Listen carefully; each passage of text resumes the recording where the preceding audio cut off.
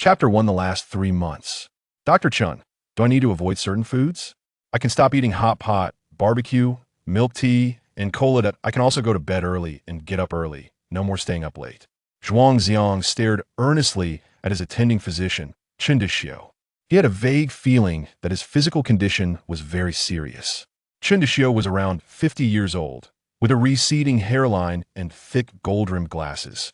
Behind him was a wall full of banners, silently telling of his superb medical skills and high moral standing. No, just eat whatever you want. That lighthearted statement felt like a thunderbolt to Zhuang Zi'ang. Deafening. The diagnosis Chen Dashio handed over was filled with dense medical terminology. Translated, it was about 8 words. Incurable disease, no hope of recovery. Dr. Chen, how much time do I have left? Zhuang Zi'ang's voice trembled, filled with fear of death. At most 3 months. Try to take it easy, everyone has to face that day. Chen Dashio sighed helplessly. A doctor. He was accustomed to life and death and thought he had become indifferent. But seeing such a young boy facing the end of his life still brought him sorrow. In the face of illness, life seemed particularly fragile. Zhuang Zi'ang held the diagnosis, not remembering how he left the hospital. His mind was blank as he stumbled down the street, bumping into several shared bicycles. At 18, in this season of blooming peach blossoms, life was already counting down. 3 months, 90 days, 2,160 hours. Chen Dashio said 3 months, but it might not even be that long. In the blink of an eye, he would have to bid farewell to this world. He clearly wasn't mentally prepared for that. Tears slid silently down the corners of his eyes. All the sadness and regret filled his chest, and he didn't know how to express it. Outside the hospital was a wholesale market. Zhuang Zi'ang saw a clothing store filled with colorful cheap clothes and a loudspeaker at the entrance tirelessly announcing a clearance sale. His clothes still carried the unpleasant smell of disinfectant, and he just wanted to get rid of them as quickly as possible if that would help him draw a line with the hospital. Could death's footsteps slow down a bit? But it was just a ridiculous self-deception. Boss, how much is that shirt? Zhuang Zi'ang pointed an extremely gaudy floral shirt, colorful like a spilled palette. In the hospital, everything around him was a sickly pale. He now desperately craved more color in life. $30. The boss hesitated before reminding the boy, but this style doesn't really suit you. Zhuang Zi'ang took out the money. It's okay. I really like it. The gaudy floral shirt clashed terribly with his refined demeanor, resembling a child who had stolen an adult's clothes. Next, Zhuang Zi'ang specifically went to browse a bookstore, buying a complete set of demigods and semi-devils, 5 hefty volumes in total. Passing by a milk tea shop, he bought a cup of the new spring taro bubble tea. When he returned to school, Zhuang Zi'ang was stopped by the security guard at the entrance. Although the school did not enforce a uniform policy, it still prohibited outlandish clothing. The floral shirt he wore was just too eye-catching. Only after he showed his student ID and a signed leave request from his homeroom teacher, and the security guard made a phone call to confirm, was he allowed to enter. Sigh, today's students are so flashy. What is this? As Zhuang Zi'ang stepped through the school gates, he heard the security guard sigh behind him, and a sense of desolation rose within him. The guard didn't know that this flashy student had ranked first in the entire grade for 2 consecutive years. He was a model student and an outstanding student leader recognized by the city. But to Zhuang Zi'ang at that moment, all of this felt like empty titles. In 3 months, everything about him would dissipate like smoke. The bell rang, and the playground was bustling with noise. Outside the classroom of Class 9, several students were playfully chasing each other. When Zhuang Zi'ang, dressed like a flamboyant rooster, entered the classroom, he immediately attracted everyone's attention that, oh my, what's he thinking, dressing like that for school?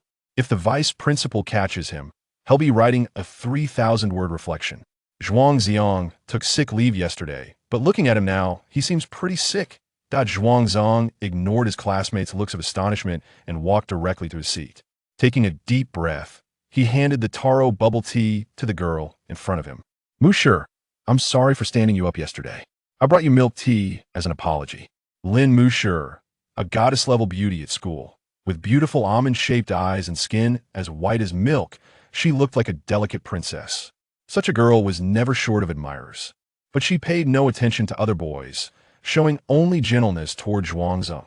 They sat at adjacent desks, spending every day together, forming a pure and precious friendship. A movie had premiered yesterday, and Lin Mushi had asked Zhuang Zi'ang to accompany her to watch it. But Zhuang Zi'ang had to change plans due to a hospital visit. Why didn't you reply to my messages? Lin Mushi questioned.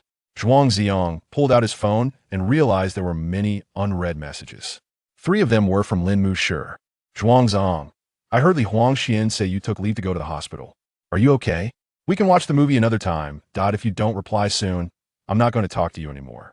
Clearly, she was concerned, but there was a hint of playful arrogance in her words. Zhuang Zi'ang felt a tightness in his nose and almost cried. He struggled to suppress his sadness. Mushi, I'm fine. Just have a sip of milk tea, and that will be enough to forgive me. Okay? Lin Mushi glared with her almond-shaped eyes, hesitated for a moment, then took a small sip of the milk tea. It was delicate, sweet, and smooth. I am just thirsty. That doesn't mean I forgive you. Zhuang Zi'ang forced out a bitter smile with great effort.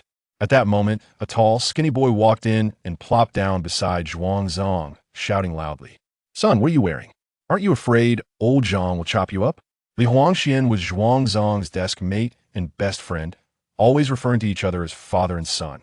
When he entered the classroom and saw Zhuang Zi'ang's floral shirt, he thought he was seeing things.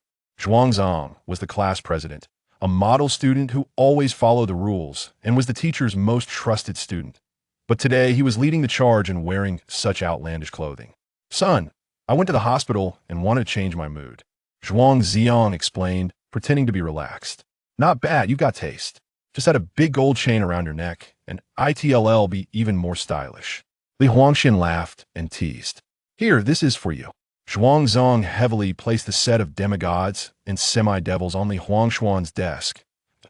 Li Huangxian was a fan of martial arts novels and often read them secretly. Seeing this gift now, he was overjoyed. He threw an arm around Zhuang Zi'ang's shoulder. Son, you really have a good heart. Did you win the lottery? Zhuang Zi'ang made up a careless excuse. Your birthday is in 8 months after all. Lin Mushi laughed heartily at that. Her ample chest rose and fell with laughter. Looking at his 2 close friends beside him, Zhuang Zi'ang silently called out in his heart. I really don't want to leave you. Chapter 2, The Lonely Child. After being diagnosed with an incurable disease, Zhuang Zi'ang was at a loss about who to tell the news to. Most people would think of their parents, but his situation was a bit special. His father, Zhuang Wenjiao, and mother, Su Yudie, had divorced when Zhuang Zi'ang was 5 years old. In this world, the vast majority of professions require training and exams to qualify. For example, one needs to take a driving test to get a driver's license, and teachers need to pass a qualification exam to teach. However, anyone can become a parent without any examination. It only takes a moment of impulse or an unexpected event to bring a life into this world. Very few people care whether that child wants to come. Zhuang Zi'ang had an unhappy childhood. Since he could remember, his parents argued incessantly almost every day. The furniture in the house was often in disarray, and the floor was covered with shards of glass and porcelain. Finally, on an ordinary day, they completely separated. During the divorce negotiations, Zhuang Wenjiao initially did not want Zhuang Zi'ang because he felt that having a burden would affect his chances of remarrying. Ultimately, with the intervention of his grandparents, he kept Zhuang Zi'ang at home for the sake of continuing the family line. A year later, Zhuang Wenjiao brought home a heavily made-up woman. 2 years later, they had their own son. In fairy tales, children with stepmothers often have miserable lives. Although reality is not as exaggerated, it still involves reading people's expressions and relying on others. Even though it was his own home, he often felt like an outsider. His mother, Su Yudie, did not remarry. As a train attendant, she was always on the go, returning home only once every 10 days or so. She rented a small house near the school, and sometimes Zhuang Zi'ang, not wanting to go home, would stay there for a few days. Over time, he became even more of a marginal figure in his own home. Both parents were at work at the moment. Zhuang Zi'ang did not want to disturb them. He went to the corner of the balcony, hesitated for a long time, and dialed a landline number. The phone rang for a long time before someone finally answered. An old voice came through. Hello, who is this? Zhuang Zi'ang's tears burst forth. Grandpa, it's Zi'ang. I miss you. Zhuang Jiangwo immediately responded with joy. Zi'ang, Grandpa misses you too. He then called for his wife to come and listen to their grandson on the phone. Zhuang Zi'ang rarely felt familial affection. Only during the summer and winter vacations did he seek a rare bit of emotional comfort from his kind grandparents at their rural home. Grandpa and Grandma, I will come to see you this weekend. Zhuang Zi'ang tried hard to make his tone sound natural. No need. You have a heavy study load now. Don't worry about us come back during the summer vacation, Zhuang Jiangwo said cheerfully. Then, okay, Grandpa and Grandma, take care of yourselves. I have to go to class now. Zhuang Zi'ang quickly found an excuse to hang up the phone, or he would surely cry out loud. He simply did not have the courage to tell his two closest elders this shocking bad news. If that day really came, how heartbroken would they be? The class bell rang at that moment. Zhuang Zi'ang wiped away his tears, pretending to be calm, and returned to his seat. He tried to forget his sadness and immerse himself in the sea of knowledge. The course schedule was written on the far right of the blackboard, and the next two classes were mathematics. Master of Extinction, Wu Qiufang, walked onto the podium with her textbook. Math class had a remarkably hypnotic effect. After just 5 minutes, more than half of the students were drowsied at Huangxian. Taking advantage of Wu Qiufang's turn to write on the board, reached into his desk and pulled out a copy of Demigods and Semi-Devils. Flipping it open, he found a classic scene. Son, are you crazy? Reading a novel during Master of Extinction's class? Zhuang Zi'ang whispered to remind his deskmate. Yet, Li Huangxian was obstinate and continued his mischief. The swordplay and vengeance of the martial arts world were far more interesting than math formulas. Zhuang Zi'ang, as a good student, sat up straight and focused. But unlike before, he could only see Wu's mouth moving, not hearing a single word. It felt as if the warmth of life was slowly draining from his body. Young Master Morong, Leader Zhuang, Old Monster Ding, you three come at me together, I fear nothing. Li Huangxian was engrossed in the exciting part when he suddenly felt a chilling aura approach. He looked up and met Wu Qiufang's sharp gaze. Li Huangxian, come to the blackboard and solve this problem. Teachers can often see their students' little actions clearly from the podium. Wu Qiufang's teaching style was always strict. She would not tolerate any nonsense. Li Huangxian hesitated as he walked to the podium, chalk in hand, staring at the incomprehensible problem on the board, paralyzed and unable to move.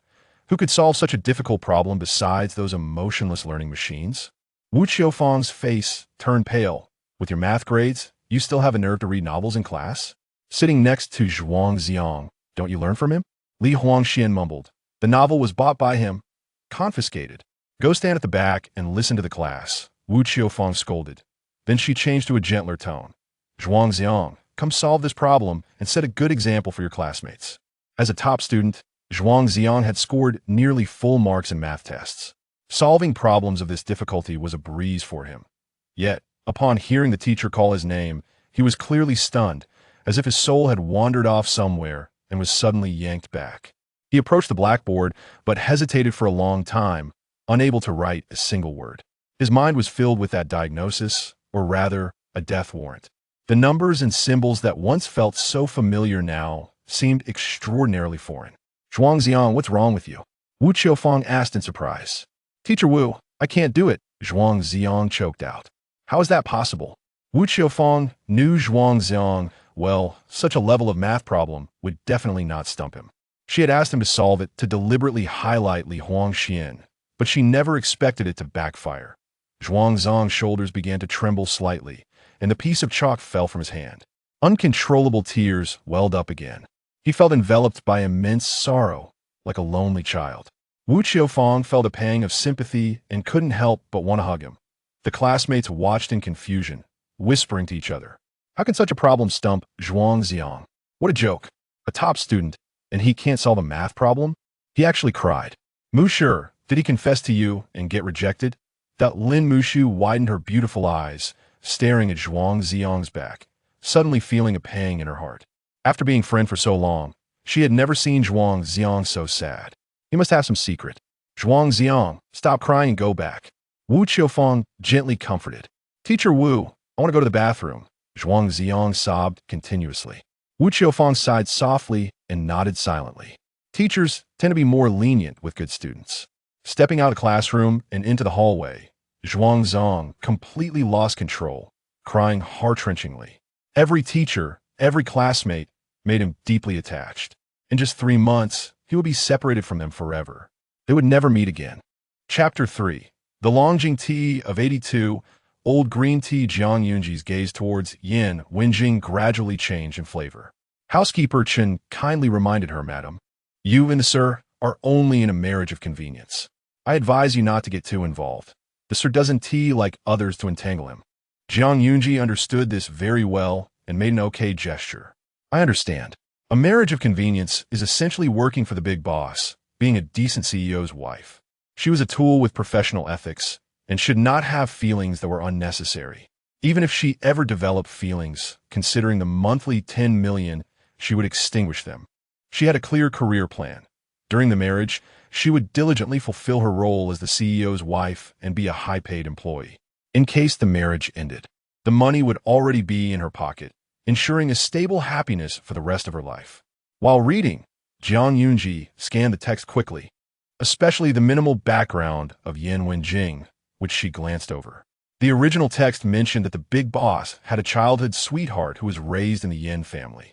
Known in the circle as the little princess of the Yin family, the childhood sweetheart had gone abroad. Zhuang Yunji instantly imagined hundreds of thousands of words about the past between the big boss and the childhood sweetheart. Some readers speculated that the big boss had been hurt in love, thus becoming emotionally closed off, indifferent, and abstinent. The big boss had someone in his heart and wouldn't engage in such underhanded actions. However, was it possible for such a handsome, wealthy, mature, stable, and gentlemanly man to be unrequited in love? Trash authors, come and take a beating. Zhuang Yunji happily changed her clothes, stomping down the stairs in her slippers, turning around twice. How does this look? Is it pretty? Pretty, pretty. Housekeeper Chen nodded in praise. Madam is really very lively. After picking out her clothes and applying light makeup, Zhuang Yunji went downstairs and found Yin Wenjing looking at her with a calm expression.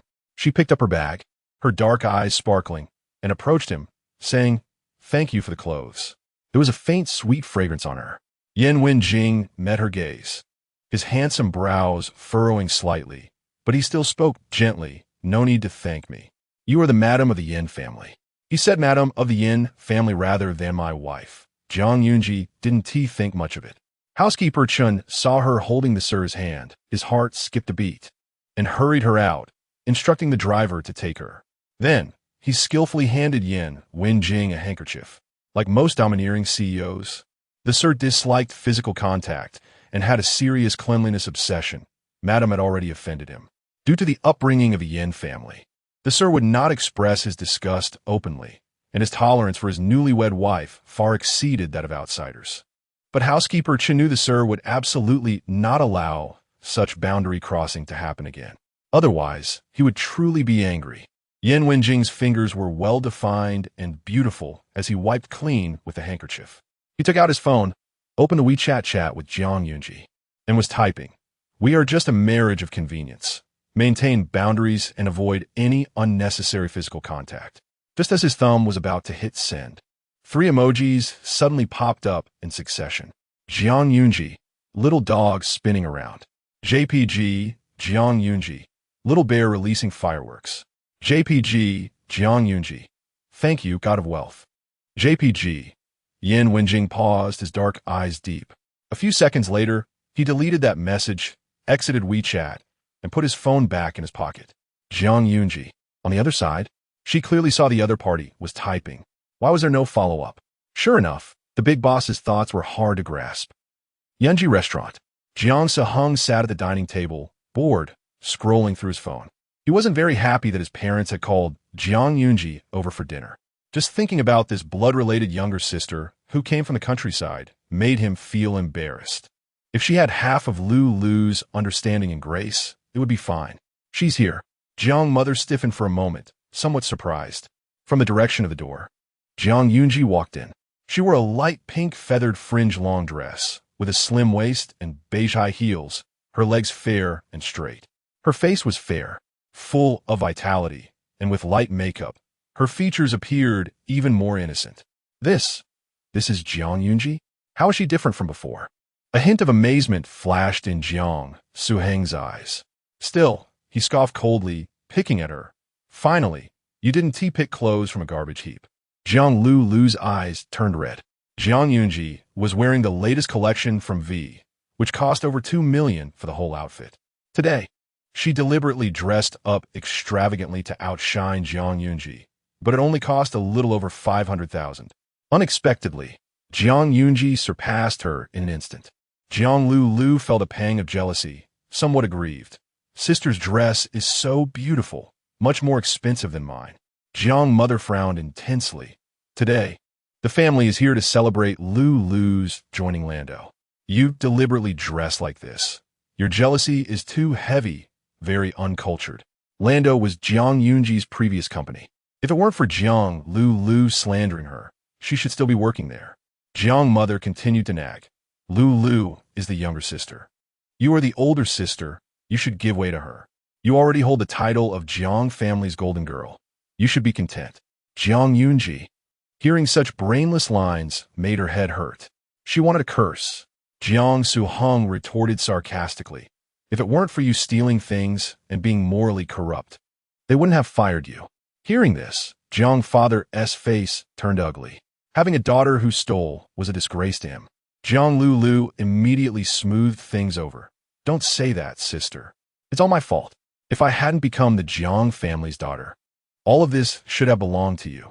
Her small face was filled with guilt, her eyelashes damp with tears. Pouting, she was about to cry. Impressive. One had to admit that this fake rich girl had a knack for tea art. The Longjing tea of 82, an old green tea. Zhang Lu truly had a unique talent.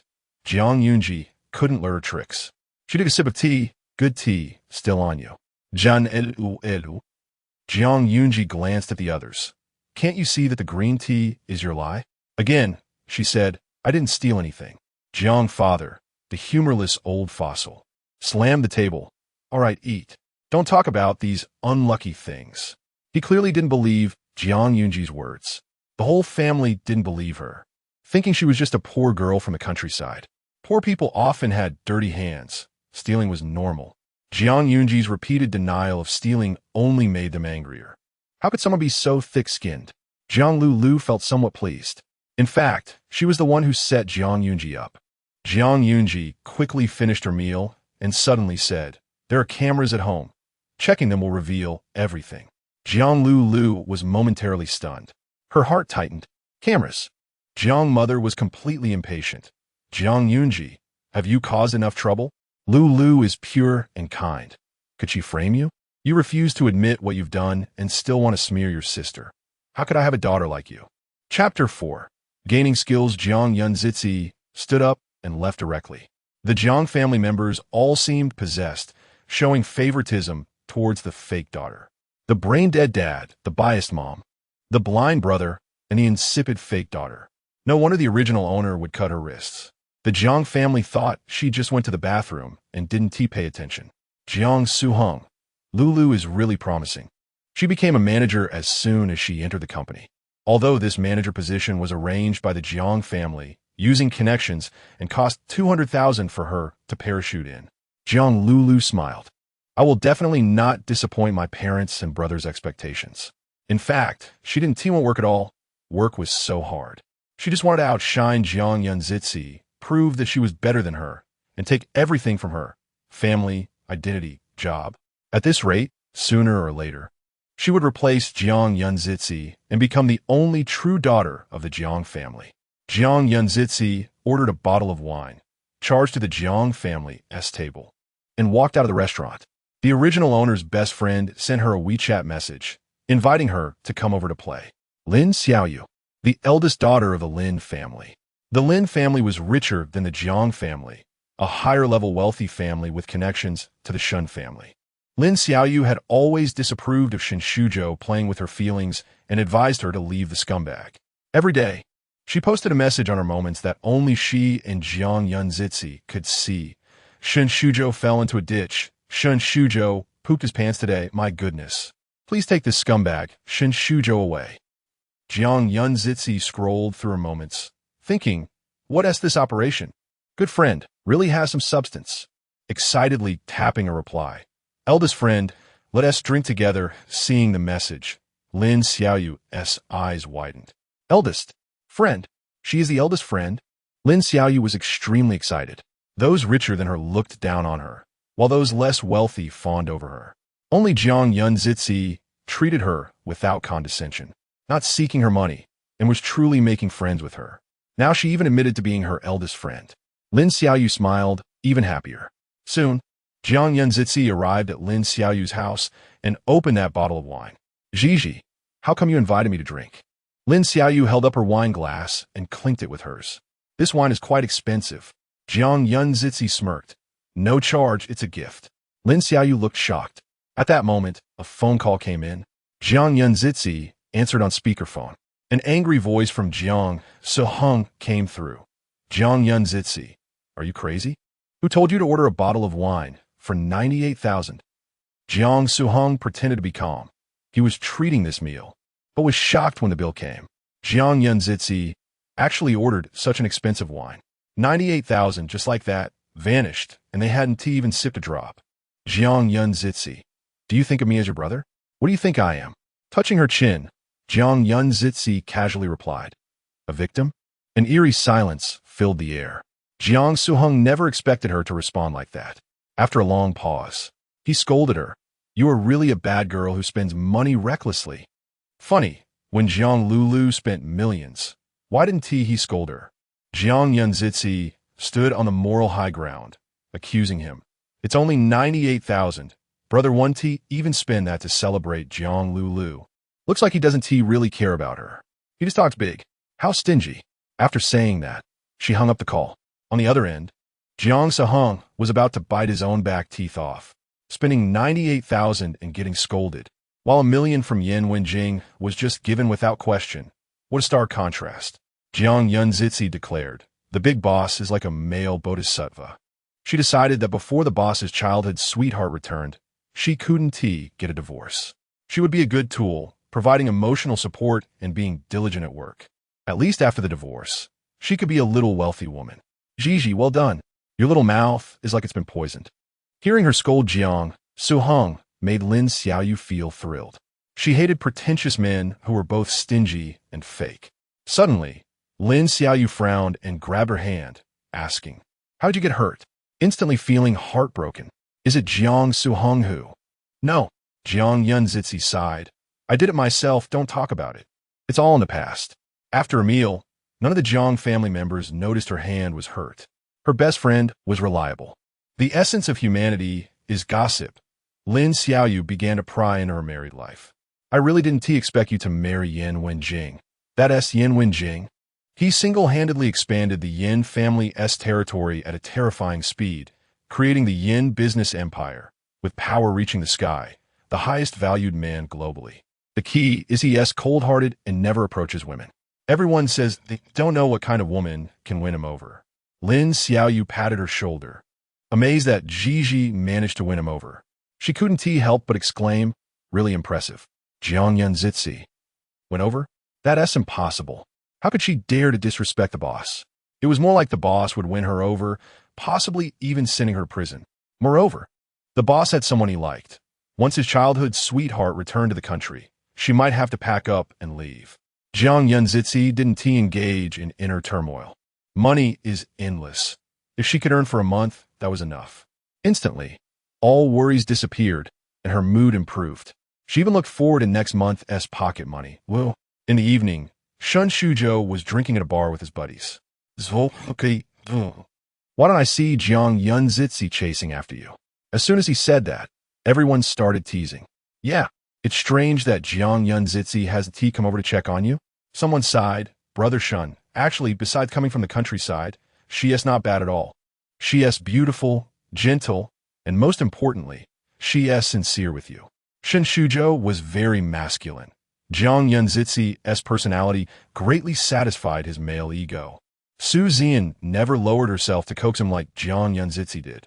Most of the time, he was the one coaxing Su Yudie, who told her she was a goddess. Sometimes Shun Shuzhou would get tired and hope for someone to pamper him. After Su Yudie returned, he didn't cut ties with Zhuang Zi'ang because he enjoyed the feeling of being cherished and loved wholeheartedly. But now, Zhuang Zi'ang was ignoring him and playing hard to get. Shun Shuzhou irritably took a couple of puffs of his cigarette.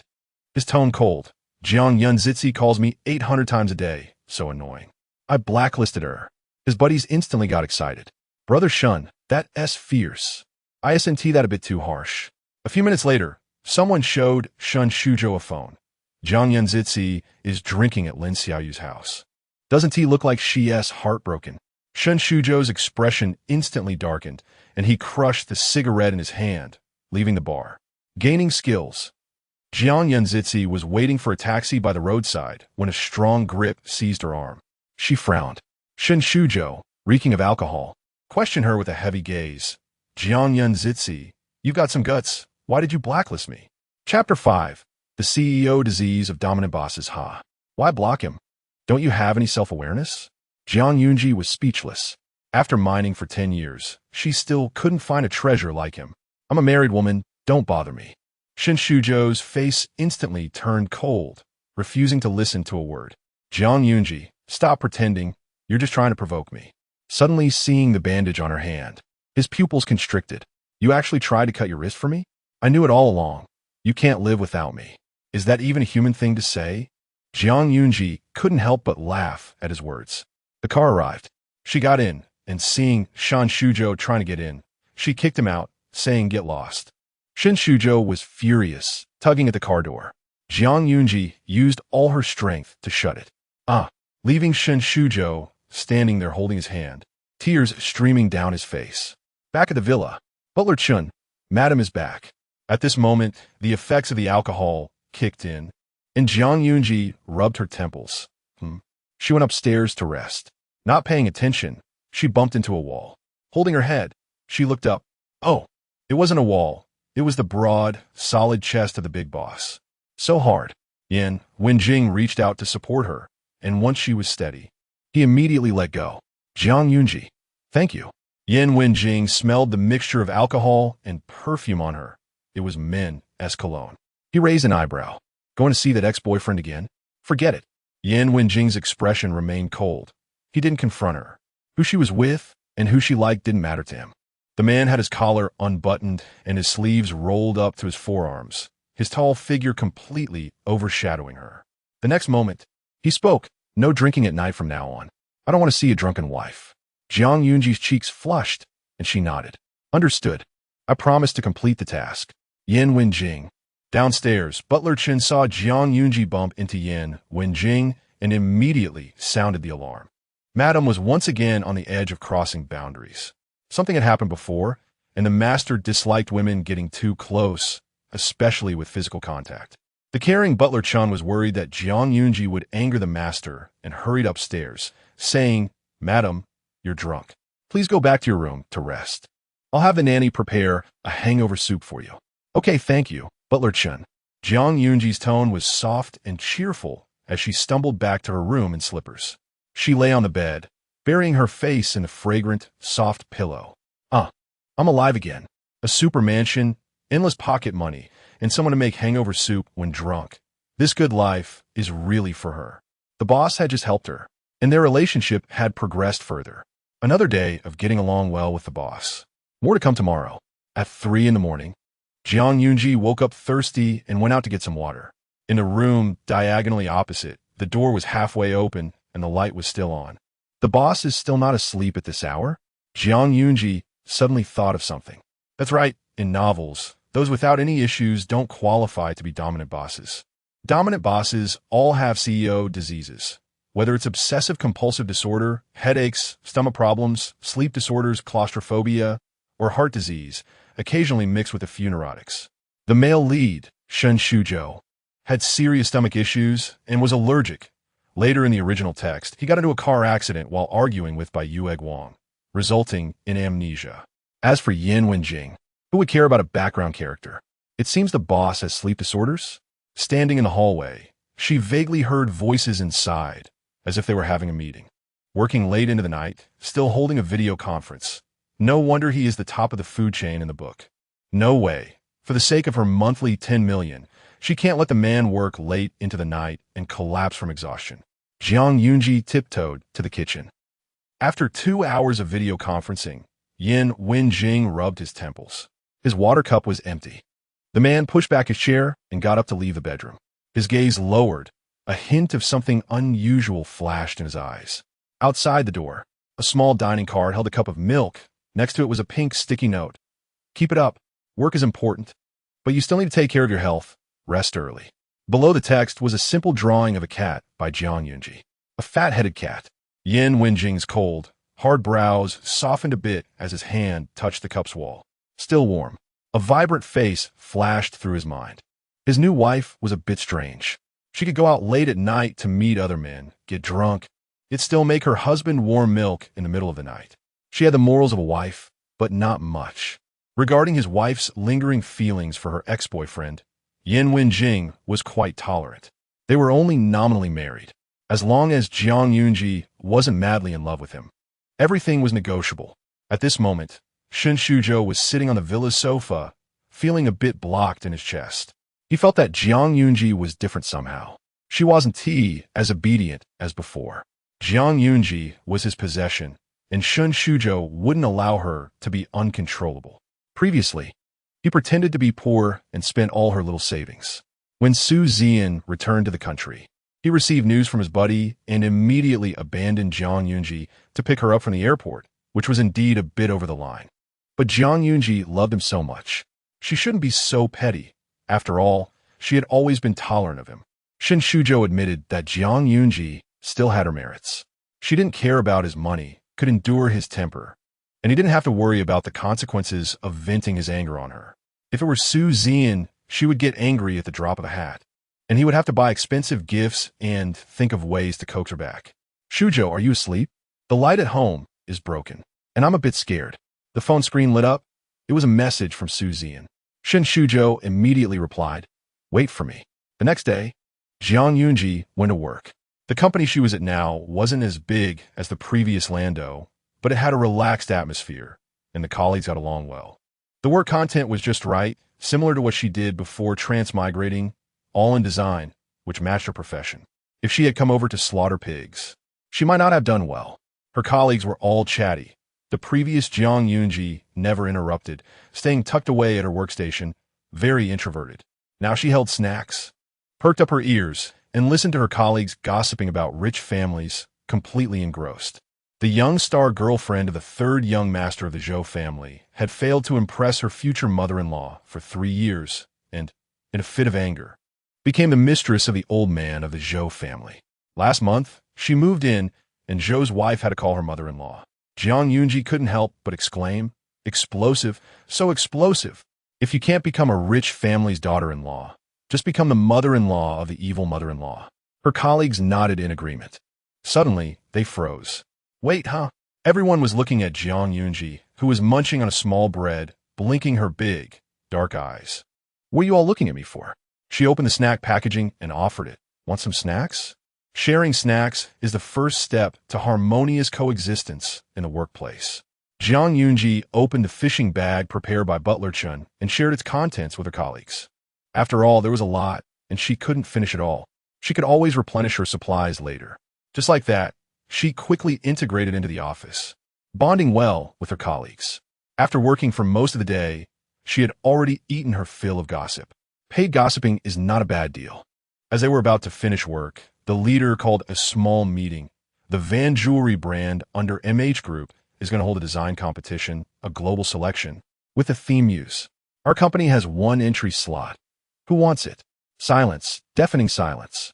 Chapter 6. Madam, you are the true warrior. It is well known that the 3 things that workers are most enthusiastic about are eating, slacking off, and getting off work. A group of people avoids the leader's gaze, tightly closing their mouths and pretending to be dead. The competition in this global design competition is too fierce. Participating is just running alongside. So it's better to honestly do one's own job. The leader is not very happy. No one? Burp. Zhuang Zi'ang burped, blaming it on drinking soda too quickly earlier. Very well, Zhuang Zi'ang, it's you. The leader made a quick decision and started clapping, saying everyone should learn from this and actively participate. Colleagues were dumbfounded. Is this really happening? They mechanically smiled and clapped. Is this how you sign up? Zhuang Zi'ang scratched her head. Forget it. It's all about participation. Leader, meeting adjourned. In the evening, when Zhuang Zi'ang returned, Butler Chun immediately smiled. Zhuang Zi'ang opened her slacking off bag, which was empty. Old Chun, I shared all the snacks with my colleagues. Everyone loved them. You're like the ancient Greek god of snacks. Oh, and I also had a lot of watermelon today. She couldn't care less about the fatigue from working all day and started chattering. Butler Chun felt as if his daughter had just come home from kindergarten, chatting with her father. However, he was middle-aged and still single. When he was young, there was a girl he liked. He delivered meals and did laundry for her. But a year later, she got a boyfriend. Butler Chun bought breakfast for the girl and her boyfriend. They were getting married, and he was not the groom, so Butler Chun gave a wedding gift. Unexpectedly, the girl had a child and wanted him to come home to be a male nanny, offering a monthly salary of $3,000. Butler Chun refused, closing his heart to love, and resolutely became a butler for the Yin family, now earning $3 million a year. When Yin Wenjing entered the room, he saw this scene. Zhang Yunji sitting cross-legged on the sofa, chattering away. The diligent and taciturn butler Chun looked like he was spellbound. His newlywed wife was full of energy, with many lively expressions. Yin Wenjing couldn't understand how she could be so happy every day. The cheerful voice struck his eardrums. A very unfamiliar feeling. Jiang Yunji inadvertently caught a glimpse out of the corner of her eye. Sliding off the sofa, she walked a few steps over. "Mr. Yin, you're back." Yin Wenjing nodded indifferently. The next second, the sweet fragrance from the woman entered his nostrils, not overpowering. Unlike last night, when there was an unpleasant men's perfume. Butler Chun was worried Jiang Yunji was overstepping boundaries. Although the gentleman had a strong sense of propriety, his wife's warm and cheerful nature might easily offend him. But he saw Jiang Yunji naturally reach out to take the coat Yin Wenjing had taken off. Yin Wenjing paused slightly, but showed no signs of impatience. Butler Chin's jaw dropped in shock. The gentleman actually let his wife touch his belongings, and there were no signs of displeasure at all. After Jiang Yunji hung up the coat, she turned around and saw Butler Chin looking as if he had turned to stone. She tilted her head, puzzled. At dinner, Jiang Yunji sat across from Yin Wenjing. While eating, she observed Yin Wenjing's preferences, knowing that an employee who doesn't understand the boss's likes is not a good slacker. Boss's taste acquired. She turned back to write it down in her little notebook. Jiang Yunji used public chopsticks to serve Yin Wenjing some dishes, trying to build a good relationship with a little white lie. "Eat more. You look so thin." Butler Chun and the servants were dumbfounded. "Madam, you're the true warrior." The gentleman's tall and strong physique, capable of smashing a sandbag with one punch, had nothing to do with being thin. Yet Jiang Yunji's gaze was resolute. There was a strong sense of conviction.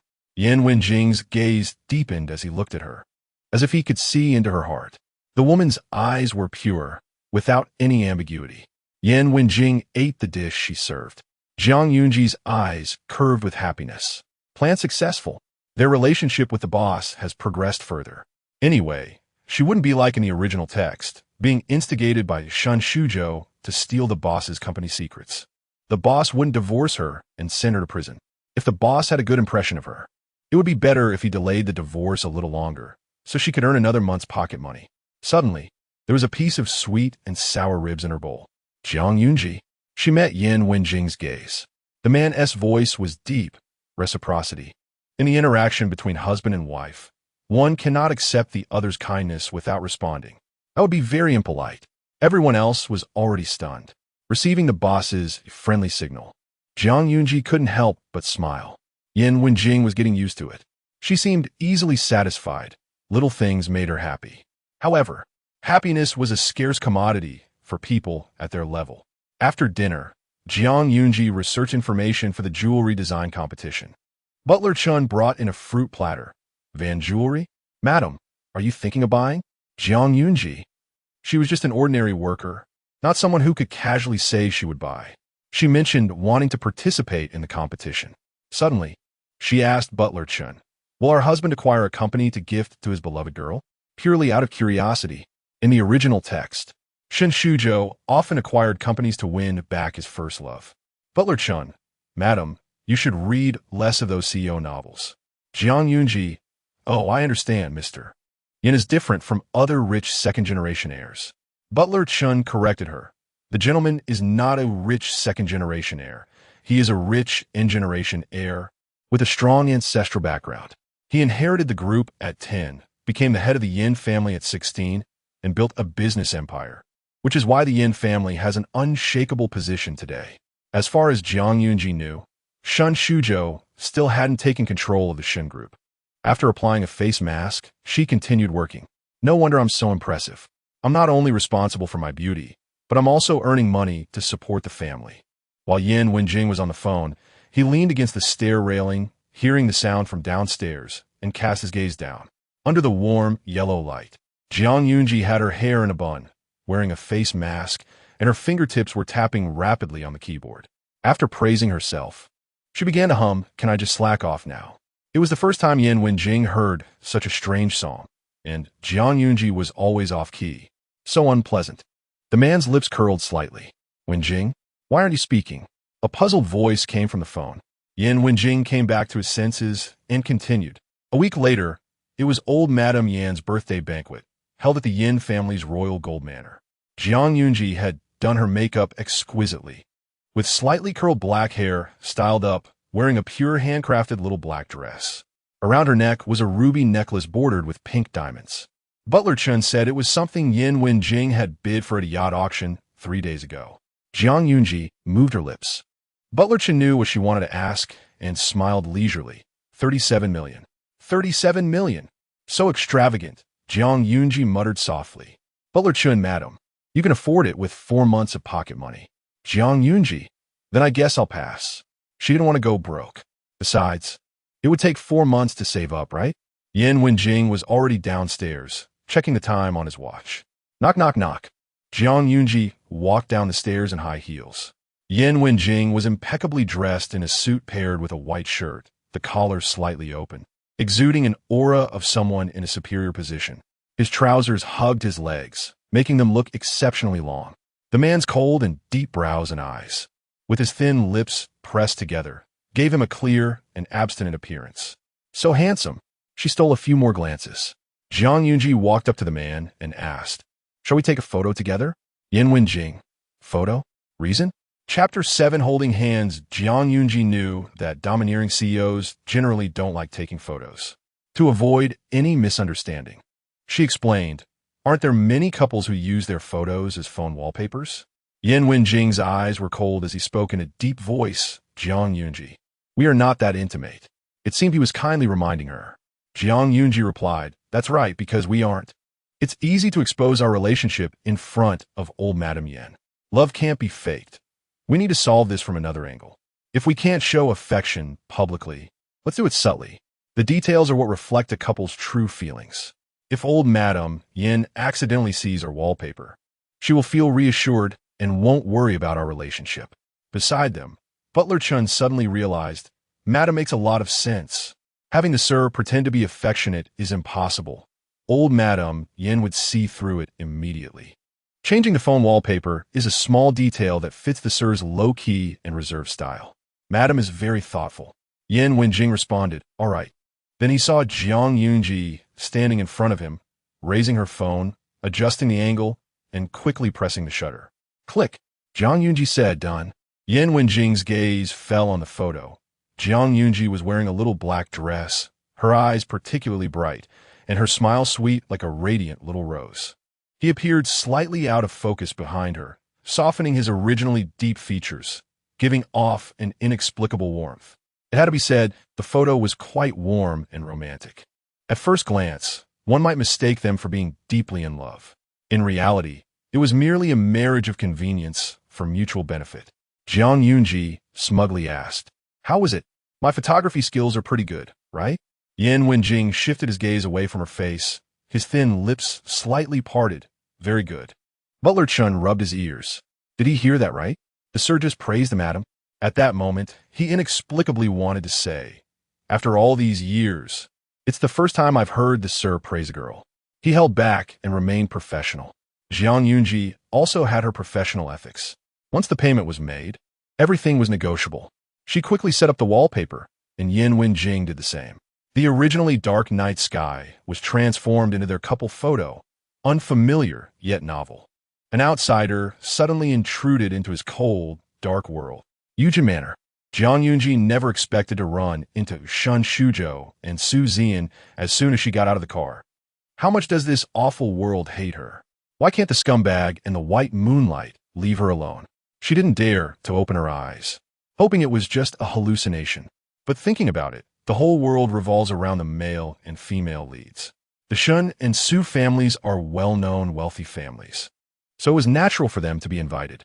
Jiang Yunji adjusted her mindset, no longer questioning life. Shen Shuzhou looked at Jiang Yunji in amazement. She looked great today. He knew Jiang Yunji had always been beautiful.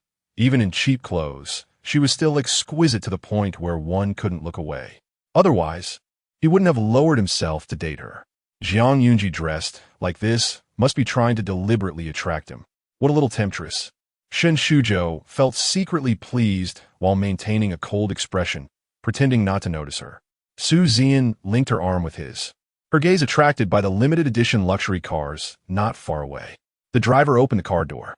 The first thing that caught her eye was a pair of men's leather shoes, followed by impressively long legs.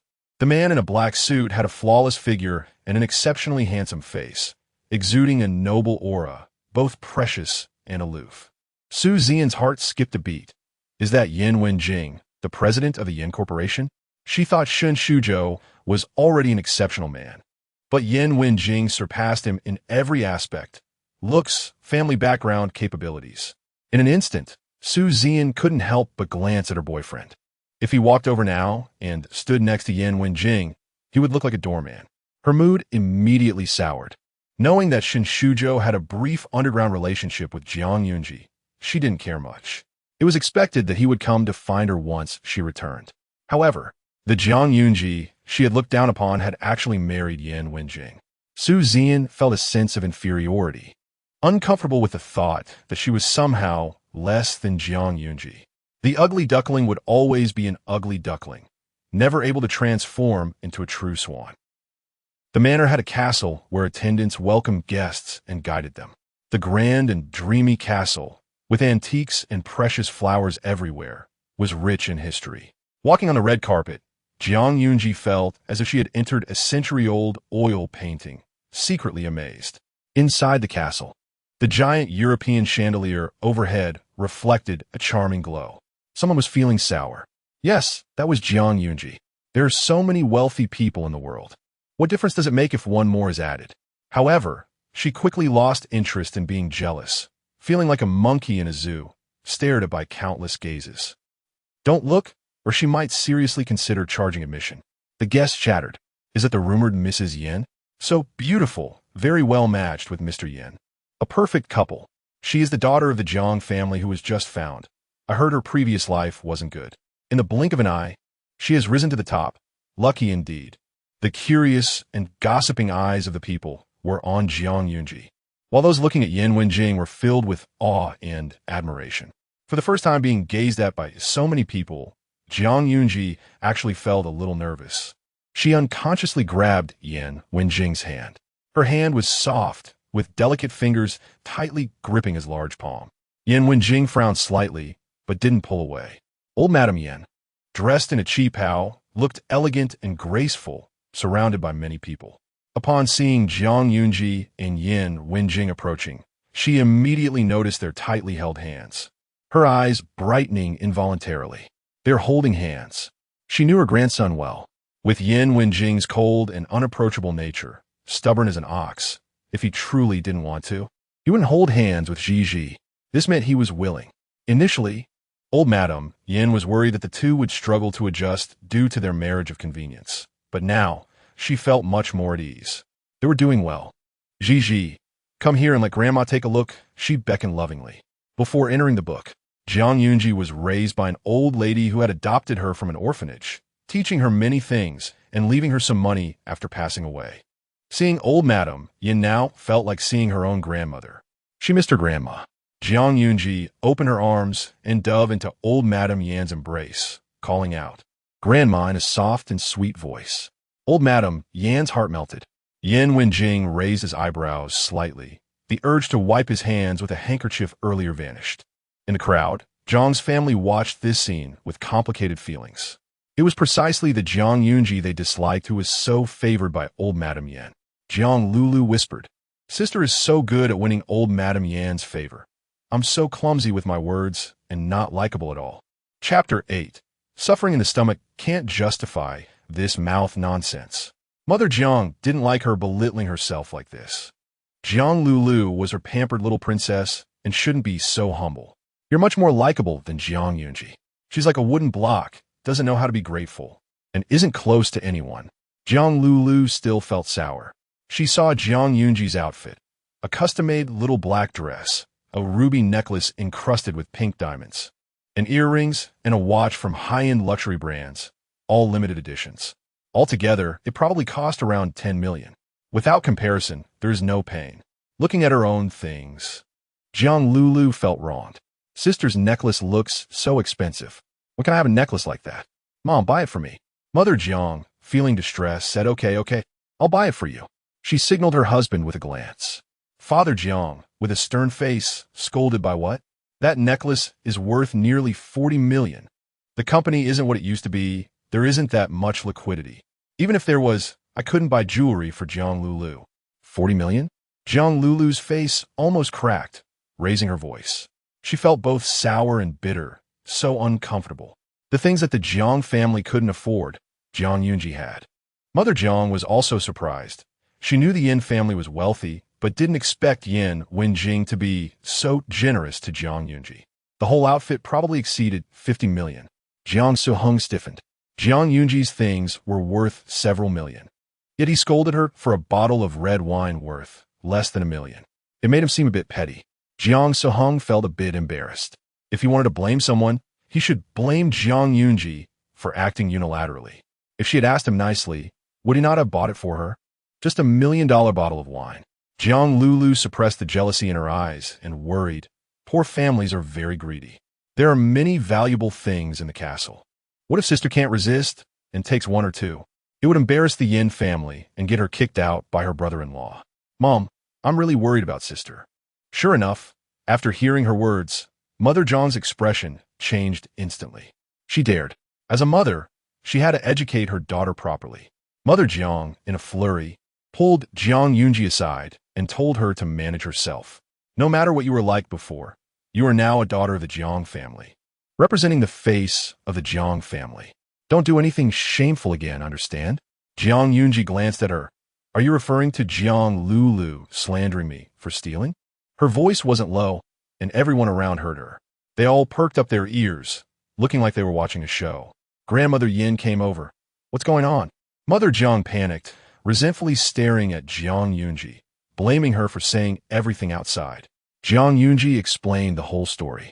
Jiang Lulu's diamond necklace went missing, and later it was found in Jiang Yunji's bag, claiming she stole it. Jiang Yunji said she didn't, but no one believed her. Jiang Suheng pressed her head and made her apologize to Jiang Lulu, admitting to stealing. Jiang Yunji would never admit to something she didn't do.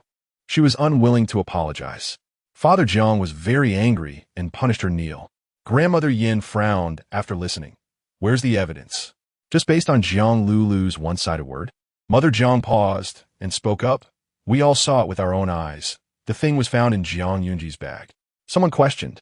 That's simple. Jiang Lulu could have put the necklace in her bag first and then taken it out in front of you. Mother Jiang blurted out. That's impossible. Lulu grew up under my watch. I know her character. She is very well-mannered and would never slander others. Jiang Suheng chimed in, yes. Lulu has been good since she was little. Compared to Jiang Yunji, the sister they had just recognized, he surely believed Jiang Lulu, whom he had spent years with. Jiang Yunji blinked. The house has surveillance. It will all be clear. You didn't even look, just assumed it was me. I'm so wronged. Not looking at the surveillance and just assuming it was the biological daughter doing it. Isn't that too biased? The guest looked at the Jiang family with some disdain. Jiang Suheng couldn't take it anymore. He was a bit annoyed. All right, I can see the surveillance content on my phone. Let's pull it up now. Jiang Yunji was pushing him. Since she was shameless, he wouldn't be the brother who didn't stand up for her. Today, in front of everyone, he would expose her true identity as the real young lady. Jiang Lulu's mind buzzed, and she grabbed the phone. No, we can't look at the surveillance. The atmosphere suddenly fell silent. Everyone looked at her strangely. Jiang Yunji smiled slightly. Why can't we look at the surveillance? Jiang Lulu's scalp tingled. She didn't know why, but she felt Jiang Yunji was different now than before. The old Jiang Yunji was easy to deal with. Jiang Lulu took a deep breath and said, "Today is Grandmother Yan's birthday banquet. There are so many people watching. Sister, please don't make a scene, okay? The truth doesn't matter. I just don't want you to get hurt. If you say you didn't steal, then you didn't steal. I believe you." She went to grab Jiang Yunji's hand, but was swatted away. Jiang Lulu was about to cry. "Sister." Jiang Yunji countered her. "Does it not matter? Then why do you bring it up every time we meet? Now, we just need to check the surveillance to know the truth, yet you dare not look. Are you scared? Suffering in the stomach can't justify this mouth. What innocent little flower was she pretending to be?" Jiang Lulu's lips trembled slightly. "I'm not scared." Jiang Su-hung frowned. He couldn't watch anymore and wanted to pull Jiang Lulu away. Father Jiang glared at Jiang Yunji and coldly scolded. "Enough. This matter ends here. If it gets bigger, it will be the Jiang family's face that is lost." He was now regretting finding Jiang Yunji back. The Jiang family walked away. A cold voice came from behind. "Ends here? Did you ask me?" The Jiang family froze in their tracks. In the original plot, at Grandmother Yan's birthday banquet, Jiang Lulu used the same trick again, bringing up the matter of Jiang Yunji stealing, making everyone think that the real young lady was a thief. The original owner had no way to defend herself. Her already weak marriage with Yin Wenjing was made worse, and grandmother Yin was disappointed in her. Jiang Yunji couldn't tolerate being blamed unjustly. She took out her phone and played a video. In the video, Jiang Yunji said, "You country bumpkin, get out of the Jiang family. I am the only true young lady of the Jiang family. Don't even think about taking what's mine." Jiang Lulu put her diamond necklace into Jiang Yunji's bag and then turned to tell the Jiang family that the necklace was lost.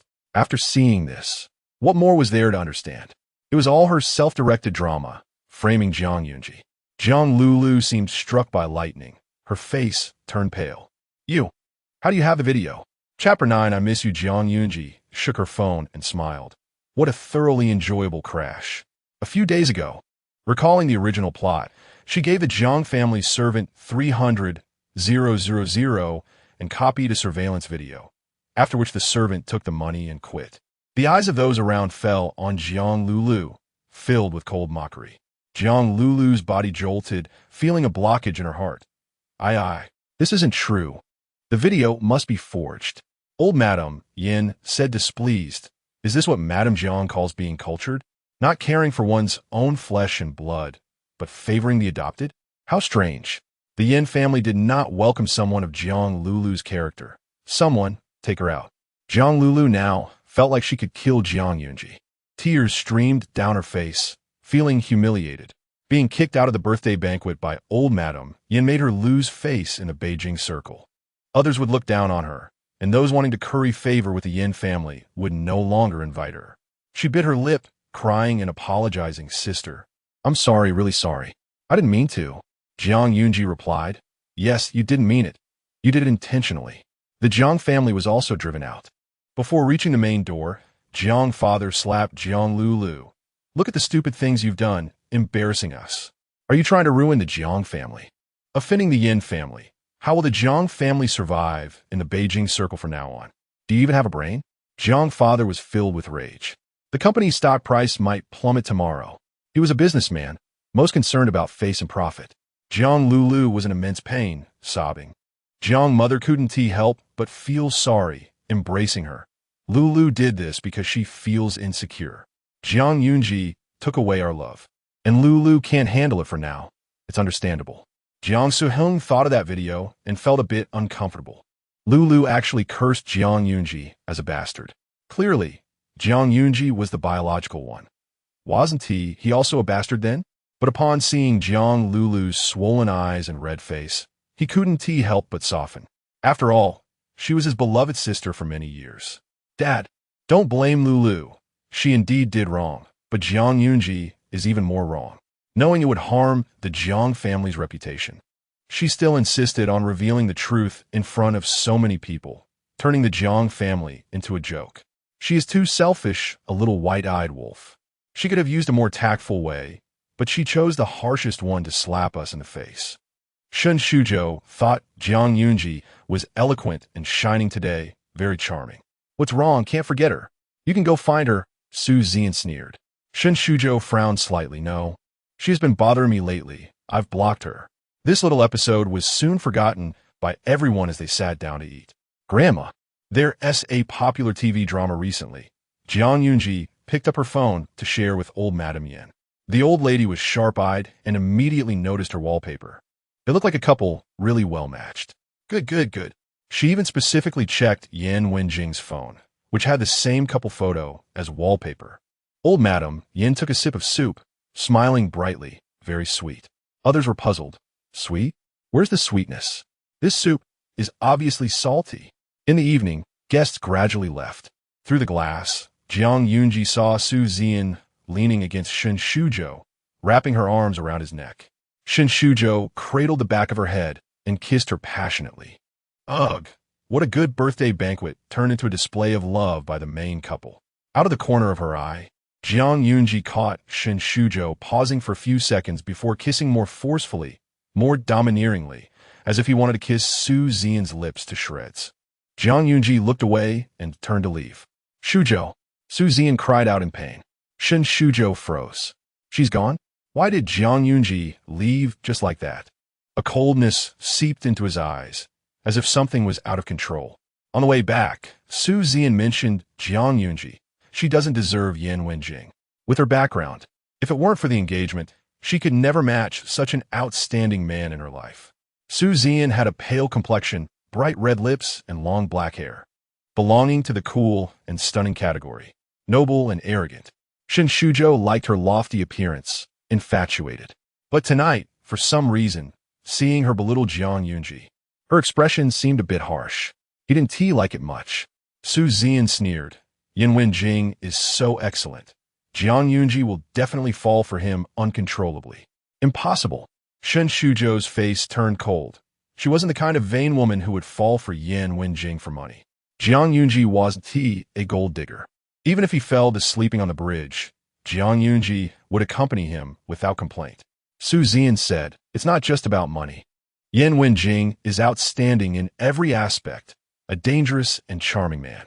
What did she mean by that? Did she think Yan Wenjing was better than him? Shen Shuzhou tightened his grip on his phone, feeling a terrifying low pressure. If it were between Yan Wenjing and me, who would you choose? Su Zi'an didn't hesitate. Of course, it's you. She had self-awareness. A man like Yan Wenjing, who stood at the top of the food chain, would never be like Shen Shuzhou, who would pamper her and tolerate all her little quirks. Men like Yan Wenjing wouldn't love anyone. Thinking of this, Su Zi'an no longer envied or hated Jiang Yunji. Things that didn't belong to her would eventually be lost. Compared to Jiang Yunji, who had to lower herself and please the Yin family, being cherished by Shen Shuzhou was true happiness. When the little princess of the Yin family returned to the country, Yan Wenjing would probably divorce Jiang Yunji, and then she would be kicked out. Shen Shuzhou's eyes suddenly brightened. Divorce?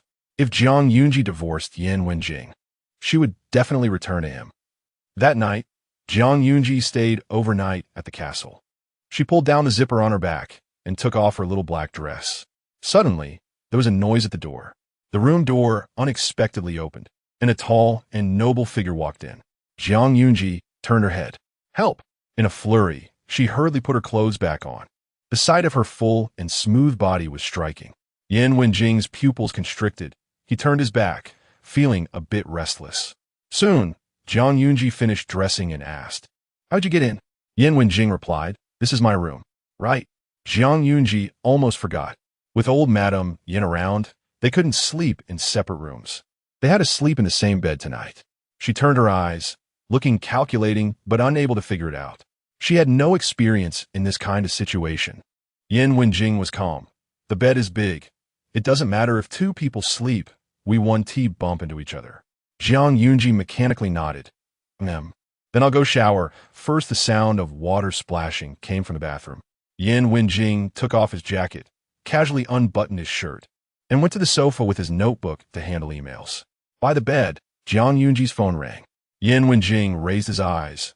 The ringtone was a bit loud, so he stood up and walked to the bedside to pick up the phone. It was a number without a name. He pressed answer. A bubbly voice came through. Gigi, I miss you so much. Chapter 10. Little liar. She was taking a shower. A cold male voice suddenly rang out. Shun Shujo held his phone, his whole body stiff. He opened his mouth to say something, and the call ended. Damn. Shun Shujo cursed and smashed his wine glass. His buddy, Zhou was taken aback. Shujo, what's wrong? Why are you so angry? Get lost. Shun Shujo's anger surged in his chest as he lit a cigarette and silently began to smoke. That voice belonged to Yan Wenjing. Jiang Yunji was going to sleep with Yan Wenjing tonight?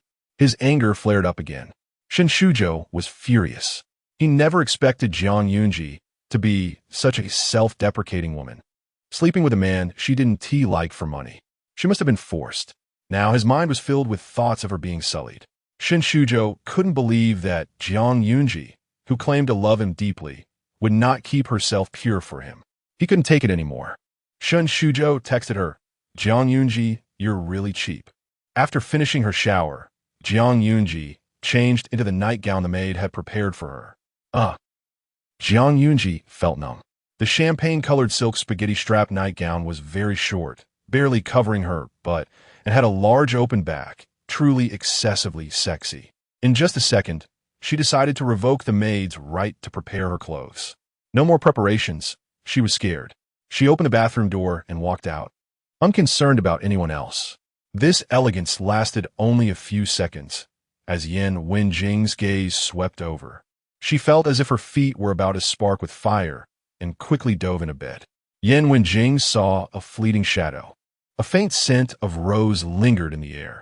The woman lying on the bed had long black hair spread out, and her skin exposed outside the nightgown was fair and delicate. Yan Wenjing's throat moved, feeling a strange itch. He closed his laptop and entered the bathroom. At this time, Jiang Yunji was applying a facial mask and picked up her phone to scroll. In the bar, Shun Shujo had a pile of cigarette butts at his feet. With one hand holding a cigarette and the other gripping his phone, he almost wanted to crush it. On the screen, Jiang Yunji, you're really cheap. Below, a reply came. If you dare to insult her again, I'll bankrupt Shun's. This tone could not possibly belong to Jiang Yunji. It was a warning from Yan Wenjing. Shun Shujo looked as if he had suffered a great humiliation. She was his woman. Why should Yan Wenjing protect her? The next moment, he smashed his phone hard against the wall. Bang! Zhou, who provoked you? Just say it, and we'll go deal with him together. Shun Shujo felt even more humiliated. Shut up. Deal with Yan Wenjing? In your dreams. He had to admit that Yan Wenjing was very dangerous, ruling the capital with an iron fist. When he said he would bankrupt Shun's, he was not joking. He could really do it, as long as he wanted to. Just as Jiang Yunji took off her facial mask, her best friend Lin Xiaoyu sent several WeChat messages. Shun Shujo and Su Yudie are trending. That scumbag, Shun Shujo. She clicked on the link. Shun's young master kisses Su's white moonlight goddess passionately on the street. It was a video. Below, netizens commented, good things are coming. Oh, such a good match. A strong alliance. A love of equal strength. People watching wanted to fall in love. Jiang Yunji exited, tapping her fingers on the screen. Married, indifferent to trash X. Sisters are on the same wavelength. Regarding the ambiguous relationship between the male and female leads, whether it was a kiss or a standing kiss, she didn't care. She just wanted to be a plain and ordinary worker, Xiao Jiang. She turned to click on a domineering CEO novel, sweet enough to roll around in bed.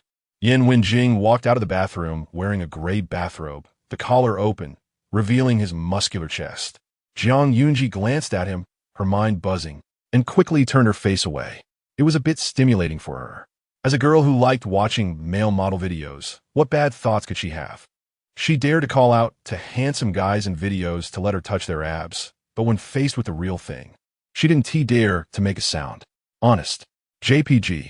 It must be said that the big boss had a really good figure, better than any male model she had seen.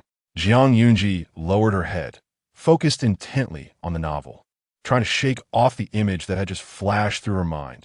The room was large, with enough space for both to move around. The sleeping area and the office area were clearly divided. While dealing with official business, Yan Wenjing heard movement from the bed.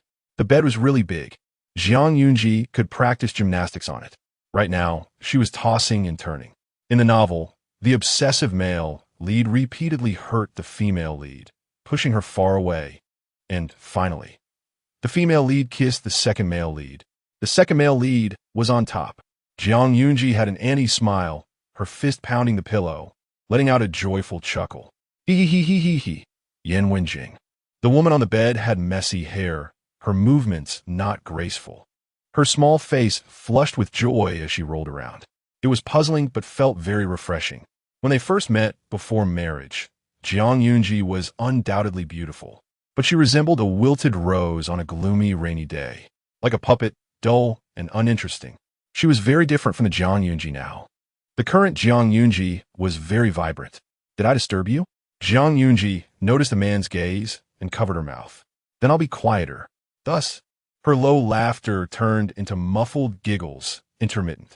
Like a pervert, Zhuang Zi'ang realized belatedly. Before going to bed, she thought of something and said, I'm not very still when I sleep.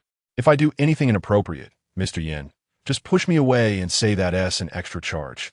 She would take it out on anyone else, especially not on money. Extra charge? Yan Wenjing didn't lack money. To him, money was just a number, and he didn't understand her thought process. Zhuang Zi'ang curled up in a quilt, wrapping herself like a silkworm, leaving only her head exposed. She quickly fell asleep. The clock struck 12:30. Yan Wenjing went to bed earlier than usual. The man hadn't fallen asleep yet, but his expression changed instantly. He opened his eyes and looked at Zhuang Zi'ang beside him. Her sleeping face was very obedient. The position was completely different. Her arms and legs were all draped over him, entangled like an octopus, her cheek rubbing against his shoulder, soft flesh squished together. There was no safety distance at all. She had crossed the line. The man frowned slightly. Zhuang Zi'ang didn't like herself. She was still deeply in love with her ex-boyfriend, Shen Shuzhou, even if that man was not great and would scold her. Therefore, regarding her offense, Yan Wenjing didn't need to worry about her falling in love with him and causing trouble. That would be a bit of a headache. Remembering what Zhuang Zi'ang said before sleeping, Yan Wenjing gently pushed her away. That's an extra charge. His voice was deep and rich. Zhuang Zi'ang mumbled in her sleep and then tightened her grip around the man, her fingertips clutching his black pajamas. Yan Wenjing's body stiffened slightly. His pupils darkened. Her method didn't work at all. He truly was out of his mind to believe her nonsense and act so childishly. Little liar. Chapter 11, Is There Such a Good Thing? Zhuang Zi'ang slept soundly until dawn, and the space beside her was already empty. Strange. Why do I hear someone in my dream quoting another price? It scared her to death. Fortunately, it was just a dream. This person, she wouldn't give her life, nor money. Zhuang Zi'ang went to the bathroom to brush her teeth. Suddenly, her phone vibrated. It was a call from Zhuang Zi'ang. Zhuang Zi'ang, why don't you just die? Lulu cut her wrist this morning, and if anything happens to her, I will never let you go. Hurry over to the hospital and apologize to Lulu, where you'll no longer be a Zhang family heiress. The address. Slap. Before he could finish, Zhuang Zi'ang hung up the phone. Hearing the cacophony of barking dogs early in the morning affected her mood. Hanging up on him? Zhuang Zi'ang's lungs were about to explode. Furious, he called again. What else with the barking?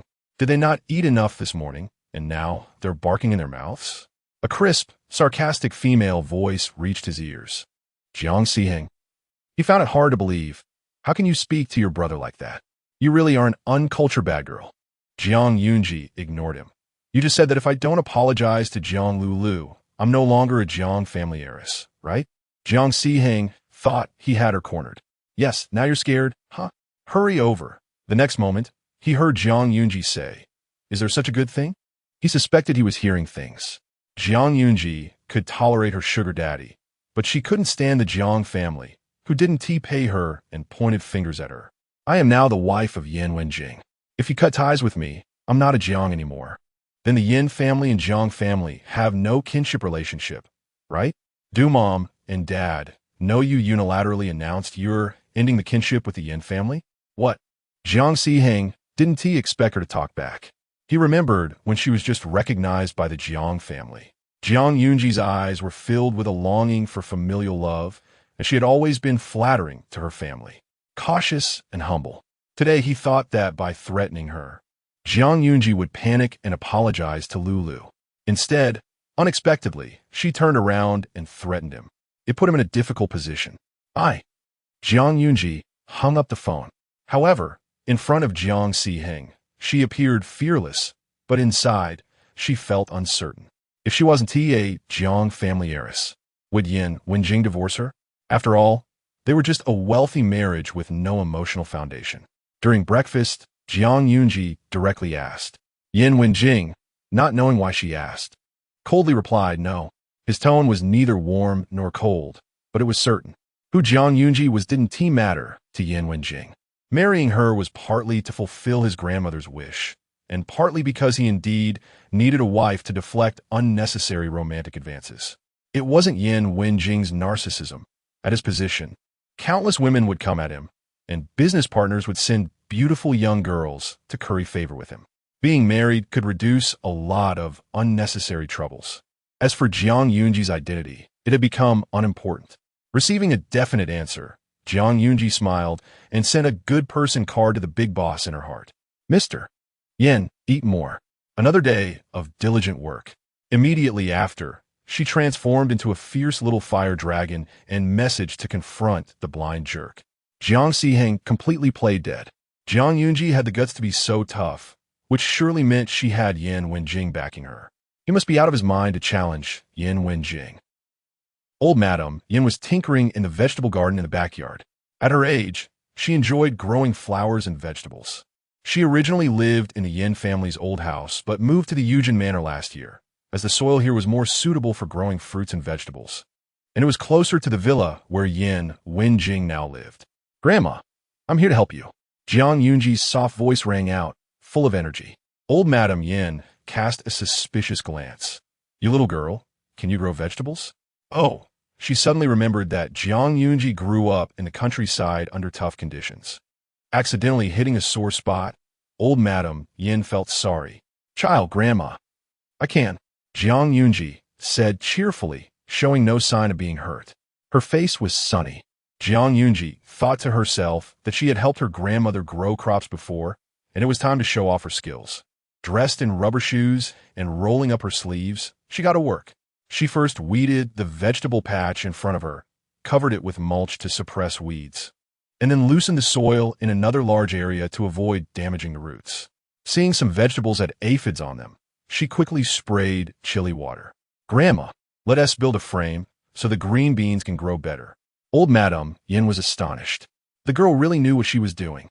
She could hardly keep up with Zhuang Yunji's pace. Zhuang Yunji puffed and panted as she planted seeds. Bok choy, spinach, lettuce, carrots, and many other varieties. The place was so vast that all sorts of vegetables could be planted. After sowing, she covered them with a thin layer of soil. Old Madam Yin couldn't stop smiling. After Grandpa passed away, no one had accompanied her to do these things. Zhuang Yunji, you have a lot of energy. Zhuang Yunji praised her. Not bad, but I still lag behind Grandma a bit. I'll work hard to keep up with you. Old Madam Yin laughed even louder. Aunt Lu sighed. It's been a long time since I've seen the old lady smile so happily.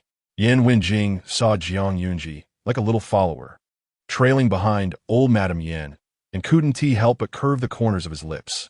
Zhuang Yunji took a photo and posted it on her social media, captioning, look at the territory I've conquered, big harvest. Lin Xiaoyu, who usually slept until noon, came back to life and commented, so energetic being young is so good, in a tone as if she were already 70 or 80 years old. There were also comments and likes from college classmates. Before being recognized by the Zhang family, the original owner had relied on her own abilities to get into Yinjing University, the same school as Jiang Lulu. If she hadn't been recognized and hadn't met Shinshuzhou, she would have had a good job and lived well.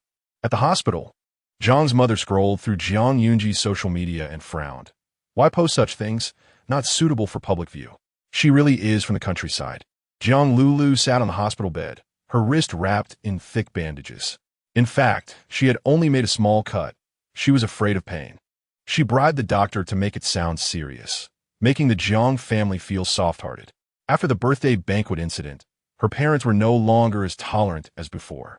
Mom, I'm worried that the Yin family will look down on her because of my sister's lack of taste. Zhang's mother was furious. How can you still be thinking about her at this time? with such a big wrist-cutting incident. You don't even see your sister caring about you, her younger sister. She was very disappointed in Zhuang Zi'ang. She doubted whether Zhuang Zi'ang was really her biological child, as she showed none of her good genes. Moreover, Zhang's mother felt that Zhuang Zi'ang was distant from her, which left her feeling uncomfortable. Chapter 12, she is willing to work for the big boss for a lifetime. Zhang Zi'ang was still angry about this morning's events, wishing that Yan Wenjing would divorce Zhuang Zi'ang immediately and marry Lulu. He expressed his thoughts. Compared to Zhuang Zi'ang, that ungrateful, white-eyed wolf, Lulu is much more suitable to marry into the Yan family. If it weren't for Grandma Yan insisting on Zhuang Zi'ang, Yan Wenjing wouldn't have married her. Just after saying this, he noticed that Yan Wenjing had liked a post from Zhuang Zi'ang on social media. Zhang Zi'ang felt slapped in the face. Zhang Lulu's face turned ugly. Yan Wenjing not only didn't dislike Zhuang Zi'ang, the country bumpkin, but also gave her a like. It was known that this billionaire was very aloof and never liked anyone's posts. Zhang Lulu felt a surge of anger, as if Zhuang Zi'ang had stolen her husband. "Mom, is there really no way for me to marry Mr. Yan?" she asked. Sister doesn't understand anything, can't socialize or entertain, and can't be Mr. Yan's virtuous wife. If I marry him, the Zhang family will rise to new heights. Zhang's mother felt troubled. How could she influence the Yan family? She dared to criticize Zhuang Zi'ang, but felt stammering when speaking to Yan Wenjing. This suggestion did intrigue Zhang Zi'ang. "Lulu, you are so good, far better than Zhuang Zi'ang. It won't be long before Yan Wenjing discovers your worth." Zhang Lulu was disappointed with this answer. She felt sour inside, but still liked Zhuang Zi'ang's post, commenting, "Wow, sister is so amazing, as expected from someone from the countryside. I've never grown vegetables and know nothing. I'm so stupid, by the way. Didn't brother-in-law accompany you?" Zhuang Zi'ang replied quickly, "Are you so stupid that you don't care about your life? Being slow isn't a crime. Just learn more about vegetables. I'm counting on you." Zhang Lulu was so angry she wanted to smash her phone, but in front of the Zhang family, she could only weakly wipe her tears. That night, Zhuang Zi'ang and Yan Wenjing stayed an extra night at the manor and would return to the villa tomorrow. She returned the set of jewelry she wore to the birthday banquet along with the box to Yan Wenjing. The butler said this set was worth 60 million. Zhuang Zi'ang thought to herself, "I'll compete with you rich people. How can I return it? Don't you like it?" The man's voice was low and pleasant. Zhuang Zi'ang was momentarily stunned. "Huh? You're giving it to me?" Thank goodness, the big boss wasn't the type to say, "Woman, your name is greed." Like a brainless, domineering CEO, he actually intended to give her such expensive jewelry. She was really going to cry. She was willing to work for the big boss for a lifetime. Yan Wenjing saw through her thoughts. The men of the Yan family are not stingy with their wives, even if she is just a nominal wife. Take it. Who wouldn't be tempted? In an instant, Zhuang Zi'ang admired Yan Wenjing to the core. "Mr. Yan, I'll run a bath for you." The next second, seeing the man's brow slightly raised, she thought that her words might be inappropriate, easily leading people to misunderstand her intentions. Zhuang Zi'ang quickly corrected herself. "I'll have the servants run a bath for you." She turned and dashed out, her happiness radiating even from the back of her head.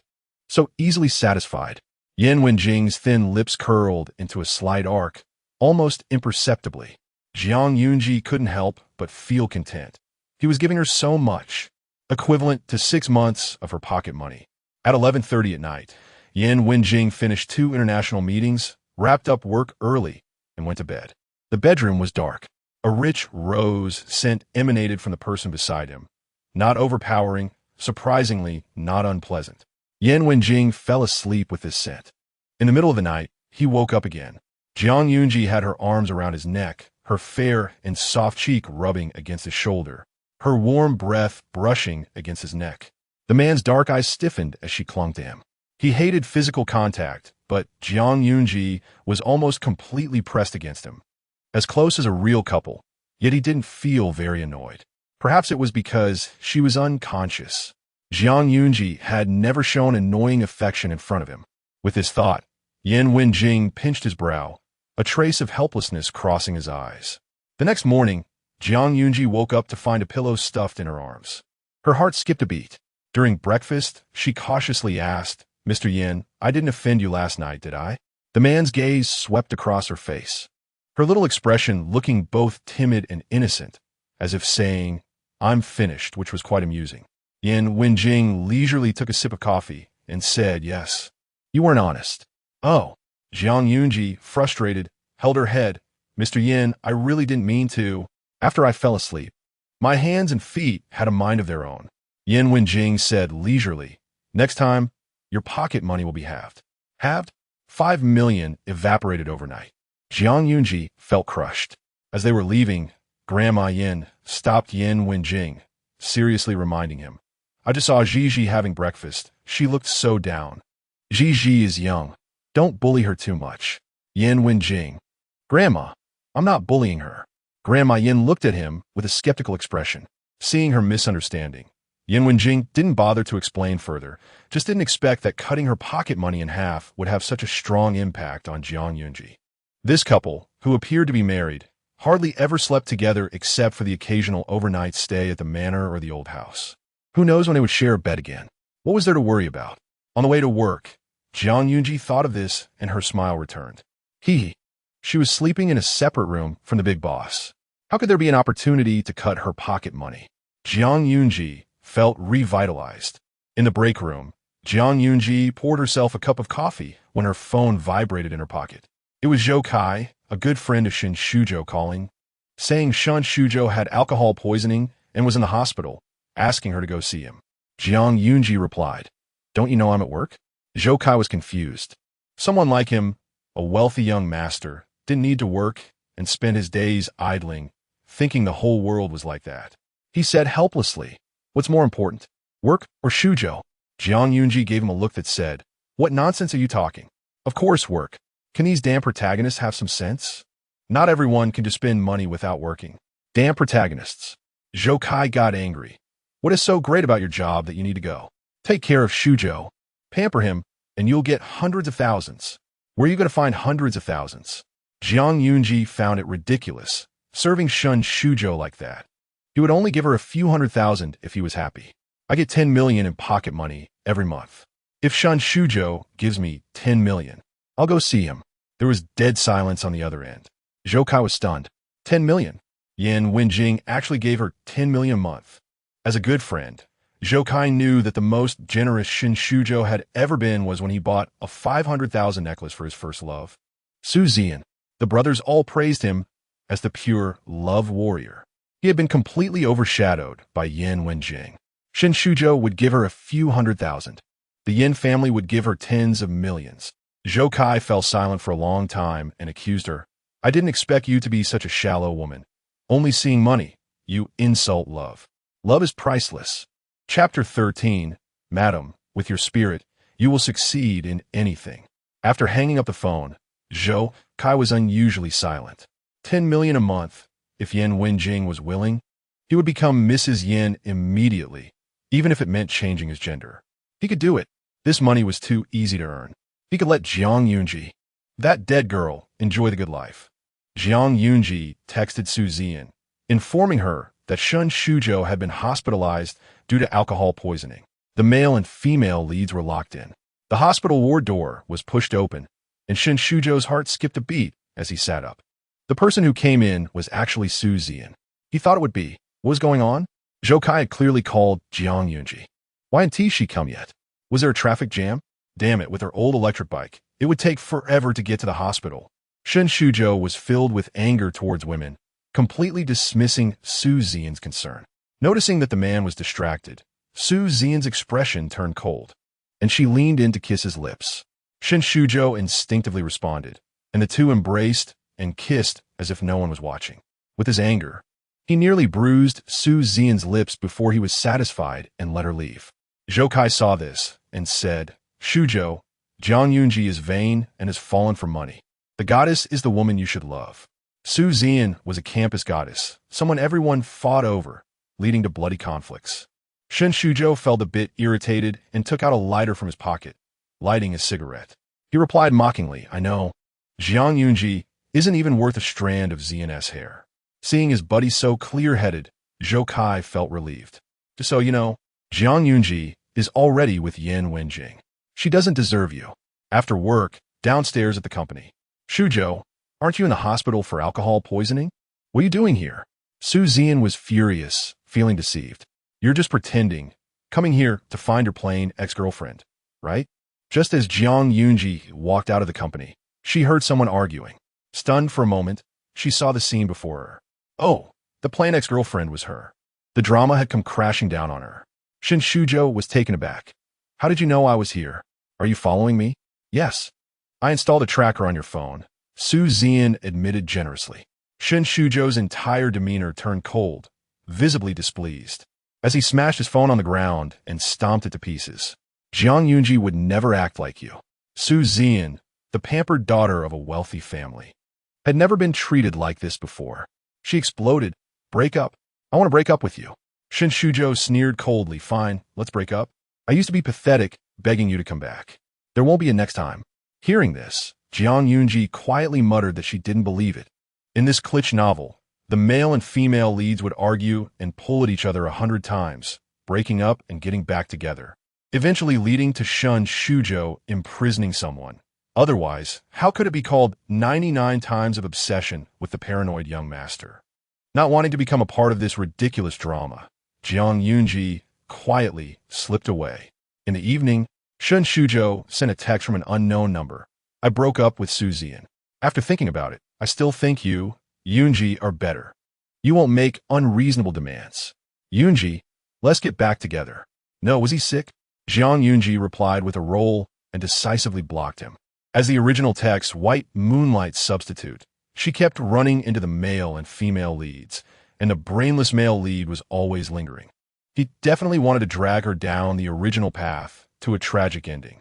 Zhuang Zi'ang was indeed a bit annoyed. In a fit of anger, she ordered takeout. Out of nowhere, Steward Chen appeared, surprised to see the table full of takeout. Madam, you just had dinner. Are you already hungry? Zhuang Zi'ang warmly invited him. Would you like to eat together? Steward Chen declined, telling her that the staff meals in the villa were excellent, with a dedicated restaurant and chefs of a godlike level.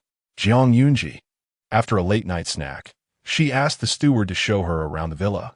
Since arriving, she hadn't taken a proper tour. Besides the 20 billion luxury villa, there was also a top-notch medical team on standby 24/7, a top cleaning company, and international top security personnel. If she divorced Yan Wenjing, she would say goodbye to everything here. Zhuang Zi'ang's desire not to divorce reached its peak. She seriously asked Steward Chen, "Is there any way to make Mr. Yan like me?" Steward Chen's expression was serious. "Madam, although you are excellent, I must say that Mr. Yan may never love you in this lifetime." The man who built the entire Yin business empire had a heart as cold as a glacier. The more one knew him, the more clear his rationality and ruthlessness became. Just like Mr. Yan's parents, who were in a business marriage and never loved each other until death. He thought Zhuang Zi'ang would be angry at his bluntness, but Zhuang Zi'ang just smiled. It's not the kind of love between lovers. I still have self-awareness. Just liking me a bit more than outsiders would be enough. The more he likes me, the longer we stay together, and my little treasury will be full. Of course, you can. Madam, with your spirit, you will succeed in anything. Steward Chen began to teach her, and Zhuang Zi'ang took out a notebook to jot down notes. Yan Wenjing's interests, tastes, some living habits, taboos, etc. Zhuang Zi'ang looked at the notes and muttered. OCD, sleep disorders, dislikes physical contact. Very domineering. In the bedroom, at the desk, Yan Wenjing sat in a chair, leaning back and rubbing his temples. He then gripped a glass of water and strode out. When the door opened, he paused. The man's eyes were like a calm sea under the night sky. Zhuang Zi'ang pointed to the dining card. Mr. Yin, I thought you might be thirsty at this time. Here are milk, juice, and warm water for you to choose from. Milk. Yan Wenjing's voice was flat. Zhuang Zi'ang immediately handed it to him. When he took the cup, his fingertips accidentally brushed against the woman's hand, causing a faint electric shock that sent a shiver down his spine. It was just a moment. The man remained expressionless but spoke in a low voice. Thank you. After delivering the milk, Zhuang Zi'ang left, concealing her accomplishments and fame. This natural, just right concern didn't provoke Yan Wenjing's aversion. However, that night, he couldn't sleep. Despite finishing work early for the past 2 nights at the estate, he had fallen asleep more easily than usual. Returning to the villa, he once again fell into insomnia. Yan Wenjing lay on the broad bed, his eyes half closed. The bedside lamp shone on one side of his face, illuminating one side, while casting the other in shadow, making him even more inscrutable. Suddenly, he seemed to think of something, his expression darkening. Was it the scent? The rose fragrance from Zhuang Zi'ang. He had fallen asleep those 2 nights while smelling that scent. The next day, Yan Wenjing's bathroom had the same shower gel as Zhuang Zi'ang's. After showering and lying on the bed, the rose scent lingered at his nose. Fresh, sweet, inexplicably pleasant. The clock ticked towards 3:50 a.m. Yan Wenjing opened his eyes, wide awake, a hint of disbelief flashing in his gaze. He failed to fall asleep. The assumption was wrong. It wasn't the scent that helped him sleep, it was. A ridiculous thought flashed through his mind. Chapter 14, The Adult World, is not so simple. A few days passed, and it was Friday. Zhuang Zi'ang got off work and went to eat hot pot with Lin Xiaoyu, choosing a restaurant near the company. Lin Xiaoyu looked at her with a smile and asked how married life was. Is your husband really something? You lucky girl. I envy you. Hugging a husband who's even more handsome than a star and has a body better than a male model. You must be waking up laughing in your dreams. Those words made Zhuang Zi'ang feel uneasy. Even if she had 100 guts, she wouldn't dare to covet Yan Wenjing. That thought was too dangerous. If she dared to show even a hint of desire, she would transform into a greedy little girl, and her 10 million pocket money would go down the drain. Not to mention being kicked out by Yan Wenjing. He not only had obsessive-compulsive disorder, but also insomnia and disliked interacting with people. Only when he encountered the legendary true love could he be cured. This was the initial setting of the domineering CEO, and there was no escape from it.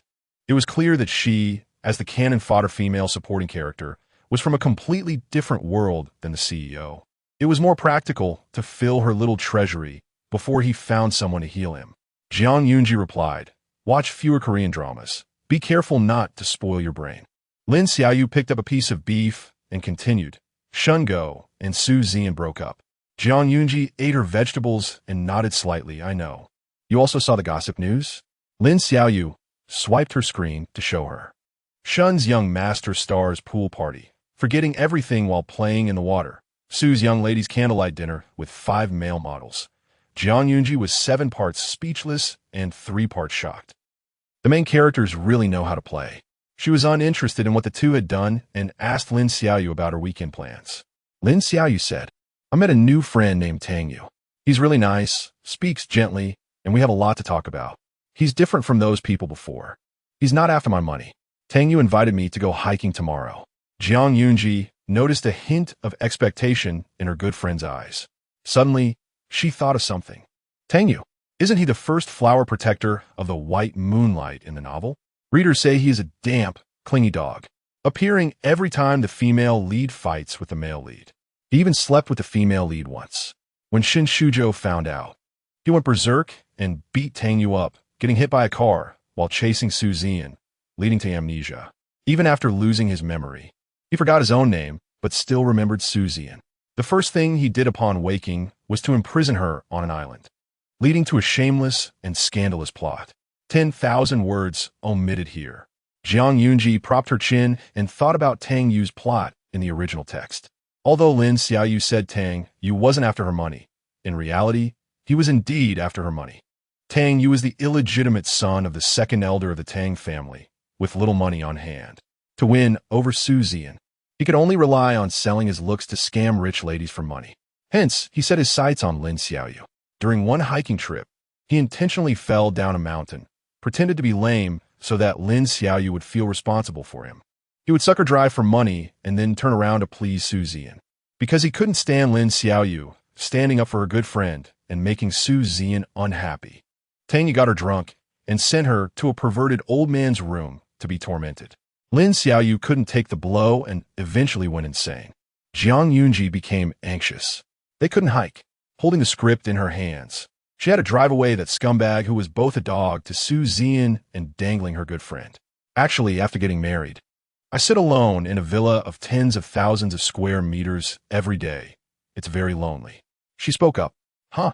Lin Xiaoyu hadn't realized what kind of hard life her good friend was living. Then she heard her say, if no one accompanies me to the jewelry exhibition tomorrow? A little girl named Zhuang Yunji will quietly shatter. Oh my God, Lin Xiaoyu exclaimed, covering her mouth in surprise, instinctively beginning to feel heartbroken. Alone in a villa of tens of thousands of square meters, that does sound quite empty. It's okay. I'll accompany you to the jewelry exhibition. Jiang Yunji felt a bit embarrassed. Really? She began to feel a fragrance of tea enveloping her. Aren't you going hiking with Tang Yu tomorrow? Is it really okay to ditch him to accompany me? She blinked her innocent big eyes. The pitiful sweet girl was irresistible to Lin Xiaoyu. Of course. Men are everywhere. A best friend like you is the only one. How to choose is obvious. Just like that, Lin Xiaoyu was convinced and went to refuse Tang Yu. I have to accompany my best friend to the jewelry exhibition tomorrow. Let's reschedule hiking. Tang Yu, what's going on? You just decided not to hike? He couldn't believe that after being gentle and considerate all this time, putting in so much effort to please her, she would actually stand him up for another woman? Bitch. Tang Yu couldn't help but curse. He was very angry. Women, indeed, are not good things. No, the goddess is different from these vulgar goods. Tang Yu turned around to flatter Su Zi'an, inviting her to go hiking. Upon seeing Tang Yu's message, Su Zi'an rolled her eyes. She had always known Tang Yu's feelings for her, neither accepting nor rejecting him, maintaining an ambiguous relationship. Many times, she looked down on Tang Yu. But when she was hurt by Shen Shuzhou, she would think of Tang Yu. Su Zi'an agreed to go hiking with him and screenshot their conversation to send to Shen Shuzhou. Shen Shuzhou was very domineering. You dare? You're not allowed to go. Su Zi'an, Mr. Shen, we have already broken up. What right do you have to control me? Go find your starlet. A woman, daring to retort? Shen Shuzhou was on the verge of going berserk. Jiang Yunji never defies me. She does whatever I say. Unlike you, so petty, even if I flirt with other women. She won't throw a fit. Shen Shuzhou believed he was a very charming man, attracting many young starlets and internet celebrities. Hugging and kissing them was inevitable. The world of adults is not so simple. There are always many things beyond one's control, playing games.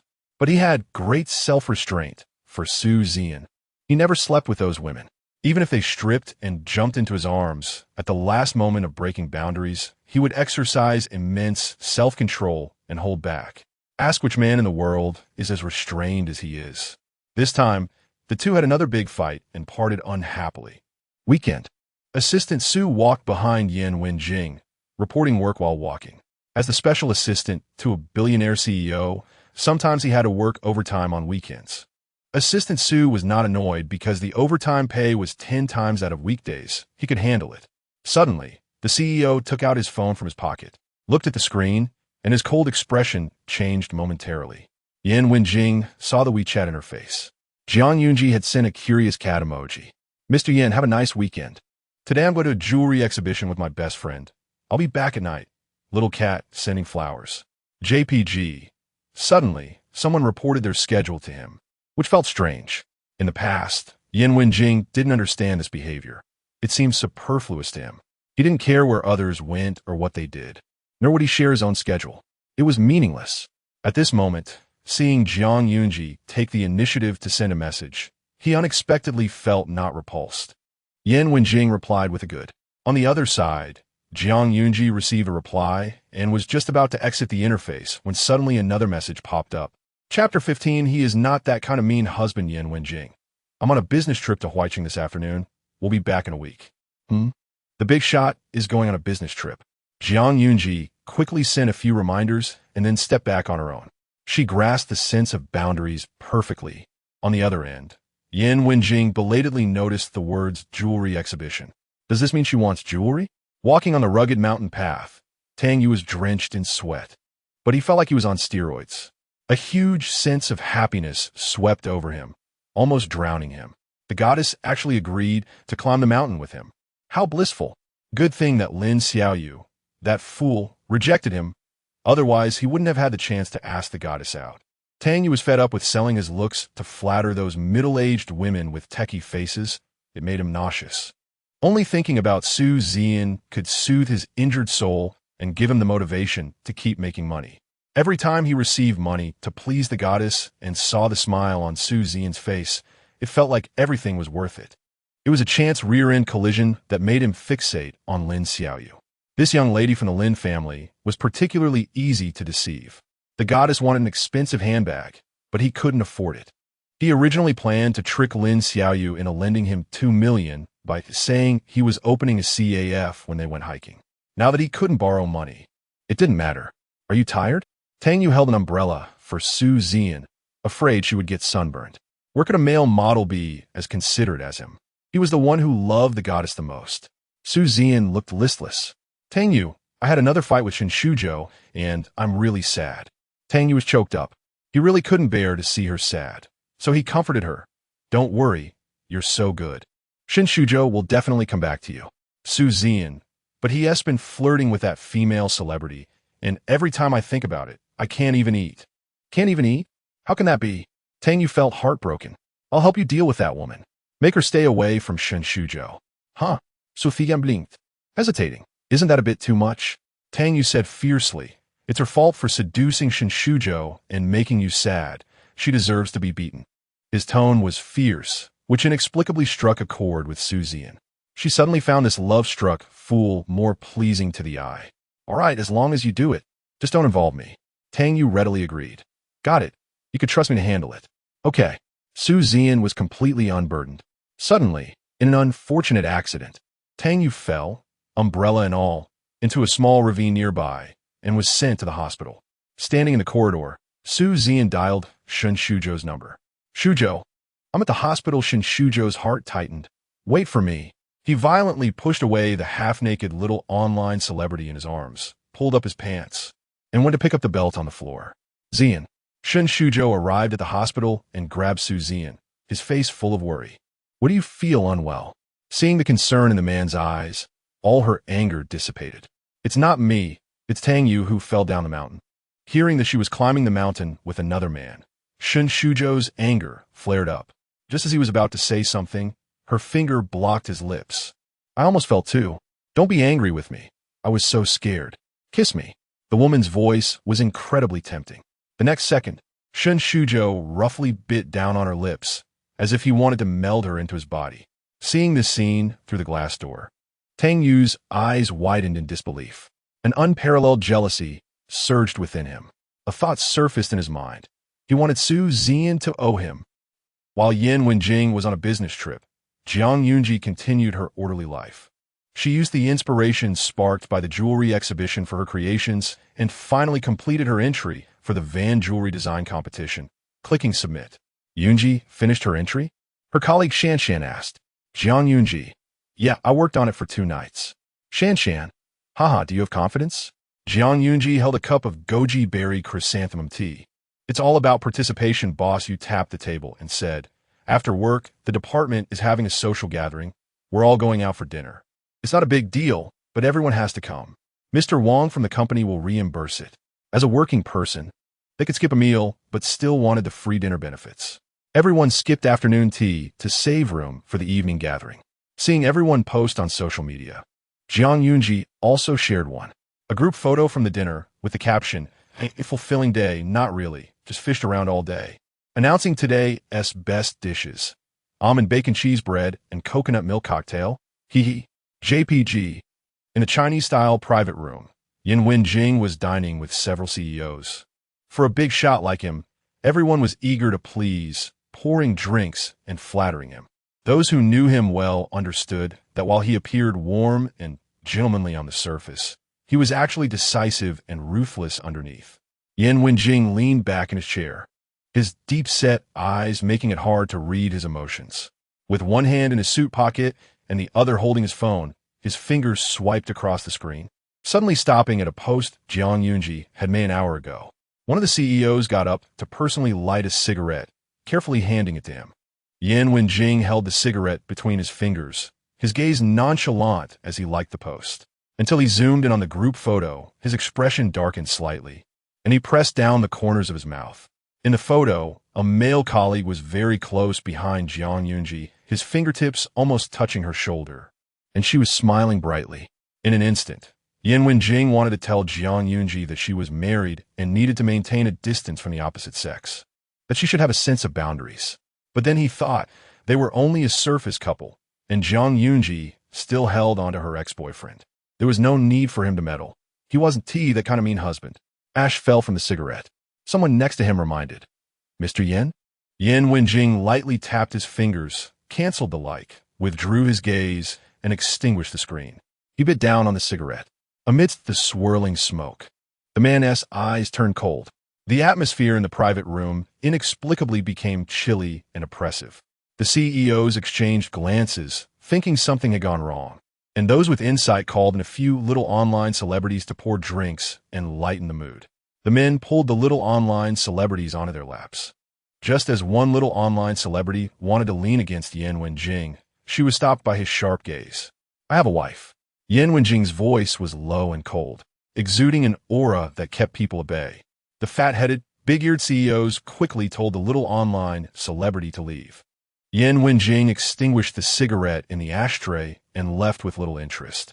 One CEO wanted to shake hands and say a few words of farewell, but suddenly remembered that this big shot had a cleanliness obsession. The clever assistant, Su, stepped forward, shook hands with the other party, while saying he looked forward to future cooperation.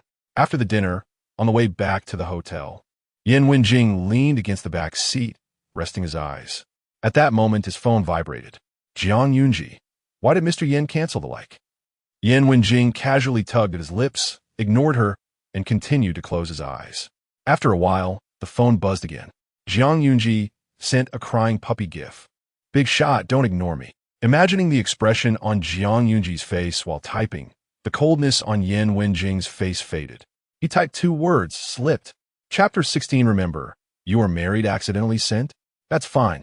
Zhuang Zi'ang's heart sank back into her stomach as she asked him, "Mr. Yen, have you eaten?" At this time, he should have already had his meal. However, the big boss is a workaholic who sometimes forgets to eat when busy, so it's possible. After all, most domineering CEOs have stomach issues. The chat box displayed that the other party was typing. The next second, a new message popped up. "Yan Wenjing, I ate with a few business partners." Zhuang Zi'ang quickly typed a few messages. "Drinking is harmful. Try to drink less at banquets. I saw the weather forecast says it will rain there tomorrow. Remember to take an umbrella when you go out. Also, Hawaii City specialties, puffed rice candy, pepper salt walnuts, fulling cakes, Kian Shinji dried meat, grandpa tang snacks. So many delicious things.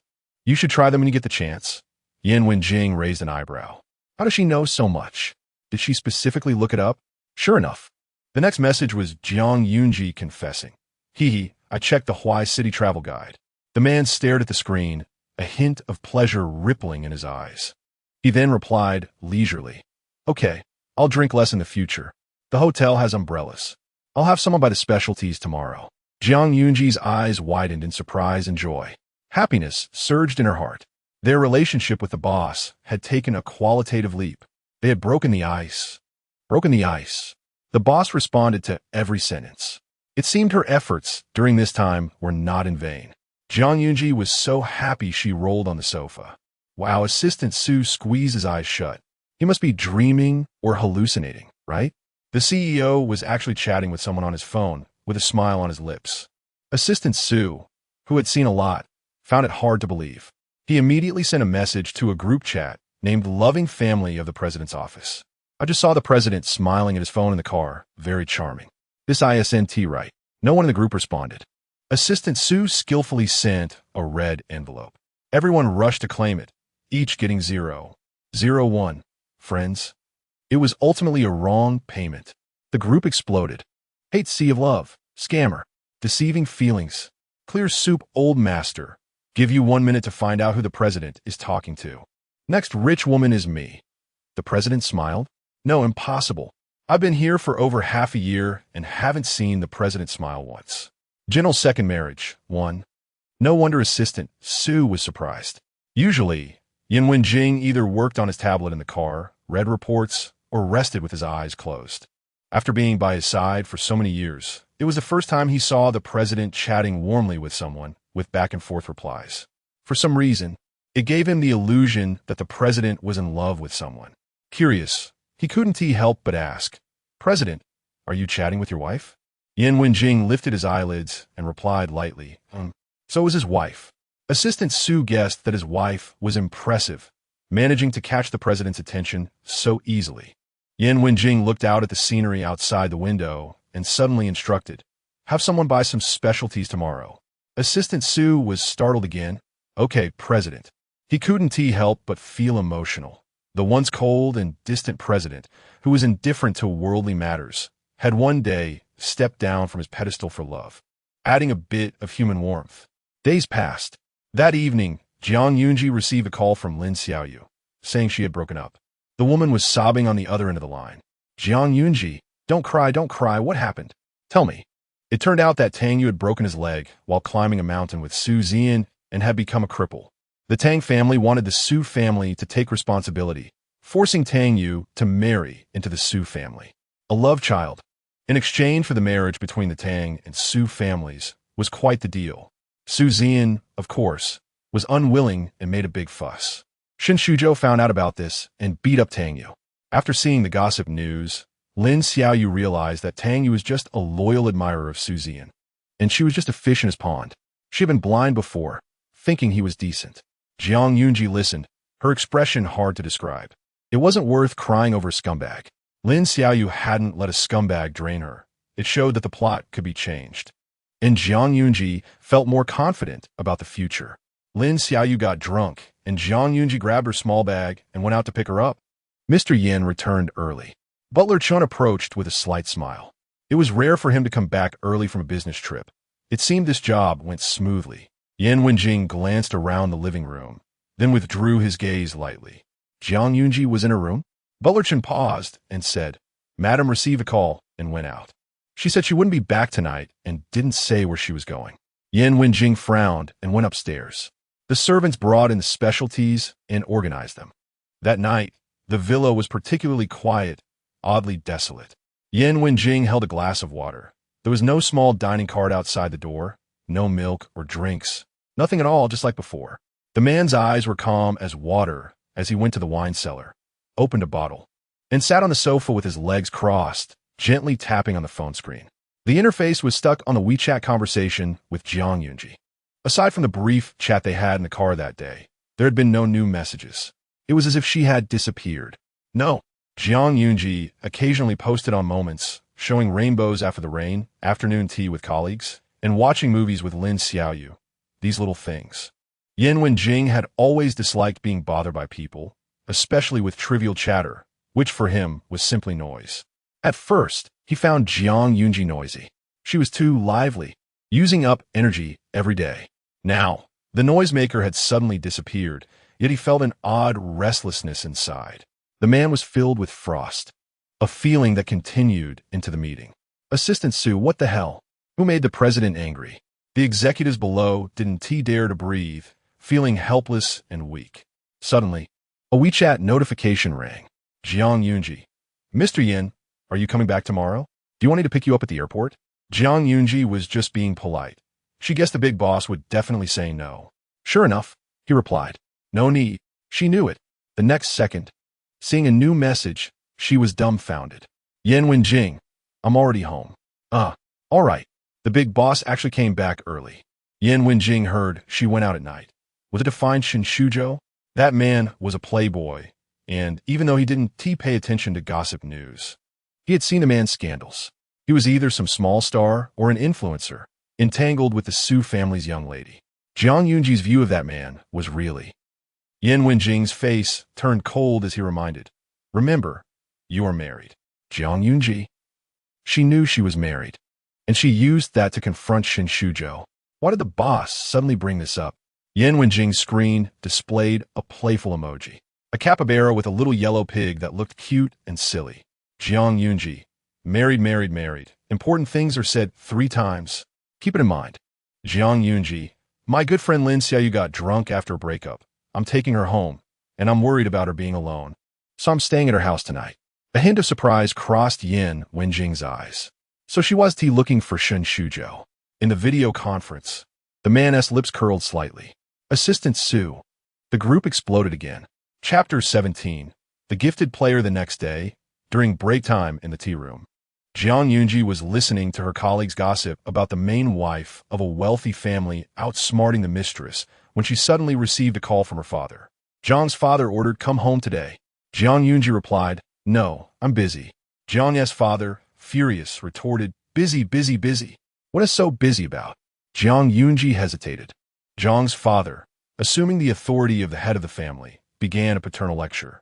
"As a woman, you should quit your job, serve Mr. Yin well, and give him a son. You won't have to worry for the rest of your life." Zhang Yunji scoffed at the feudal tradition and, with no intention of continuing the conversation, hung up. Zhang's father was left speechless, nearly exploding with anger.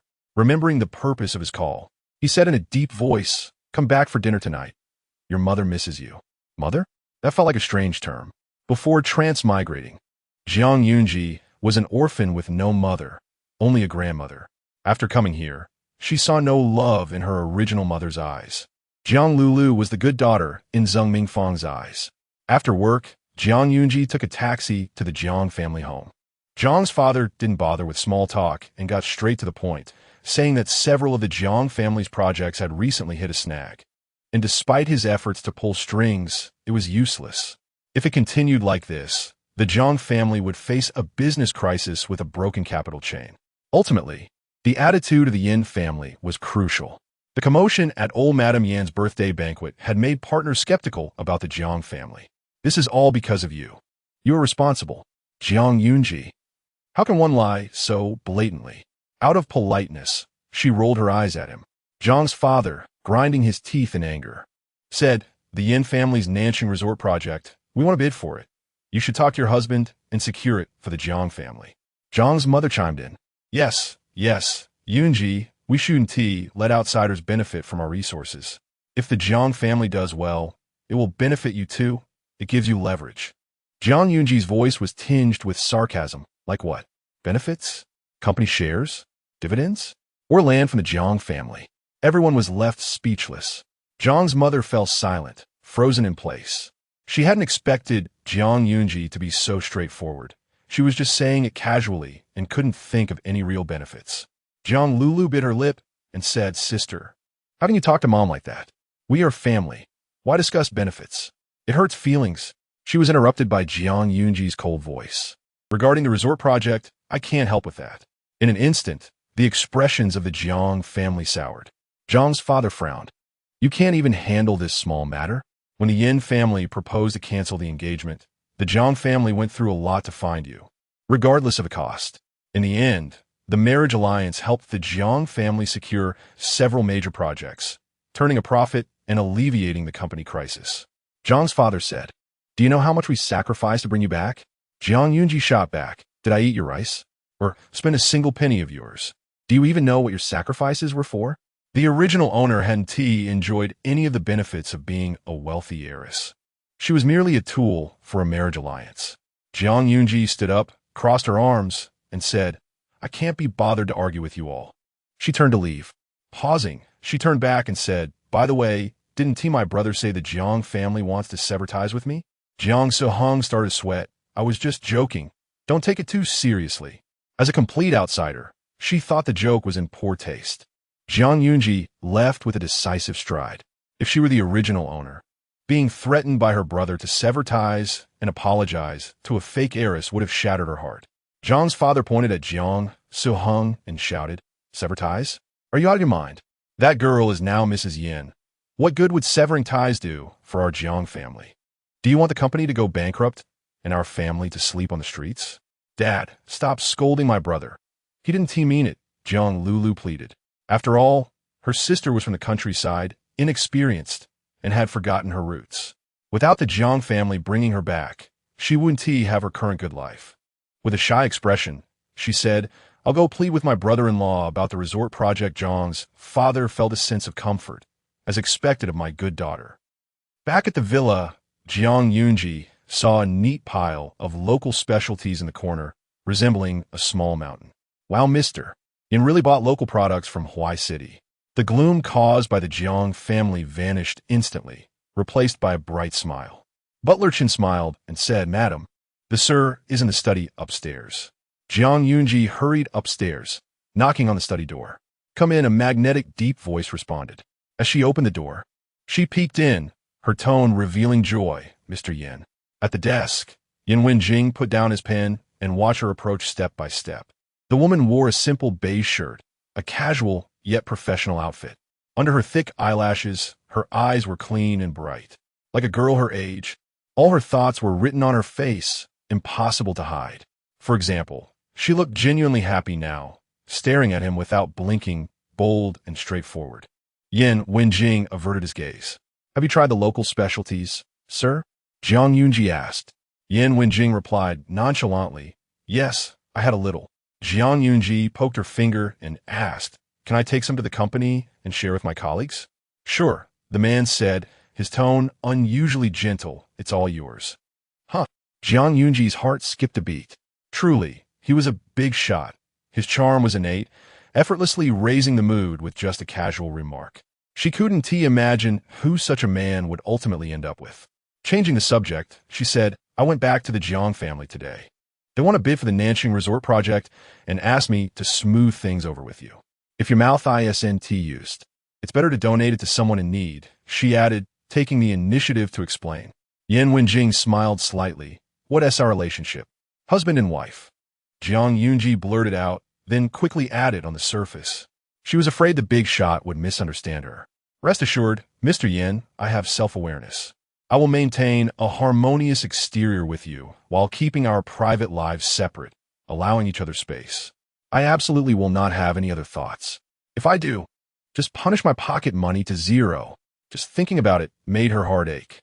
Yin Wenjing didn't respond, his expression colder and more distant than usual. Seeing her cautious demeanor, it was as if being associated with him would cost her life. It must be because of Shin Shuzhou. She really liked that fickle ex-boyfriend, even going as far as to harm herself for him. What a love-struck little girl. Yin Wenjing actually didn't care who she liked. He just didn't want his new wife to seek death over another man, as it would reflect poorly on the Yin family. That was all. The man lit a Cuban cigar, his voice teasingly calm. "So you're here to whisper sweet nothings for the Zhang family?" Chapter 18. Husband, speak up. The boss is charming yet dangerous, making people unconsciously drawn to him. It was just a simple teasing, but Zhang Yunji couldn't help but blush for a moment before quickly snapping back to reality. Even if he was a background boss, he was still a boss. And it was impossible for someone like her, a cannon-fodder female supported character, to have anything to do with him. Sigh. Honestly, making money is the way to go. Zhang Yunji. How could I dare? I rejected the Zhang family. If they come looking for you, just ignore them. If the Zhang family wants to bid, it should be fair competition. Who gave the Zhang family the confidence to think I could influence Yin Wenjing? I don't have that much clout. From Zhang Yunji's attitude, Yin Wenjing understood clearly how weak her ties with the Zhang family were. After all, the Zhang family treated the fake daughter as a treasure. Such foolishness. Zhang Lulilu, realizing she had been called out, went to the headquarters of Yan's group the next day. "I want to see President Yan." "Receptionist. Do you have an appointment?" Zhang Lulilu coldly glared at her. "I don't need an appointment to see your president." She deliberately emphasized relationship. "No appointment, no entry." The receptionist smiled and refused.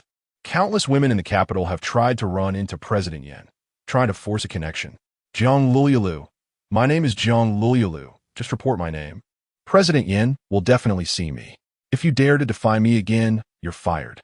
Receptionist. Where did this big-faced monster come from? The receptionist, unwilling to relent, called Assistant Su to inquire. After hanging up, the receptionist said, "President Yan said he won't see you." Zhang Lulilu's face darkened. How is that possible? Others looked at her, thinking she was too shameless. Furious to the point of spitting blood, Zhang Lulilu begrudgingly waited in the lobby. In the evening, the glass elevator descended, and the doors opened. A handsome man walked out, more dazzling than any celebrity. Among the crowd, he was instantly recognizable. Heaven rewards the diligent. She finally found Yin Wenjing coming out. Zhang Lulilu's heart raced as she approached. Brother-in-law, whether the Nanxing Resort project would succeed, was irrelevant to her. She was just looking for an excuse to openly seduce Yin Wenjing. Compared to Zhang Yunji, that country bumpkin, she should be the one to become Mrs. Yin. Assistant Su was startled by the woman who suddenly rushed over. She wore a Chanel-style dress with a low neckline and a short hem that exposed her thighs, looking very provocative. With heavy makeup, her appearance could only be described as fair. Assistant Su internally scoffed. Even those small internet celebrities from Hawaii City couldn't compare. How could the wise and principled President Yan be swayed? Zhang Lulilu almost lunged at Yan Wenjing. Assistant Su reflexively restrained her. Miss Jiang, please behave yourself. Zhang Lulilu. Angry. You're just a dog by my brother-in-law's side. Don't block my way. Assistant Su. Haha. Zhang Lulilu believed that as long as she was given a chance, she could win over Yan Wenjing.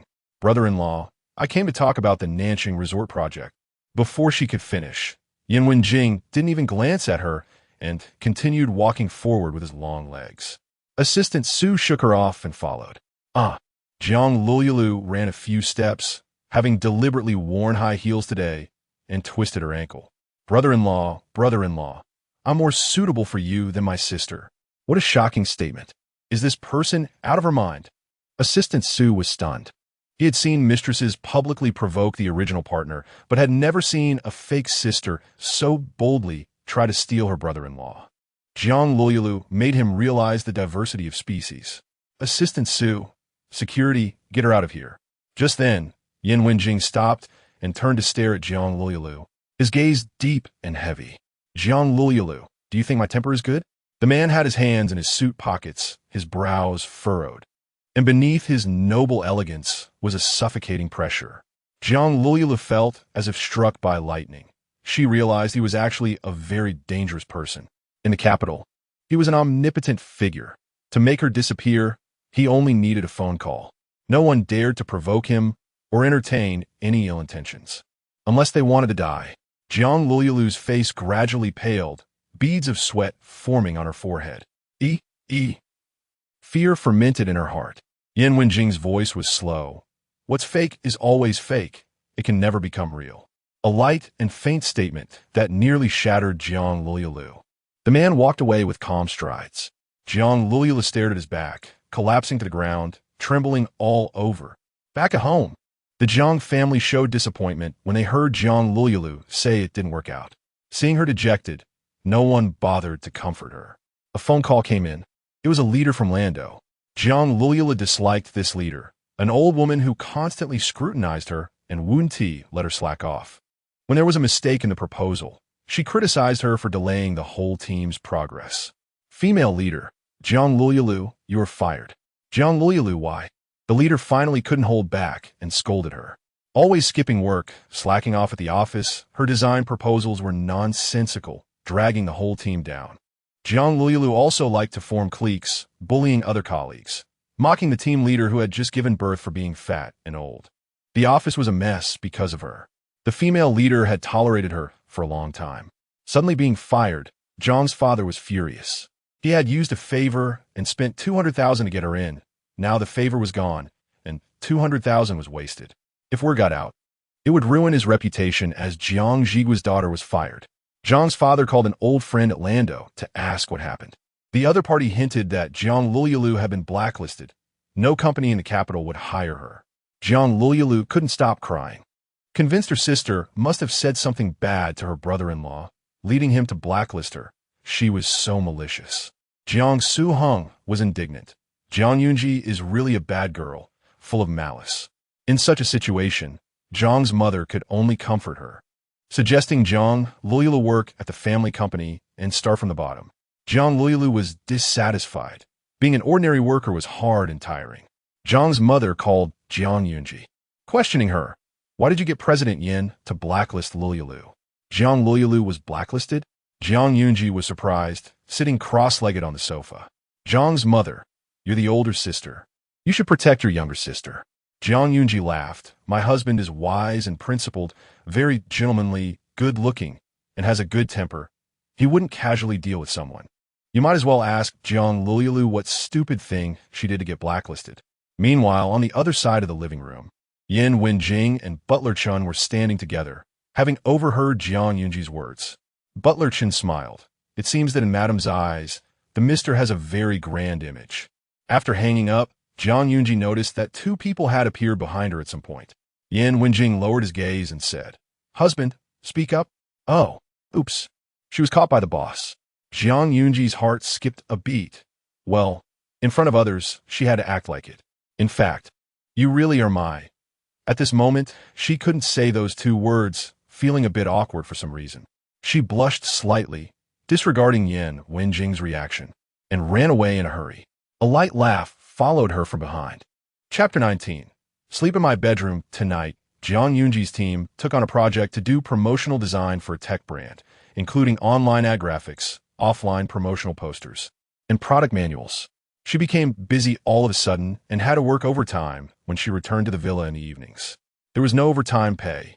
She directly asked Mr. Wang from the company, who showed a constipated expression, thought for a moment, and replied that there was no overtime pay, but there were afternoon tea benefits. Well, something is better than nothing. In the living room, Butler Chen brought in a plate of cut fruits. Madam is quite busy with work now. Zhang Yunji took a bite of watermelon and nodded. When it's busy, I feel like I'm going crazy every day, but it will be fine after a while. As a fellow worker, Butler Chen understood her. Madam, keep it up. I won't disturb your work. Lin Xiaoyu sent a voice message. Zhang Yunji tapped her fingertip to open it. Oh my God, explosive news. Shen Shuzhou and Su Zi'an are getting engaged. Hearing this news, Zhang Yunji's movements suddenly stopped. She shifted her gaze from her notebook, picked up her phone, and typed back, engaged? So soon? Lin Xiaoyu sent another voice message. Exactly. I didn't expect it either. Gigi, don't be too sad. It's not worth it for someone like Shen Shuzhou. Zhang Yunji was not sad. She was too shocked. In the original text, they didn't get engaged so quickly. There would be a lot of melodrama, breaking up and getting back together hundreds of times. As long as the male and female leads got engaged, it would be best if they locked it in for life and didn't come out to cause trouble again. Ha ha! Zhang Yunji immediately jumped up happily, accidentally kicking the table corner. Ouch! So painful. Tears welled up in her eyes. She tearfully replied with a voice message. Shen Shuzhou and Su Zi'an's engagement is great. I wish them a happy engagement.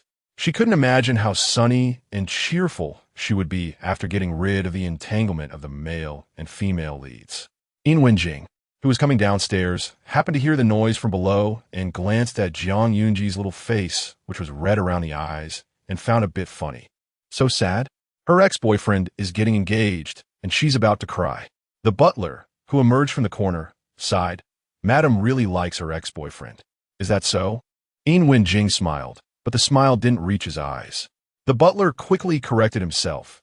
Time can dilute all feelings, especially a failed relationship. Soon Shen Shuzhou will become a mere memory in Madam's heart. No, a mosquito bite. In Wenjing walked past with a cold smile, leaving the butler puzzled. The master's reaction was a bit off, strange. Knock knock. Zhang Yunji had just finished her shower when someone knocked on her room door.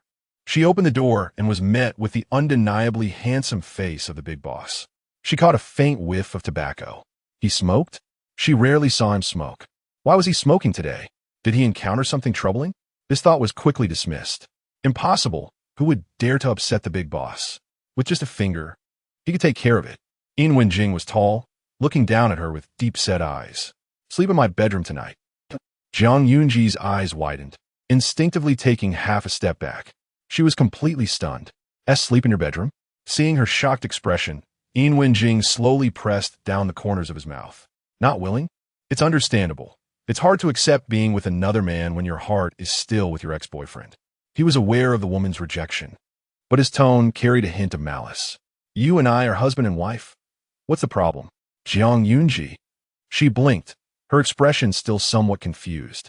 Well, it sounds like there's no problem for legal spouses to sleep together. The problem is, they're just a couple by arrangement. Wasn't the big boss supposed to be an abstinent CEO? Why did she, a mere tool, have to sleep with him? After a while, Zhang Yunji hesitantly hugged her strawberry bear and entered the big boss's room. The bedroom lights were off, and in the darkness, one's senses heightened. She felt a bit nervous. Zhang Yunji pinched her face to relax. Feeling someone approaching her side, a pleasant scent enveloped her. Let's sleep, In Wenjing said. Is that it? Just cover with a blanket and sleep? Zhang Yunji was momentarily stunned. Her tense heart relaxed, and she felt lively again. It was just lying on a bed. It was a piece of cake. She thought, the big boss is so indifferent. How could he possibly have any interest in her? Even if she took off her clothes and dove into his arms, he probably wouldn't show the slightest interest. Relaxed, Jiang Yunji fell asleep quickly, utilizing the moonlight from outside. Yin Wenjing saw her collarbone exposed. He reached out to pull the blanket over her. He let her come over tonight just to verify a thought. An hour later, the man was still awake, feeling no sleepiness. Yin Wenjing pressed his thin lips together. It seemed that the 2 nights at the manor were not due to Jiang Yunji's influence. He had really lost his mind to think she could solve his sleep problems. Jiang Yunji rolled over and snuggled into the man's embrace, as if finding a harbor, and then lay still. Yin Wenjing opened his eyes. The young girl lay on him, soft and fragrant. He raised his hand to rest on her shoulder, paused for a moment, then let it drop. He didn't push her away like before. Forget it. The next morning, Yin Wenjing woke up, a hint of surprise flickering in his eyebrows. He had unknowingly fallen asleep. It was after Jiang Yunji lay in his arms. It turned out that not only lying on the same bed was involved, but there was also physical contact. For the first time in so many years, Yin Wenjing found his best sleep aid. It was his arranged wife. Jiang Yunji opened her eyes and saw herself lying in the big boss's arms, her pupils shaking. Just in time, she met the big boss's gaze. It was deep and profound, hiding emotions she couldn't fathom. Her mind was filled with how to keep her pocket money for next month. No, please don't deduct her pocket money. I really didn't mean to. You are quite thoughtful, Yin Wenjing teased her. Seeing her instantly wilt, he casually said, for the next month, sleep together. That's unacceptable. Jiang Yunji was not the kind of person to bow down for just 5 million. Without thinking, she replied, okay. The serious man had a gentle smile at the corners of his lips. It was clear that Jiang Yunji liked money very much, and he happened to possess immeasurable wealth. The man ruffled her hair, sleeping together for a month, and next month's pocket money will double. Double? Not only would she not have her money deducted, but it would also double.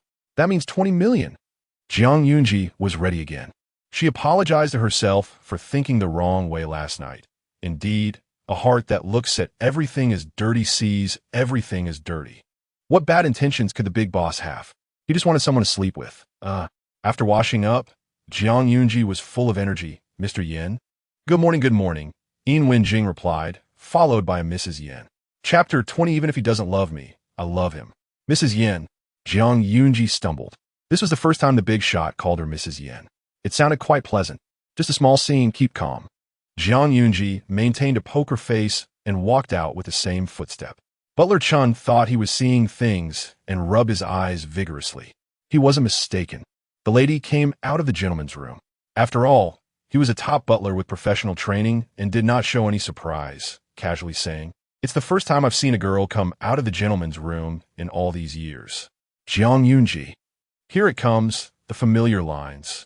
The familiar taste. Butler Chun. It seems the relationship between the lady and the gentleman has made a qualitative leap. After a 2-second pause, Jiang Yunji just smiled. There's nothing going on, you're exaggerating. We're not that familiar. Oh, Butler Chin smiled without saying a word. He understood. Someone who just came out of the same bed isn't really that familiar. The lady is truly modest. As she noticed Butler Chin's gaze towards her gradually changing, Jiang Yunji quickly ran downstairs to have breakfast. The chef made Western-style breakfast today. After quietly finishing her meal and having a few sips of coffee, Jiang Yunji prepared to leave. Yin Wenjing pushed a sapphire blue velvet box over and said, open it and take a look. The man's fingers were clearly defined. His skin cool and pale, very good-looking, like a piece of art carved by God.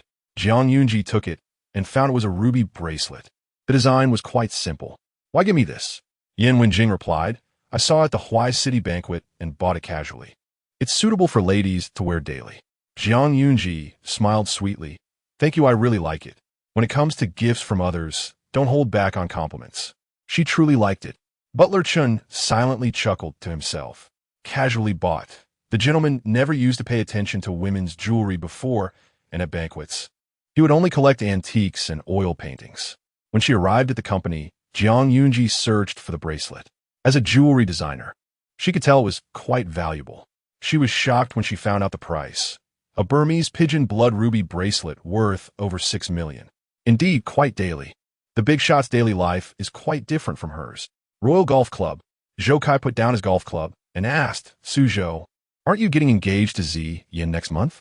Why do you look so down? He felt something was off with his buddy. Shin Shujo maintained a serious face, but replied lightly, "I'm not down. I'm just too happy." The news of his engagement to Su Zi'an had spread throughout the capital. But Zhang Yunji had not made a move. Shin Shujo was feeling troubled. He didn't believe Zhang Yunji had ever liked him and could fall in love with another man. Even if that man was Yin Wenjing. Perhaps he had hurt her deeply back then, or maybe she was too insecure to come find him. "Brother, you're finally going to marry the beauty and achieve your dreams. Congratulations." His buddies were waiting to celebrate his wedding, filled with unspoken envy. Su Zi'an was beautiful and from a noble family, the only daughter of the Su family. Whoever married her would wake up smiling in their dreams. Even if she had a bit of a temper and was a little willful, it didn't matter. Hearing this, Shin Shujo smiled slightly. The envy from his brothers greatly satisfied his ego. Yes, if it were Zhang Yunji, others would laugh at him. Su Zi'an was the one who truly matched him. But he had always been a devoted man, and he decided to give Zhang Yunji another chance. "Gigi, I'm getting engaged, let's talk." Suddenly receiving a text from an unknown number, Zhang Yunji was speechless. "No talk. Get lost." Shin Shujo couldn't understand human language. Thinking Zhang Yunji was just being stubborn, and he squatted outside her company during off hours. Zhang Yunji wrinkled her brow in disgust. "Gigi, my heart is really confused." Shin Shujo grabbed her hand, and there was a coffee shop nearby. "Let us go in and catch up. We haven't talked properly in a long time." "No." Zhang Yunji firmly refused, her face resolute. Whatever he had to say could be said here. His confusion had nothing to do with her. Her coldness hurt Shin Shujo, and he became firm. "Are you in love with Yin Wenjing's money?" His voice was a bit loud. An old man passing by looked over, his face full of gossip. Shin Shujo displayed indignation as if betrayed. "This is my girlfriend. She ran off with another rich man." "Crazy." Zhang Yunji clenched her fist and hit Shin Shujo on the head with her bag, saying to the old man, "He is crazy. The doctor said he can't be cured," and suggested cremation directly. The old man finished his gossip and left. "Shin Shujo, you're just a vain gold digger." Zhang Yunji sneered. "I was blind before. Picking men out of the trash. Now I've regained my vision. Besides, we're done. Don't bother me again. I'm a married woman, and I love my husband very much. He is the man I love most in this world. The big shot gives her 10 million a month, so of course. He is the man she loves most, the most respected sugar daddy." Shin Shujo froze. He once thought Zhang Yunji would never leave him, even if the world ended, even if the earth exploded. He knew best how much she loved him. Now, however, she was saying she loved Yin Wenjing. She looked at him with clear disdain in her eyes, cold, devoid of any affection. Shin Shujo felt as if he had been slapped hard. Soon, he gritted his teeth and said, "TCH, you know Yin Wenjing has a childhood sweetheart, right? That little princess fostered in the Yin family. I've investigated. She was Yin Wenjing's first love, his white moonlight. If it weren't for the engagement, if it weren't for Madame Yan's pressure, Yin Wenjing wouldn't even think about marrying you. A marriage without love. You two will divorce sooner or later." Zhang Yunji thought of the original ending. The original owner divorced Yin Wenjing, was left with nothing, and sent to prison. It was indeed as Shin Shujo said. Noticing the change in her expression, Shin Shujo became even more smug. "Zhang Yunji, you're just destined to be a substitute. You were once Zian's substitute. Now you're the substitute for Yin Wenjing's first love. Unfortunately, Yin Wenjing will never love you. Only I see your worth, if you're willing to come back to my side." Zhang Yunji interrupted him. "Even if he doesn't love me, I love him." The last two words, money, were omitted. Shin Shujo's breath caught suddenly. "Are you crazy?" "Madam." Butler Chin got out of the car and rushed over. He was here to pick Zhang Yunji up. He didn't expect to see her ex-boyfriend bothering her. Shin Shujo left unwillingly. He only dared to go crazy towards Zhang Yunji, not daring to provoke Yin Wenjing. "Is Madam all right?" Butler Chun noticed Zhang Yunji's expression wasn't good. Zhang Yunji shook her head. "I'm fine." That vile Shin Shujo actually called her a substitute. Chapter 21. A little far from the branch, Zhang Yunji was rarely in a low mood, slumped over the table. The moment she saw the balance in her little treasury, staring at the long string of numbers, she instantly perked up. A substitute is just a substitute. After all, she loves the big shot's money. All her unhappiness was cured by the little treasury. Before she transmigrated, her grandmother had said that meeting the right person would bring double happiness, but one can also live well alone. Our Gigi is the brightest rose. Even in barren soil, enduring the hardships of wind and rain, she can still bloom in the end. Zhuang Zi'ang suddenly perked up. No more feeling down. It's time to make money and become a little rich woman. At the Genie Club, Sun Yudie was drinking one glass after another, completely drunk. His heart was shattered by that bad woman, Zhuang Zi'ang. It wasn't he like this before. She had promised to sit in the passenger seat of his Porsche and live with him in the villa halfway up the mountain. Did she lie when she said she was the happiest woman in the world after meeting him? She gave him her card, saying she wanted to support him for life. They had made a pact, promising not to get off the ride early and to grow old together. At that time, Sun Yudie had looked down on her, thinking he would want to be with a country bumpkin for a lifetime. But why was it that the country bumpkin was no longer revolving around him? Zhuang Zi'ang. Those who betray true feelings must swallow 1,000 needles. Before he loosened his grip, she had already shaken off his hand. What the hell? Why was Brother Shen muttering to himself over there? What was he saying? His friends were surprised. He even looked like he was heartbroken. Could it be that he had argued with his sister-in-law? Zhou Kai frowned and called Su Yudie. Shuzhou is drunk. Can you come to the club and pick him up? Su Yudie didn't tea like Shen Shuzhou drinking, but he never listened. There was nothing she could do. She took it back home. They were getting engaged next month. He shouldn't be idle all day. He should help his dad at the company. The next moment, without warning, he hugged her. The kiss came over. Don't say that. I don't want to hear it. That night Shen Shuzhou was particularly fierce. Su Yudie found it hard to cope. It was both sweet and painful. Shen Shuzhou held her face, but another bright face appeared in his mind. He became even more aggressive. Losing him was Zhuang Zi'ang's loss. Yan Wenjing returned, and Butler Chen reported that Shen Shuzhou was entangled with his wife. Yan Wenjing squinted slightly. He responded lightly, I know. Seeing his indifferent reaction, Butler Chen thought the gentleman didn't care. He thought it made sense. Such a mature and steady man wouldn't be jealous. The next morning, Zhuang Zi'ang woke up and pushed against Yan Wenjing's strong arm. It was so heavy. Her waist was pinned down, unable to move.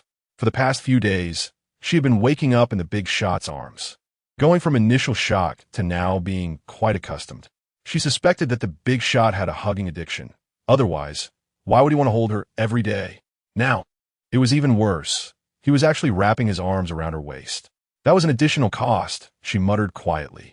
The man opened his eyes, glanced at her, then casually moved his arm and got up. He then went to pick up the quilt from the floor. Yes, Zhuang Zi'ang sometimes kicks the quilt off. Fortunately, the big shot had a high body temperature, so she wasn't afraid of getting cold. Could you stop hugging my waist? Zhuang Zi'ang blinked her big eyes, negotiating with the man. Yan Wenjing. Why? Zhuang Zi'ang. Heavy. Yan Wenjing. Before leaving, Zhuang Zi'ang received a text notification that her bank card had received 20,000,000 yuan. Her pupils suddenly dilated. She bounced up like a spring and directly hugged Yan Wenjing, her eyes shining. As expected, it's mine. The benefactor she was about to claim had turned into Mr. Yan. Realizing she might have crossed the line, she quickly let go of the man.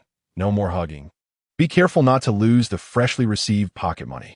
Seeing her cheerful demeanor, Yan Wenjing couldn't help but curl his lips. The big shot was so generous. Just a waist hug, let it be. Zhuang Zi'ang was not that stingy. I'm off to work today. She had to go out for field work. The client wanted to shoot product photos at the square, and she was responsible for following the shoot, editing the photos, and communicating revisions in a timely manner. After a busy morning, she submitted the photos, glanced at her watch, and decided to grab a bite before taking a taxi back to the company. While in the restroom, she ran into Su Yudie. Oh, the probability of encountering the male and female leads in this world was simply too high. Damn world. Zhuang Zi'ang, what a coincidence. Su Yudie said, tilting her head to glance at her, removing the silk scarf from her neck. Instantly, a dense array of kiss marks was exposed. Very ambiguous. Her eyes even had a bit of dark circles, clearly having had a night full of exercise. Zhuang Zi'ang had a question mark face. Do you really have to flaunt it in front of me? Help! I want to call the police. I really don't care what the male and female leads did. Okay, it was indeed a coincidence. She was already numb. The life of a cannon fodder female supporting character is still a life. Don't just pick on her. Su Zi'an coldly snorted and left arrogantly. She knew Zhuang Zi'ang was working on a project, and the client happened to be a tech subsidiary of the Su Group. As the future heir of the group, Su Zi'an certainly had the right to intervene. Without even looking, she ordered, not approved, unsatisfied, make Zhuang Zi'ang redo everything. Although Shuzhou chose her, Zhuang Zi'ang was just her substitute. After all, the two had dated for a while, which still made Su Zi'an uncomfortable. She complained to her good sister, "Fortunately, we're getting engaged next month. Otherwise, I'm afraid Zhuang Zi'ang will use tricks to steal my boyfriend." Shuzhou was still very outstanding. He knew how to comfort people, was gentle and patient, and was domineering when necessary. He once bought her a 5 million necklace. Her good sister immediately responded, "Such men are rare. You must hold on to him tightly." Su Zi'an smiled and said, "Do I need you to tell me that? Only I am the woman worthy of Shuzhou." In the office, dark clouds gathered. Colleague Shan, "I don't understand." The previous person in charge said okay, but then changed their mind and said no. The client really changes their mind quickly. Zhuang Zi'ang felt helpless. What else could she do but redo it? The group members silently exchanged snacks and drinks and started working again. Meanwhile, at the royal golf course, seeing that well-dressed man walking towards him, Shen Shuzhou felt inexplicably uneasy. "Mr. Yin, what brings you here?" He forced himself to stay calm. Yin Wenjing stood tall, his gaze coldly scrutinizing him. He was much taller, towering over Shen Shuzhou. Just standing there silently, he exuded an oppressive aura of authority. Shen Shuzhou swallowed hard and tentatively asked, "Is it about Zhuang Zi'ang? She has been bothering me. It's really annoying, but I can't do anything about it. I told her I have a girlfriend and asked her not to appear in front of me anymore." Hearing these words, Yin Wenjing tilted his head slightly. The bodyguard lit a cigarette and handed it to him. Yin Wenjing bit the cigarette, his gaze dark as the deep sea. "Jiang Ji is bothering you?" Shen Shuzhou, "Yeah, it's so annoying." Suddenly, Yin Wenjing pressed his head against the wall behind him. Bang! Shen Shuzhou's head hurt like it was about to split open, crying out in pain. In the next second, Yin Wenjing pinched his neck with his hand, and he had no ability to resist. It was a suffocating pain. Help, help! This man was a madman. He never knew Zhuang Zi'ang's husband was such a terrifying person.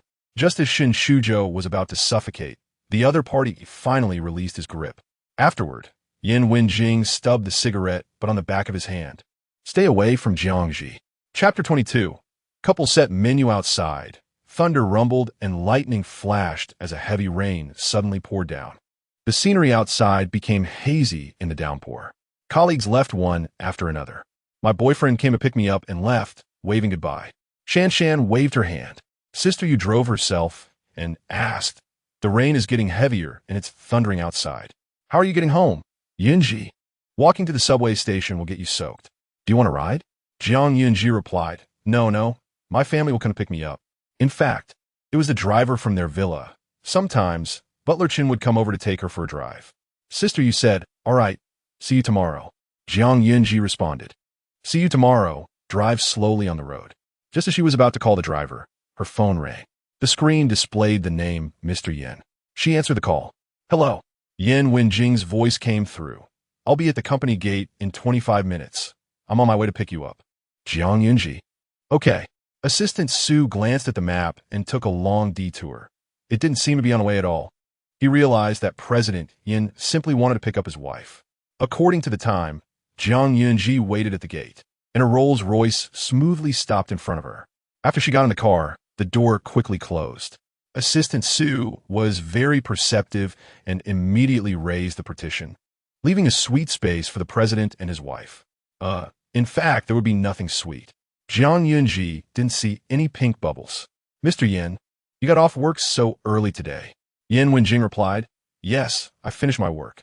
Zhuang Yunji asked, "Was there traffic on the way here?" These topics rarely appeared in Yin Wenjing's world. His world was all about business, either developing land, subsidiary companies going public, or capturing overseas markets. Daily topics like what to eat today or traffic during commuting were never mentioned by others, nor was he interested. However, he answered whatever Zhuang Yunji asked without any impatience. There was a rear-end collision on Huadai Road. Zhang Yunji chatted a bit more, concerned that the big boss's KPI had been achieved today, and it was better to stop while ahead to avoid annoying him. The cool and pleasant woody scent of the big boss lingered at her nose. Jiang Yunji couldn't help but sneak a glance at Yan Wenjing, appreciating his handsome features up close. The man's skin was pale and cool, his phoenix eyes distant and indifferent, his jawline sharp and chiseled, making him seem both unattainable and aggressive. It was truly stunning. If the big boss entered the entertainment industry, he would definitely be a global sensation. Noticing the young girl beside him stealing glances, Yan Wenjing's Adam's apple moved slightly. Do you like it? Caught off guard, Jiang Yunji shivered. I dare not. Please, heavens, judge my loyalty. I'm really not tempted. Little coward. Yan Wenjing's voice was warm and low, 10,000 for a glance. Jiang Yunji raised her hand to cover her eyes. I'm not looking anymore. Man, your name is greed. 10,000 for a glance is so expensive. She considered it for 100. The car didn't return to the villa, but headed to a high-end restaurant, entering the VIP parking lot. Jiang Yunji glanced at the restaurant's name, Guiyin. She remembered hearing colleagues mention this restaurant, which was favored by wealthy families. Guiyin operated on a reservation system, making it hard to get a table. She and Yan Wenjing had made a reservation, but as soon as they entered, the manager welcomed them to sit down. Noticing her curiosity, Yan Wenjing explained, I know the owner here. We don't need a reservation. All right, the big boss is indeed a big boss. He receives the most prestigious treatment wherever he goes. Jiang Yunji saw several couples since many wealthy heirs and heiresses came here. The restaurant had a special couples set menu for 39,999 yuan. The waiter said, this set menu is particularly cost-effective and very suitable for you two. Jiang Yunji smiled slightly. No, we're not in that kind of relationship. After flipping through the menu, she obediently ordered the couple's set menu. It really was the best value. I'm going to compete with you rich folks. Yan Wenjing raised an eyebrow. Couple set menu? Jiang Yunji replied and started to ramble. According to scientific reports, occasionally eating the couple's set menu helps improve happiness. After that, Jiang Yunji went to the restroom and was approached by someone. Hey, beautiful. Can we add each other on WeChat? A young man with blue highlights blocked her way. No, I'm married. The blue-haired guy didn't really believe her. She looked very young, her face full of collagen, and with big, watery eyes. Someone could believe she was still in high school. Such a pure little fairy was very much to his liking. Stop joking. You're not wearing a wedding ring. Give me some face. I'll take you out to play tonight. Jiang Yunji clenched her fist, ready to pull out her pepper spray when a magnetic low voice rang out, Gigi. The blue-haired guy saw a man walking over, dressed in a suit, handsome, even more so than a celebrity. He gasped, this guy looks amazing. Yan Wenjing reached out and wrapped his arm around Jiang Yunji's waist, pulling her into his embrace, looking down at the blue-haired guy. This was a gesture of claiming territory. A sense of oppression washed over, and the blue-haired guy cursed his luck, fleeing in embarrassment. However, he was caught by a waiting bodyguard, who gave him a few punches. The bodyguard reported back, President Yin, we had a friendly and polite exchange with that person. Meanwhile, this scene was witnessed by Shen Shuzhou and Su Zi'an not far away. They were just about to come here for dinner. Su Zi'an commented, ignoring their backgrounds. Jiang Yunji and President Yin could be considered a match made in heaven. Shen Shuzhou found it harsh. He was the one who should be by Jiang Yunji's side, while Yan Wenjing was the intruder. Looking down at the injury on the back of his hand, he winced at the thought. That madman, Yan Wenjing. He turned to leave, not wanting to feel inferior in front of Yan Wenjing. Shuzhou, where are you going? We haven't eaten yet. Shen Shuzhou replied. You can go eat by yourself. Su Zi'an was shocked, her lips trembling. They were getting engaged next month, and Shen Shuzhou was acting this way. He had always been the one to pamper her, and that was how they got together. After dinner, Jiang Yunji waited outside the restaurant while Yan Wenjing chatted with the owner of Guiyin for a while. Then she saw two people arguing. Su Zi'an slapped Shen Shuzhou across the face. Where are you going? To find that little star again? Are you going to sleep with her? Shen Shuzhou covered his face, irritated. I didn't sleep with her. Su Zi'an coldly laughed. The paparazzi took photos and sent them to me. You two were hugging each other naked and still say you didn't sleep together. She was truly heartbroken. How had that pure-hearted boy changed? For 3 years in high school, Shin Shujo had secretly loved her. Shin Shujo's voice carried a hint of helplessness. You're simply unreasonable. He had always been virtuous, for her. He had never gone all the way with another woman.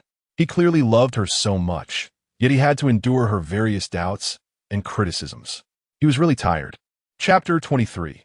Come with me to a blind date. Zhang Yunji's face quickly turned red, struggling to hold back her laughter. Here it comes, the hot and juicy drama. What kind of constitution does she have?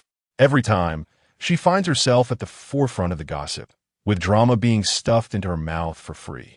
Listening to the brief dialogue between the male and female leads, the amount of information was overwhelming, making Zhang Yunji's head buzz. How could she remember that in the original text, Shin Shujo wasn't that much of a scumbag, although he had the trope of a wayward son returning home. The early stages were filled with heartbreak and torture, and in the later stages, he would realize his feelings, chase after his wife, and finally return with the beauty. Suddenly feeling a chill on her neck, Zhang Yunji turned around and saw Yin Wenjing standing behind her, instantly becoming alert. Finished talking? Yin Wenjing's voice was as cold as a rainy night, glancing at the two people in the distance. Let's go. The man's long legs stepped out, his commanding aura making it hard for anyone to breathe.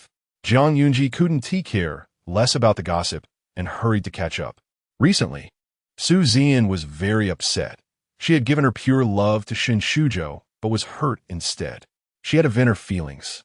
Su Yudie started nitpicking at the people under her in the company, pointing fingers and making criticisms. When she discovered that the previous project leader had approved Zhang Yunji's company's proposal, Su Yudie flew into a rage. Weren't you supposed to keep them from getting through? Make them redo it. I'm not satisfied. The project leader found it annoying to be in this broken class, and even more annoying to encounter a troublesome leader. With the product set to launch in 2 days and a full promotion planned, it would be too late if they delayed any further. This was not the time for her to throw a tantrum. Delaying the new product's launch would waste all the initial investment, causing significant losses to the company. Su Yudie felt very upset and scolded him. I don't want to hear your excuses. I hate disobedient subordinates like you. If you defy me again, I'll fire you and find someone more obedient. The project leader frowned. I've been managing this project all along. If you change people, it won't go well. Su Yudie crossed her arms and said slowly, I don't care. The company can't survive without anyone. The leader's resentment was heavier than a ghost's. She was simply unreasonable. This statement struck Su Yudie's sore spot. Her expression changed. You're fired. Fine. The project leader remained calm, taking his salary and severance pay as he left. 2 days later, when a new product launched, problems indeed arose. The newly appointed leader only knew how to flatter, but did nothing practical. The promotion was a complete mess. And the market response to this product was mediocre, with sales far below expectations. All the company's initial investments were wasted. Su's father scolded Su Yudie. The branch office is not a place for you to throw tantrums. Do you know that firing your employees is like cutting off the sales champion from the sales department? You've hit the company's lifeblood. How can I trust you with the group in the future? Su Yudie looked wronged. I didn't want this either, but I've been feeling so awful lately. Shujo is sleeping with other women, and if I don't vent, I'm going to go crazy. I can't be the only one suffering, right? Su's mother sighed. That child Shujo is really out of line. Su Yudie forced a smile, feeling miserable. She really was unfortunate, falling in love with a reckless man. Paparazzi had captured photos of them arguing in the street, and the rival family began spreading rumors that the marriage between the Su family and the Shun family was about to fall apart. Su's father declared, no matter what, this marriage must happen. Yinshao Mansion. Looking at the words goddess on the screen, Shun Shujo took a moment before answering the call. Hello. A choked voice came from the other end. Shujo, I'm feeling really bad. Shin Shujo gripped his phone tightly, lowering his voice. Me too. They say the one who loves more lowers their head first. He had always been the one to lower his head. And this was the first time Su Yudie had done so. His heart tightened. After all, she was the woman he deeply loved, and he couldn't help but soften. Baby, let's stop arguing and make up. Su Yudie's eyes glistened with tears. No more arguing. Let's be good. Suddenly, a clear and sweet female voice came through the receiver. teasingly asking, "Who is it, Shujo?" In an instant, Su Zian's body stiffened. She instinctively asked, "Shujo, who are you with?" Shun Shujo replied calmly, "No one. Just the cleaning lady. Don't overthink it." After hanging up, Su Zian's nails dug into her palm. That young voice couldn't possibly belong to a cleaning lady, could it? Shin Shujo was so careless with his lies. At least he should put some effort into deceiving her, right? If he didn't even bother to lie, then there was no love. Su Zian couldn't help but wonder, would Yin Wenjing do the same? A man of his status. Was Zhang Yunji enduring the same pain she was experiencing? The man she liked treated her like home and other women like motels, coming back home when he was tired. Compared to Zhang Yunji, she was much luckier. At least Shin Shujo loved her. "Zhou Kai, lend me some money." Shin Shujo was a bit irritated. Zhou Kai replied, "No way. Even the young master of the Jing Circle needs to borrow money? What's going on?" Shin Shujo frowned. "Zian wants to buy a brooch. It costs over 6 million, and I don't have that much money at the moment." "A brooch for over 6 million? Zhou Kai was shocked. That's too extravagant. Does the goddess have no sense of proportion? "How much do you want to borrow?" Shin Shujo asked. 2 million. Zhou Kai gritted his teeth and lent it. For young masters like them, who lived lavishly, taking out a few million at once wasn't easy. Zhou Kai felt a pinch. It's not easy to please the goddess. Jiang Yunji would never ask for something so expensive. As soon as Jiang Yunji's name was mentioned, Shun Shujo's expression darkened. Not only did she not want him to spend money, but she also gave him her salary, working hard to support him. Comparing the two, he felt a bit uncomfortable. Perhaps he really had lost the girl who loved him the most. His phone vibrated continuously. Alipay received 520 yuan. Alipay received 1,314 yuan. One transfer after another, all amounts representing love. Jiang Yunji glanced at the note. "To our dead love." "Thanks, that's really disgusting." These numbers were so cruel. She really wanted to give Shin Shujo a big slap. Damn the male lead. When would it end? Jiang Yunji donated all that money without keeping a penny. "Come on, let's hurt each other." She gritted her teeth and ordered a box of cockroaches online to send to Shin Shujo with a note. "Remember to open it while showering. Surprise awaits." The next day, she invited Lin Xiaoyu to go shopping to relieve her disgust. Otherwise, she was genuinely worried she might not be able to hold back and have someone take care of Shin Shujo. Lin Xiaoyu was very happy. "It's been a long time since we shopped together. Let's bye-bye." As the precious daughter of the Lin family, Lin Xiaoyu's parents gave her a lot of pocket money every month, enough for her to splurge. She dragged Jiang Yunji around, going from one brand store to another, buying skincare products, luxury items, and clothes. Both of their legs were about to break, but they felt great after shopping. Jiang Yunji was in high spirits. Her eyes curved into crescents, completely forgetting the troubles Shin Shujo had caused her. "What's Shin Shujo? I don't know him." Suddenly, Lin Xiaoyu hesitated. "Ji, come with me to a blind date?" Jiang Yunji. Chapter 24. "You truly are something, big yellow girl." Jiang Yunji didn't expect that her best friend would take time out of her busy schedule to go on a blind date. The two of them arrived at the CAF. The window seat was already occupied by a young guy wearing a black t-shirt that said "Dominate this world." He had messy yellow hair, blue earrings, and headphones around his neck, giving off a non-mainstream vibe. So considerate, too considerate. "Mom and Dad, I must be your biological child." Lin Xiaoyu's face turned ashen. However, the young guy wasn't alone. Like Lin Xiaoyu, he brought someone along. The man looked to be around 30, wearing a white shirt with silver-rimmed glasses perched on his nose. He had charming peach blossom eyes, looking handsome and refined, seemingly from a different world than the young guy beside him. Lin Xiaoyu's breath hitched slightly as she whispered. These days, people even bring their elders to blind dates. She knew some boys would bring their mothers along for blind dates. The man noticed them. "Hello, I'm Lin Xiaoyu." "Hello, I'm Jiang Yunji." They greeted each other politely. The man smiled slightly. "Li Qinghe." He then turned to the young guy, stopped playing games, and introduced them. The young guy lifted his gaze but continued his game. "Hello, I'm Li Yinghao, just call me Hao Ge." The air fell silent for 2 seconds. "Oh yeah. It's a miracle if we don't turn your yellow hair into oyster pancakes." Jiang Yunji chuckled. Seeing the silence, Li Yinghao added, "The reason I share the same surname as my uncle is that my biological father is a scumbag who cheated during my mother's pregnancy. leading to their divorce. So I take my mother's surname, Lin Xiaoyu. My condolences.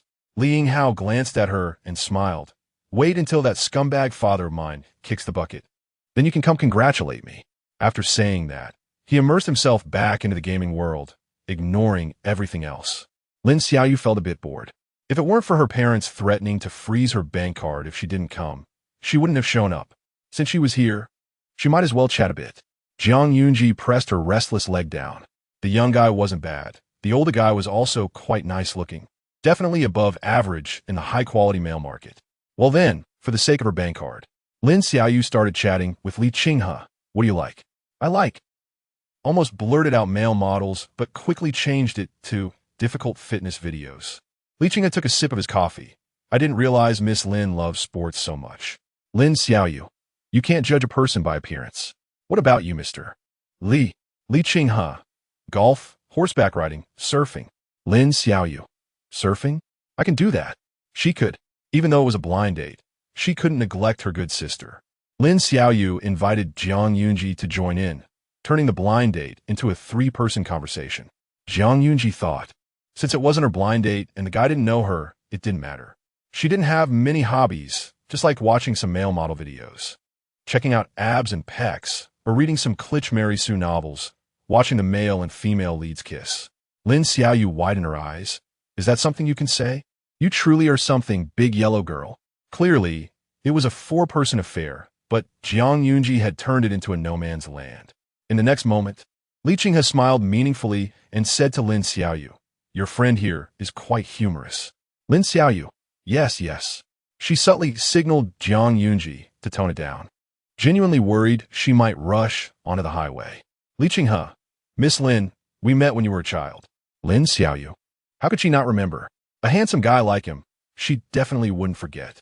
As Li Qinghe described the encounter, a long-buried memory began to resurface. Oh, she remembered now. Once, she had followed her parents to the Li family to celebrate the new year, and because the Li house was so big, she accidentally got lost and cried. A big brother had held her hand and taken her back to find her parents. She even wiped her nose on his clothes. Thinking of this embarrassing history, Lin Xiaoyu felt mortified. Well, she was too young back then. She quickly tried to engage the gaming-obsessed Li Yinghao. By the way, what you do for work now? You can't leave your blind date hanging while chatting with an elder. You should at least acknowledge the main person. Li Yinghao looked up and said casually, unemployed. He didn't know why they were directing the conversation to him. He wasn't the main character today. His mom told him to come meet his uncle and learn about the blind date process early, so he could use it when he turned 30. I can only play games. I can't do anything else. My uncle is amazing. He runs the Holy Family. Zhang Yunji. What an honest kid. How coincidental. Lin Xiaoyu's eyes lit up as she reached out to him. I'm also unemployed. Looks like I've met someone with the same situation. Li Yinghao didn't expect that being a slacker rich kid would be so appealing. Before he could reach out, Li Qinghe gently grasped Lin Xiaoyu's fingertips. Nice to meet you.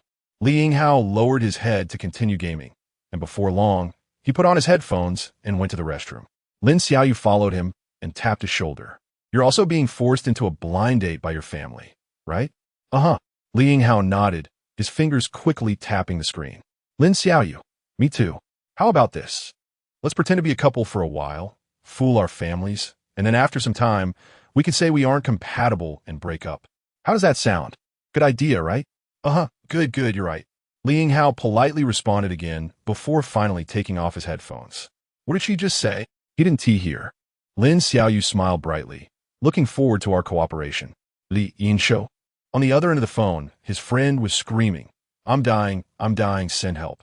He couldn't afford to hesitate and rush to save the day, accidentally giving away a kill. This was a real mess. Jiang Lulu was feeling very depressed lately. Not only had her consumption downgraded, but her social circle had also downgraded, dropping more than one level. The rich young ladies who were wealthier than the Jiang family looked down on her and wouldn't play with her. After Yin Wenjing had blacklisted her, Jiang Lulu could only obediently work at the Jiang company. Jiang Suheng didn't allow her to claim she was a Jiang family heiress at the company, to avoid people thinking she got in through the back door and affecting the company's reputation. The president of Yan's is my brother-in-law. She secretly revealed to her colleagues. She didn't say anything wrong, She never explicitly stated she was a Zhuang family heiress, so she was quite obedient. Her colleagues weren't fools and quickly guessed her identity. Oh, so it's the group heiress slacking off. Their attitudes changed, and they began to serve her tea and water. Jiang Lulu felt she was really clever. Today, while shopping with her girlfriends, she suddenly spotted Jiang Yunji with a man in a CAF. The greenery blocked the man's face, but he definitely wasn't Yan Wenjing. Yan Wenjing had gone to a press conference. Aha, I've caught you. How dare you? Cheating during marriage, secretly meeting a man and having fun like this. Jiang Lulu snapped pictures with her phone. Jiang Yunji, let's see how you end up. Chapter 25. How did I get nosebleed? Jiang Lulu wanted to make a big move and secretly inquired about Shen Shuzhou's schedule. Upon learning that he was at a high-end swimming pool, she bribed a staff member to steal Shen Shuzhou's clothes and replace them with a set she had bought in advance, identical to what the man in the photo was wearing. This was the most brilliant moment of her life, pulling Shen Shuzhou into the water and stirring up a messy situation. My dear sister, if your brother-in-law finds out you are secretly meeting Shen Shuzhou, he will definitely divorce you. What I can't have, Jiang Yunji won't get either. At the end of the blind date, Li Qing has said goodbye to Lin Xiaoyu. See you next time. Oh, okay. Watching her leave, the man adjusted his glasses, emotions swirling in his eyes. Lin Xiaoyu linked arms with Jiang Yunji. I just gathered some intel. Li Yinghao is just like me, being forced into blind dates by family. We quickly reached a consensus to just drag it out for a while and then say we broke up. Jiang Yunji nodded. Actually, I think the little uncle of the oyster pancake is pretty good. He speaks elegantly, is very gentlemanly, and always responds to what you say. Honestly, she had a bit of a crush. Mature and steady little uncle, straightforward and rebellious young lady. Liking everything will only make my nutrition balanced. What is an oyster pancake? Lin Xiaoyu thought for a moment. I just like to be free and don't want to find a dad. That little uncle looks like a serious person. He definitely won't indulge her in some damp and flirtatious games or let her touch his abs. Yan Wenjing received an anonymous email with no text. Only a few photos. In a CAF, Jiang Yunji was smiling happily while the man across from her was hidden behind some greenery. With only the photos and nothing else, it was easier for people to let their imaginations run wild. The intention behind it was clear, to sow discord between him and Jiang Yunji. Yan Wenjing pressed down the corners of his mouth, his face darkening. He was not the type to get jealous easily. Moreover, he and Jiang Yunji were merely a couple in name, without any substance. The man extinguished his phone, entered a private elevator, and, as the elevator ascended, the pressure around him was terrifyingly low. The vice president of the branch office and assistant, Su, were huddled in the corner. They were doomed. Who had the guts to make the president angry? In the extreme silence, the elevator doors opened. Yan Wenjing coldly said, "Find out Shen Shuzhou's schedule for today." Assistant Su replied yes. As the president's right-hand man, Assistant Su's abilities were beyond doubt. In less than 10 minutes, the information was presented. Shen Shuzhou had gone to a high-end swimming pool called Lunfan today and also to a CAF called With You, said to be a popular dating spot for couples.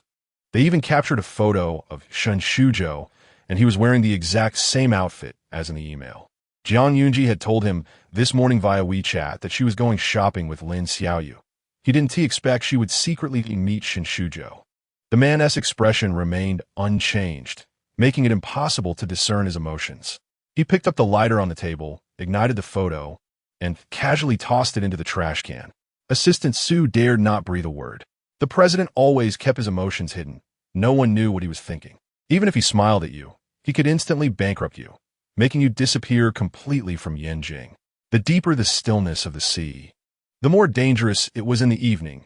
Jiang Yunji was in the living room eating a small cake when she saw Yan Wenjing's tall and imposing figure appear. Instantly, her eyes lit up. As expected, a big shot. He was incredibly handsome. Watching handsome men every day could prolong her life. If she were with the big shot, she could live to 99. As soon as Yan Wenjing entered, he saw the woman in the living room, dressed in a loose beige t-shirt, looking exquisitely beautiful like a porcelain doll. The next moment, she stood up from the sofa and ran to him, her eyes shining. "Mr. Yan, would you like to eat a small cake? It's matcha flavor, really delicious." Butler Chen spoke to her as if she were a mischievous child. "Oh, madam, how many have you eaten? It's not good to eat too many cold things." Zhuang Zi'ang hesitated, then said, "Okay, 3. Yan Wenjing's dark eyes dropped to the woman before him, his voice low. "Little girl, it's not good to lie." The man's expression was neutral but gave off a sense of distance, his attitude slightly cold. Zhuang Zi'ang? Before she could react, Yan Wenjing had already brushed past her and went to the underground wine cellar. After finishing the small cake, Zhuang Zi'ang wiped her mouth and sneaked over. Yan Wenjing was leaning on the sofa, his arms resting on the armrests, swirling a glass of brandy. "Are you unhappy today, sir? Did you encounter something troubling?" Curiosity and concern flickered in Zhuang Zi'ang's eyes. To be honest, who could make a big shot like him unhappy? Usually, when she expressed concern, Yan Wenjing would respond. But today he didn't want to pay her any mind. After all, they were merely a fake couple in a wealthy marriage. Zhuang Zi'ang was out having coffee with her ex-boyfriend, who she loved to death. It had nothing to do with him. Whether he was happy or not didn't concern her either. Zhuang Zi'ang muttered softly, "Sir, drink less alcohol." Yan Wenjing replied slowly. "We agreed to not interfere with each other in private and to give each other space." "Zhuang Zi'ang, you've crossed the line." Hearing this, Zhuang Zi'ang's heart sank. All right, the big shot was really annoying her. This was the treatment of a cannon fodder female supporting character. Sigh, she might as well go watch her favorite food show.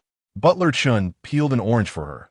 She bit into a slice and said, "This orange is a bit sour." "Is it?" Butler Chun took it back to eat himself. It couldn't be wasted. Just then, Lin Xiaoyu sent her a few videos. Sizzling, good stuff for our big yellow girl to watch. Zhuang Zi'ang quickly clicked in, a bare upper body, smooth and defined abs, glistening with water. Droplets sliding down the lines, she replied to Lin Xiaoyu. "Send more if you love to watch." Butler Chun, cough, madam, you have a nosebleed." Zhuang Zi'ang dropped her phone and rushed upstairs to stop the bleeding. How embarrassing, it was just a bunch of lively male models. How did I get a nosebleed? Coming out of the wine cellar, Yan Wenjing saw the phone lying on the sofa. The screen paused on a suggestive male model. He picked up the phone and glanced at the conversation. Zhuang Zi'ang said she loved to watch and wanted more. Butler Chin saw his master chuckle lightly, a bit coldly. "Do young girls nowadays really like this?" Yan Wenjing asked. Butler Chin replied, "Yes, handsome men are enticing." After a pause, he added, probably the madam is still quite different. She's not the kind of shallow girl who only looks at appearances." He said this without feeling guilty, not knowing who had just bled from watching a male model. He would never dare to say that the madam had a nosebleed from watching a male model video. Zhuang Zi'ang took a shower, grabbed her phone, and then went to Yan Wenjing's bedroom. The big shot seemed busy dealing with work. She lay on the bed, continuing to scroll through her phone to read domineering CEO novels. Laughter came from the bed.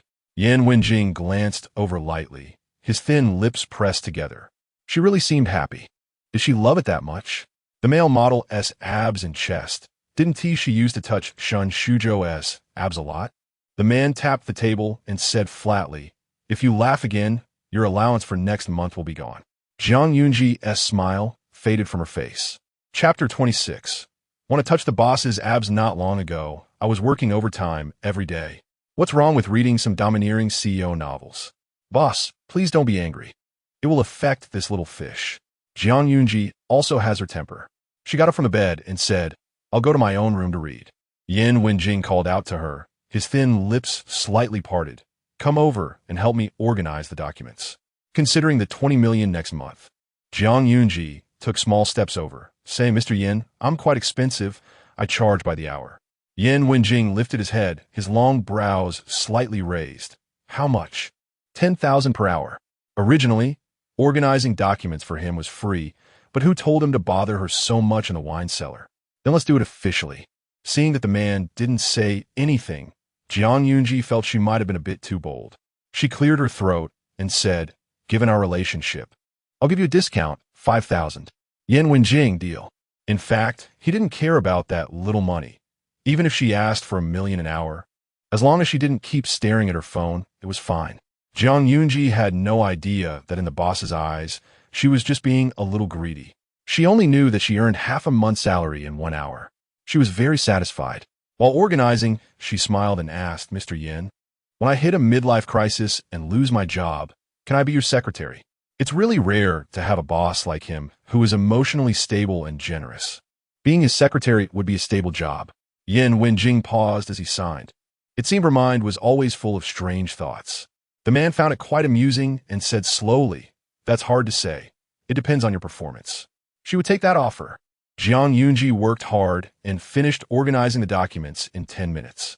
Just as she wanted to check her phone, Yin Wenjing reached out and lightly tapped her hand, asking her to organize the bookshelf. Don't be lazy. My money isn't easy to earn. 20 minutes later, Zhuang Zi'ang finished again. This time, without needing the boss to give orders, she proactively said, I'll go pour some milk. Moments later, she brought 2 cups of warm milk, one for herself and one for the boss. After drinking the milk, sleepiness overtook her. Zhuang Zi'ang lay on the bed and unknowingly fell asleep without even touching her phone. After a while, the man at the desk came over, grasped a corner of the blanket, and covered her. At that moment, his cold brows finally relaxed, like a melting snow. The next day, Zhuang Zi'ang woke up early before dawn. She noticed that the corner of Yin Wenjing's pajamas had lifted, revealing a small section of his waist. She immediately widened her eyes. It was abs, clearly defined, with sexy lines. Sure enough, the boss had abs too, making her heart race. The images from last night's video attacked her mind again. Zhuang Zi'ang almost couldn't resist the urge to touch the boss's abs. She wasn't greedy. Really, she just wanted to feel the sensation. Stop it, hands. In the end, her rationality prevailed, and Zhuang Zi'ang shook off the indescribable thoughts in her mind, forcing her eyes shut. This was too crazy, girl. The boss was not someone you could disrespect. You could be kicked out in an instant and even reported for harassment, ending up in jail. From then on, the monthly 20 million allowance would have nothing to do with her. Zhuang Zi'ang turned over and went back to sleep. When Yin Wenjing woke up, he looked at the little girl in his arms, and a strange color flashed in his eyes. He clearly hated being touched. Yet this was not the first time Zhuang Zi'ang leaned against him. Humans are truly remarkably adaptable creatures. He gradually got used to having Zhuang Zi'ang as his human-shaped sleeping pill. Just a sleeping pill.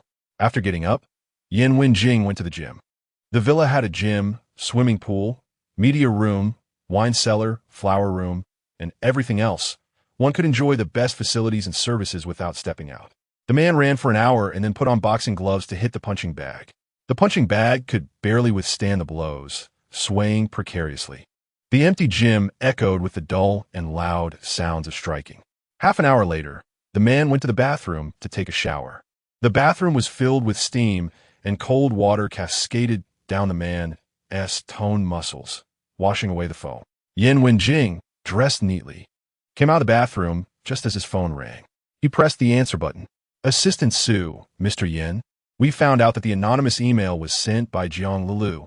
It seems that woman still hasn't given up after the last incident and is trying to ruin the relationship between the president and his wife. Despicable. If Mr. Yin and his wife have a good relationship, then the people below them will also reap the benefits. Assistant Su vowed to defend their love. After hanging up, Yin Wenjing looked out the window, his eyes dark. Today was the weekend, and after lunch, Zhuang Zi'ang was about to go out. Steward Chen volunteered, Madam. Let me take you. I want to go out and fish. Is that appropriate? Can I say that? Zhuang Zi'ang nodded and curiously asked, won't Mr. Yin deduct your salary for this? Steward Chen smiled slightly. No, the sir is very generous and not picky about employees. As long as we do our jobs well, we can manage our own time. That's him a bit. Zhuang Zi'ang took a bite of lemon. Unlike me, if I don't perform well, I get my allowance deducted. Steward Chen was good at speaking. Madam is high income and high risk. Zhuang Zi'ang took some of the money from her little treasury for financial investment, and another part, she planned to make some investments. She remembered that in the original text, Shen Shuzhou had extraordinary luck and succeeded in whatever investment he made. He had an eye for investing in a nearly bankrupt drone company and made a fortune. Zhuang Zi'ang recalled this plot, and the person's name was Fong Sinyu. She wanted to try her luck. It was like she was openly competing with the male lead for people, just wanted to make contact first. On her way to the address she had found out about, she encountered someone fainting on the ground. She stopped the car to help. Zhuang Yunji and Steward Chun took the person to the hospital. After a while, the young woman lying in the bed slowly woke up. Zhuang Yunji, the nurse said you were malnourished and had low blood sugar. Luckily, it's nothing serious.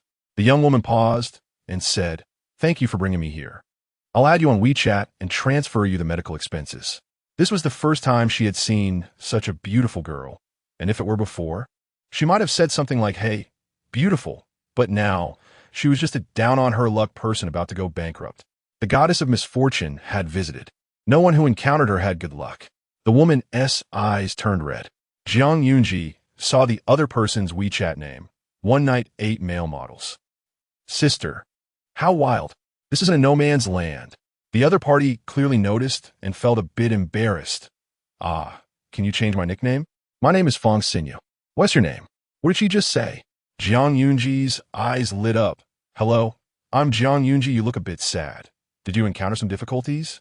Steward Chun thought that his madam looked a bit like a human trafficker at this moment, specifically targeting naive young girls. Ah, her smile was so sweet. Fong Xinyu's heart melted instantly. Girls truly are the cutest creatures in the world. I started a drone company, but today Mr. Shun rejected my proposal, saying he wasn't interested in my rubbish project. Chapter 27. Is the Mr. jealous? As a cannon fodder female supporting character, Zhuang Yunji knows that opposing the male and female leads won't yield any good outcomes, so she tries her best to avoid getting involved with them. As long as she doesn't become part of their play, they can go crazy every day. After hearing Fong Xinyu's words, her eyes suddenly lit up. It's not that she intentionally tried to compete with Shin Shuzhou. He was the one who rejected Fong Xinyu first, letting a good opportunity slip away. The plot had diverged so much. Zhuang Yunji smiled and patted Fong Xinyu's shoulder, comforting her. "It's okay. All the bad things will pass." Fong Xinyu's tears flowed like a broken faucet. "Thank you." But her company was on the verge of bankruptcy, and her comatose mother was still lying in the hospital. She probably couldn't afford next month's medical expenses. Zhuang Yunji asked, "What are you planning to do next?" Fong Xinyu decided to shut down the company first and then sell a kidney to treat her mother. She was afraid of scaring Zhuang Yunji, so she bit her lip and said, "I don't know. I'll take it step by step. How about this? I'll invest 10 million in your company." Zhuang Yunji suddenly proposed. "Huh?" Fong Xinyu was completely stunned. Butler Chen was also surprised. "Madam, that's your..." He swallowed the words pocket money. Wealth should not be flaunted. Zhuang Yunji's eyes curved into crescents. "Don't rush. I believe your drone project will definitely succeed. There's a huge market for drones. I'll be the major shareholder. Just wait for the dividends. It's settled." Fong Xinyu was really dumbfounded. "Mom, did I meet a fairy? Is all this real? Why does it feel like a fantasy after working hard for a meal?" Soon, Zhuang Yunji showed her through practical actions that it was all real. The two signed a contract. Zhuang Yunji not only invested 10 million, but also transferred her 500,000 for her mother's treatment. "Pay me back when you make money." Throughout the process, Fong Xinyu was dizzy, overwhelmed by the good fortune that fell from the sky. "Okay, so happy. Why are you so good to me?" Zhuang Yunji thought for a moment and smiled. Maybe it's because girls help girls?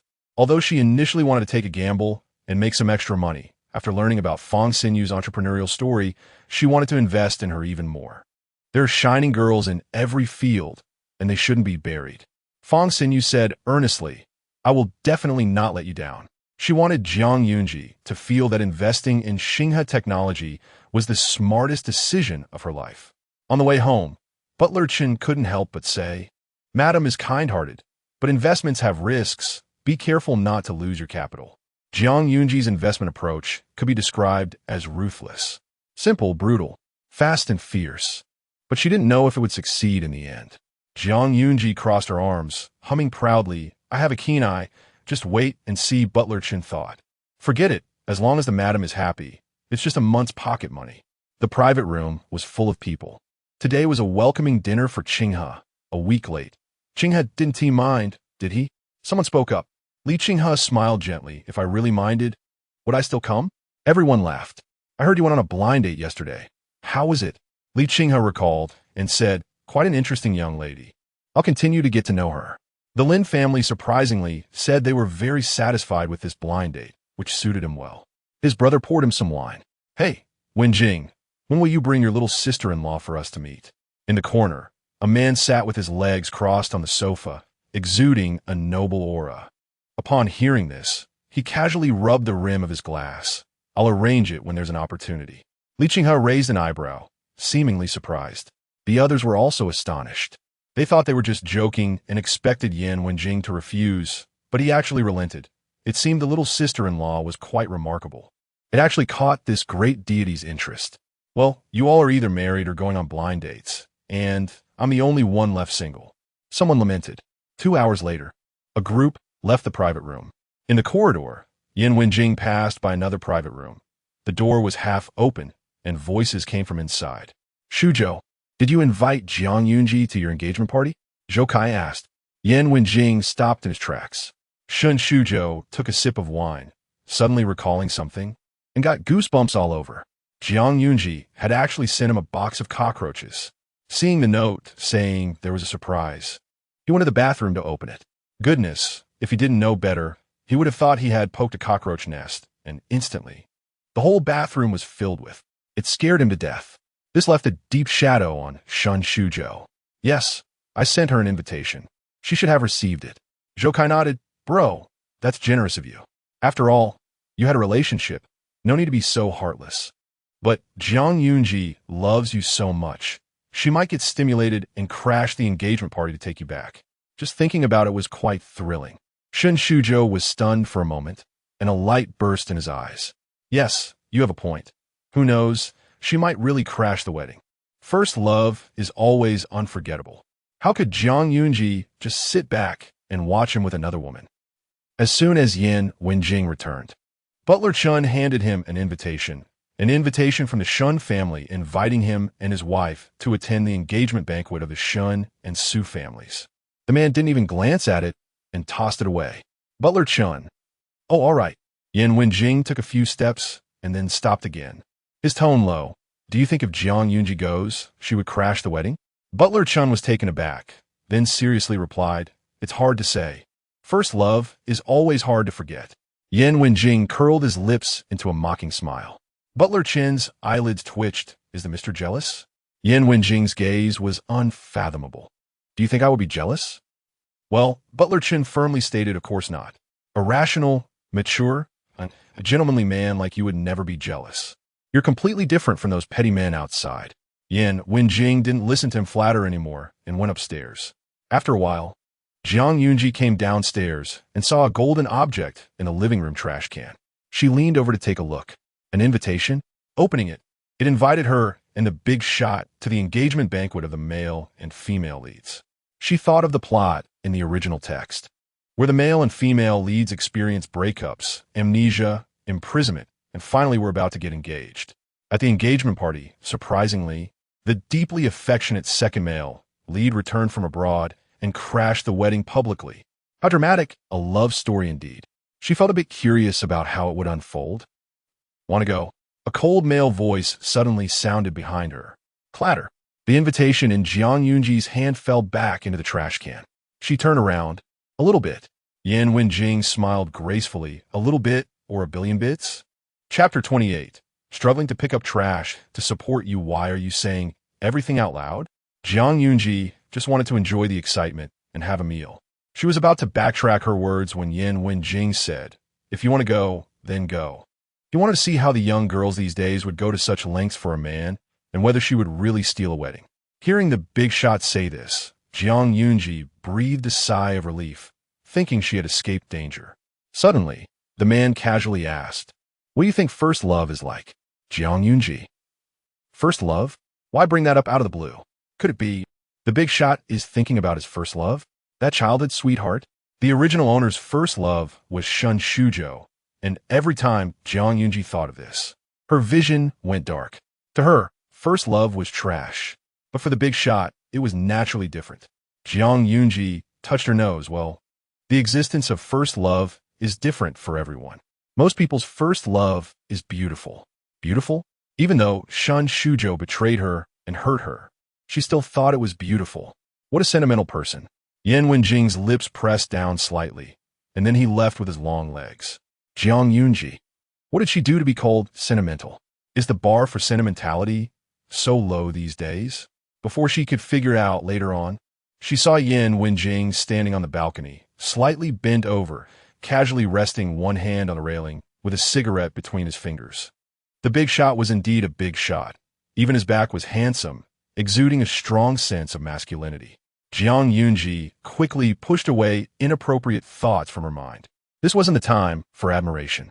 She wasn't mistaken. Seeing the big shot's lonely appearance, he was indeed thinking of his childhood sweetheart. At this moment, a series of WeChat messages popped up. Jiang Yunji opened it. It was information sent by Fong Xinyu, including her research results, technical reports, and market research for the drone project. Now that she was a major shareholder of Xingha Technology, she naturally needed to understand the company. After quietly reading for a while, Jiang Yunji felt that professional matters should still be handled by professionals. She planned to find an opportunity to bother Yan Wenjing later that evening. Yan Wenjing's long, defined fingers tapped on the keyboard, and upon hearing her, he looked up. Invested 10 million? Wanted to take a look at the information? Jiang Yunji obediently nodded her head, knowing that this amount of money was just a drop in the bucket for him. But for her, it was a significant portion of her fortune. Yan Wenjing replied indifferently, "I'm quite expensive." "Oh, why does that line sound so familiar?" Jiang Yunji thought for a moment. Wasn't that what she had said to the big shot before? She had even taken the opportunity to ask for 5,000. Jiang Yunji blinked her eyes. How much? How many tens of thousands an hour? Yan Wenjing, 100,000 a minute. 100,000 a minute. That means 6 million an hour. Jiang Yunji's mouth twitched, and she reached out her hand, intending to take back the tablet. Forget it, forget it. The big shot was a predator, never a loss, and would not do low-return work. In fact, even at 6 million, Yan Wenjing's time wasn't something that could be bought. He was already giving Jiang Yunji a favorable rate. The tablet she was trying to move was pressed down by a large hand. "Give it to me. I'll show you." "Huh?" Jiang Yunji paused, poking her finger. "That money." "Yan Wenjing, do you think I lack that 6 million? Fine. The big shot is always right." Jiang Yunji's eyes curved into a smile, showering him with compliments. Yan Wenjing was baffled by how many strange words were in her head. She had endless things to say every day. Even her praises didn't repeat. After glancing through the materials, Yan Wenjing said, "The project has potential. Your vision is good." The big shot gave her a few suggestions, even encouraging her to expand into overseas markets, collaborate with Airbus in Europe, develop urban air traffic management systems, and target the agricultural pest control and infrastructure inspection markets in Southeast Asia. Start with pilot projects before tackling the high-end market. Jiang Yunji listened attentively, her eyes shining. "Thank you, Mr. Yan. You are like the god of commerce in ancient Greece, omnipotent." Mr. Yan's mind moved, holding the overseas market in his hands. He was in control. The girl's voice was soft and sweet. Her small mouth seemed to be coated in honey. The compliments flowed like a fanatic praising their idol, extravagant in their flattery. Yan Wenjing supported his chin with one hand, quietly listening to her praise. Honestly, he had heard plenty of flattery before, and usually found it tedious. But today he surprisingly didn't mind. After praising Yan Wenjing, Jiang Yunji began to praise herself, believing one shouldn't be biased. "I'm the one who brought out such a good project. It's just like me, so impressive." Yan Wenjing raised his long eyebrows, looking as beautiful as a flower. "Making money and supporting a family? Jiang Yunji was momentarily stunned. How'd he know that? Did he hear her mumble about it back then? Seeing her lips slightly parted, her expression dazed, he found it inexplicably cute. The man suddenly became interested and wanted to tease her. "If it's about supporting a family, then you should support me." Jiang Yunji adjusted her breathing. Support the big shot? Thinking of the man's expensive custom clothes, a room full of watches, and 3 underground garages filled with luxury cars. Even if she drove one each day, it would take half a year without repeating. Could she, with her monthly salary of 20 million, afford that? Too crazy, too far-fetched. Her little pocket money wasn't enough. Following him, the big shot would turn from a noble and aloof prince into a gray, dowdy canary. Jiang Yunji was very self-aware and, "Forget it, I can't afford Mr. Yan." As expected, This answer elicited a hint of coldness in Yan Wenjing's expression. He knew that Jiang Yunji had previously given her salary card to Shin Shuzhou, which was almost all her wealth. Indeed, the beloved man Shin Shuzhou and her nominal husband, she divided quite clearly. If Shin Shuzhou had asked, she probably wouldn't even think twice before agreeing. Yan Wenjing's expression didn't change much. It was just that the interest in his eyes had faded. Jiang Yunji suddenly felt that the big shot seemed to grow cold. Just a moment ago, he had been fine, but it seemed that after she said she couldn't afford it, he wasn't as happy anymore. Jiang Yunji thought for a moment, and then her expression changed. With a radiant smile, she declared, "No matter what, even if I have to sleep on a bridge one day, I will work hard to pick up trash to support you." Yan Wenjing, there's really no need. Jiang Lulu waited for a long time, but didn't hear any commotion from the Yan family. What's going on? Didn't Yan Wenjing receive the anonymous email? She was still waiting for Jiang Yunji to be kicked out, disgraced, and reduced to a homeless dog. Perhaps the news was suppressed. After all, the Yan family was the richest and cared about their reputation. However, another matter made the Jiang family explode with anger. The Nanxing Resort Project. The Jiang family was disqualified for bidding. Jiang Lulu sighed. If only sister asked brother-in-law for help, the project would definitely belong to our family. But unfortunately, sister wouldn't. Jiang Su-hung snorted, saying that Jiang Yunji was an ungrateful wolf. Previously, when Jiang Yunji married into the Yan family, the Jiang family benefited and thought it was a given. Now that the benefits were gone, they blamed her for being useless.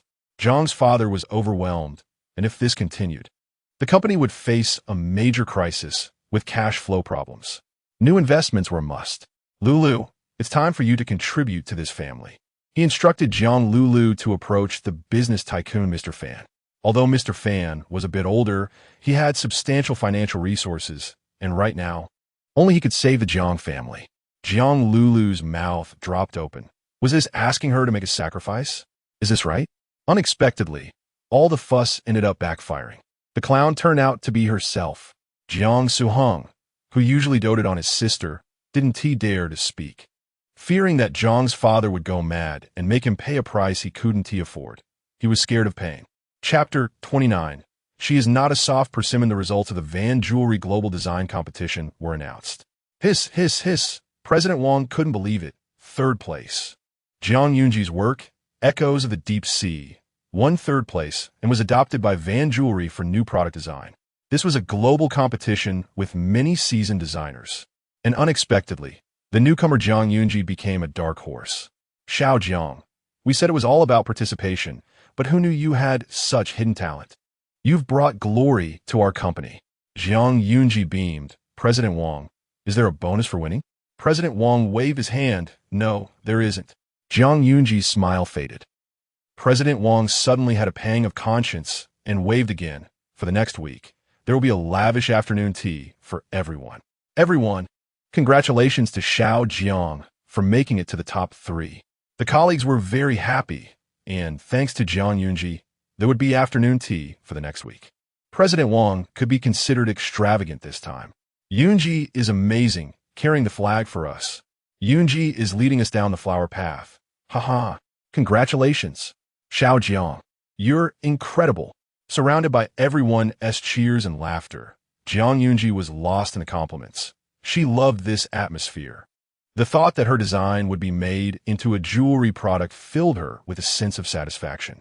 Jiang Yunji quickly shared the good news with Lin Xiaoyu. Lin Xiaoyu's emotional value peaked. Awesome. Gigi, you're my idol. Lin Xiaoyu, so proud of you. Throws flowers. Jiang Yunji replied with a love you gif. Meanwhile, the Jiang family was also celebrating.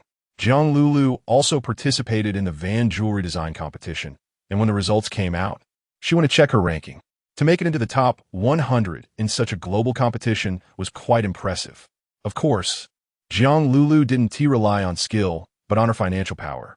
She bought her design, spending $300,000 to have a senior designer help her cheat. The results were ideal.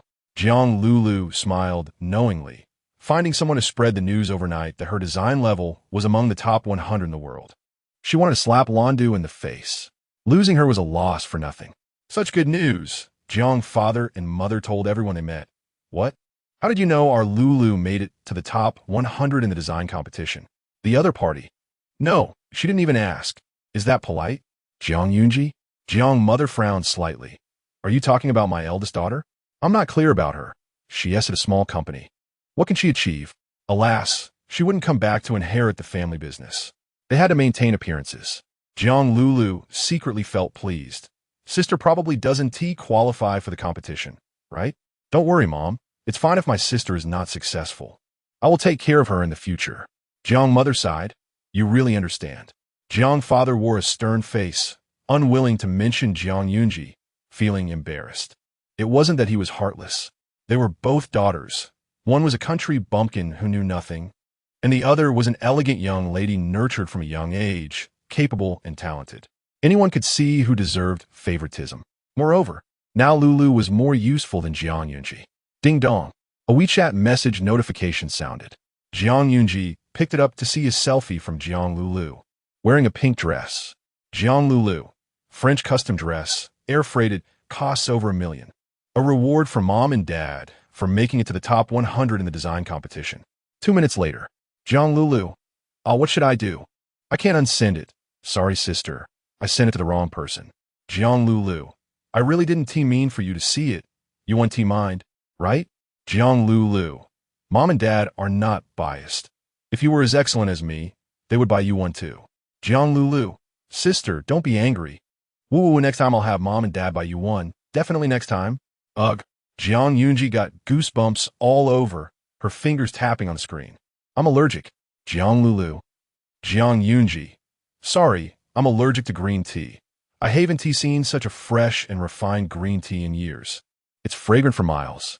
Dealing with a true green tea, the term green tea is very damaging, especially to a proud little princess like Zhuang Lulu. The conversation sharply hurt her eyes.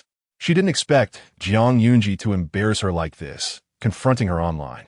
Zhuang Lulu almost couldn't maintain her facade. She was on the verge of breaking down. She turned to find Zhuang mother to complain, Mom, sister bullied me again, woo woo woo. She was not a dead green tea. It was the unloved who were green tea. Zhuang father and Zhuang mother were very angry and specifically took Zhuang Lulu to attend a party, showing off her excellence. Zhuang mother, it's okay. Zhuang Yunji can snatch away your engagement, but can't take away your talent. What's so great about being in the top 100? Is it worth you bragging about every day? Lin Xiaoyu's father, Lin Haifeng, coldly remarked. Zhuang father maintained a stern face, explaining how high the standards of the design competition were and how fierce the competition was. Lin Haifeng suddenly said, I heard from my daughter Xiaoyu that Yunji is third place. Didn't you all know? The Zhuang family looked confused. Zhuang Lulu's face changed in shock. How could it be possible? Lin Haifeng teased, looks like you're not on good terms with Yunji. After all, you keep bragging about a fake. The atmosphere became eerily quiet. Zhuang father stood there, unable to believe that the daughter he found embarrassing was actually so outstanding. It was simply unbelievable. Zhuang Lulu's expression darkened even more. Too embarrassing. Just yesterday, she had deliberately flaunted it in front of Zhuang Yunji. She was simply a clown. Zhuang Lulu felt miserable, leaving the party to immediately report Zhuang Yunji for cheating anonymously. On the other side, suddenly receiving a notification from Van Jewelry. Zhuang Yunji was a bit confused, but cooperatively provided the sketches and related materials. The officials stated they would investigate thoroughly. Zhuang Yunji's small face became serious. But the next second, she changed into a black hooded outfit, put on a small bag with her left hand, took out a mask with her right hand, and left the house. Butler Chen, Madam, what is this? Zhuang Yunji didn't look back, cosplaying as a cool hacker. She entered an internet CAF. The other party reported her, thinking she was a soft persimmon to bully. She was not a soft persimmon. Zhuang Yunji entered a small booth, put on headphones, and began to type furiously on the keyboard, immersing herself in her own world. Soon, she found out who was behind the sabotage.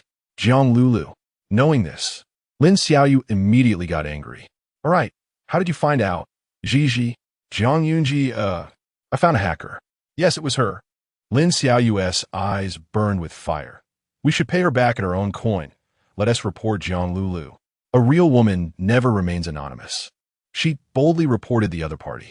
We can't let that dead green tea bully Gigi. I have plenty of strength to deal with that dead green tea. 2 days later, a trending topic surged on social media. Chapter 30. You little tormentor, don't challenge me easily. Zhang family's fake daughter, cheating Zhang Yunji, had a look of watching the drama as she opened Weibo. After official confirmation from Van, it was revealed that Zhang Lulu had cheated in a competition by using someone else's design, resulting in her disqualification, being placed on the official blacklist, and permanently banned from participating. This was quite the social death. Not only the design community, but even bystanders knew about Zhang Lulu's cheating, and her dismissal from Lando was also dug up. According to insiders, during her time at work, Zhang Lulu bullied her colleagues, which further angered many people. Bullying is the worst. Yes, bullying leads to a lifetime of disgrace. Whether it's school bullying or workplace bullying, it's just too bad. Oh, is this the upbringing of the Zhang family? So-called celebrities are just like that. She is a fake daughter, a fraud. What good can come from someone who occupies another's place? Zhang Lulu had embarrassed herself recently at old lady Yan's birthday banquet, and now she was causing another scandal. Was she planning to debut with a bad reputation? No, girl, if your character is lacking, who would support you even if you debuted? The comments section exploded. Zhang Lulu was stunned, almost unable to breathe. Zhang's father slapped her, saying, "Look at the mess you've made. You've embarrassed our Zhang family." Zhang Lulu covered her face, tears streaming down. She had secretly reported Zhang Yunji for cheating, but unexpectedly, the latter reported her back using her real name in a fair manner. The other party hadn't cheated, but she was caught. Just a few days ago, she was secretly happy, and now she was having a heart attack. Damn Zhang Yunji, why didn't she cheat? The Zhang family could only spend money to remove the trending topic, but the public had a rebellious mindset. The more they suppressed it, the more everyone paid attention, and discussions heated up. It was also revealed that Zhang Lulu bullied classmates during her university days, locking female classmates in the bathroom and forcing male classmates who rejected her confession to kneel. Netizens were furious and went wild with anger, specifically targeting classmates who were more beautiful and ambitious, forcing a boy to kneel because he didn't like her. What kind of tyranny is that? Being prettier is a crime? Not liking her is also a crime? Does she think she is the center of the universe? The comments section exploded with Zhang Lulu's outrageous actions, filled with heavy hostility. The official Weibo account of Zhang Group was attacked by netizens, all calling for a boycott of the bullying girl, of the arrogant celebrities, and of Zhang's products. Zhang's father clutched his chest, breathing heavily, nearly having a heart attack.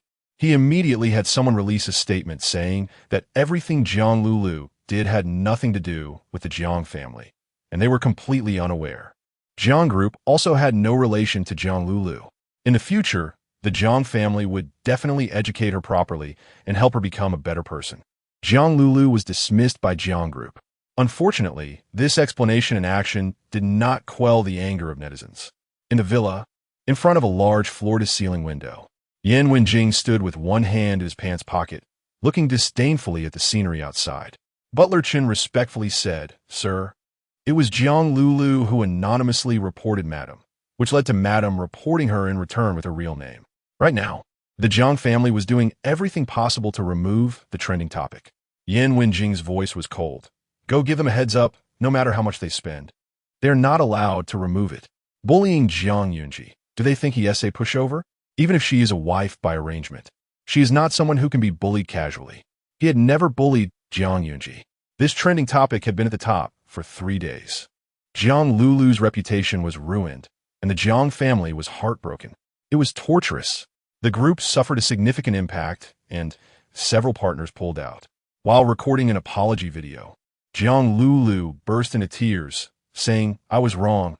I'm just a child. I promise I won't do it again." The Zhang family made her go plead with President Fan. Fan Hengchuan was a middle-aged man with gold-rimmed glasses, 37, and quite gentlemanly. "What makes you think I would help? I never do things without returns." Zhang Lulu lowered her posture, leaning at his feet, her fingertips climbing up the man's thigh. "As long as President Fan is willing to help, I can offer myself." She tilted her head, presenting a very tempting angle. Fan Hengchuan slapped her hand away and handed her over to the bodyguard beside him. The bodyguard refused. He couldn't bring himself to touch such a lowly bullying girl. Jiang Lulu could hardly believe what she was seeing. God, how dare he refuse her?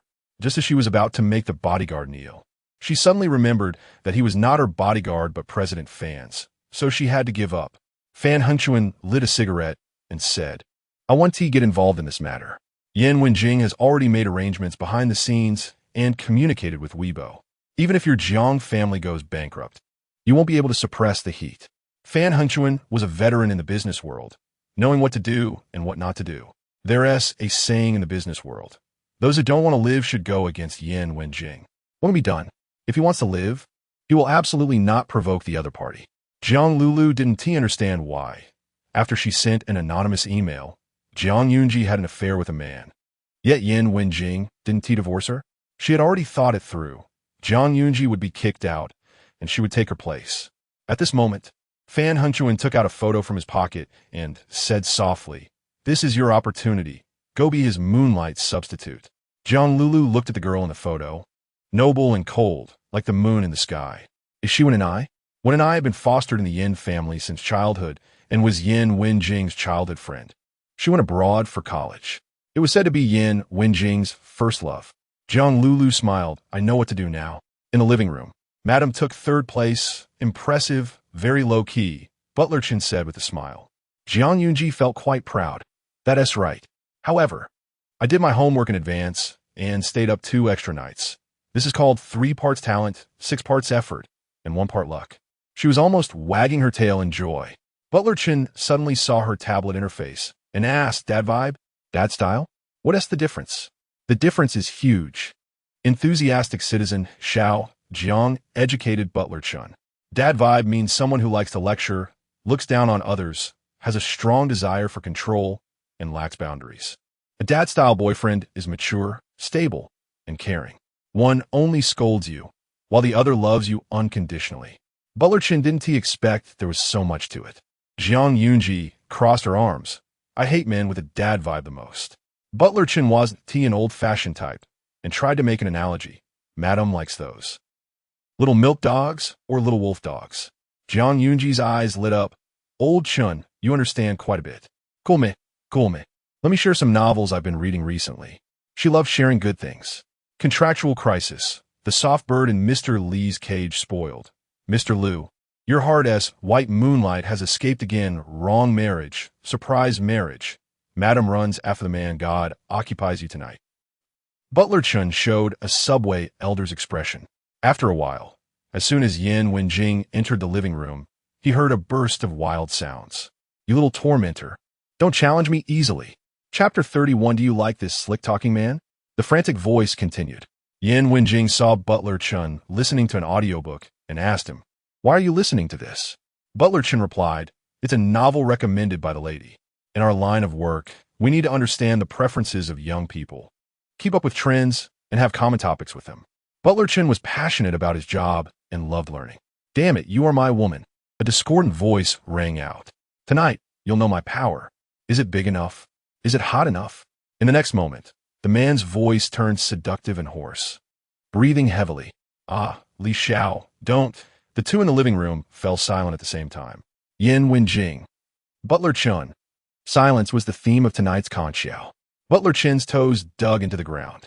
Finally, Yan Wenjing spoke up. Does Jiang Yunji like this? Butler Chen was not very sure. She probably doesn't like it. This is called forced love. The lady is a very thoughtful girl. She would prefer a man who respects her and has gentlemanly demeanor. Oh, by the way, the lady said she hates dad-type men. Dad-type? Yan Wenjing listened indifferently, casually tugging at his lips, and went upstairs. In the study, in front of the desk, the man's eyes were pitch black, and his hand suddenly stopped moving. Then, he picked up his phone and typed in the search box, What is a dad-type man? 3 minutes later, Yan Wenjing's furrowed brow relaxed. He was not the kind of husband who liked to preach, control, or suppress his partner. Exactly the type Jiang Yunji disliked. Suddenly, the man's brow furrowed again. Why should he care about what she likes or dislikes? What does it have to do with him? The phone screen lingered on an introduction to dad-type husbands, which are popular among young people.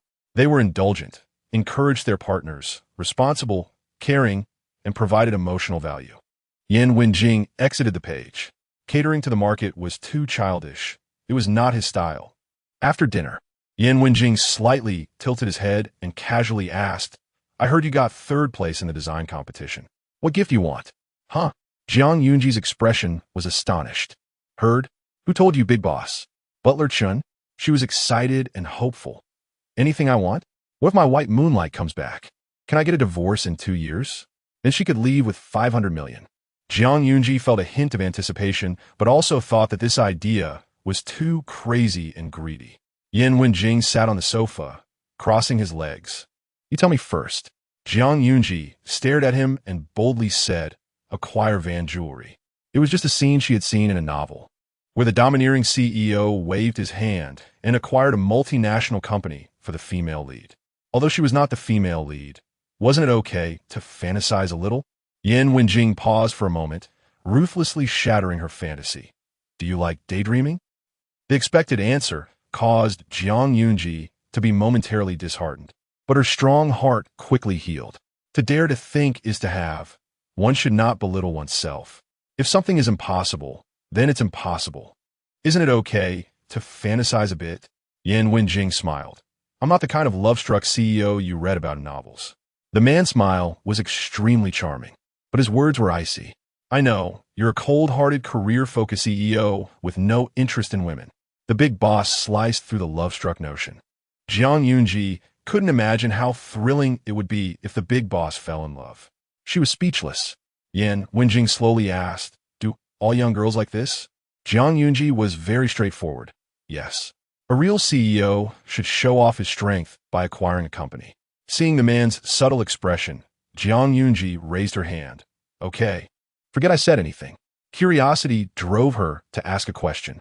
Mr. Yin, if you met a girl you liked, would you do this? Yan Wenjing, no. Do I look like a love-struck person? Well, not really. Zhang Yunji silently sighed in her heart that he was unyielding. Fantasizing was not working, so she changed her gift request, asking the unyielding big boss to accompany her to the mall to buy something. Yan Wenjing, just this? Zhang Yunji walked ahead, turned back, and smiled. Companionship is also a gift. Mr. Yan's hourly wage is 6 million. If you accompany me for an hour, it's like I earned 6 million. This was truly a genius logic. Yan Wenjing was amused by her smug little expression. Half an hour later, Zhang Yunji sank into the soft sofa, fragrant and fluffy. Super comfortable. The light pink cloud sofa was perfect for lounging while scrolling on her phone or working on her laptop. She had fallen in love with it when she saw it while shopping with Xiaoyu last time. This time, she wanted to take it home. She asked Yan Wenjing, can I put it in your bedroom? Please. Yan Wenjing's bedroom was designed with cool tones, mainly black, white, and gray, giving off a very cold and indifferent style. Suddenly adding a pink sofa would be quite jarring. Zhang Yunji intended to play on it until she got tired, and then crawl back to bed to sleep without running back and forth between 2 bedrooms. The man's gaze locked on her smiling face. In fact, Zhang Yunji was quite cute, and her smile was especially sweet. He smiled gently. You wish. Damn. Zhang Yunji's smile froze. She mentally punched the air. Damn it, you evil ice-cold face. The man with the evil ice-cold face was unaware, smiling charmingly as he watched her deflate. He seemed like a gentleman, but deep down, he had a bit of a bad side. However, this bad side was often unleashed in the business world, leaving people with nothing overnight. After meeting Zhang Yunji, he began to have a playful mindset. Suzhou, just take that bed. It's durable. A clear voice came from nearby. Undoubtedly, it was the male and female leads. Zhang Yunji looked in the direction of the voice and saw the two of them buying a bed next door. Upon seeing Yan Wenjing, Su Zian's eyes flickered, and she came over to greet him. Mr. Yan, I've heard so much about you. My father often speaks highly of you. You're young and accomplished. The aloof female lead was unexpectedly flattering a man other than the male lead. Su Zian also saw Zhang Yunji, but didn't take her seriously, only trying to please the head of the Yin family.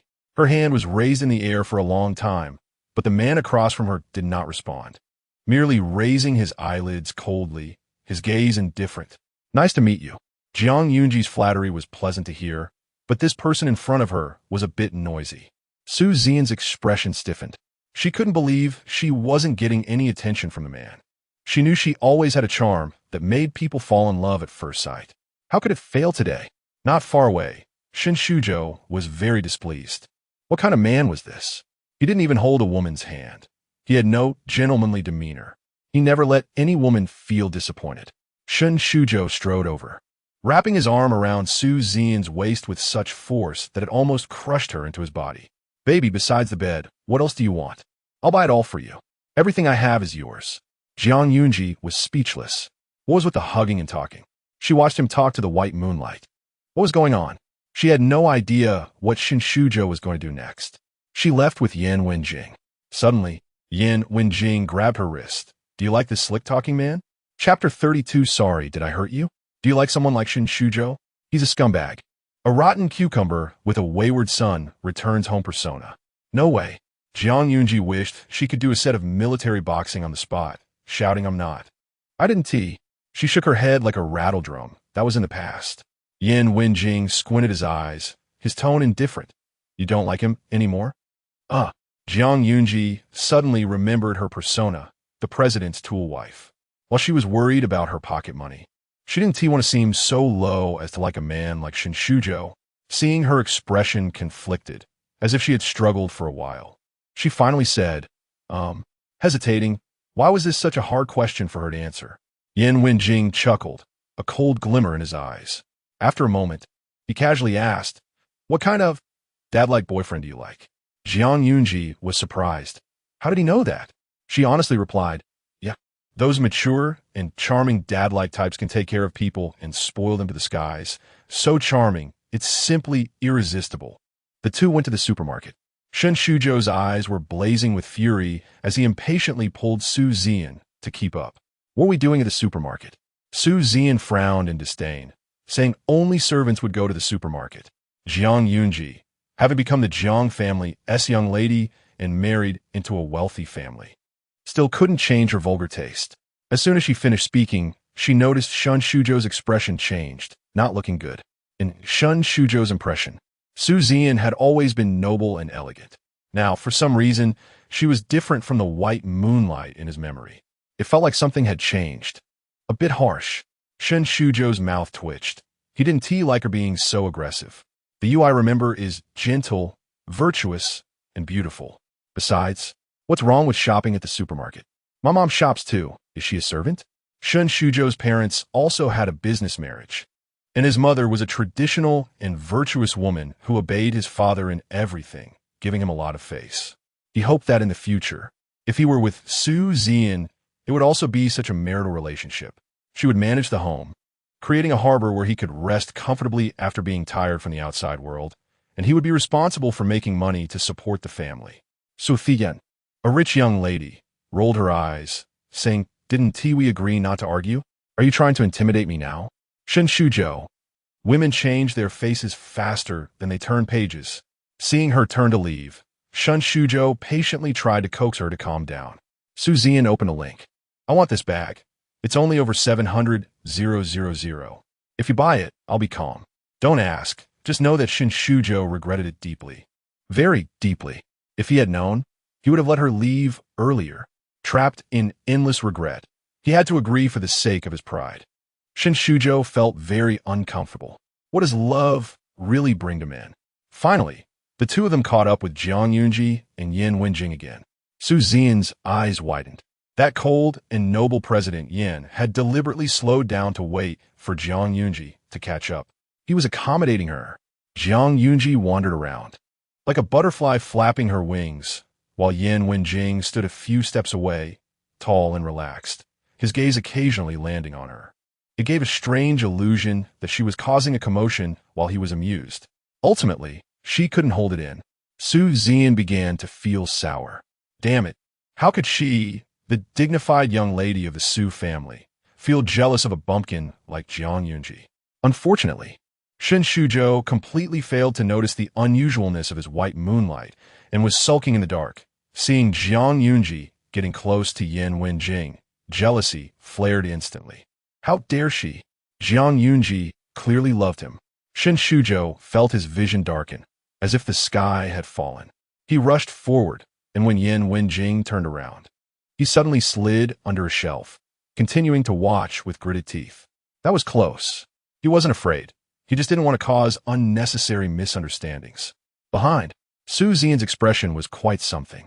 She couldn't imagine how embarrassing it would be if she were next to Shen Shuzhou. She had to pretend not to know him. The supermarket staff were so scared by the dark lurking Shen Shuzhou that they nearly called security. Shen Shuzhou had lost face immensely, trying to save his dignity. How can you be so ignorant? I'm not a pervert. This is performance art. Staff, what a weird art. No, I mean, what an abstract art. Over there, Jiang Yunji was enjoying her shopping, with 2 carts filled with snacks and drinks, and she even bought a bottle of rose-scented shower gel. At that moment, a girl suddenly ran up to Jiang Yunji. Can I add your brother's WeChat? Huh? Jiang Yunji was momentarily stunned. Realizing that she was referring to Yan Wenjing as her brother, her sense of duty as a tool person instantly surged, and she subconsciously stood in front of the big shot, her expression incredibly determined. No, he is not my brother. He is my husband. She heard the girl let out a big, a hint of panic in her eyes. Apologizing awkwardly, she said, I'm sorry. I misunderstood. You look so young. I thought you were his sister. Then she hurriedly ran away. Jiang Yunji burst out laughing. Yan Wenjing had a high threshold for happiness and couldn't he understand what was so funny. What's so funny about it? Sure enough, she was a young girl. Everything was written on her face. What are you laughing at? The man still couldn't he help but ask. Jiang Yunji proudly replied. She said I look young. Such a strange point of attention. Yan Wenjing seemed to have a hint of helplessness in his deep-set eyes. I just blocked the peach blossoms for Mr. Yan. Don't worry, with me around, no one else can get close to Mr. Yan. Jiang Yunji showed a look of R&T. Amazing? She always had many quirky little expressions, and somehow they were a bit cute. Cute? Yan Wenjing retracted his gaze, as if contemplating. For the first time, he found a woman to be cute. Pushing the shopping cart away, Jiang Yunji muttered, Mr. Yin, you really should seriously consider it. When I'm middle-aged and looking for a job again, please hire me as your secretary. If that doesn't work, I could be a maid-of-home. Yan Wenjing didn't understand her obsession with re-employment in middle age, but went along with her words, asking, what would you do? Jiang Yunji thought for a moment and said, I wouldn't know anything, but I'm so clever, I could get the hang of it after some training. The shadowy Shen Shuzhou followed closely behind, staring hard at Jiang Yunji. She looked so happy smiling at Yan Wenjing, like a bright little rose in the sunlight. He let out a painful cry, looking at Su Zian. Su Zian, sorry, did I hurt you?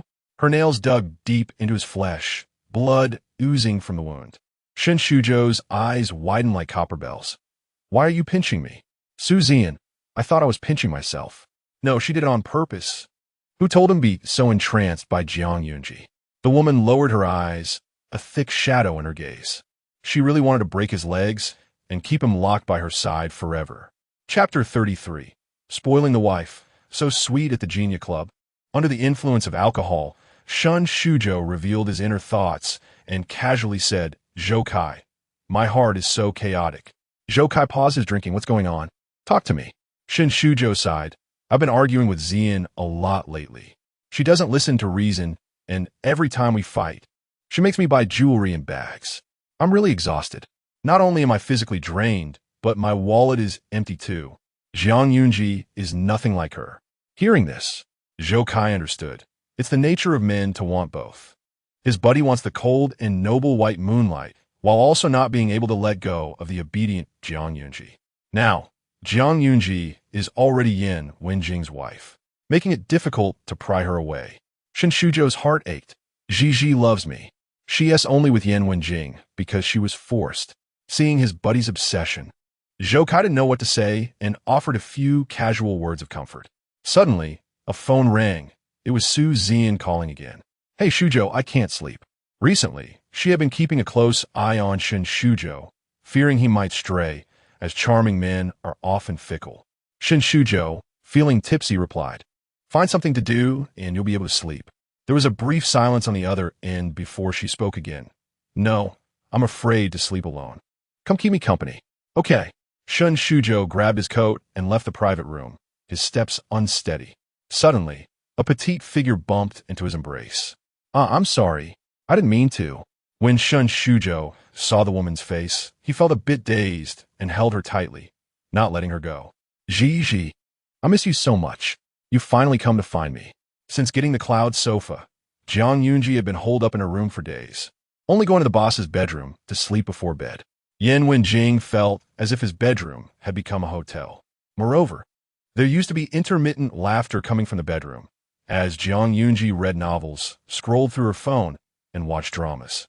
Now, looking around, the spacious bed was empty, with no sign of her presence. It suddenly fell quiet, leaving only the sound of him typing. Yan Wenjing furrowed his brow slightly. An odd and unfamiliar restlessness arose. It was uncomfortable. He wasn't used to Jiang Yunji not being there. Yan Wenjing rubbed his brow, telling himself he needed to get used to it. At that moment, Jiang Yunji entered, holding a strawberry bear in one hand and a glass of milk in the other, gently placing it on the desk. It's for sleep. Don't stay up too late. After saying that, she walked to the bed in her slippers, lying down with the strawberry bear, and took out her phone from her nightgown pocket. From Yan Wenjing's perspective, he saw her lifting her hips as she adjusted her dress, revealing her smooth, white thighs. After a few seconds, the man swallowed hard, averted his gaze, and said in a low voice, "Don't lie there playing with your phone. It's bad for your eyes." Okay. Jiang Yunji, who was good at following advice, sat up. Suddenly, she blinked, wondering, was the boss just showing concern for her? Oh yeah. It seemed they had developed a friendly marital relationship, progressing further than before. She yawned and chatted with Lin Xiaoyu for a bit. Lin Xiaoyu. Jiang Lulu's trending topic has dropped. It must have been tough for her these days, truly self-inflicted. Lin Xiaoyu. My dad said the Jiang family can't get rid of the trending topic. There might be someone powerful backing them. Ji, could it be your husband? Lin Xiaoyu. Spoiling the wife. So sweet. I'm dying from this. Jiang Yunji glanced at Yan Wenjing, who was cold and aloof, seemingly out of reach. She quickly replied, "Give up on that fantasy. Watch fewer idol dramas. The boss wouldn't care about such trivial matters." Lin Xiaoyu. All right, this situation greatly affects the Jiang family. I'm worried they might harass you. Be careful. Jiang Yunji anticipated this. She'd keep her guard up. She then asked Lin Xiaoyu how things were going with her blind date. Lin Xiaoyu said the Li family was quite satisfied with her and planned to continue getting to know each other, as long as her parents didn't arrange blind dates for her. After chatting, lazy Jiang Yunji went to sleep, recalling her good friend's words. It can't be your husband, right? 3 minutes later. No, absolutely not possible. The boss really isn't that idle. She pushed the unrealistic thought away. Lin Xiaoyu went to find her blind date, having just added them on WeChat yesterday. The profile picture was a solid black background with a small H in the center. Quite low-key, like a micro-business. After chatting a bit, she found the other person looked like a spirited young man and was quite gentle and polite. Do you play games? She sent out a friendly signal. The other side replied, I do. Lin Xiaoyu rubbed her hands together. That's great. Take me to rank up? Half an hour later, Lin Xiaoyu's pupils trembled, despair flooding her heart. What is wrong with you? You're worse than me. Originally, she thought Li Yinghao, who was so engrossed in games the other day, must be a pro who could easily carry her to rank up. Unexpectedly, he was just a noob, dragging her down with him. So bad, too bad. Lin Xiaoyu tapped her nails on the screen, then threw her phone down in anger. I'm not playing anymore. On the other side, Li Yinghao glanced at his solemn uncle Li Qinghe, who was staring at WeChat, seemingly helpless. He asked, Uncle, what is wrong? He leaned over to see the conversation. Lin Xiaoyu. Noob Lin Xiaoyu. You're not good. Lin Xiaoyu. I'm not playing anymore. Damn. Li Yinghao felt protective. She called you a noob and said you're not good. How infuriating. Let me go scold her. Li Qinghe narrowed his peach blossom eyes. Yinghao, scolding others is not good. Li Yinsheng. Uncle, she hasn't even entered the door yet, and you're already defending her. You can't really like her, can you? Li Qinghe's voice was slow.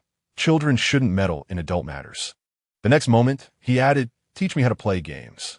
He adjusted his glasses with his long fingers, his gaze deep and unfathomable. Next time, he would show Lin Xiaoyu just how capable he was. That day, Jiang Suheng sent a message to Jiang Yunji. Yunji, brother is feeling quite miserable lately. After everything that has happened, I realize you're the best. You're the most qualified to be my little sister. Early in the morning, Zhuang Zi'ang, still half asleep, saw the message and couldn't help but chuckle. Zhuang Zi'ang was being silly, making her laugh. Who cares about being the most qualified to be his sister? Zhuang Zi'ang, we're family. There are no overnight grudges. Let us bury the hatchet. He sent Zhuang Zi'ang an address, inviting her for a family dinner the next day. Zhuang Zi'ang didn't want to bother with him, but unexpectedly, he sent over a bottle of wine, claiming it was worth $1 million, saying their family couldn't bear to drink it. So, it was just for her. After all, she was his only real sister. Fake. Butler Chen looked at the bottle for a while and said, "It's made to look real, just to fool outsiders. We have a few genuine bottles at home, which are only given as gifts. The Sir doesn't tea like to drink." Zhuang Zi'ang asked, "What does the Sir drink?" Butler Chen replied, "Macallan 1926 1. 9 million a bottle, with only 40 bottles in the world. Sigh, we only have 20 bottles at home." Zhuang Zi'ang was stunned. 13 million worth of whiskey. Just tasting a drop would be enough to brag about for a lifetime. Her envy flared up. What difference would it make if there was one more rich person in the world? Chapter 34. Once I give it to you, I can't give it to others. As Zhuang Zi'ang was about to mutate into a red-eyed maniac, Butler Chen immediately said, "Madam, calm down, calm down." Zhuang Zi'ang blinked her eyes. "One day, I will be able to drink a drop, right?" Butler Chen replied honestly, "Maybe, probably there might be a chance. As long as you live long enough, nothing is impossible." Well, Zhuang Zi'ang felt comforted. Butler Chen asked, "Madam, do you have an appointment tomorrow?" It might not just be a simple meal. He didn't want to speak ill of the Zhang family in front of her, but the other party definitely had ill intentions. Zhuang Zi'ang nodded. "Sure, I know what I'm doing." In the blink of an eye, it was the next day, and she went out with a bodyguard. In Butler Chen's eyes, Zhuang Zi'ang was just a girl who had graduated and hadn't been in the world for long, very innocent. After thinking for a moment, he still told Yan Wenjing about this matter. "Yunji, you're here." Zhuang Zi'ang was unexpectedly warm, like a caring older brother. There was only him in the private room. Zhuang Zi'ang looked around. "Where are the others? Is it just you and me for dinner today?" Zhuang Zi'ang glanced at his watch. "Mom and Dad have something to do. They'll probably be late. Let's eat first, just the two of us." He poured wine for Zhuang Zi'ang and served her dishes, exuding warmth. "You've been wandering outside for so many years. It must have been tough for you. When you got lost back then, Mom cried until her eyes almost went blind, and Dad couldn't sleep at night. Later, he would even stay out all night." Zhuang Zi'ang remained silent, listening to him quietly. As he spoke, emotionally, Zhuang Zi'ang wiped the corner of his eyes with his hand. Zhuang Zi'ang casually handed him a cloth. He took it to wipe his face, only to realize it was a cleaning rag, and his expression almost broke. "Damn, little white-eyed wolf. I'm going to the restroom." 5 minutes later, 2 tall bodyguards carried Zhuang Zi'ang in. One of the heavily tattooed men said, "Madam, we saw him making a sneaky phone call in the hallway, so we followed him. We heard him call someone named Biao Ge, saying the person was in the private room, and Biao Ge should enjoy it. We knocked him out and brought him back for you to deal with." Zhuang Zi'ang's eyes darted around. Good. Just now he was being fake and shedding a few crocodile tears, but it turned out he planned to send her away. Fortunately, she had been prepared. The floor was covered in the wine she poured, and she hadn't eaten a bite of food. Zhuang Zi'ang instructed the bodyguards to bring a set of women's clothing for him to change into, put on a wig, tossed it on the sofa, turned off the lights, and went out. She then entered the adjacent private room, waiting for the show to unfold. After a while, a man in a floral shirt and with oiled hair entered. The noise was huge, like a lion fighting. Someone was shouting, It's me, Biao Ge, don't, it hurts." Zhuang Zi'ang quietly put on headphones. Soon, a group of prearranged paparazzi burst in, taking pictures inside like crazy. "Look, it's Mrs. Yan." Just as the words were spoken, they immediately turned around. "How is it you?" The person being pinned down by Biao Ge was actually Zhuang Zi'ang, looking like a wilted eggplant at that moment. "What happened? What did you do to my brother?" Zhuang Zi'ang appeared with her people. Brother, how come?" "So it turns out you like men. I didn't expect my brother to be gay." Sigh, the Zhang family's lineage is really going to end. This was a lethal blow. Hearing her words, Zhuang Zi'ang's eyes darkened, and his bent back completely broke. The sky had fallen. Across the room, in front of the floor-to-ceiling window, Yan Wenjing watched the commotion below. "Knock, knock. Come in." A man in black entered. Sir, madam is fine. She sent that man named Biao Gu to the police station. The paparazzi will post the videos and photos online. Earlier, Sir asked them to keep an eye on madam's situation. If anyone dared to lay a finger on her, they would be fed to the sharks in the open sea. Madam is very clever. She handled it herself without needing us to intervene. Zhuang Zi'ang's legs trembled, his waist felt like it was breaking, and his butt was about to crack. Every part of him hurt, as if he had been beaten badly. Just thinking about the scene in the private room made his face pale instantly. He didn't dare to think about it. It was too terrifying. Slap. Zhuang father slapped him, wishing he could kill him. Zhuang mother hugged her husband, tears streaming down. Su Hong is doing this for the good of the Zhuang family, plotting against Zhuang Yunji, wanting Mr. Yin to divorce her and letting Lulu take the position. He had his reasons. Zhuang Lulu had her head bandaged like a mummy. She had just had facial surgery and couldn't make big expressions. She nodded repeatedly. Soon, the video spread online, causing a huge uproar. In less than half a day, it topped the trending searches. Zhuang family young master breaks free from family constraints. Does it for love, ignoring societal views. Zhuang family men are exemplary. Young master Zhuang's boyfriend Biao Gu goes to jail. Such a humiliation. Seeing the trending topic, Zhuang Zihang almost went crazy. Slander, it's all slander. This trending topic was terrifying. Zhuang mother was very worried. What should we do? Everyone thinks Su Hong is gay, and no one wants to marry into the family. The Zhuang family's lineage is really going to end. Ha ha ha. You made me laugh to death. Lin Xiaoyu burst into laughter. Ji, next time bring me along for such exciting things. Definitely. Zhuang Yunji hung up the phone and turned to see a tall, strong man standing behind her. Yan Wenjing raised an eyebrow slightly, knocked out Zhuang Zihang with one hand, sticking chopsticks in his nostrils. Oh no, I got caught talking nonsense. Zhuang Yunji extended her fingers and gestured, touching her index finger and thumb together. I just added a little artistic element. Then she thought, what am I afraid of? He wasn't even there at the time. She immediately put her hands on her hips. Mr. Yin, you didn't see it. I was really strong and mighty at that time. Oh, Yan Wenjing smiled in his usual deep voice. Is it strong to have bodyguards knock out Zhuang Zihang and change him into women's clothes? Zhuang Yunji was very surprised. How did you know? Did the big boss also see it? She asked Yan Wenjing, and the man mysteriously said, guess. Zhuang Yunji couldn't guess and went to ask the all-knowing Butler Chun. Butler Chun replied, I told sir. He probably couldn't rest easy and want to keep an eye on things secretly. Zhuang Yunji's eyes flickered. The big boss was worried about her. Was she being too sentimental?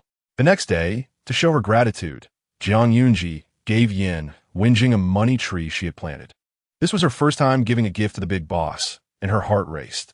Thump, thump, thump. The two locked eyes. Yan Wenjing said lightly, do you think I lack money? Zhuang Yunji smiled slightly. Not at all, but this is my favorite tree, so I wanted to give it to you. Yan Wenjing thought of the night after they got their marriage certificate when she was in the room calling for money to come. She really liked money. Seeing he had no reaction, she suddenly added, if you don't like it, I can take it back. She was also reluctant. She had nurtured it for many days. Why not give it to him instead of Shinshuzhou? Yan Wenjing accepted it, his tone casual. Once I have it, I can't give it to others. Huh? What are you thinking? She wouldn't give it to others. Zhuang Yunji still answered vaguely. M for you. Chapter 35 in Love, They're All Cowards Suzhou. A recent dark horse in the tech industry, called Xinghe Technology, is focusing on drones and gaining momentum. Father Shin said. Shen Suzhou's expression was subtle. Xinghe Technology? A bit of an impression.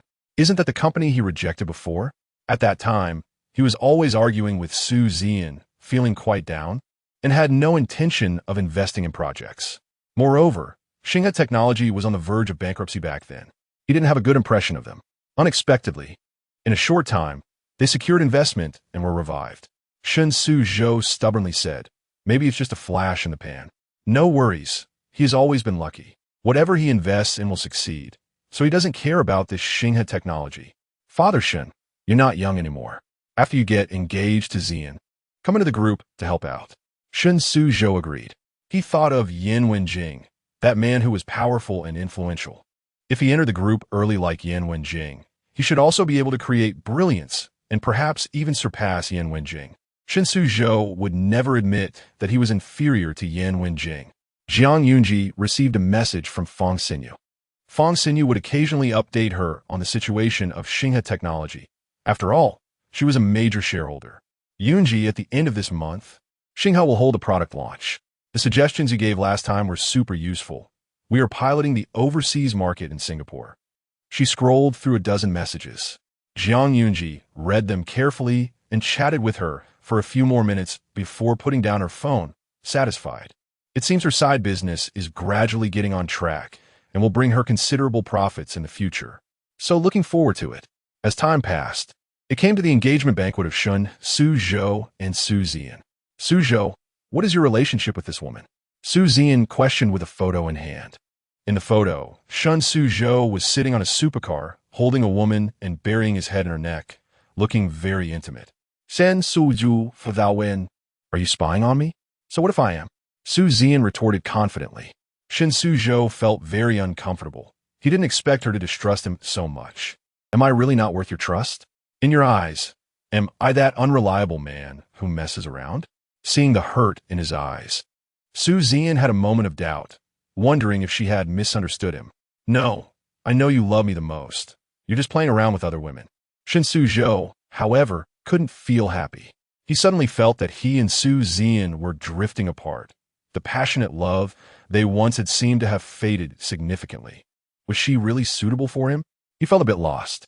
Zhou Kai came in to urge, "Buddy, there's so many guests outside. Go greet them. You're the main character today." He turned to Su Zi'an and said, "Goddess, congratulations on your engagement." Su Zi'an forced a smile, looking a bit strained. Cece is a simple girl, carefree and straightforward, like one of the guys. My relationship with her is purely brotherly. Don't think too much about it. Shen Suzhou dropped the line and left. Su Zi'an clenched the photo, her fingertips turning white. What kind of pure, brotherly relationship involves hugging? Today, at the engagement banquet, she could only pretend to be confused and settle the score later. The engagement banquet organized by the Shen and Su families was quite grand, with prominent figures from Yinjing invited. After Zhang Yunji entered, she first focused on where the food area was and what drinks, desserts, and snacks were available. Someone was treating them to a meal, and there might be a good show to watch later. It wasn't a wasted trip. Yan Wenjing, dressed in a custom gray suit, had a distant expression, giving off an air of "don't come near me." Standing next to Zhang Yunji instantly attracted everyone's attention. The surrounding area fell silent for a moment before everyone regained their senses. Mr. Yin and Mrs. Yin, such a good match. A couple of talents, born to be together. Mrs. Yin is so young. Haha, they're stealing the spotlight from today's main character. Someone came over to chat with Yan Wenjing, and Zhang Yunji tucked a stray hair behind her ear and went off to have some fun. Suddenly, she sensed a cold, sharp gaze. Turning around, oh, it's her big brother. Jiang Suheng was breathing heavily, wishing he could swallow Jiang Yunji whole. Damn Jiang Yunji. You made me sleep with Biao Ge and become a joke. In recent days, a group of rich young men in the Jing circle had been messaging him, wanting to pursue him. Babe, you have such a hot body. Can we have a date? Hot my ass. I'm a straight man. The kind of straight man who wouldn't bend regardless of how the world turned. Even worse, a big shot had offered to be his sugar daddy. Jiang Sehong was afraid of offending the big shot and didn't want to suffer, so he simply pushed Jiang father out. My dad is also gay. He should be very interested. Do you want to give it a try? The other party dismissed him, saying Jiang father was too old, and there was no follow-up. Jiang Yunji was indifferent to Jiang Seheng's anger. She glanced around and found it strange. Only Jiang Seheng and Jiang father and mother were there. Where was Jiang Lulu? Jiang Lulu hadn't shown up for a while. She didn't know what she was busy with. Jiang Seheng rushed over. How dare you show up? You've made my life miserable. What have I done to you? Our Jiang family provides you with food and clothing. And I even gave you such an expensive bottle of wine. 1 million, 1 million. He was speaking rapidly. Shut your mouth. Jiang Yunji said impatiently. Zhan Suing. Jiang Yunji, you still have the nerve to mention fake wine? Are you ashamed? Jiang Seheng's face instantly turned various colors. Jiang mother said sternly, Jiang Yunji, don't go too far. Your brother will be your support in the future. If our Jiang family falls, your life in the Yin family will be difficult. and you will never hold your head high. When the time comes, you will be bullied without any family to help you. Zhuang Zi'ang was completely unaffected by the emotional manipulation. Oh please, my husband loves me very much and treats me well. He never bullies me. Unexpectedly, she boldly flaunted her love. That little girl is really being treated well. Zhang's mother was so angry, she was fuming. She felt she had to bear the brunt of it. Fine, fine, one day you will regret it. The banquet was orderly and lively. Shen Suzhou held Su Yudie's hand, his gaze sweeping past Zhuang Zi'ang, and his heart ached. Gigi must be feeling just as miserable as I am, right? The person she loves is with someone else, and there's nothing she can do but watch, tearfully wishing them well. It hurts so much. It feels like it's going to explode. Eating a small cake and sipping champagne. Zhuang Zi'ang. She was slightly disgusted by Shen Suzhou's gaze. Lowering her head, she continued to eat heartily. It was delicious, sweet. She kept eating. Shen Suzhou shut his eyes tightly. The pain in his heart was unbearable. Sure enough, Gigi didn't dare to look at him. She felt guilty. She was afraid she couldn't control herself and would try to take him away. What a coward. In love, they're all cowards. How can you go down with your eyes closed? Be careful not to fall. Su Yudie reminded. Don't mind me. Shen Suzhou said in a deep voice, enduring the mockery of fate. Bang! Everyone gasped in shock. Young Master Shen has fallen off the stage. Chapter 36. Closing eyes soon. Shen Suzhou was helped up by someone. Su Yudie felt a bit embarrassed and no longer showed a good expression. The music started, and the two exchanged rings. Shen Suzhou felt a bit dazed, a bitter sensation spreading through his heart. He didn't know what was wrong with him. He was clearly about to get engaged to his beloved by Yue Guang, yet his mind was on another girl. For the first time, he felt a bit unfaithful. Yan Wenjing tilted his head, looking at Zhuang Zi'ang. The cake is so delicious. This was already the fourth small cake. The man's gaze was deep, hiding a hint of secret coldness. Next, her ex-boyfriend was going to exchange rings with someone and complete the engagement ceremony. Could she really remain indifferent? Or would she rush in to stop the wedding in front of everyone? Suddenly, Zhuang Zi'ang stood up. Yan Wenjing furrowed his brow, reaching out to hold her wrist, urging her to sit down. No, I can't. Zhuang Zi'ang's starry eyes widened slightly, a hint of urgency on her face. Yan Wenjing spoke softly, unconsciously deepening his tone. Sit down. Zhuang Zi'ang shook off his hand. What is wrong with this big shot? Can't he be apart from someone for even a moment? I've never seen him this clingy before. I drank too much champagne. I need to go to the restroom. After saying this, she ignored his reaction and left her seat. Yan Wenjing stared at her back, noticing she wasn't heading toward the stage but in the opposite direction. Only then did he slowly release the hand holding the wine glass. Immediately after, there was a crisp sound of shattering glass. The wine glass broke. The waiter exclaimed with a wide-open mouth, "What great strength! This is deadly. How vigorous must it be in bed? It would take 3 days and nights. Oh no, if I had known, I should have read fewer yellow novels, filling my head with nonsense." The waiter's face turned pale as he quickly cleaned up the glass shards, suppressing the corners of his mouth. Sir, let me get you another glass. When Zhuang Zi'ang returned from the restroom, she heard a clear voice shouting, Suzhou. On stage, the man who was about to kiss Su Yudie froze. Shen Suzhou suddenly looked at the newcomer, surprised. Cici, why are you here? Su Yudie's face turned green. Wow, a scene of chaos, a wedding crash. The melodrama has finally arrived. Zhuang Zi'ang perked up, her eyes bright. The deep-hearted second male lead didn't appear in the original text. But here came a deep-hearted second female lead. Tang Wenci had red eyes. Suzhou, you said engagement is the tomb of love. Today I'm here to take you out of the tomb. She reached out her hand to the man. In that instant, the taut string in Shen Suzhou's mind snapped. Everyone was dumbfounded. Mr. Shen angrily shouted, If you dare to go with her, I'll break your legs. Security, throw her out. Su Yudie grabbed Shen Suzhou's tie, almost choking him. Who will you choose? She's just a lowly internet celebrity, and I'm the daughter of the Su family. Tang Wenci's tears welled up. Suzhou, Shen Suzhou's heart raced like thunder. His thin lips slightly parted. I'm sorry, Zian. I can't get engaged to you. I want to pursue freedom. The audience gasped in shock. Cici, let us go. Shen Suzhou tightly held Tang Wenci's hand, lowering his voice. Sorry, brother. I've dragged you into this. Tang Wenxi stiffened for a moment, then shook her head. It's okay. Brothers walk together for life. As they crossed through the crowd, Shen Shuzhou felt like a hero charging forward without hesitation. He glanced at Zhuang Zi'ang.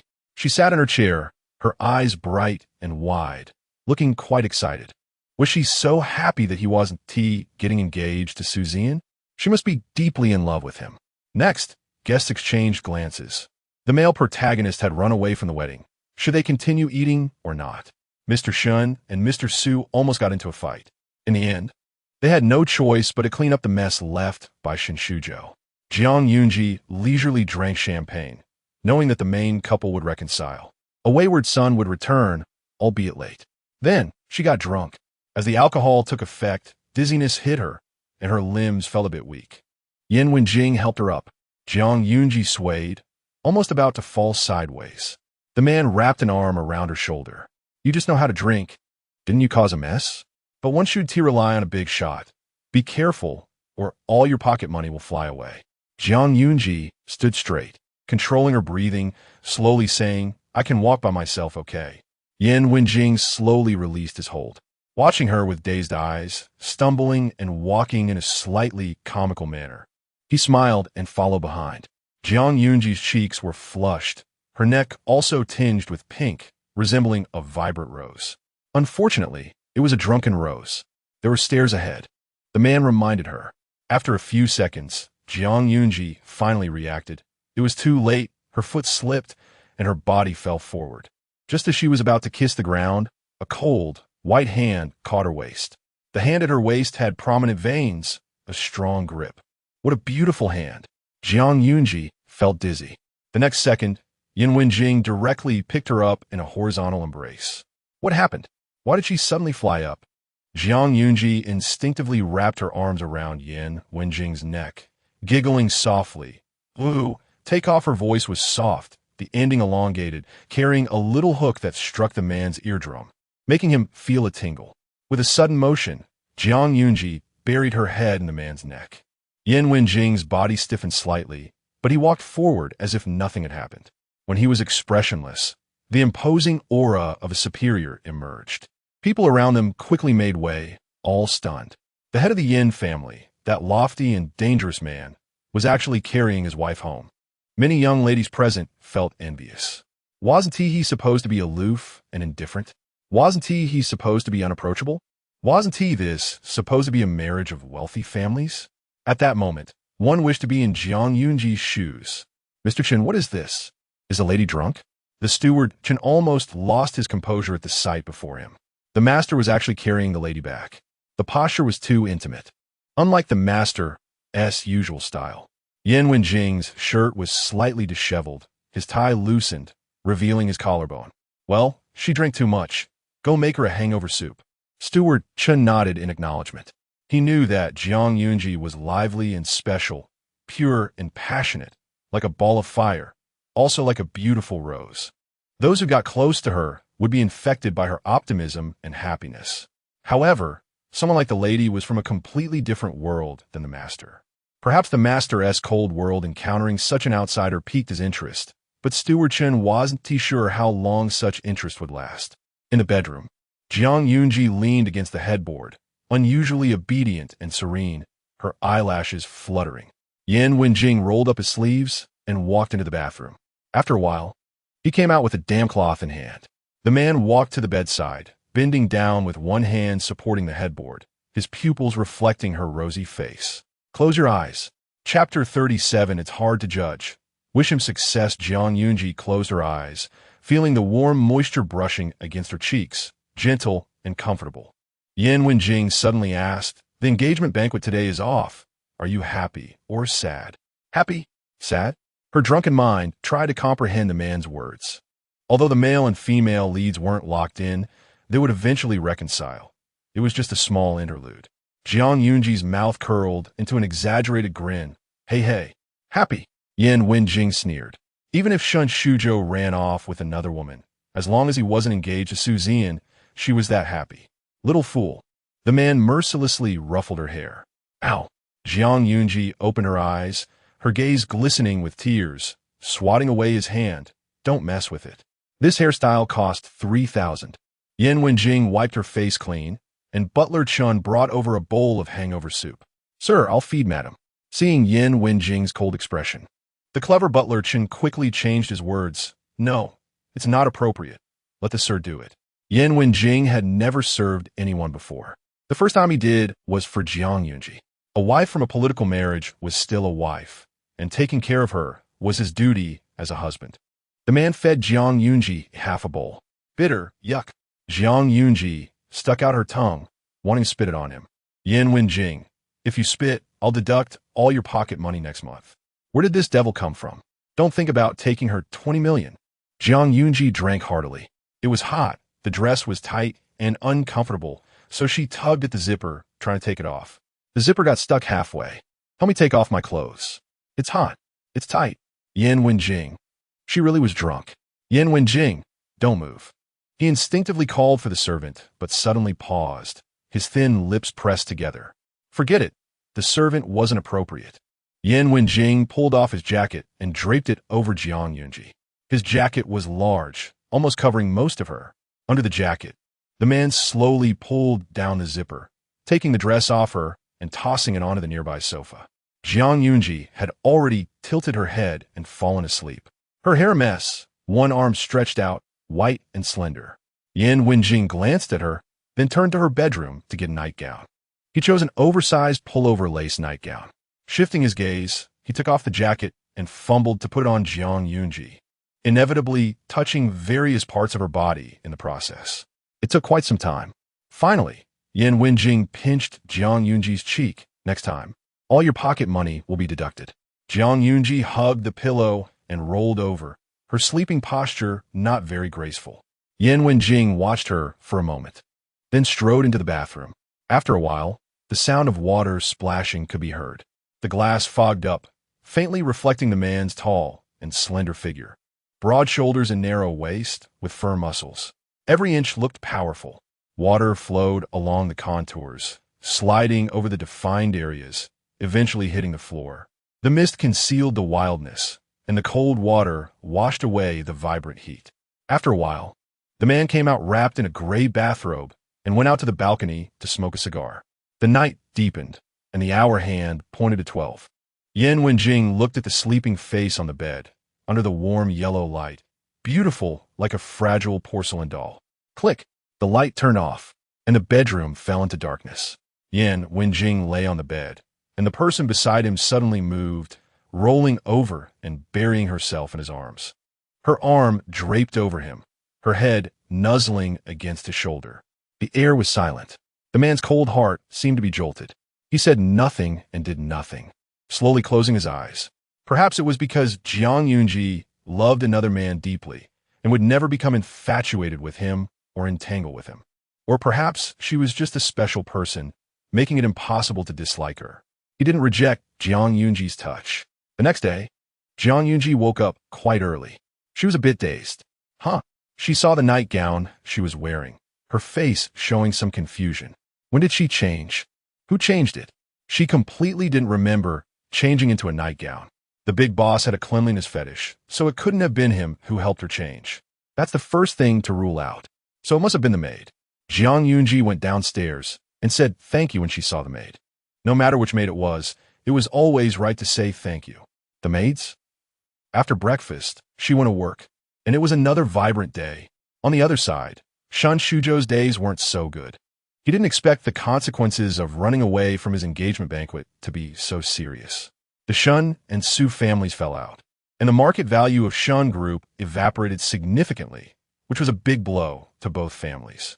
Shun's father scolded him fiercely and then jumped up to hit him.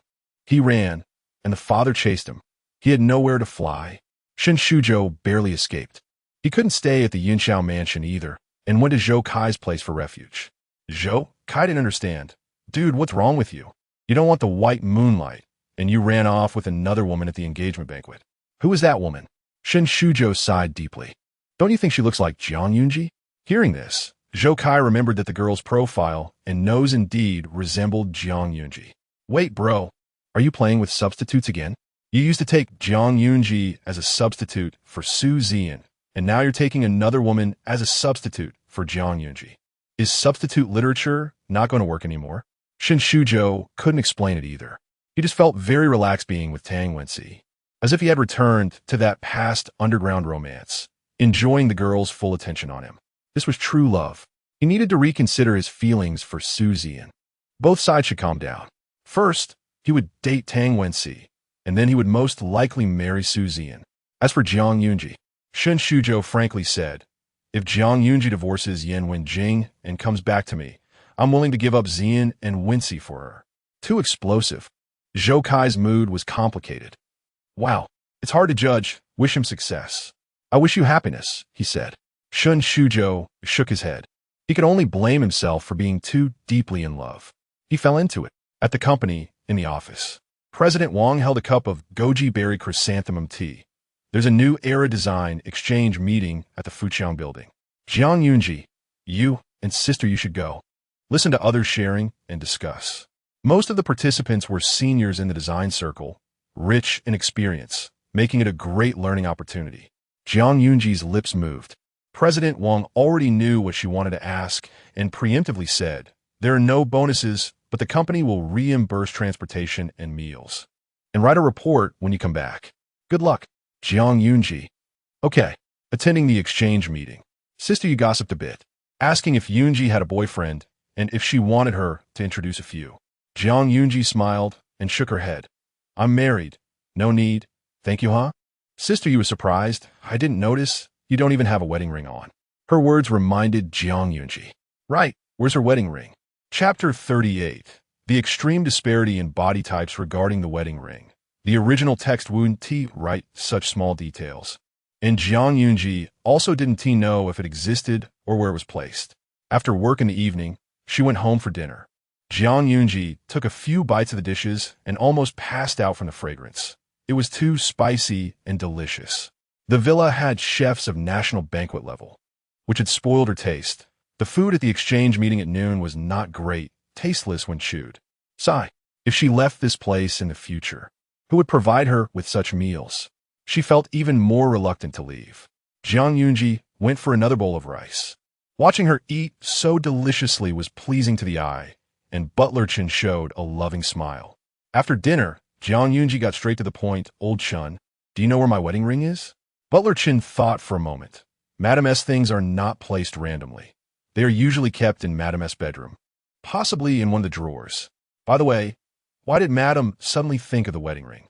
Zhuang Zi'ang honestly explained, today a colleague almost wanted to introduce me to a boyfriend, and I said I was married, but I still need to have a wedding ring to show off. The big boss wants to ward off peach blossoms, and so does she. I'll go look for it. After rummaging through drawers, she finally found the wedding ring at the bottom of a corner drawer.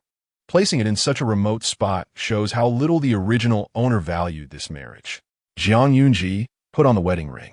When she returned, Yan Wenjing naturally noticed the ring on her hand, retracted his gaze, and said nothing. He asked Butler Chen and learned the whole story.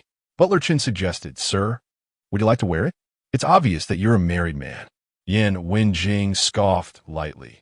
There's no one in this world who would dare to introduce a girlfriend to me without having their eyes checked. Butler Chen. Okay. The next day, at Yin Corporation, in the stylish and technologically advanced president's office, the cold tones of black, white, and gray felt icy. A money tree was placed by the window, vibrant and green under the sunlight, the only plant in the room adding a touch of liveliness to the cold atmosphere. Since when had a money tree been added to this barren office? Someone had been carefully taking care of it every day. Assistant Su glanced at the money tree and handed a pile of documents to Yan Wenjing one by one for his signature, while also reporting today's schedule. When he finished, he noticed that President Yan was holding a ring, silently fiddling with it. This, Assistant Su. Being perceptive as always, he inferred from years of experience that President Yan should be very interested in the ring. After hesitating for a moment, Assistant Su spoke up loudly. This ring has a simple design that matches President Yan's outfit today very well, making him appear even more mature, stable, and charming. Yan Wenjing raised his head upon hearing this. Is that so? Assistant Su nodded yes. Yan Wenjing's lips curled slightly, a semblance of a smile. After pondering for a few seconds, he slowly put the ring on, his long, pale fingers looking even more attractive against the ring. You make a valid point. Although he knew many people were aware of his marital status, he couldn't guarantee that there weren't a few idiots harboring ill intentions.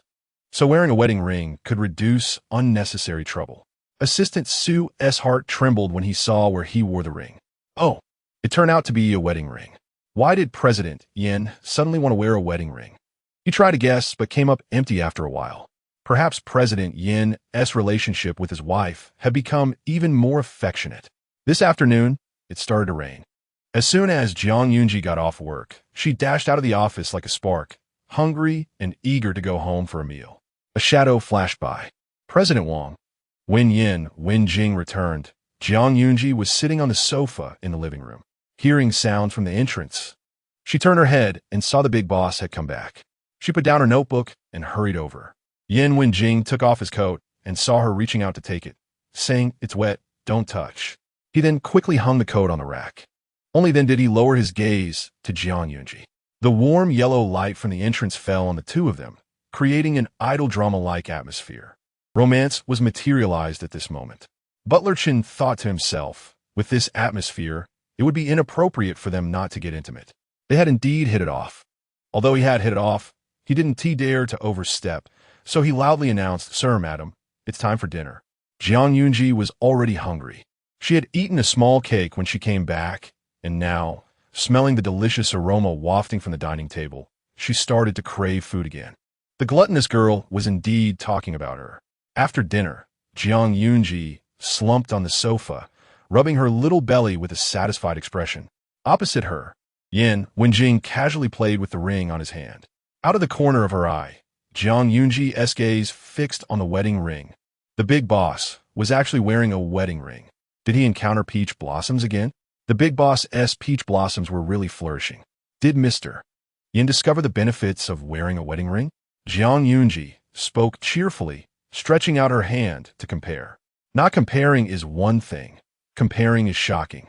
My goodness, the big boss's palm is so big, and his fingers are very long. Looking at his physique, standing at 188 centimeters, with a superior proportion, he had a body that could rival top male models. Zhuang Zi'ang blinked. The big boss was in an extreme disparity in body types with her. A wave of yellow waste material surged from her mind, but was forcefully pressed back down. Stupid brain, don't think. Stay put. You don't want to. You're not greedy. Zhuang Zi'ang giggled. It looks really good. Wenjing chuckled lightly, examining his palm, his voice low. Good looking? Oh, Zhuang Zi'ang proudly replied. I meant myself. Wenjing. The end of the month, the Xinghe Technology Press Conference was a great success. Zhuang Zi'ang organized an outing, inviting Fang Xinyu and Lin Xiaoyu to celebrate. Initially, they planned to meet at a CAF, but Lin Xiaoyu changed it to a bar. In the evening, at the Wild Drinking Bar on the first floor, the three sat in a corner, surrounded by green plants, relatively private. Lin Xiaoyu said, "Ji, you're doing great. Your investment insight is really good. Quietly making a fortune, you'll become a little rich woman and take me flying." She had basically squandered all her money and suddenly wanted to get into investments. Upon learning that Fang Xinyu was looking for a design company, Zhuang Zi'ang immediately recommended her own company. Good resources shouldn't be wasted on outsiders. Yuguang Design has a unique design style, and it's a reputable company in the industry with fair prices. I guarantee you'll be satisfied. The subsequent marketing material design and drone packaging design for Xinghe can all be done by our company. Fang Xinyu was stunned for a second and immediately nodded. Okay. It must be good since it's recommended by a fairy sister. Lin Xiaoyu was taken aback. She had always thought her good friend was a love brain, but unexpectedly, she turned out to be a career brain. She felt ashamed for her lack of insight. After discussing serious matters, they decided to do something frivolous. Lin Xiaoyu called the bar manager over to show him photos, requesting 8 male models of this caliber. For some reason, Ling Hao sent her pictures of his uncle through WeChat, asking which one looked better. Flirtatious. To be honest, every one of them looked good. Unfortunately, Li Xinghe was too serious. She didn't dare to desecrate that kind of reserved old man. If she toyed with an old man's feelings, Her parents would hunt her down. The manager saw the photos, the corners of his mouth twitched, and he almost couldn't hold back his composure. Wasn't this? Chapter 39 Truth or Dare, is that the boss? How does this young lady have a photo of the boss? The manager looked troubled. Such high demands. Is she out of her mind? If there really is such a handsome male model, Wild Bar would have long been the top bar in Yanjing. Sorry, it's impossible. It's really hard to find someone of that level like in the photo. Lin Xiaoyu didn't want to make it difficult for him. Just bring a few that are somewhat similar. Let my girlfriend have a look. The manager looked relieved. Fong Xinyu remained silent, only blushing. She had only seen male models on video, never in person. So looking forward to it. Zhang Yunji played the married persona. You all have fun, just watch. Definitely won't get involved. But she wasn't that straightforward, changing her tone. If it's really that big, I might reluctantly touch it. After all, the boss isn't here. Even if the boss is here, he wouldn't mind, right? I'm just touching the male model, not the boss. Lin Xiaoyu had a teasing expression. Where is it big? Is it here? Pointing to an indescribable place. Yi. Zhang Yunji. I really don't want to be the girl who gets it immediately. Someone save her. Fong Xinyu. Mommy, this ISNTA kindergarten bus. She wants to get on. The topic of the three shot up instantly. Colorful, very reassuring. Soon, 8 male models arrived. Although they weren't as handsome as Li Qinghe, they were acceptable. Lin Xiaoyu was almost grinning from ear to ear. Fong Xinyu's ears turned red in an instant. Zhang Yunji assessed the male models and felt her standards had become picky. After seeing the boss's handsome face every day, now seeing male models, she couldn't muster any interest. Their faces weren't as handsome as the boss's, and their bodies weren't as good either. Yan Wenjing, just standing there without saying or doing anything, exuded a strong, aggressive masculinity. In the hotel, during this period, Shen Shuzhou was not staying at Yinxiao Mansion and rented a hotel for a month. Talp. Tang Wenci, wrapped in a towel, came out. Shyly, Shuzhou, I'm done. Your turn. Hurry and take a shower. Shen Shuzhou shifted his gaze from the screen. Let Tang Wenci get dressed. I'll take you out to play. He pinched her cheek, his voice a bit husky. I'll satisfy you when I come back. Half an hour later, the two entered Wild Bar. Shuzhou, what are you looking at? Tang Wenci followed the man's gaze and saw Zhang Yunji. She bit her lip. That woman looked a bit like her, especially in profile. So delicate, it couldn't be a natural face. She must have had surgery. A sense of crisis surged in her heart. Tang Wenci felt a bit angry. Did she have surgery to look like me? To get closer to Shuzhou? I heard many improper girls go to bars to fish for rich men. In Tang Wenci's eyes, Shen Shuzhou was handsome, wealthy, generous, and very charming. No woman could dislike him. Shen Shuzhou found it a bit speechless when he heard her say Zhang Yunji had surgery. Is she blind? Zhang Yunji is clearly a natural beauty. However, he didn't deny that Zhang Yunji could be intentionally flirting with him. Otherwise, she wouldn't be at Wild Bar. He often came here to drink. Zhang Yunji was there to wait for him. Shen Shuzhou didn't tell Tang Wenci that Zhang Yunji already had a husband. He thought that those who were not loved were the mistresses. Yan Wenjing was just a mistress. Unfortunately, he got Zhang Yunji's body, but not her heart. Tang Wenci was very disgusted with those who lacked self-respect and were vain, and she looked down on mistresses even more. Since Shen Shuzhou hadn't gotten engaged to Su Yudie, she didn't count as a mistress. She was just comforting a hurt man. After one glance, she labeled Zhang Yunji as a gold digger. Shuzhou, do you know each other? Shen Shuzhou, Tang Wenci narrowed her eyes, not very happy. She had finally turned brotherly affection into pure love, and it couldn't be ruined by a third party. On the night of the engagement banquet, she took advantage of Shen Shuzhou being drunk to comfort him in his arms, finally securing him. Because she was the one who took the initiative and Shen Shuzhou was so excellent, Tang Wenci felt insecure. She had to hold on tightly to him. Shen Shuzhou was the best man she could find with her conditions. The Shen family was a top-tier wealthy family, marrying into the Shen family. She would be a princess in a fairy tale. Tang Wenci bit her lip. The premise was not to let Shen Shuzhou and the Shen family discover her true identity. Shen Shuzhou pulled her over. Let us go say hello. Gigi the man made a deep bubble sound. Zhang Yunji looked up, as if she smelled tea. Lin Xiaoyu, where did the tea come from? Shen Shuzhou, hidden behind the greenery, furrowed his brows as if he could crush a fly. Was his presence so low that no one noticed him? Impossible. He was so handsome. Zhang Yunji must have seen him at a glance. She was just too insecure to dare approach him. Well then, he would take the initiative. Tang Wenxi linked her arm with Shun Shuzhou and appeared before Zhang Yunji. Brother Shuzhou said to come over and say hello. How are you? The awkward, high-pitched voice rang out. Zhang Yunji. Lin Xiaoyu. Fong Xinyu. Shun Shuzhou smiled. Gigi, long time no see, how have you been? Why are there so many stupid male leads everywhere? Zhang Yunji felt like going crazy. She suspected that the world was trying to make her become the male lead's devoted dog. She had tolerated him for a long time. Yet Shun Shuzhou, oblivious to her annoyance, suggested playing truth or dare. This reminded Zhang Yunji of the original plot, which also had a segment like this. Shun Shuzhou and his white moonlight argued again and called the original character over to play truth or dare, making the white moonlight extremely jealous. Lin Xiaoyu frowned. Wanting to refuse, no, sure. Zhang Yunji smiled widely. Excuse me for a moment, I need to go to the restroom. After a while, she returned. The five of them started playing, spinning the bottle.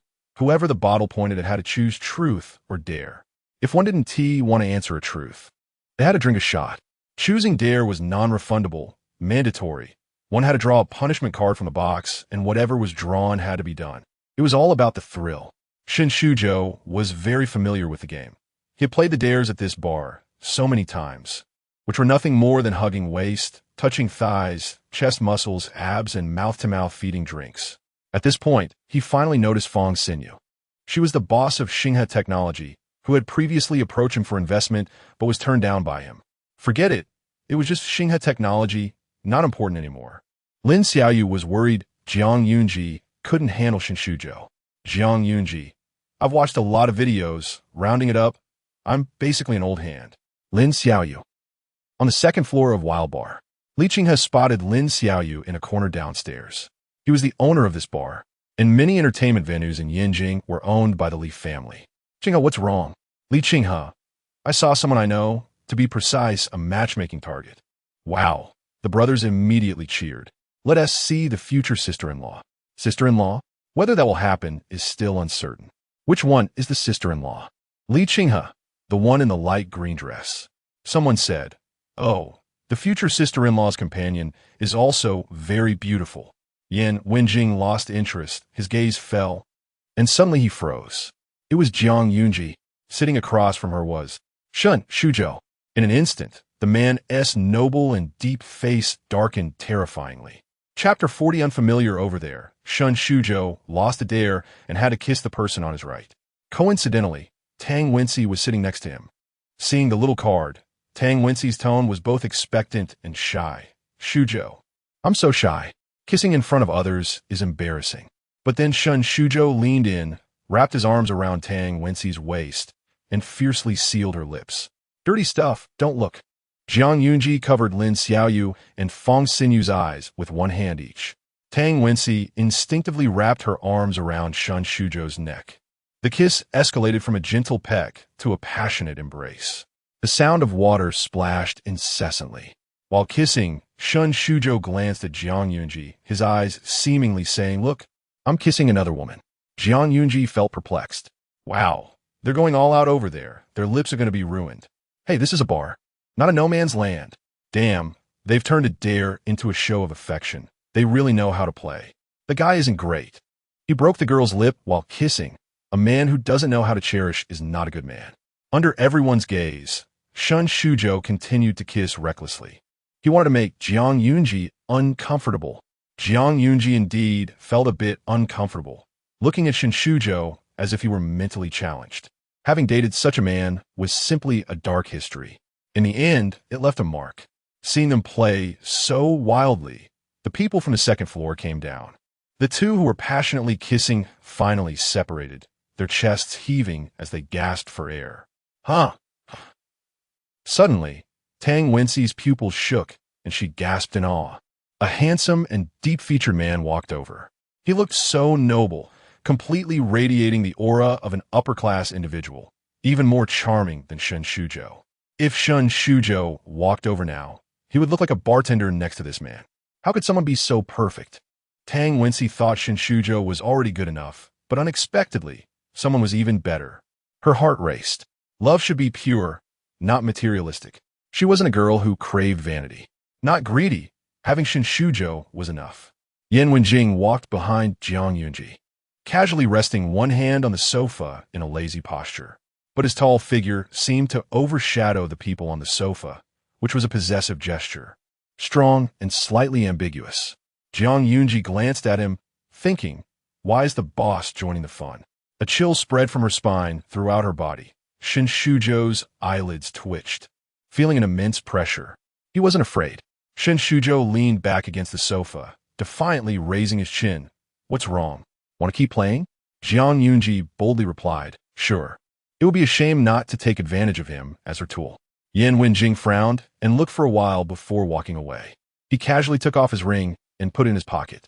A friend asked him, who is that girl? Do you know her? Except for Wen and I. He had never seen Yan Wenjing show interest in a woman. His friends even thought he liked men and were scared to sleep in 2 pairs of pants. He was dragged by Yan Wenjing to practice boxing and was knocked down with 1 punch.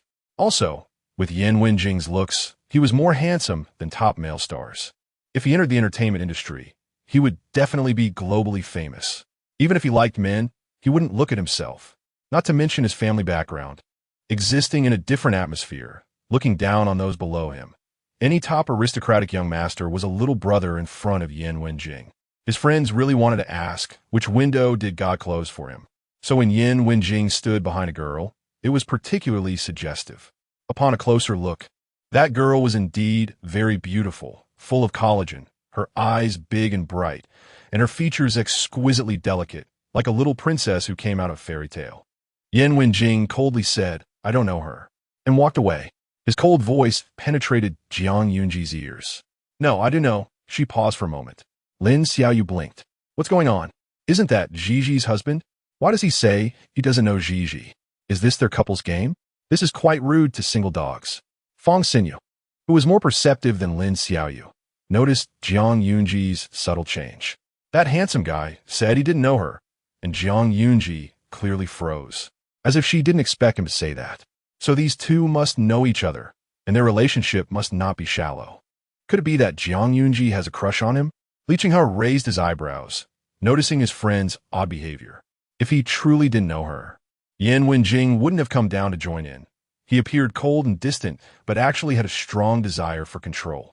Zhuang Zi'ang picked up the Coke beside her and gulped it down. If he doesn't know, he doesn't know. Anyway, the boss is too lazy to introduce her to his good friend.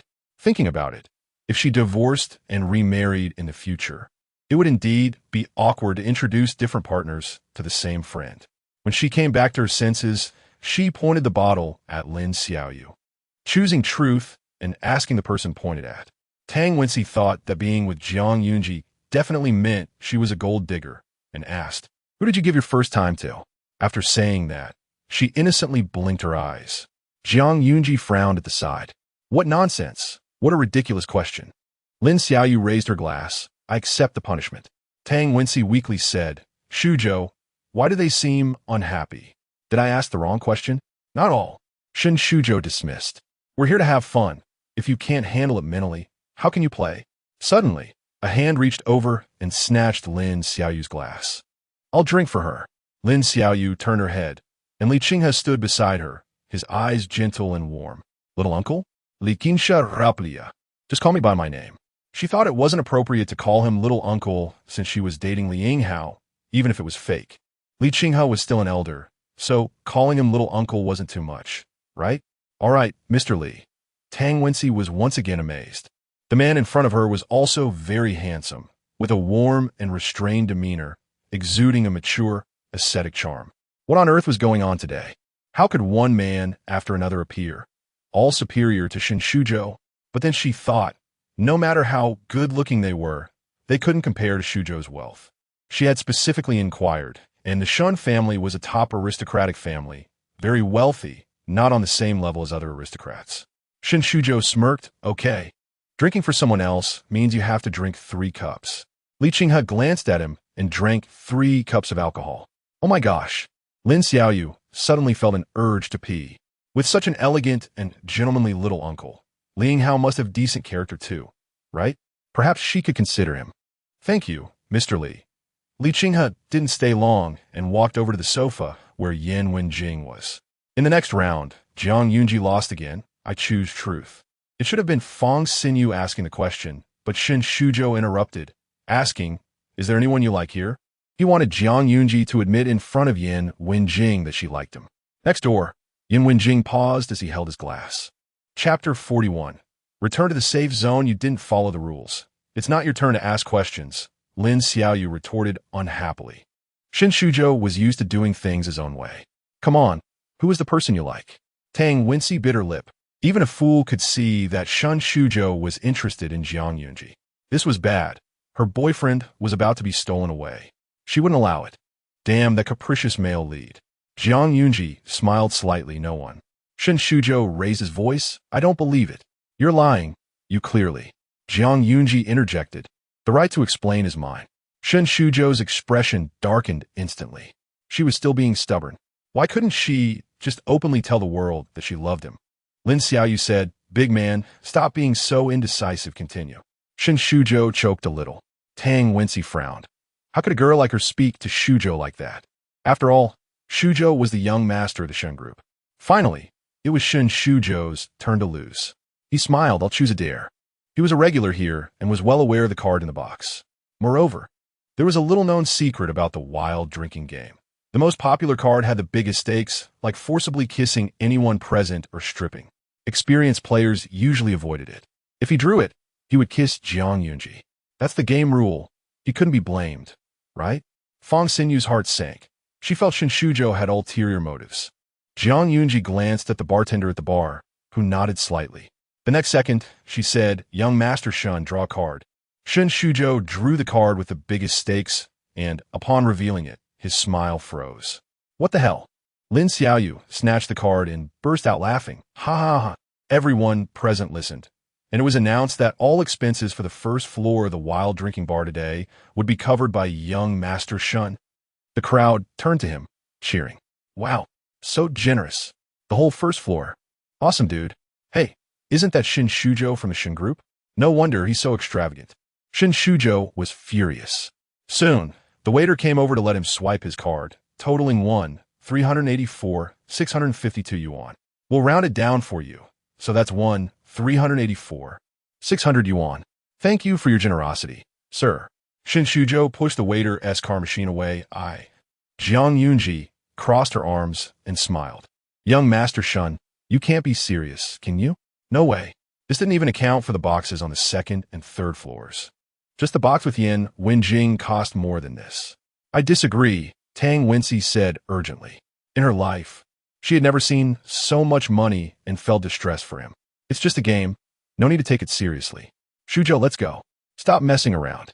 Shen Shuzhou gritted his teeth and swiped his card.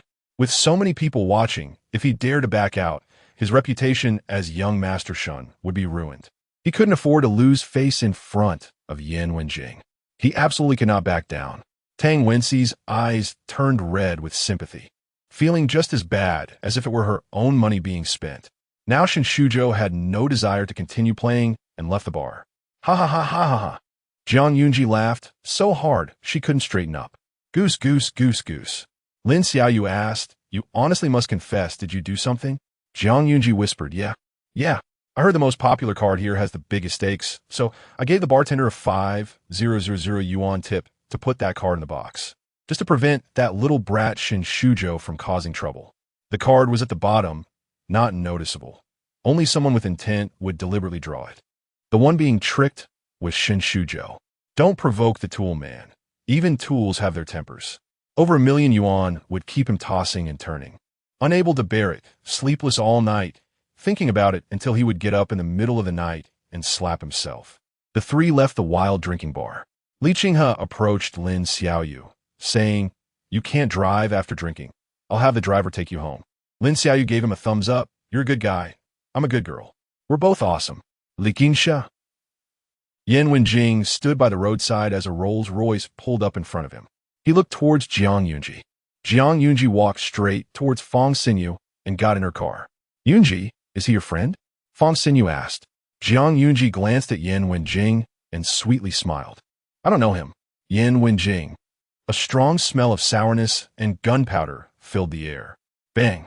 Jiang Yunji closed the car door, and the vehicle sped away. The tool man was just a tool man, simply there to create misunderstandings between the male and female leads, serving as part of their play. Jiang Yunji didn't want to be anyone's substitute or someone's bootlicker. She just wanted to be herself. As for the big boss, she would do her job as a high-paying worker and not get involved in anything else. Since the big boss said he didn't know her, she would cooperate honestly and never overstep her boundaries. In the following days, Jiang Yunji got busy. Xingha Technology really contacted Yuguang Design for their marketing materials and packaging design for peripheral products. Van Jewelry held a gem show, and the Muse-themed jewelry series was about to be released. Jiang Yunji looked at the screen of her notebook at the finished product she designed, Echoes of the Deep Sea, a sapphire pendant. Butler Chun handed her a fruit plate. Madam, the pendant you designed is really beautiful. Jiang Yunji peeled an orange and said, You have good taste. I think so too. Butler Chun glanced at the price tag. 8 million yuan, a fifth of a month's pocket money. Madam, you can buy it. Jiang Yunji waved an orange, feeling a bit lightheaded. Now everything was compared to pocket money. Although there was a lot of pocket money, it was still earned month by month. She didn't know how long that could last. For several days, Jiang Yunji was busier than ever. And as soon as she entered her bedroom, she would collapse into bed. Communication with Yin Wenjing greatly reduced. One day, Jiang Yunji had an idea. Mr. Yin, can we discuss something? You see, workers have weekends off. I think the arrangement for sleeping together should also have a weekend off. Yin Wenjing lightly tapped the table with his fingers. Since when did their relationship begin to cool down? It began that day at the wild drinking bar when he said he didn't know her. The usually carefree Jiang Yunji had started to hold back, retreating to the safe zone. It seemed an invisible boundary had formed between them, which neither would easily cross. Well, they were just a married couple in a union of convenience. The man's voice was deep and pleasant. All right, as you wish. The big boss was easy to talk to, and Jiang Yunji smiled, happily turning around to leave. Another weekend arrived. Yin Wenjing went out for a while and returned to find Jiang Yunji missing. Seeing the man's gaze sweep over, Butler Chen immediately understood and stepped forward, saying, Sir, Madam hasn't come downstairs all morning. Yin Wenjing frowned slightly. Breakfast wasn't sent up? Butler Chen replied, No. Even if Jiang Yunji slept in, she wouldn't sleep this late. Yin Wenjing went upstairs and knocked on Jiang Yunji's bedroom door. Knock, knock. No response. The man's expression tightened slightly as he opened the door and walked in. The bed was lumped up. Yin Wenjing approached the bedside and gently lifted the blanket, revealing Jiang Yunji's head. Jiang Yunji. Jiang Yunji stared at him blankly, her little face pale. With red-rimmed eyes, Yin Wenjing's expression darkened. He leaned down to feel her forehead. What's wrong? Are you not feeling well? Chapter 42. What a kind little fool, Aunt Jiang Yunji has arrived. She took some painkillers and is waiting for them to take effect. I'll just sleep a little longer, she said weakly. Why was I fine before, but this time it feels like it's going to kill me? I was careless. It might be because she has been eating too many cakes and desserts lately. Sob, sob, sob. Butler Chen learned about Jiang Yunji's condition and asked if he should have a maid take care of her. No need. Yin Wenjing refused. Butler Chen frowned, wanting to argue with his master for the first time, but then heard the man say, I'll take care of her. Butler Chen smiled. All right. He shared his experiences with Yin Wenjing, reminiscing about his pure love years when he did everything for the girl he loved. Washing clothes, cooking, cleaning, and taking care of her during her period. Unfortunately, he wasn't the groom. The child's father wasn't him either. Sigh. Jiang Yunji curled up in the blanket, feeling someone lift it, and something slipped under her skirt. Big shot, what are you doing? A large hand pressed against her abdomen, gently massaging in a clockwise motion. It was warm and smooth. What is that? She asked tearfully. Yin Wenjing replied, It's warming essential oil. Okay, Jiang Yunji said softly. You're so expensive, I might not be able to afford your hourly rate. Yin Wenjing looked into her watery eyes, which were slightly red at the corners, and said in a slow tone, This time, it's free of charge. That's fine then. Jiang Yunji happily closed her eyes, enjoying the free spa. Then, Yan Wenjing placed a heated electric blanket under her feet, and warmth spread from her little feet to her limbs. Zhang Yunji's lips parted. Yan Wenjing leaned in closer. What? Zhang Yunji said, I'm so moved. My eyes are about to water. She wanted to work for this big shot for a lifetime. Yan Wenjing thought, he shouldn't expect this brain to come up with anything good. After a while, a maid brought over goji berry, red date, and longan tea, and Zhang Yunji drank it and fell into a deep sleep. When she woke up, she felt completely revitalized. Oh yeah, she was the indestructible little Jiang. She slid off the bed and ran to the big shot's bedroom across the hall. A cat's head peeked in. Mr. Yin, thank you, she said cheerfully. Yan Wenjing looked up, his brows slightly furrowed, putting on his shoes. Zhang Yunji. For a moment, it felt like she saw her father. Looking down, she realized she was barefoot on the floor. That wasn't good. She went back to put on her shoes. She had been too rushed and forgot. Indeed, her brain felt like it had been eaten by zombies after just waking up. Yan Wenjing walked over with long strides and suddenly wrapped his arm around her waist. Eh. Zhang Yunji was startled, feeling her body lighten, and by the time she realized it, she was already sitting on the shoe cabinet. The man's hand on her waist had prominent veins, clearly defined, a bit sexy. Zhang Yunji's mind was buzzing.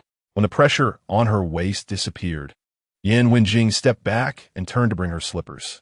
Zhang Yunji dazedly put on shoes. She scratched her head and said, Thank you.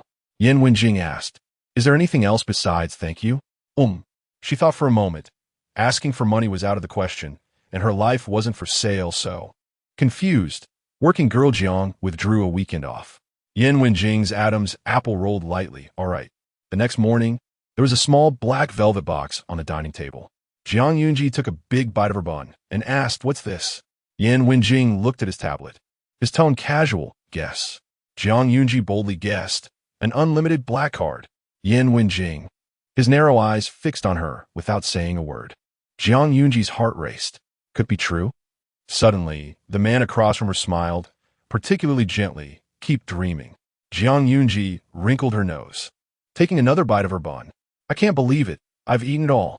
But soon, she jumped up, her eyes sparkling. Deep sea echo. It was the pendant she designed. But then the question arose. Isn't this not yet released? Little girl, Yan Wenjing chuckled softly. Just because it hasn't been released to the public doesn't mean I can't buy it. In this world, there was almost nothing he couldn't get. The answer she had never imagined left her stunned. The big shot truly could do anything. Zhang Yunji admired him. Put on and see, he said. I'm going to cry. Mr. Yin, you're amazing. You're my god. Zhang Yunji happily put on the pendant. This was the jewelry she designed herself, carrying a different meaning. The sapphire on her slender neck reflected a charming glow, the deep blue making her skin look even fairer, giving her an understated and reserved aura. Is it pretty? Is it pretty? Zhang Yunji blinked her big eyes, looking expectantly for praise. The man put down his tablet, looked for a while, and said, It's okay. Zhang Yunji, It's okay is fine. She wasn't picky. She was thrilled. Butler Chen wore a calm expression, but inside he was buzzing with excitement. Isn't this atmosphere enough to consider a kiss? Just for me. Wait a minute. Why did the big shot give her a pendant out of the blue? He couldn't possibly want her to do something, could he? After a few seconds of silence, Zhang Yunji looked up at the man across from her and asked, Mr. Yin, do you want me to do something? As long as it's within my ability, I'll do anything. Anything? Could she forget about Shinshuzhou? Yan Wenjing's smile faded. Next weekend. I need to inspect the resort in Nansheng, and there's a charity dinner that day that requires a female companion. Butler Chen looked at Yan Wenjing in surprise. He thought the master wasn't planning to attend the charity dinner. Why the sudden change? Besides, which dinner would dare to force him to bring a companion? The master had never had a female companion by his side. Is it that simple? Zhang Yunji smiled and said, Okay, then I'll go to Nansheng with you next weekend. Butler Chen had a knowing smile, his eyes almost disappearing from grinning. Lin Xiaoyu sent Zhang Yunji a screenshot. I just saw Su Zian's moments, saying she is happy being single. She is completely done with Shun Shuzhou. In the screenshot, Su Zian sat among a group of male models, wearing sunglasses and looking extremely carefree. Leaving the crazy prince, her white moonlight looked better. Zhang Yunji reached up to touch her chin. According to the original text, it probably wouldn't work out. Lin Xiaoyu, Gigi, let us go for beauty treatments together next weekend. Zhuang Zi'ang typed. Next weekend, I'm going to Nanxing to attend a charity dinner with Yan Wenjing. Let's reschedule the beauty treatment. Patting head. JPG Lin Xiaoyu excitedly pounded her bed. Wow. A two-person world. A date. Single dogs are envious. Zhuang Zi'ang. Although, she wasn't on a date with a big shot. He needed a female companion, so he called her. Zhuang Zi'ang replied, I'm just a dedicated female companion tool. Smile. JPG. Lin Xiaoyu sent a question mark. Question mark. Shen Shuzhou also saw Su Zi'an's moments, and the words happy being single pierced his eyes. Yes, he still loved her. Unfortunately, as a man, he also had his pride. Besides, women shouldn't be spoiled. He had indulged Su Zi'an too much, which was why she dared to push her luck. His fingers tapped, and he liked that moment. Smack. After seeing it, Su Zi'an was so angry, she smashed her phone. The one who loves more always bows his head first. This time, I won't compromise. Let's see who bows first. In the blink of an eye, it was the weekend, and they were on the way to the resort in Nanxing. Zhuang Zi'ang stared outside through the car window and suddenly noticed that Yan Wenjing had his eyes slightly closed, looking somewhat tired. Before this, Yan Wenjing had been on a business trip abroad for 3 days and had just returned to the villa last night. Was he tired? Or was he carsick? As the car turned, Zhuang Zi'ang instinctively reached out to protect the man's head as she saw it nearing the glass. Her palm gently stroked the man's head. Yan Wenjing lifted his eyelids, his dark gaze landing on the girl beside him. Zhuang Zi'ang's voice was very soft. Are you feeling carsick? She spoke in a low tone, seemingly afraid that Assistant Su, who was driving, would hear, fearing it might tarnish his domineering image. The distance between them was very close. Yan Wenjing noticed the unmasked concern in her eyes, and an unfamiliar emotion swept through his heart. He wasn't carsick. He had just spent 3 days abroad without Zhuang Zi'ang and had trouble sleeping. His dependence on her presence was deeper than he had anticipated. With the high-intensity work and continuous pressure, Yan Wenjing felt somewhat fatigued. But he was indeed a difficult person, accustomed to plundering and possessing. He wouldn't refuse the care that came to him. Yan Wenjing's gaze was dark and deep as he softly replied with an Zhuang Zi'ang signaled Assistant Su to raise the partition and immediately patted her shoulder, saying, You can lean on me to rest. It won't feel as dizzy. A few seconds later, Yan Wenjing leaned forward, resting against her. Feeling the weight on her shoulder, the cool scent of wood penetrated her nostrils, and Zhuang Zi'ang straightened her back without showing any signs. However, she didn't notice the slight curve at the corner of the man's lips. Yan Wenjing's frown eased. His wife really was a kind little fool. Chapter 43. Wow, they hugged. An hour later, the extended Rolls-Royce finally arrived at the luxury hotel in the southern city. The car did not enter the hotel parking lot, but went to a villa and drove into the garage. There were 3 standalone villas nearby, each with different styles, including classical Chinese villas and luxurious modern designs. Zhuang Zi'ang thought to herself, rich people really know how to play. Behind them, Shen Shuzhou and Tang Wenci had subtle expressions. They watched as a car entered the villa, while they could only go to the hotel lobby to check in. Tang Wenci bit her lip. Shuzhou, the villa looks so luxurious. Let's stay there too. I don't want to squeeze with others. Since we both have rich boyfriends, shouldn't we get some privileges? She didn't want to suffer in silence. As soon as she finished speaking, Shen Shuzhou choked a bit. He couldn't understand if she was out of her mind, saying she wanted to squeeze with others. They were staying in a luxury hotel that cost $30,000 a night, not a youth hostel. The two of them went to ask the front desk. The receptionist smiled and said, I'm sorry, but that is the boss's private villa and is not open to the public. Tang Wenci was stunned for a moment. The man Zhuang Zi'ang was with was the owner of this hotel. For some reason, she felt a bit sour. There were clearly 3 villas. They could stay in a different one. The receptionist continued smiling. The other 2 villas also belonged to the boss, Tang Wenci. She was a bit unhappy and turned to Shen Shuzhou playfully, saying, Shuzhou, you're too low-key. The hotel owner is really funny, making it seem like he has more money than you. Shen Shuzhou's face darkened. Tang Wenci was right. Yan Wenjing was indeed richer than him. The Shen group was just a younger brother compared to the Yan group. Unfortunately, ah. The receptionist maintained her smile, but looked at them as if they were fools.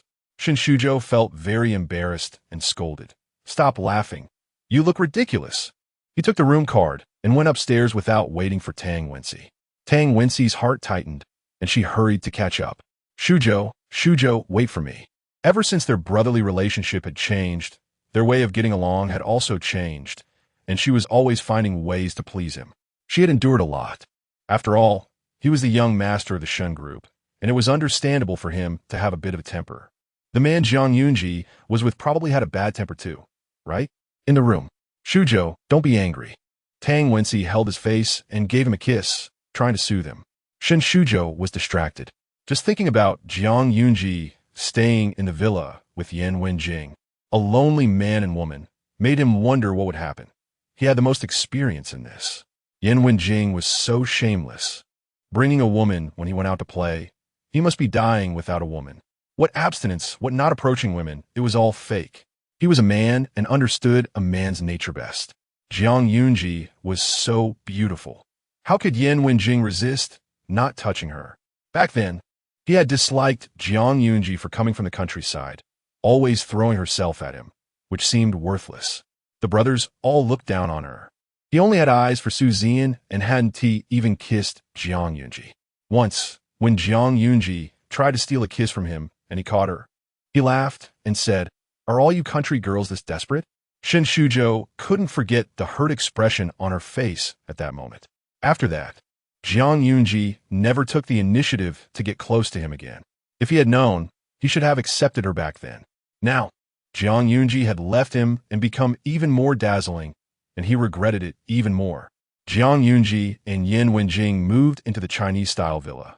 The villa had 5 floors, a large area, front and backyards, rockeries and gardens, and an outdoor swimming pool on the second floor. Zhang Yunji sat in an antique armchair, looking around. Everything was made of golden silk Nanmu wood furniture, screens, calligraphy, and paintings, all antique and charming. There were antique vases on the cabinet, which looked quite valuable. She blinked her eyes and asked, "Mr. Yan, do you often stay here?" Yan Wenjing put down his teacup. "Not often, 2 or 3 times a year." Zhang Yunji. Is this the world of rich people? Even if they don't stay often, it has to be super luxurious. She urgently needed a tutorial on how to become rich and was ready to listen on her knees. After a while, Yan Wenjing rubbed her head and said lightly, "You rest here. I will inspect the resort and we'll have lunch together." Zhang Yunji nodded like a little chick. Okay. Once the man left, she ran to open the fridge, where the maid had prepared snacks and drinks in advance. Huddling with snacks in the garden pavilion, she enjoyed the scenery while eating, and there was a koi pond nearby where she fed the koi. So happy at noon, in the hotel restaurant, when she ran into Shin Shuzhou and Tang Wensi, Zhang Yunji was speechless. She really wanted to smash this world to pieces. How come a male lead is everywhere, like a sticky plaster, impossible to shake off? Zhang Yunji was startled by a sudden movement and instinctively stepped back, forgetting that Yan Wenjing was standing behind her. She bumped right into the man's arms. Yan Wenjing firmly grasped her shoulder, being careful. The coldness in the man's eyes surfaced. Seeing Zhang Yunji so affected just because Shin Shuzhou was with another woman was quite a blow to him. Thinking about this, the man let out a cold laugh. Opposite them, Shin Shuzhou's eyes were blazing, as if they could pierce through Zhang Yunji. Wow, they hugged. Good. Zhang Yunji, you've learned badly. Using Yan Wenjing to provoke him on purpose, right? He would play along. Tang Wensi was directly stunned. Her gaze fixed on the handsome and composed man in front of her, forgetting about Shin Shuzhou beside her. The man was wearing a light gray shirt, his sleeves rolled up to his forearms, looking lazy yet elegant, making it hard to look away. One had to admit, this man was simply perfect. How could such a perfect man not be her boyfriend? The inexplicable sourness came back. "Let's go." A casual voice. In the next second, Zhang Yunji's hand was held by a warm, large hand. During the meal, Yan Wenjing hardly touched his chopsticks, feeding Zhang Yunji the grilled meat skewers prepared by the chef. The aroma was delicious, hot, and tempting. "Be careful, it's hot," the man reminded. "The boss is too nice." Zhang Yunji sighed, smiling as she said, "Thanks." In the corner, Shin Shuzhou saw this scene and nearly spat blood. He also went to grab grilled skewers to feed Tang Wensi. As a man, He was quite gentlemanly too. Baby, eat up, look how thin you are. It's all yours. The other party was too eager, and Tang Wensi T reacted yet and burned her mouth. Her face immediately turned furious. Why did you poke my nostrils? Without comparison, there's no harm. Tang Wensi could no longer endure it and angrily ran away. In the evening, Zhang Yunji changed into a little dress and attended a charity dinner with Yan Wenjing. Seeing the two people walking towards her, her mouth twitched. This world really revolves around the male lead. Zhang Yunji, how come I can run into you everywhere? Tang Wensi was displeased. If you can come, we can naturally come. The charity dinner is not hosted by you. Yan Wenjing meaningfully said, Does young Master Shun have an invitation? As soon as he said that, Shun Shuzhou's expression changed. Chapter 44 My wife Zhang Yunji Shun Shuzhou indeed did not have an invitation. He got in through a connection from a friend of his father. His gaze gradually became guilty, unrelated to you. After saying that, he quickly grabbed Tang Wensi and turned to run. Tang Wensi was very disappointed. It wasn't what she expected. She was still thinking of slapping the other party in the face.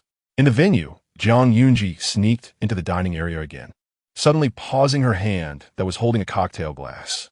Strange, she felt an inexplicable sense of being watched.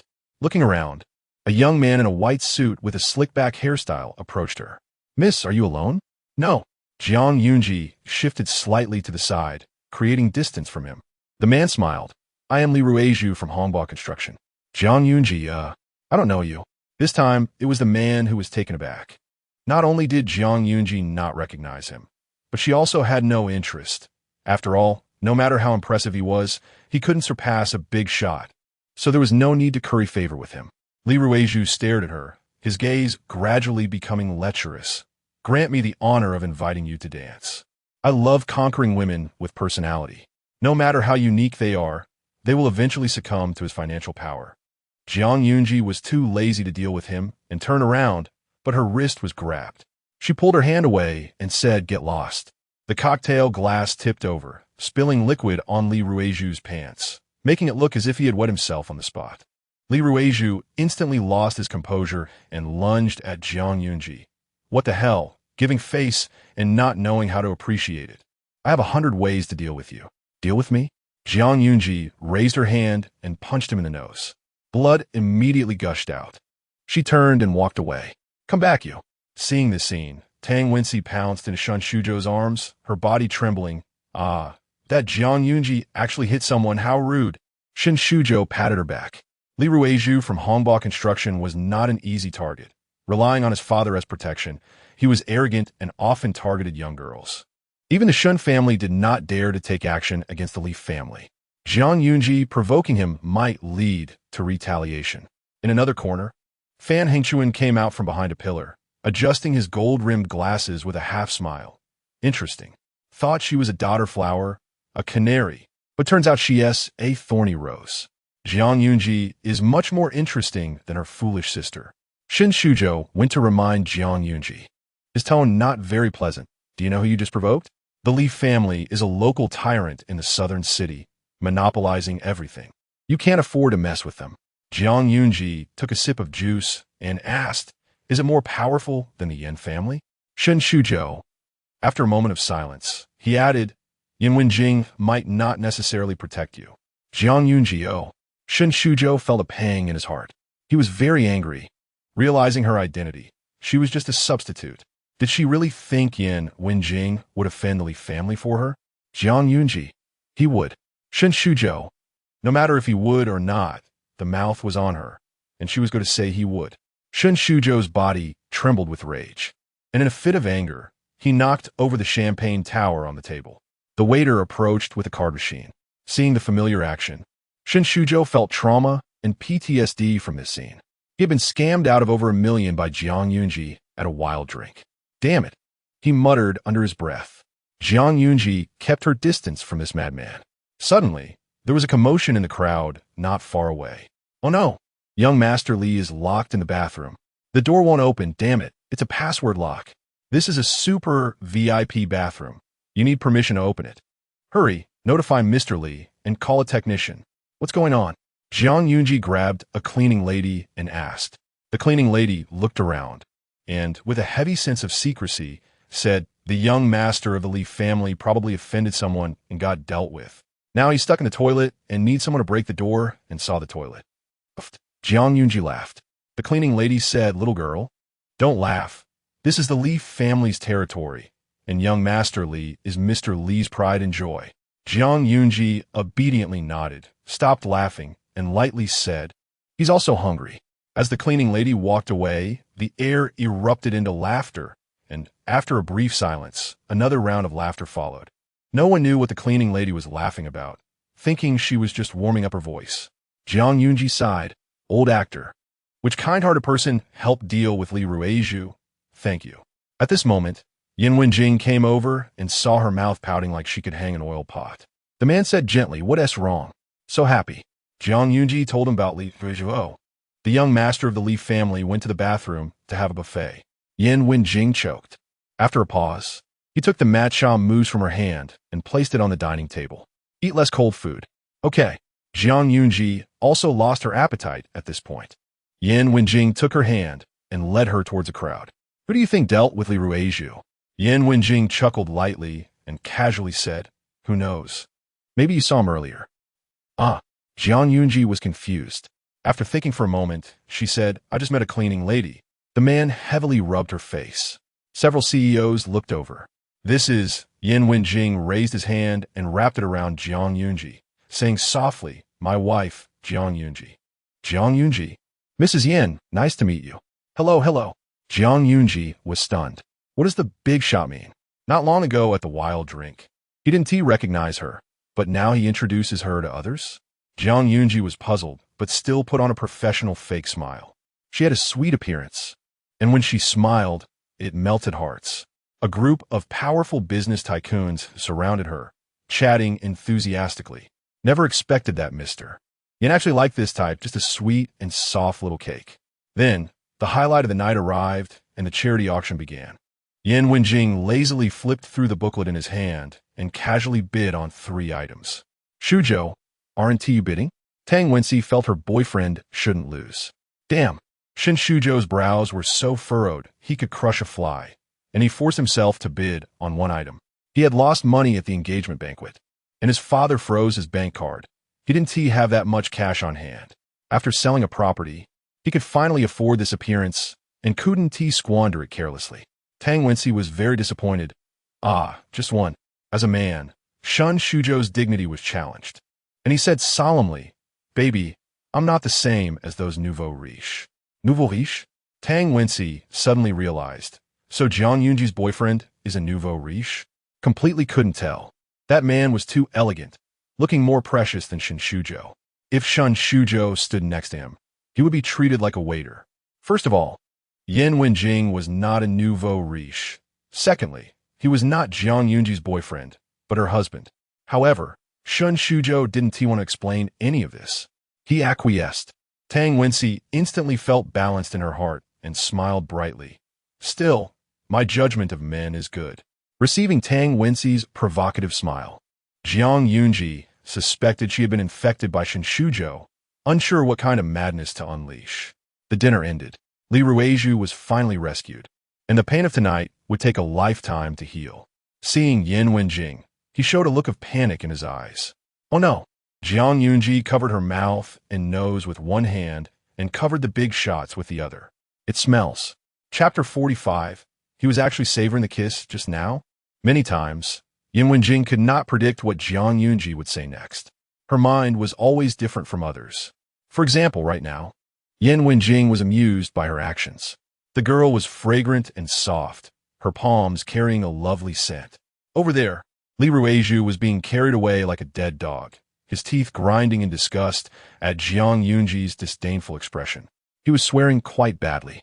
Zhang Yunji released her hand and suddenly said something. Clearly, the other party hadn't made a sound but was scolding with his face. Yin Wenjing flicked her forehead. "Ouch!" Zhang Yunji retracted her hand, realizing belatedly that the warmth lingered in her palm. "Hee, the big shot's lips are quite soft." Yin Wenjing noticed her ears were already flushed.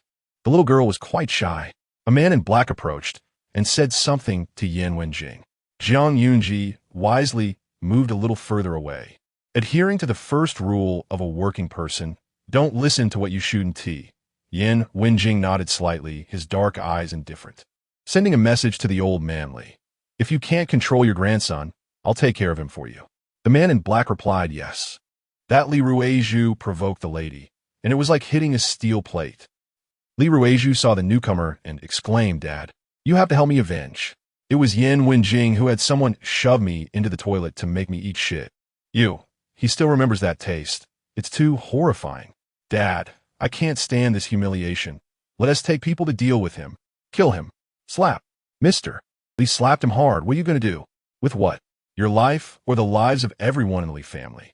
Do you think you're challenging who? That Yan Wenjing, the only master in the capital circle, the king of the capital.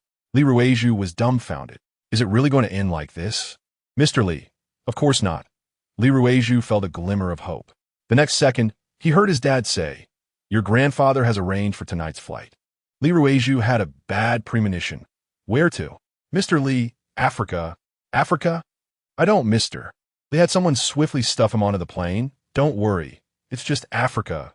We'll bring you back in 3 to 5 years. Li Ruizhu howled in despair.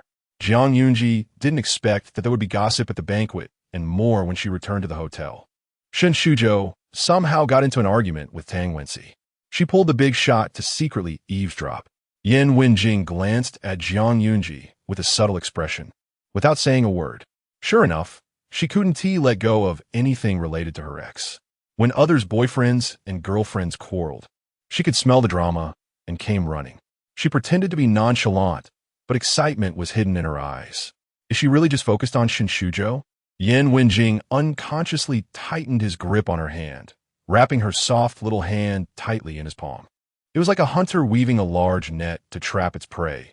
By the time it sensed danger, it would already be unable to escape. Not far away, Tang Wensi was crying, Woo, Su Yudie did it on purpose, letting you see her car accident on her moments to lure you to find her. She's just a scheming bitch. You're my boyfriend. I don't allow you to go. She jumped into the swimming pool with a look of grievance. Sisi. Shen Shuzhou was startled and rushed to fish her out. Tang Wensi was sobbing in his arms. Shuzhou, please, don't go look for her. Otherwise, I'll go on a hunger strike, 5 days without food. Woo. Shen Shuzhou couldn't bear to see her like this, and held her tightly. Okay, I want to go. He hadn't expected Sisi to love him so much that she would even go on a hunger strike for him. Blame him for being so charming. Zhang Yunji was shaking with laughter, using all her strength to stifle it. Yan Wenjing couldn't understand why young people were so dramatic in love. In his world, if you like someone, you would seize them and make them yours, leaving your mark on them inch by inch. He would never allow others to covet them and would eliminate all who did. The outside world thought he was indifferent and cold, but only he knew how strong his possessiveness was. On the way back to the villa, Zhang Yunji asked Yan Wenjing, what would happen if I got angry and stopped eating? Yan Wenjing bluntly replied, then you would starve to death.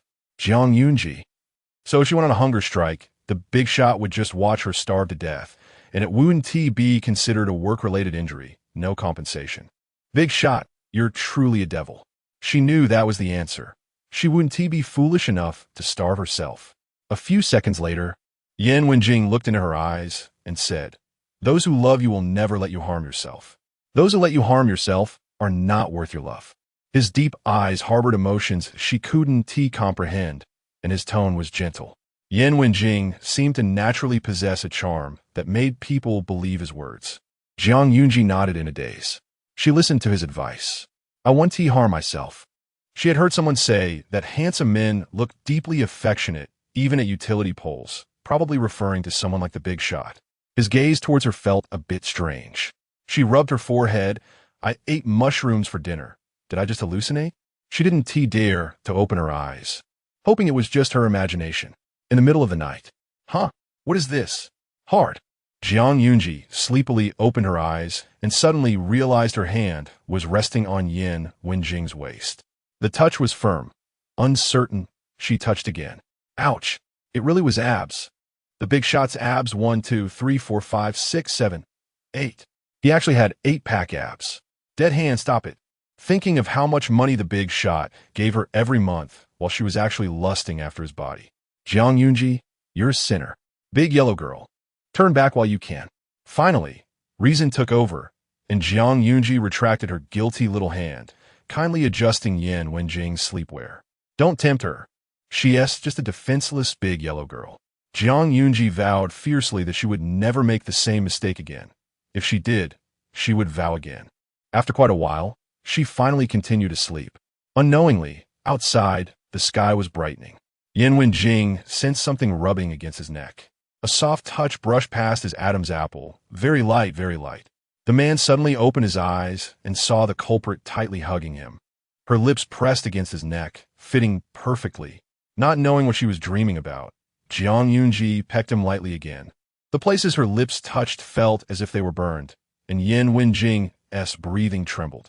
A murmur escaped his lips, and Zhuang Yunji turned over. Slowly waking up, she rubbed her eyes, and when she turned her head to look, Yan Wenjing was still sleeping with his eyes closed. Completely unaware of the bold thing she had done, she tiptoed out of bed, slipped on her slippers, and crept into the bathroom. Behind her, the man on the bed opened his eyes, his gaze deep as the sea. Yan Wenjing tilted his head back, raising a hand to shield his eyes. The open collar revealing his collarbone, tinged with a faint blush. The man's sexy Adam's apple slowly slid down. Crazy. He was actually savoring the kiss, just now? Chapter 46. Misled by the big shot, miss, you can't go in. Please leave. The villa's security guard stopped Tang Wensi. She was wearing a thin silk nightgown. I want to see the male owner inside. The guard repeatedly refused, and she got angry, threatening him. Do you know who I am? I'm the girlfriend of the young master of the Shun group. Do you believe I can have my boyfriend fire you on the spot? The guard.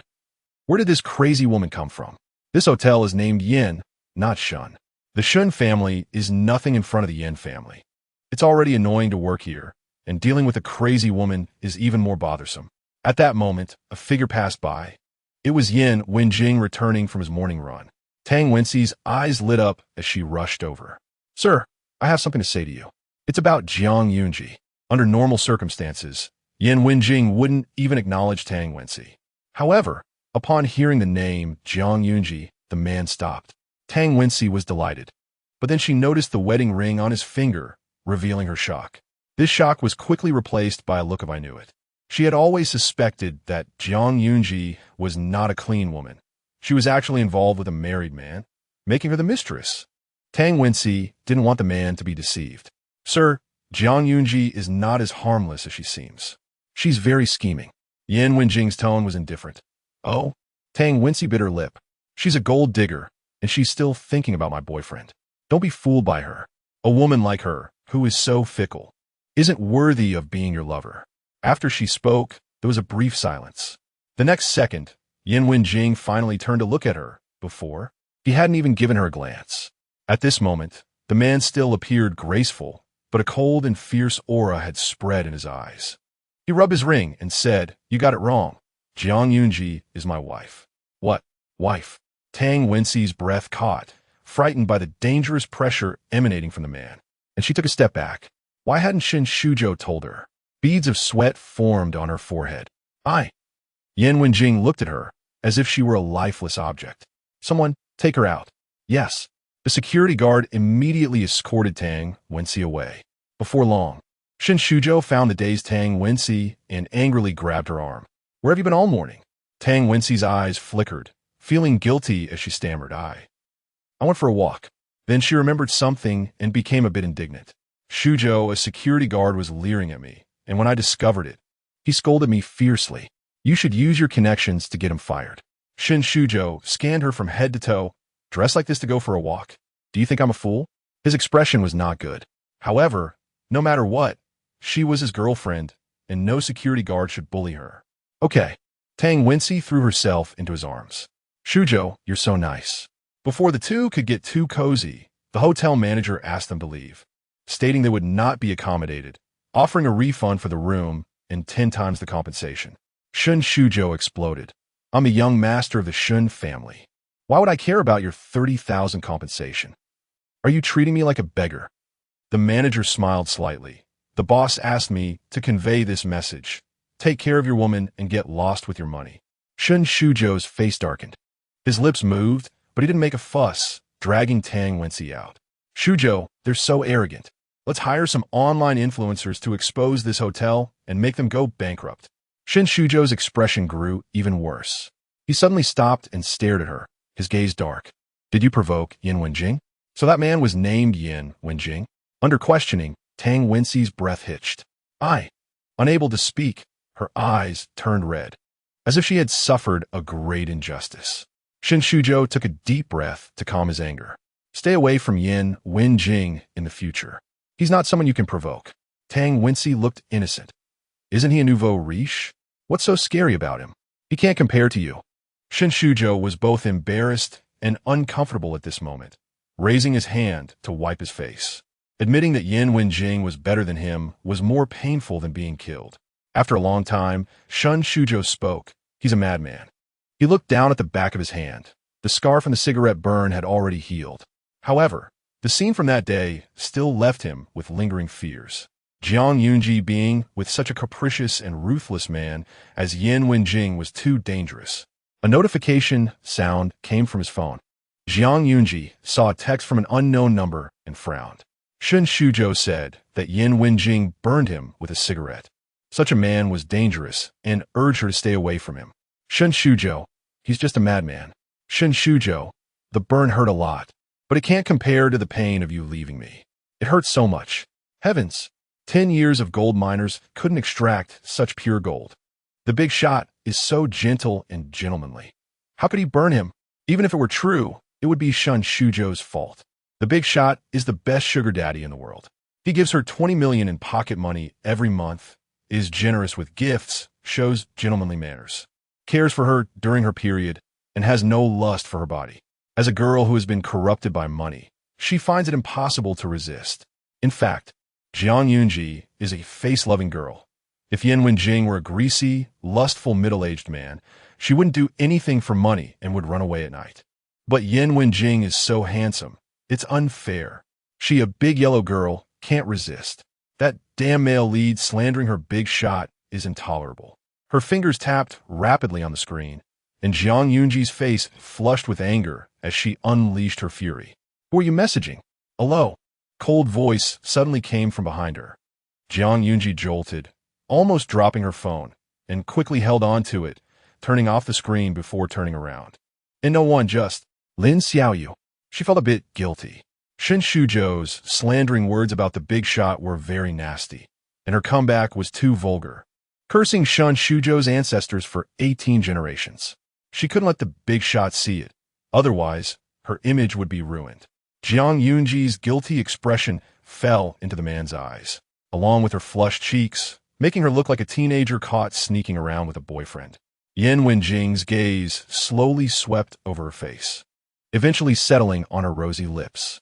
A sudden itch arose in his heart. I'm full, Zhang Yunji said.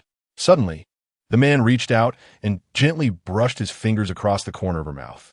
Zhang Yunji's heart trembled, looking at him in surprise. Yin Wenjing said softly, You have milk stains on your lips. Zhang Yunji felt a bit embarrassed, softly saying, Thanks. After Yin Wenjing walked away, she blinked. Wait, I just drank coffee. Where did the milk stains come from? I've been misled by the big shot. That night, back at the villa, Butler Chun was watering the plants. Zhang Yunji approached with a bottle of lychee-flavored sparkling water, took a couple of sips, and asked, Is the sir going through a midlife crisis? Why is he inexplicably in a bad mood?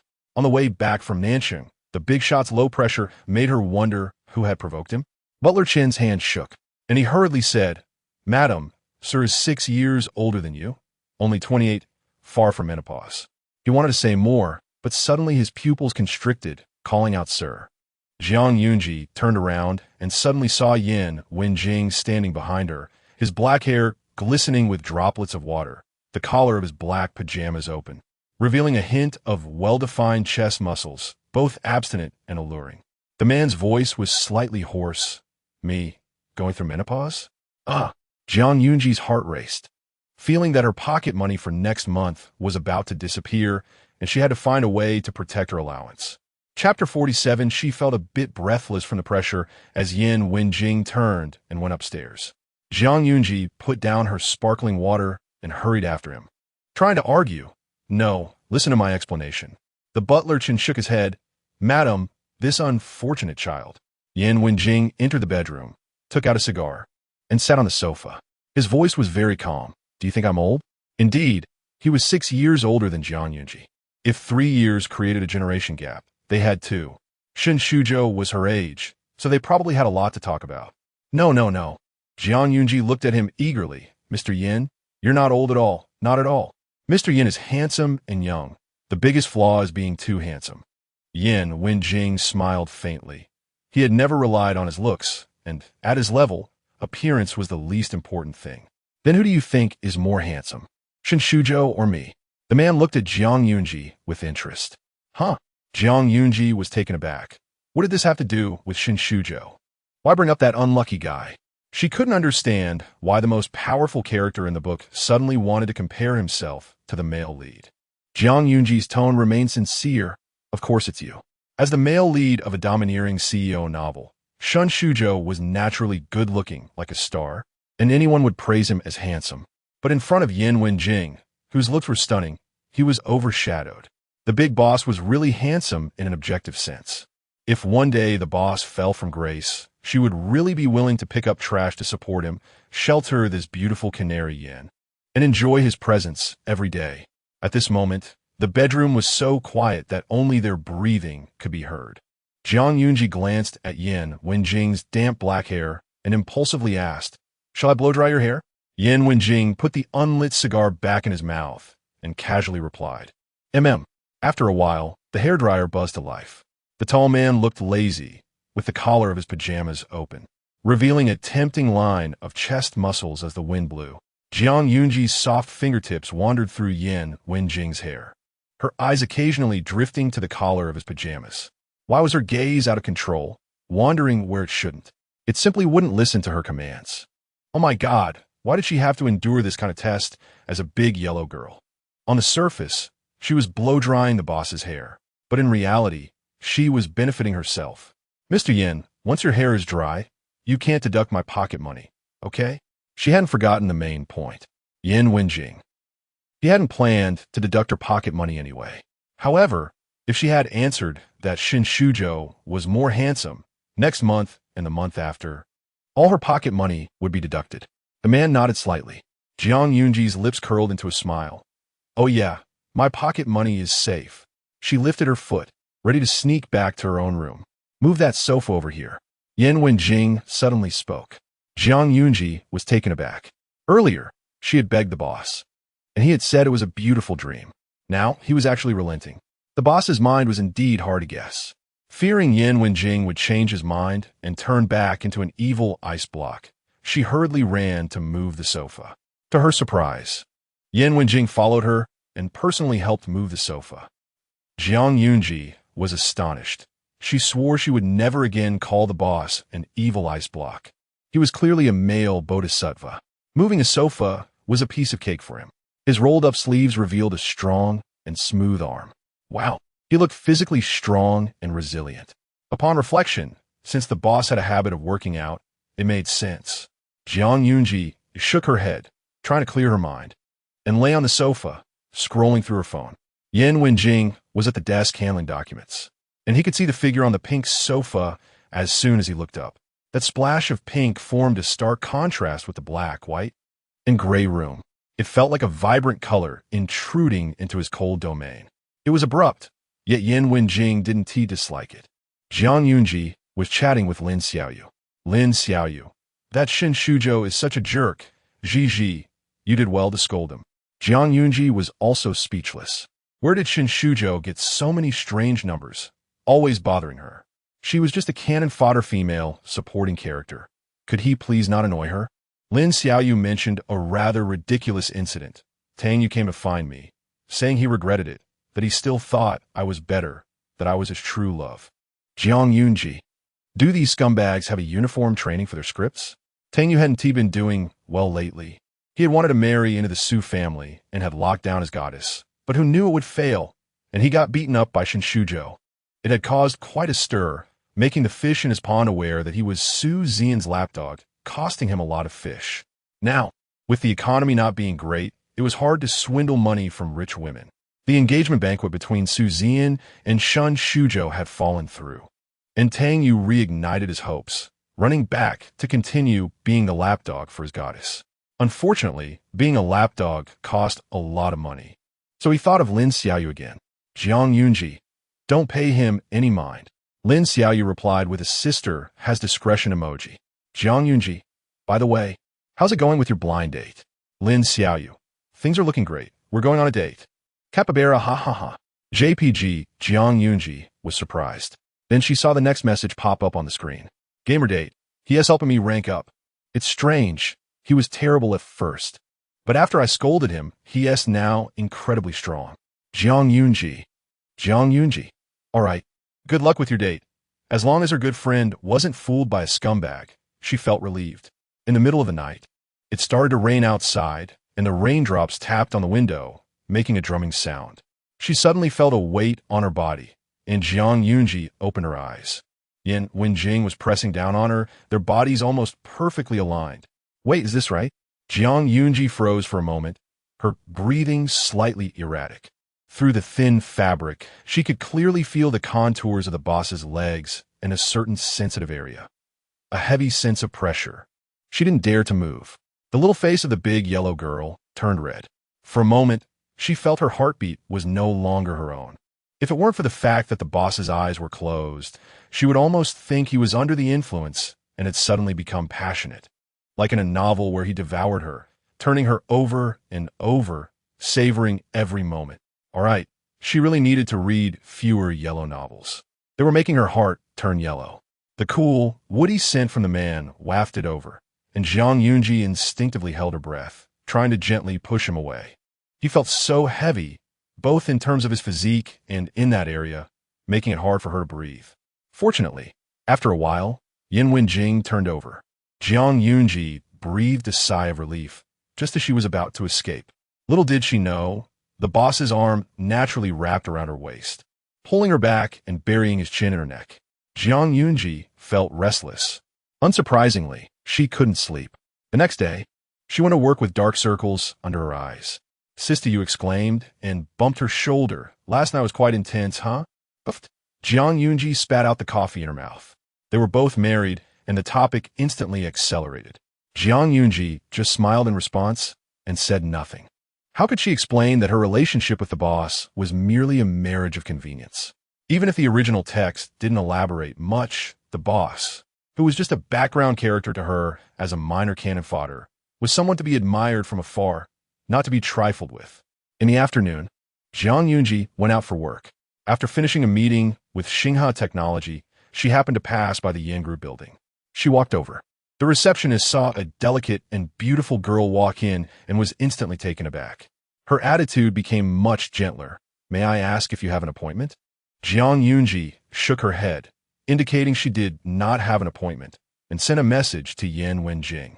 Mr. Yin, I passed by while on my business trip and brought you some milk tea. Do you want it? Hey ha, JPG. In the blink of an eye, a voice message popped up on the screen. The big boss actually sent a voice message. Jiang Yunji clicked to open it. There was only one syllable. A deep, magnetic voice struck her eardrums. Good. The front desk heard the voice and was stunned. The voice was so soothing. Who is this? People around began to look over. Jiang Yunji scratched her head and muttered, "What kind of voice message is just one word?" Immediately after, a 3-second voice message popped up on the screen. She tapped with her fingertip, and the man's voice poured out. Chapter 48. Really managed to impress her. I had assistant Su go down to pick you up. His voice was magnetic and deep, like thunder striking the crowd. Everyone present, except for Jiang Yunji, was stunned. It was Mr. Yan's voice. The receptionist was momentarily taken aback, wondering what the identity of the girl in front of her was. There wasn't even a single mosquito around the president. Jiang Yunji typed a reply, thanking the boss for the warm hospitality. Shortly after, Assistant Su approached Jiang Yunji and called out, "Madam." And madam, this person turned out to be the president's wife. Under the shocked gazes of everyone, the elevator door opened with a ding, and Assistant Su gestured for her to enter. Jiang Yunji followed Assistant Su up to the 58th floor. Who is that? So beautiful. Is she a celebrity? Assistant Su personally attended to her. Possibly a high executive from a partner company. A high executive? But she's too young, so talented. Wait, looking at the gossip group, the mystery was solved. She's the president's wife. Someone was so excited, they almost threw their mouse. The employees collectively indulged in gossip, buzzing with excitement. Ahead was the president's lounge, where Mr. Yin was waiting for his wife. Assistant Su led Zhuang Zi'ang inside. The sound of footsteps approached. Yin Wenjing's gaze lingered on the WeChat chat box. Zhuang Zi'ang. Thank you, hubby, for the warm hospitality. She called him hubby, not Mr. Yin. When the person approached, the man finally shifted his gaze to the newcomer. Zhuang Zi'ang's eyes were bright as she waved the bag in her hand. Having passed by a milk tea shop on the way that happened to be holding a buy one get one free promotion, the woman's tone lifted at the end, exuding excitement. She took out the milk tea, inserted a straw, and handed it to Yin Wenjing, saying, "This one has 3 parts sugar, less ice so it's not too sweet." In that moment, something struck Yin Wenjing's heart, and his entire aura softened. After a pause of several seconds, he extended his hand to take the milk tea. Assistant Su, leaving the room, glanced back secretly, shocked to see Mr. Yin actually drinking milk tea. The sight of the handsome, composed man holding a cup of milk tea was refreshing. Assistant Su never imagined he would witness such a scene in his lifetime. The madam is truly impressive. How is it? Is it good? Zhuang Zi'ang's face showed a hint of anticipation. Yin Wenjing had never touched such things before. All his food, clothing, and living arrangements were handled by someone else, custom-made. This was his first time trying outside milk tea. It was a strange and novel experience. If it weren't for Zhuang Zi'ang, he wouldn't have tried it. And if it weren't for Zhuang Zi'ang, the flavor would have been just average. Yin Wenjing's deep eyes shifted slightly. After a moment, the woman across from him lit up, and he added, "It's good." Zhuang Zi'ang clapped her hands. "Good taste. Next time, I'll bring you their other flavor. The peach and plum, it's also very good, refreshing." Yin Wenjing pushed the milk tea with the straw back toward her. Zhuang Zi'ang sat on the sofa, cheeks puffed up, never expecting to share milk tea with such a big shot. Her efforts over this period had not been in vain. Until she glanced at the chat box, Zhuang Zi'ang blinked. What did she see? Hadn't she just addressed her boss? How did it turn to hubby? "Thank you, hubby, for the warm hospitality." Her hand holding the milk tea shook. She looked at Yin Wenjing.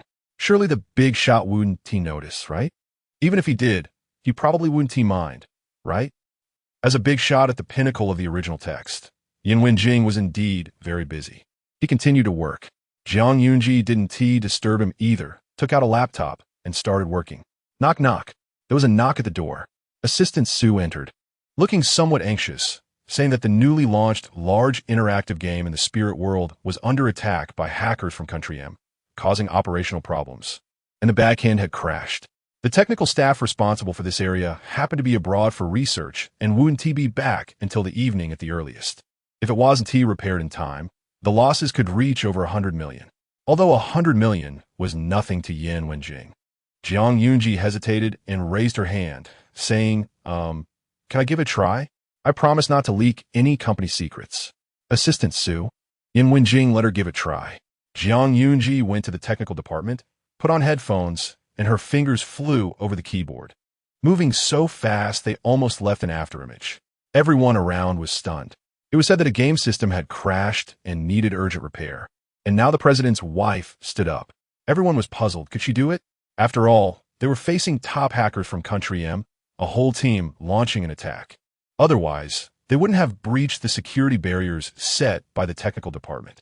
Now, the president's wife was actually going head-to-head with them. Time passed second by second.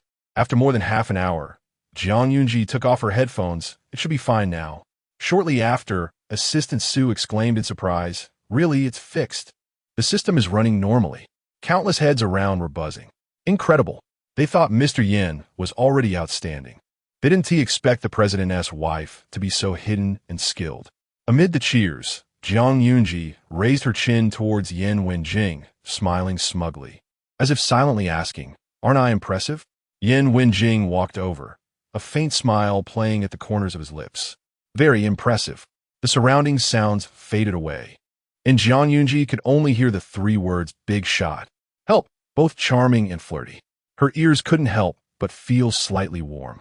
It was time for the working person to care most. Zhuang Zi'ang glanced at her phone. Mr. Yin, it's 6 o'clock. Time to get off work. Yin Wenjing spoke slowly. What are you going to do next? Zhuang Zi'ang smiled sweetly. Of course, I'm taking you home. Home? That 20 billion villa was not considered a home to Yin Wenjing, just a place to stay. Since childhood, his concept of home had been vague. The old house where he grew up didn't feel like home either. It was the first time someone said they would take him home. Yin Wenjing chuckled lightly and went home with Zhuang Zi'ang. The next day, downstairs at Yan's group. I'm sorry, I didn't mean to. Tang Wensi reached for a tissue to wipe the coffee off Yin Wenjing's clothes. But she was subdued by the rushing bodyguards. Ouch, that hurts. What are you doing? Do you know who I am? Tang Wensi instinctively wanted to say her boyfriend was from the Shun family, but swallowed it back. With a pitiful look, she said to Yin Wenjing, Mr. Yin, I'm sorry for getting your clothes dirty. I'll wash them clean myself. Let us add each other on WeChat. Assistant Su immediately stepped forward. No need to wash, just compensate. Tang Wensi. Compensate? Although things didn't go as she expected, it was fine. Getting Yin Wenjing's contact information was enough. With his contact information, she could gradually get closer to him. And who knows, sparks might fly over time. She found out Yin Wenjing's true identity. He was actually the president of Yan's group, worth billions, far surpassing Shen Shuzhou. In front of him, Shen Shuzhou was practically insignificant, not even worthy of carrying his shoes. There is no doubt that Tang Wensi loved Shen Shuzhou. Otherwise, she wouldn't have flirted with him while he had a girlfriend. But thinking about a better life waiting for her, missing it made her unwilling. Especially when she thought of Zhuang Zi'ang, an ordinary woman with nothing but a pretty face, who actually married such an outstanding man. She felt even more sour. Only children make choices, adults want both. She decided to grab both, wanting the young master of the Shun family and the president of the Yin family. Whoever was more suitable for her would be the one she ended up with. Mr. Yin, don't worry, I will definitely compensate for your loss. How much do I need to compensate? I could transfer to you on WeChat. Assistant Su was amused by her. Mr. Yan's outfit costs 3,280,000. You probably can't transfer that much via WeChat. 3 million. Tang Wensi instantly broke down. It was more precious than her life. Her eyes turned red, on the verge of tears. Mr. Yan, I didn't mean it. Can we just let it go? She had miscalculated. She didn't expect Mr. Yan's clothes to be so expensive. Shen Shuzhou usually wore outfits that only cost a few $100,000. It's fine, she's a girl. A domineering man like Yin Wenjing wouldn't hold it against her. Besides, she had some looks, and no man would be heartless. Tang Wensi bit her lip, looking pitiful. Mr. Yin. Chapter 49. Do you know who that is? Just kiss. Yin Wenjing was never a soft-hearted person. He signaled Assistant Su to handle it and didn't spare another glance at Tang Wensi. Tang Wensi couldn't believe it. Was Yin Wenjing's gentleness and chivalry in front of Zhuang Zi'ang all an act? Assistant Su gave her a choice, either go to jail or pay money. President Yin was usually generous and gentlemanly. If she had accidentally spilled coffee, he wouldn't have held it against her, but it was clear that she did it on purpose. Assistant Su had long been unfazed by such low-level scams. Tang Wensi chuckled, not believing that the other party would truly send her to jail. An hour later, Shen Shuzhou pulled her out of the police station, his expression gloomy. He wanted to break up with Tang Wensi. He couldn't stand always cleaning up her mess and being embarrassed. He enjoyed being loved wholeheartedly, with someone whose heart and eyes were only on him, pampering him. Once Tang Wensi couldn't do that, he didn't want her anymore. Shuzhou, I was wrong. I truly was wrong. I won't seek out Yin Wenjing again. I love you. Only you. Shen Shuzhou stood with his hands in his pockets, coldly watching her cry. His gaze swept over her face, which bore some resemblance to Zhuang Zi'ang's. A tinge of bitterness emerged from deep within. Once, Zhuang Zi'ang truly loved him. He didn't know when she stopped revolving around him. He raised a hand to cover his heart, which felt hollow. It was his Ji. The unscrupulous media spread rumors, claiming that the young master of the Shun family was in jail, leading to Shen Shuzhou being scolded by his father. The Shun family hastily deleted the news. Madam, Shen Shuzhou is in jail. Steward Shun showed Zhuang Zi'ang the gossip news. Zhuang Zi'ang bit into a pear while reading it with great interest.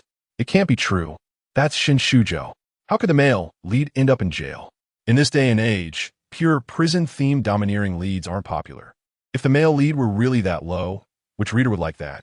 It's all just rumors, fake news to gain attention.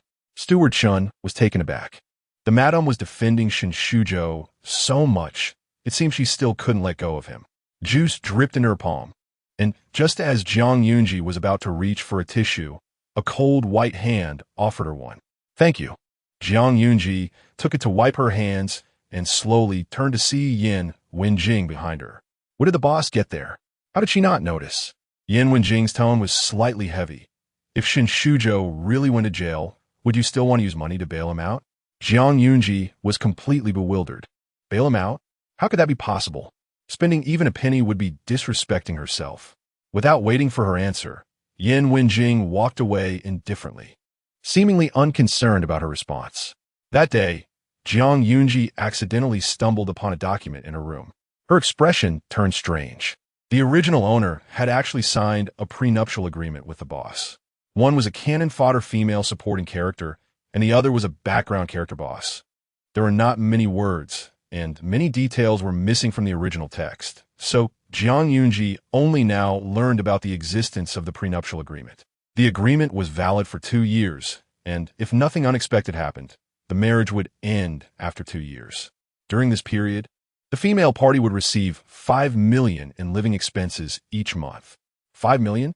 But Yin Wenjing had initially given her 10 million, and now it had turned into 20 million, much more generous than the agreement.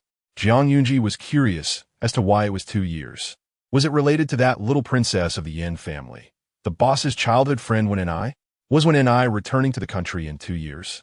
During this time, Zhang Yunji hadn't inquired about Wen, diligently working and playing the role of a married wife. Just thinking about the agreement expiring and losing the 2 million a month made her heart ache. The dream of serving the boss and living a life of luxury was shattered. The agreement stipulated that both parties were not allowed to entangle themselves or fall in love with each other, nor have any inappropriate physical contact, and must not interfere in each other's personal matters or emotional issues. Externally, both parties were to perform their duties as a married couple, while internally they would not interfere with each other. Otherwise, the relationship could be terminated at any time, and the breaching party would have to pay a penalty of 100 million. Zhang Yunji trembled as she held the agreement. 100 million? This was outrageous. She hadn't expected the consequences of breaching the agreement to be so severe. Zhang Yunji shivered. Thankfully, she hadn't acted recklessly. She really couldn't afford 100 million. The original owner loved Shin Shujo deeply and knew she could never breach the agreement, so she signed it. The boss, being heartless and desireless, naturally didn't care. Only Zhang Yunji's world was hurt. If she fell in love with the boss and entangled herself with him, she would have to pay 100 million, losing not only her hard-earned money, but also living in poverty for the rest of her life, repaying debts. That was terrifying. Love-struck brain, get lost. Zhang Yunji put away the agreement, remaining rational and clear-headed. She wouldn't be foolish enough to think that the boss would fall in love with her, tear up the agreement, and live a happy and shameless life from then on. No, scratch the shameless part. In any case, that was a plot only for the male and female leads in domineering novels. What did it have to do with her, a small cannon fodder? She should still honestly make money and become a small, wealthy woman with financial freedom. Zhang Yunji went to ask Steward Chun about Wen. Steward Chun liked the current Zhang Yunji, feeling she was a cute and lively little son.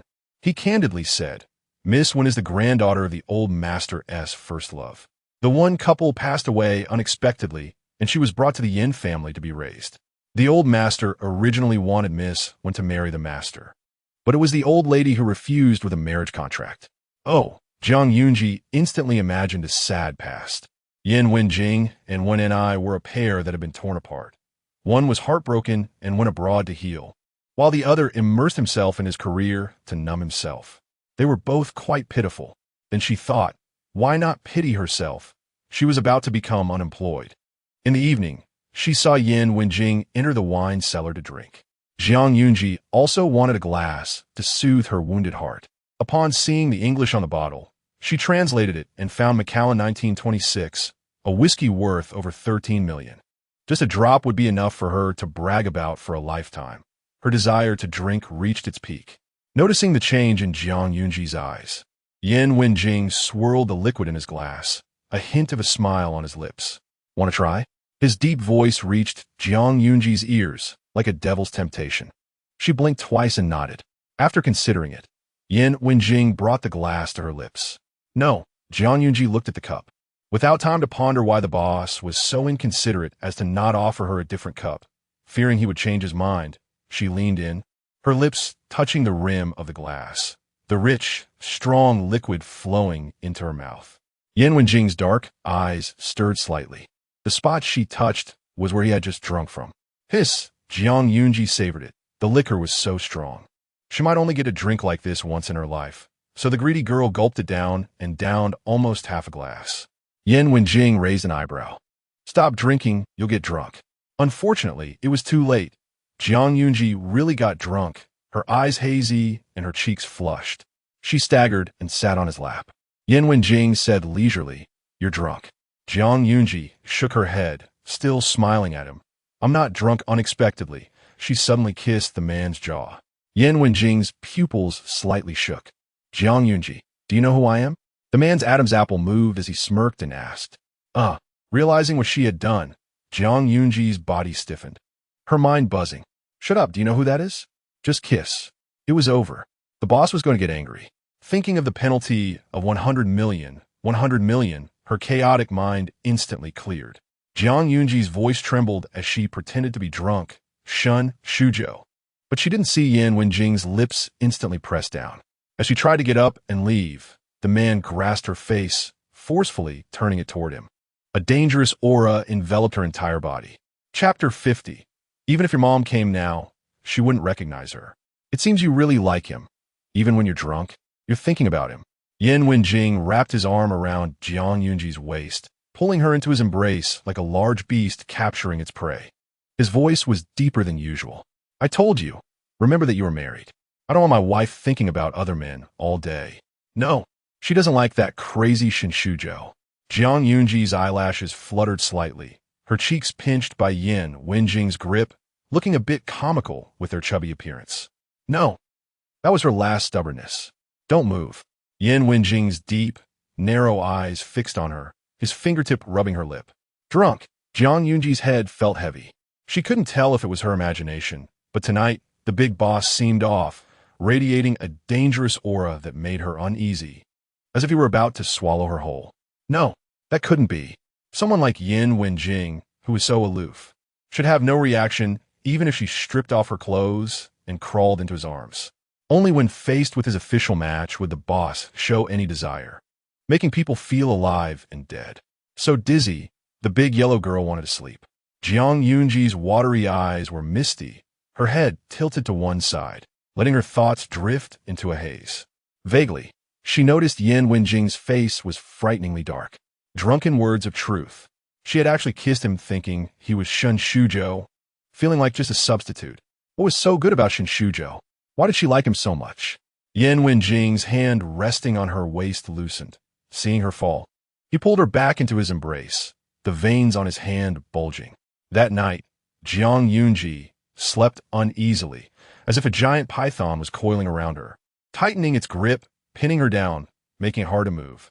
So hot, so heavy. In the morning, Zhuang Yunji washed up and went downstairs. Yan Wenjing had already left. She still remembered some things from last night. Zhuang Yunji supported her chin with one hand, smiling, proud of herself for using Shun Shuzhou as a shield. A bit low, but at least she managed to get through it without breaking her promise. She gave herself a thumbs up for her cleverness.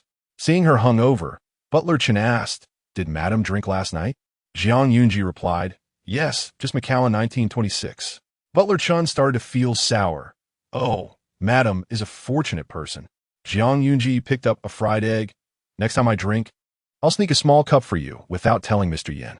Butler Chen was touched to the point of tears. Madam is truly a beautiful girl with a kind heart. No, I'm getting older. I should drink less." Zhuang Yunji continued eating. "How am I getting older? I saw you pumping iron the day before yesterday. The villa was top-notch. Even the staff had their own gym."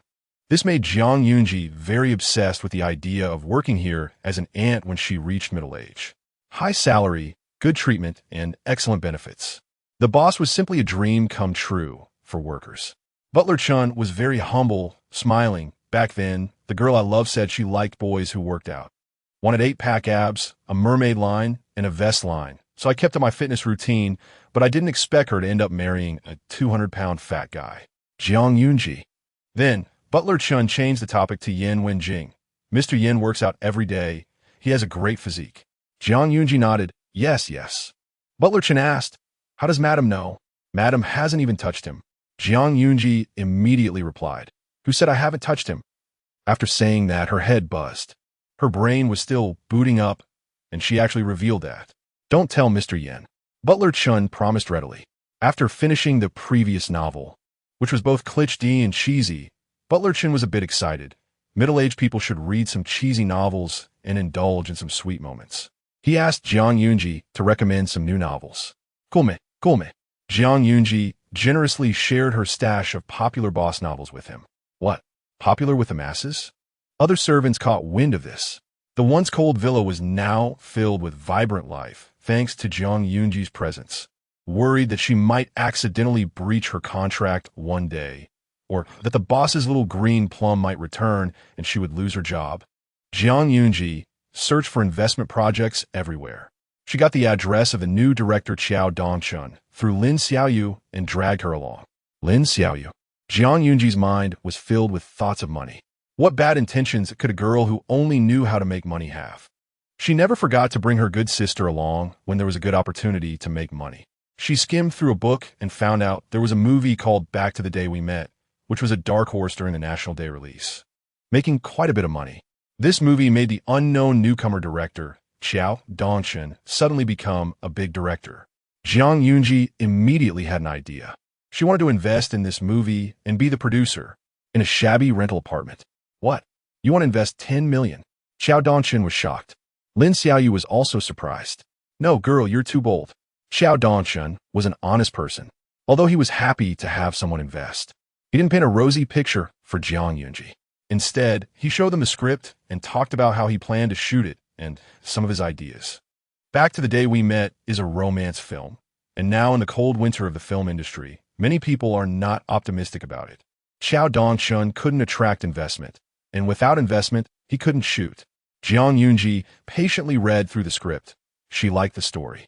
The male lead, Song Chi, gave up the girl he loved, Xiao Bing, to fulfill his parents' wishes and promote the S-Bay Area project, choosing a marriage of convenience. After learning that Song Chi was getting married to someone else, Xiao Bing rushed back to the country that night, crashing the wedding to take Song Chi away, but only received the reply, "We're not suited for each other." 3 years of feelings ended painfully. 3 years later, they met again.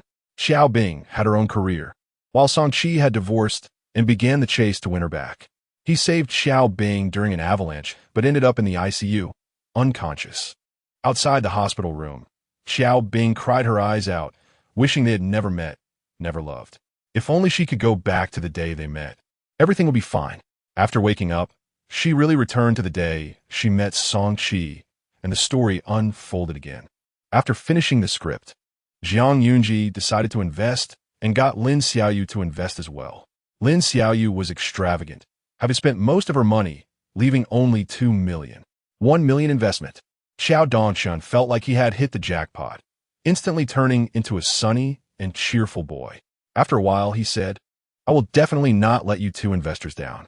He hadn't planned to invite popular stars. The movie's cost wasn't high, and with the investment secured, they could start shooting in full swing. Zhuang Zi'ang asked Lin Xiaoyu, "Do you believe in my judgment?" Lin Xiaoyu's eyes flickered. "I do." Zhuang Zi'ang said, "Good, let's wait for the movie to be released and then split the profits." Lin Xiaoyu was quite happy. If that money wasn't invested, she would just squander it away. So it was better to do something productive. The two happily returned to Lin Xiaoyu's apartment, put on face masks, and watched TV. "Hey, why does that person look a bit familiar?" Zhuang Zi'ang squinted at the girl in pink on the variety show suspiciously. Soon, she recognized her. "Oh, it's Jiang Lulu." Lin Xiaoyu said, "I bet she has had plastic surgery. Even if your mom came now, she wouldn't recognize her."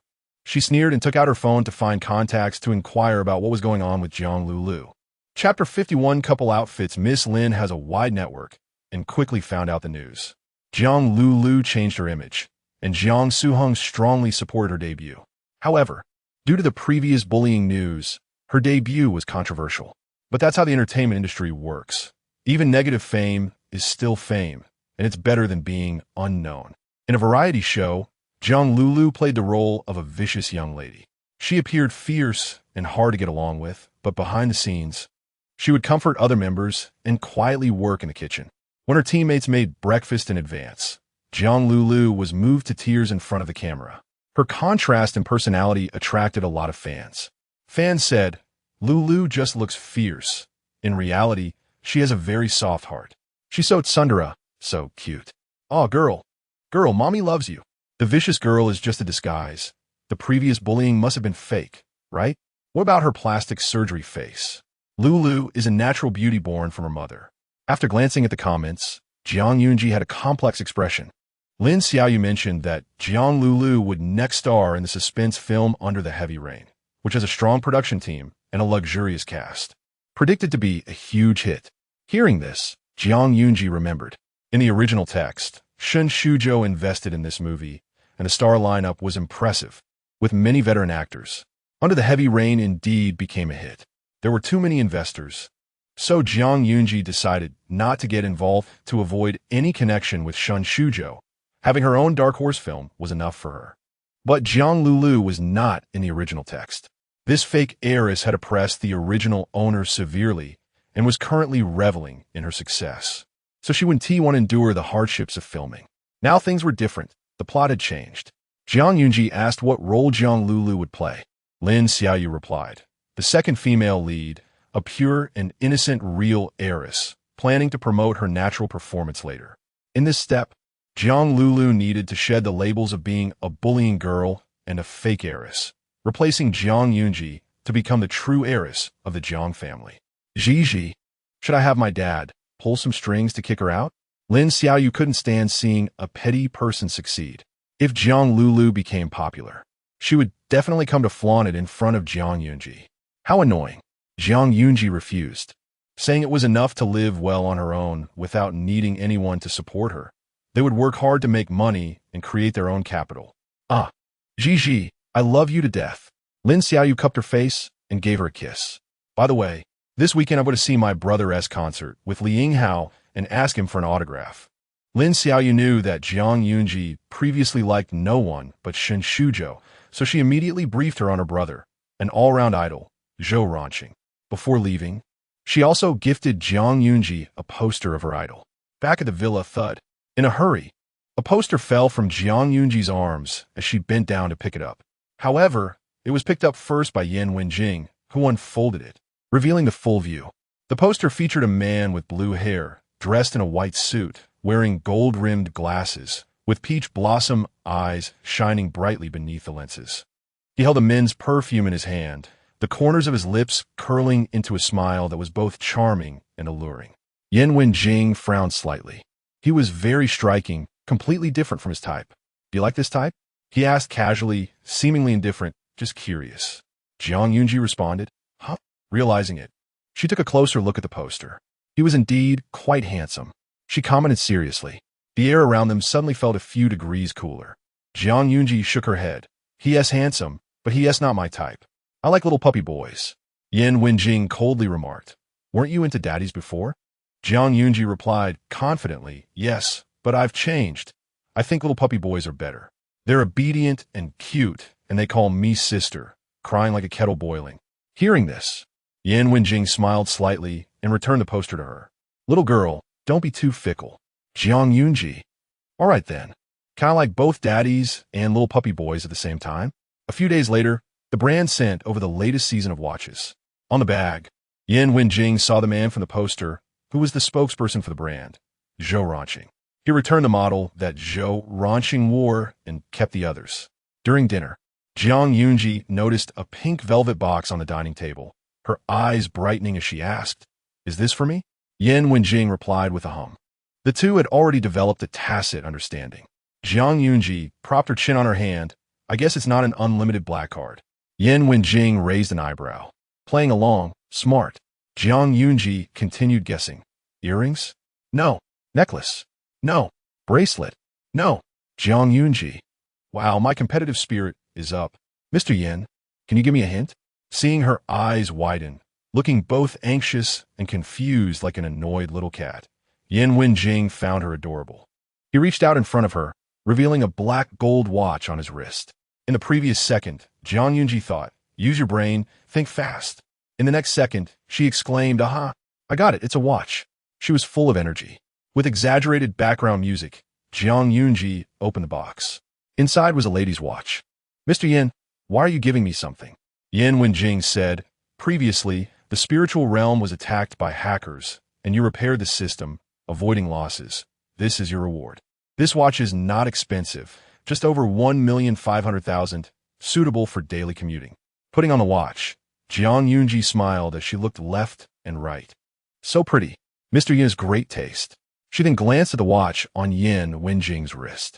Huh, why does it look like a couple's watch? It must be an illusion. It must be an illusion. The big shot wouldn't be so petty as to give her a watch and then want to match with him. Let us take a photo. She took a picture of her hand with Yin Wenjing and posted it on Moments, accompanied by a bunch of emojis. Soon, someone commented below, what beautiful hands. Hand fetishists are lucky. Yunji has a boyfriend so quickly? Congratulations on finding a good match. Are you all only noticing the hands? Only I noticed their watches? Just searched. Worth more than $1 million. Seeing Zhang Yunji's Moments, Zhang Lulu's face twisted slightly, feeling jealousy in her heart. She forced a smile and said, I really envy my sister. She has a man to rely on, unlike me, who can only rely on myself. Zhang's mother frowned, thinking that Zhang Yunji's behavior showing off was quite ungraceful. She is really not raised by me. She lacks the upbringing of a wealthy young lady. Zhang's father said nothing, only sulking. While others marry off their daughters to help their families, Zhang Yunji only brings them down. If he had known, he wouldn't have brought her back, and the Zhang family wouldn't be in this situation now. Lulu, don't mention her.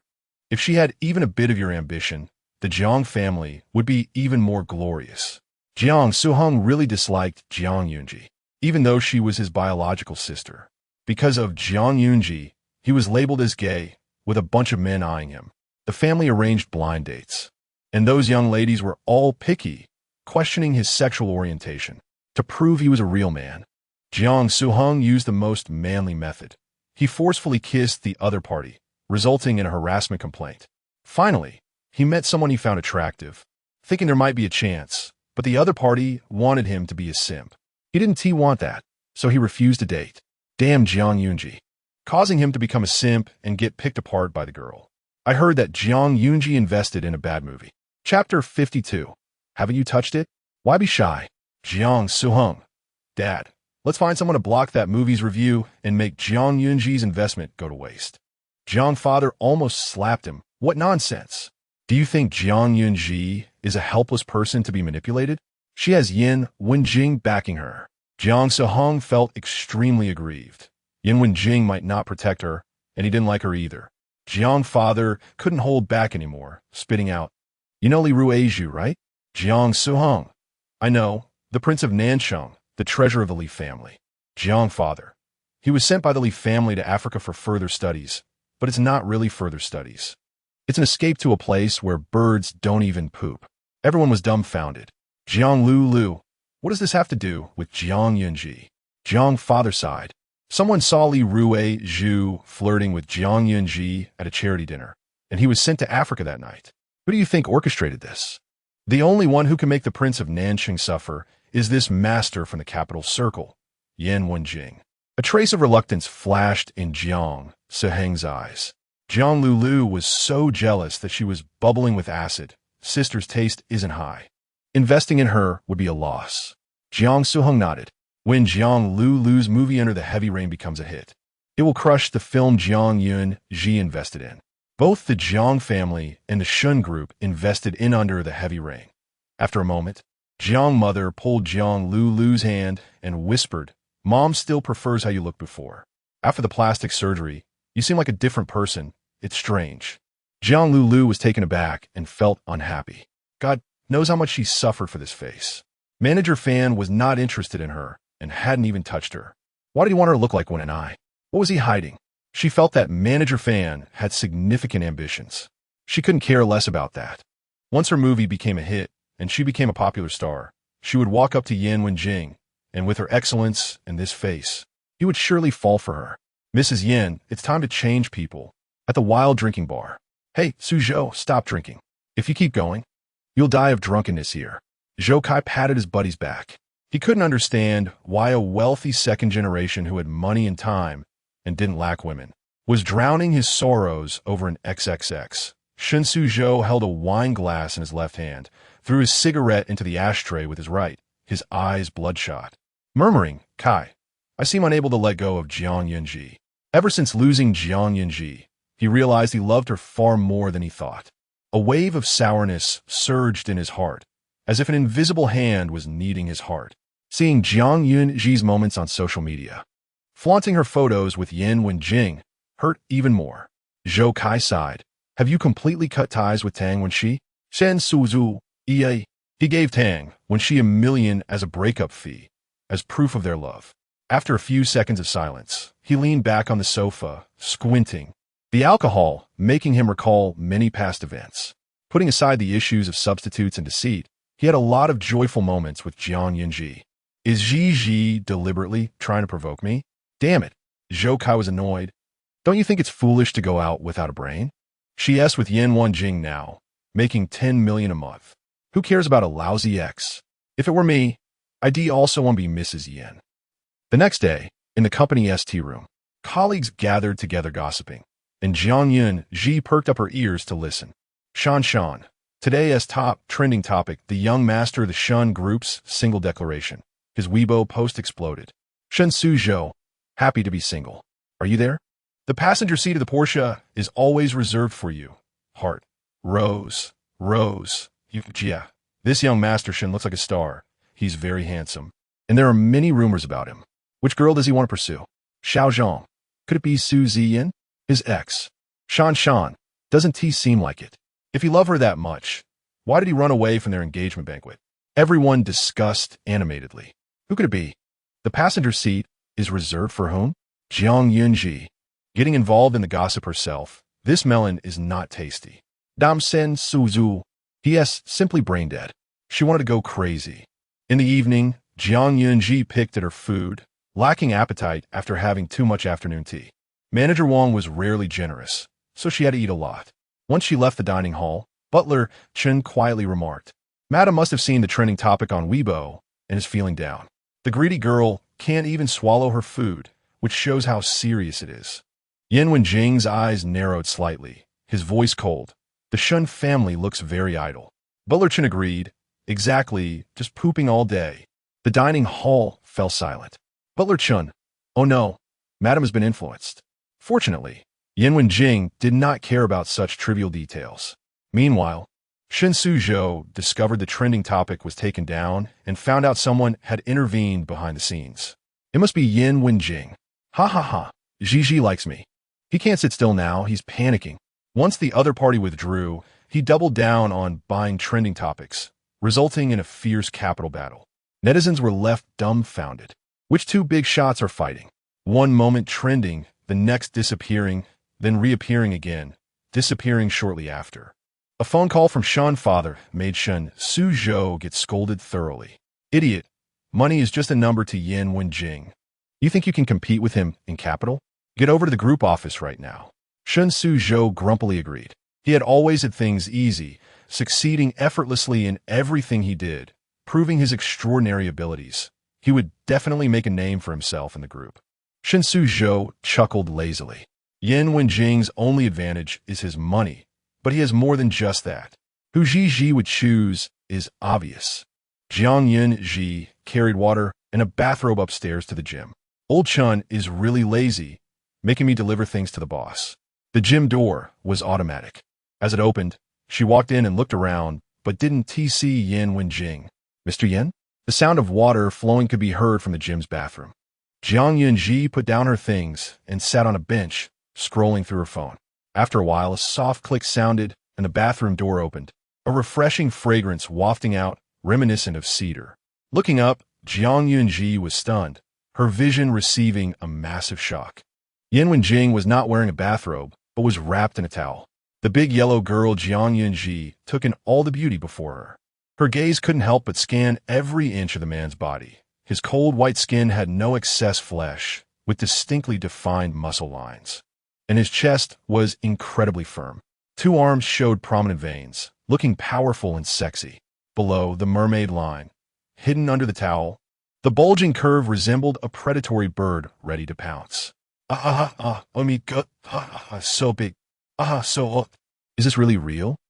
Zhang Yunji instantly turned into a little yellow person, her heart racing, her face turning as red as if it would bleed.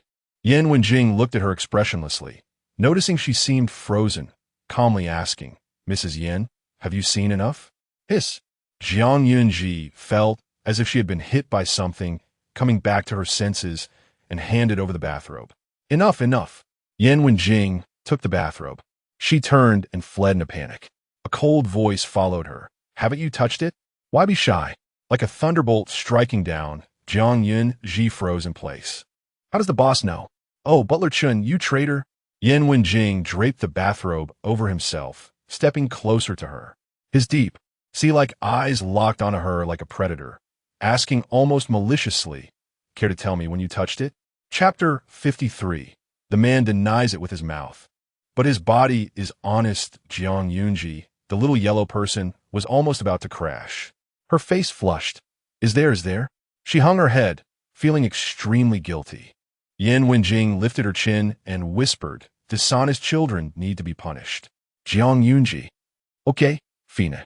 She raised her eyes and met those deep, lazy narrow eyes. Her heart skipped a beat. Yan Wenjing seemed like someone who could see through people as hearts. Standing in front of him, she couldn't lie to him. The big boss was mature and mysterious, handling everything with ease and control. Even if the original text was sparse, he was still a very charming character. Moreover, Zhang Yunji was not facing a paper character, but a real-life big boss. I touched. She admitted it. As for when, it didn't matter. She had touched him. Yan Wenjing's thin lips moved slightly. "So how do you plan to compensate?" Zhang Yunji poked her fingers and said, "How about you touch me back? I touch you, you touch me.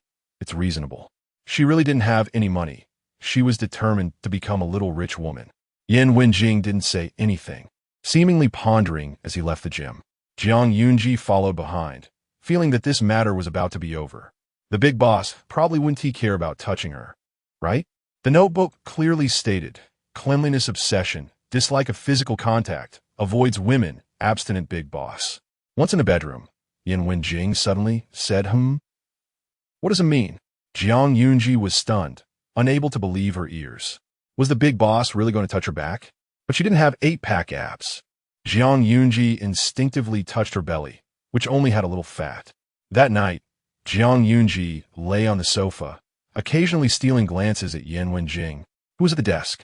The big boss was in a meeting, seemingly a multi-party meeting, fluently switching between various languages. As expected, someone who could be worth hundreds of billions must be excellent in all aspects. Time passed second by second. Zhang Yunji felt relieved. She knew the big boss was just joking, playing with her. If he really had to touch her, he definitely wouldn't. She chuckled lightly and happily played on her phone. Yan Wenjing's eyes slightly lifted. His gaze fell on Zhang Yunji. 5 times. She had secretly looked at him 5 times. "Mr. Yan?" Assistant Su's voice called softly from a screen. Strange. Mr. Yan was actually distracted. After being by Mr. Yan's side for so many years, it was rare for him to lose focus, but that night, he had looked over 5 times. What had caught Mr. Yan's attention? Yan Wenjing returned to his senses and said, "Continue." The hour hand pointed to 11 o'clock. After finishing her milk, Zhang Yunji lay in bed, planning to go to sleep early like a night owl. Yan Wenjing followed her schedule and surprisingly went to bed early as well, leaving only a bedside lamp on. Zhang Yunji pulled the blanket over herself, revealing her head, and blinked. "Mr. Yan, good night." "Good night?" Yan Wenjing then leaned down, propping himself on the headboard and getting closer. "You promise to touch back?" Goose, goose, goose. Zhang Yunji's pupils widened slightly. What? The big boss was serious? He really wanted to touch? If she remembered correctly, the big boss disliked physical contact, especially with women. After a few seconds of silence, she lifted her sleepwear and said, Go ahead, go ahead. After you touch, I'll go to sleep. It wasn't the first time she had been touched. During her period, the big boss had even given her an essential oil massage. Zhuang Yunji didn't reject his touch. Perhaps because Yan Wenjing had no intentions towards her and had never shown desire. She didn't feel offended or taken advantage of. If it were Shen Shuzhou, Zhuang Yunji wouldn't be able to accept it. The big boss was indeed a big boss. His nature of not taking advantage of others was why he deserved to make money. His large, warm hand covered her lower abdomen, and Zhuang Yunji couldn't help but curl up a bit, the touched area eliciting a tingling sensation. It tickled. Zhuang Yunji grasped Yan Wenjing's hand and slowly closed her eyes. After a while, Yan Wenjing stopped, brushed aside her hair, and buried himself in the side of her pillow, which felt soft.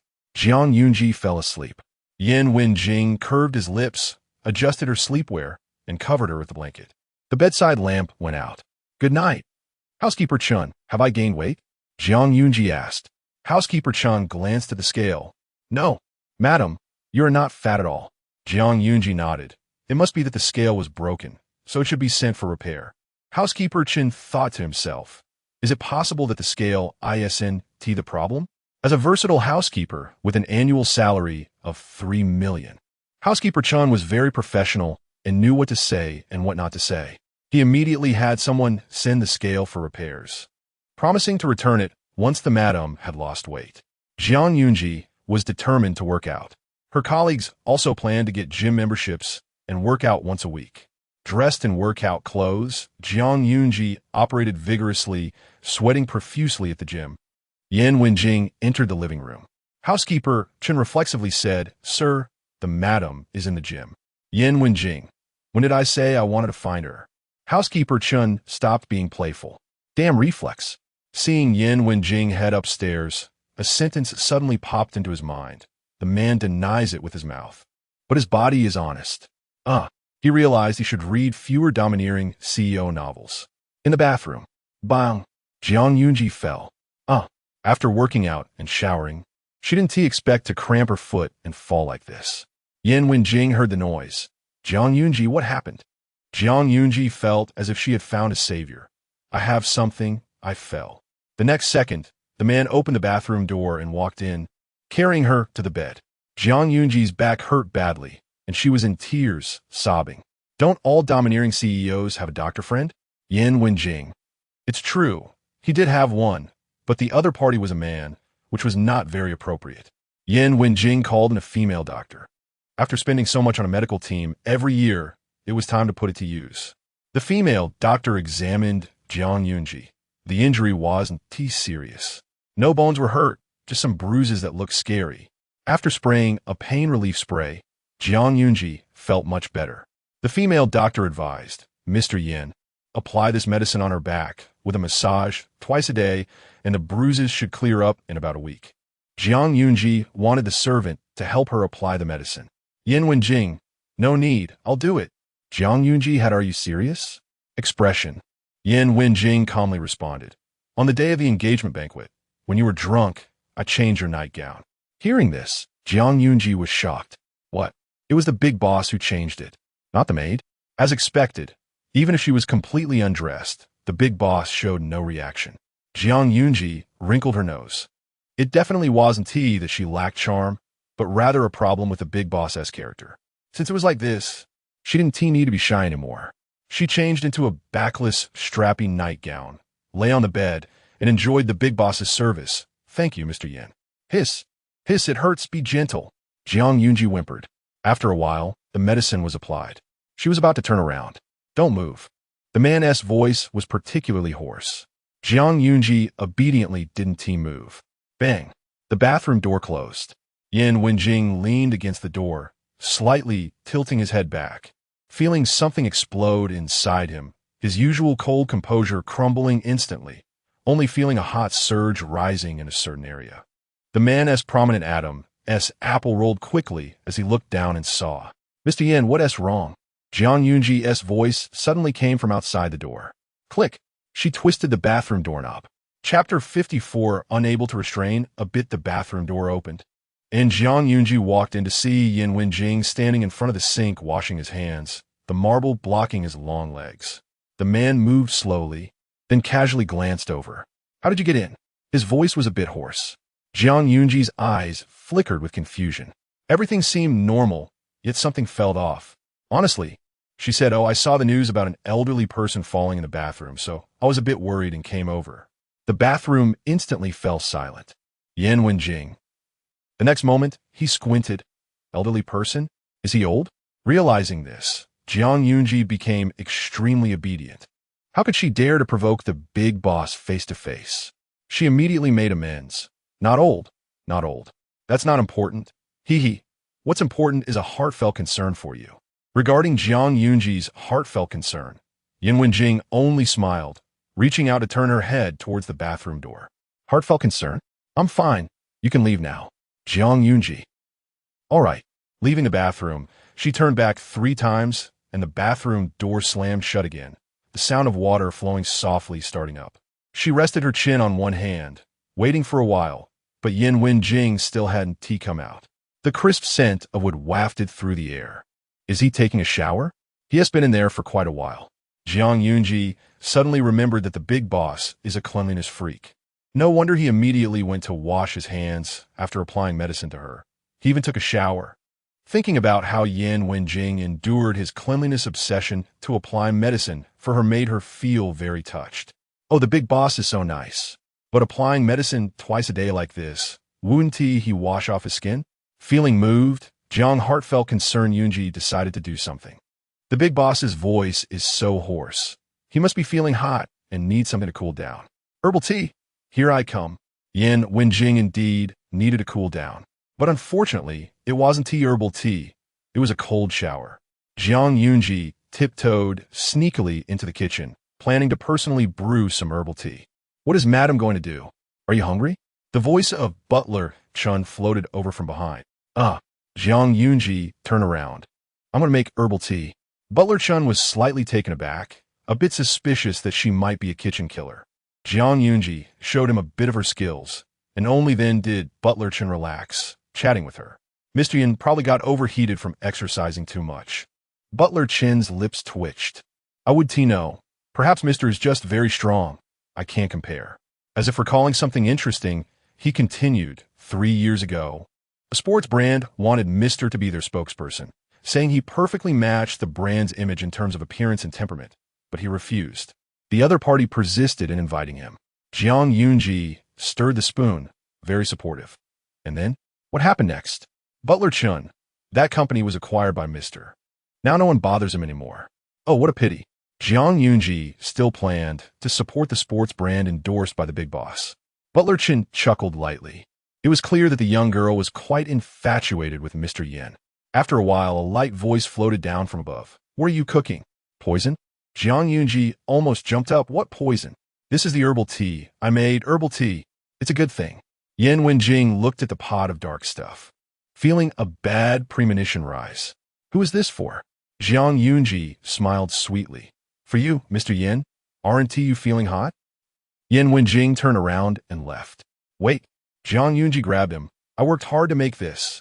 After a moment, at the dining table, Zhang Yunji presented a bowl of black concoction to Yin Wenjing, her eyes filled with anticipation.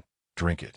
Seeing that Yin Wenjing didn't move, she eagerly opened a palm-sized jar. Afraid it's bitter?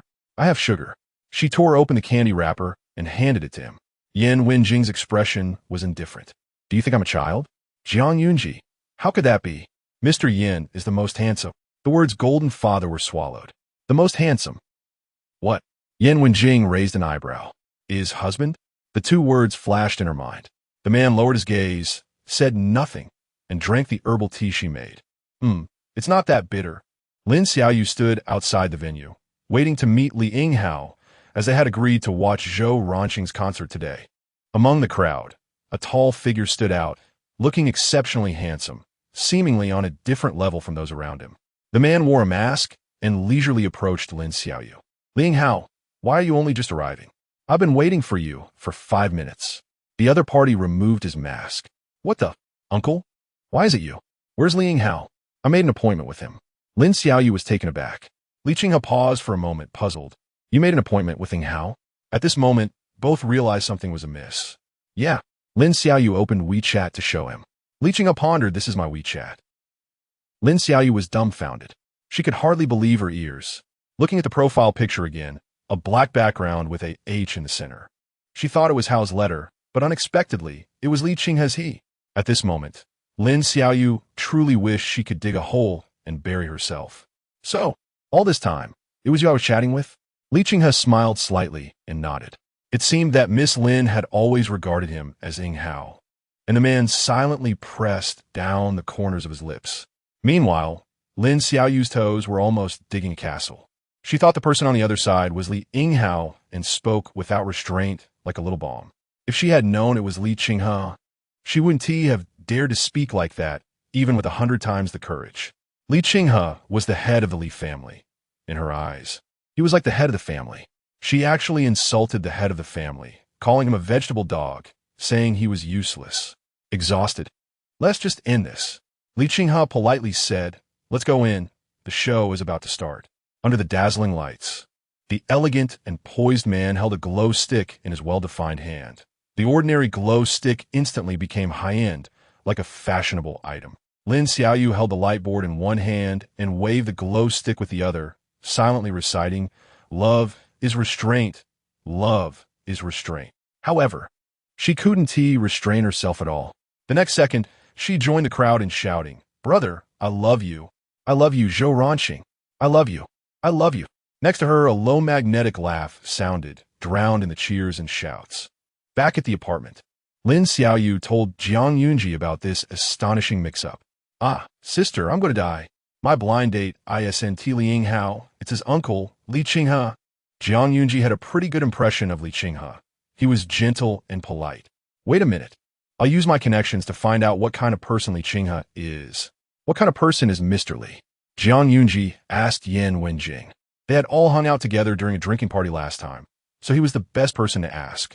Yan Wenjing crossed his long legs, pinching a cigar between his fingers. Hearing this, his gaze deepened. Are you interested in him? Jiang Yunji nodded. Crack. The cigar broke. Chapter 55. The young girl should be modest, the cigar's body and head separate. Jiang Yunji immediately shook her head. Yan Wenjing, he is a man. Jiang Yunji. This is awkward. Her eyes are not blind. She can tell that Li Qinghe is a man. Soon, she explained the situation between Lin Xiaoyu and Li Qinghe. She was inquiring on behalf of her sister. The dark color in Yan Wenjing's eyes faded slightly as he said lightly, Li Qinghe is the most capable one in the Li family of this generation. His character is also good, and his lifestyle is decent. He had a girlfriend while studying abroad. Jiang Yunji took out her phone to note it down and quickly sent a message to Lin Xiaoyu. If the big shot says he is reliable, then he is reliable. Yan Wenjing never boasts. If he says someone is good, it means that person is truly outstanding. Jiang Yunji. Sister, he is worth it. Lin Xiaoyu felt a bit relieved and sent another message. So should I act a bit more ladylike in front of Li Qinghe? Jiang Yunji. No need. Just show your true self. If you like someone, you like all of them. If he can't accept the real you, then goodbye. Lin Xiaoyu thought this made a lot of sense. To be honest, she couldn't pretend to be a virtuous wife. Okay, I'll listen to you. Jiang Yunji happily exited WeChat and opened a certain orange app, laughing like a lunatic at a sweet novel. The coffee shop downstairs of the Encounter Design building opened. Tang Wenxi was the owner of the coffee shop, serving customers while talking about some sad story. My boyfriend was taken away. That woman works in the company upstairs. Her eyes turned red, and she raised her hand to wipe the corners of her eyes. A few days later, rumors spread in the company that Jiang Yunji had stolen someone's boyfriend. No way. Such a beautiful woman stealing someone's boyfriend? She doesn't look like that kind of person. Xiao Jiang from Encounter Design is cute and cheerful. How could she have bad intentions? The coffee shop owner cried pitifully, saying her boyfriend was very wealthy. In this day and age, you can't judge a person by their appearance. Maybe she really did become a mistress for money. Nonsense. The department colleagues who heard the news were very angry and immediately told Jiang Yunji. The coffee shop owner downstairs is spreading rumors that you're a mistress. Zhang Yunji looked up from her workstation, secretly thinking she wanted to see what was going on. She went to the coffee shop with her colleagues and saw Tang Wenxi, and Zhang Yunji understood. This damned world. After Shun Shuzhou, another cannon fodder female supporting character came. All cannon fodder. Why rush to harm each other? She said coldly. Did you spread the rumor that I stole your boyfriend? When did I ever get together with Shin Shuzhou? Almost all of her department colleagues came down, and the aloof Wang Zong was also holding a thermos, watching from the side, echoing, yeah, give us an explanation. Tang Wenxi didn't expect Zhang Yunji to have such good relationships. A crowd was standing on her side. Tears immediately fell, as if she was being bullied by Zhang Yunji. She slowly stammered, I didn't. Zhang Yunji, I'm sorry. It's all my fault. I really feel bad after Suzhou left me. Tears flowed down uncontrollably. Zhang Yunji. This person can really cry. Shan couldn't help but ask. Just one question. Did Yunji steal your boyfriend? Tang Wenxi seemed unable to bear the stimulation and immediately yelled. I know. It's the unloved one who is the mistress. So, I am the mistress then. I deserve to have no boyfriend, boo-hoo. Ah, this familiar feeling. An old green tea. Without waiting for everyone to react, Tang Wenxi hurriedly wiped her face and ran off pitifully. Now the situation was even more unclear. She wouldn't confront Zhang Yunji directly. She was vague and let others imagine whatever they wanted. Tang Wenxi sneered in her heart. However, things started to get interesting. The next day, the big screen at Haiguang building across from the company played a video on loop. In the video, Tang Wenxi appeared at an engagement banquet, shouting, Suzhou, Cici, why are you here? Suzhou, you said engagement is the tomb of love. Today I'm here to take you out of the tomb. I'm sorry, Zian, I can't get engaged. I want to pursue freedom. The short video immediately attracted a crowd to watch. Hey, isn't the coffee shop owner? She said a few days ago that someone stole her boyfriend. Turns out she was the one who interfered in someone else's relationship, stealing a wedding in public, and still has the nerve to say otherwise. Oh, the news about young Master Shun and Miss Su canceling their engagement was all over. It turns out she was the one who crashed the wedding. At that time, they were still lovers, ready to get engaged, and she just barged in. And what is this about engagement being the tomb of love? What a facade. Her ex-boyfriend is young Master Shun. And since young Master Shun has announced he is single on trending topics, how could he have been taken away?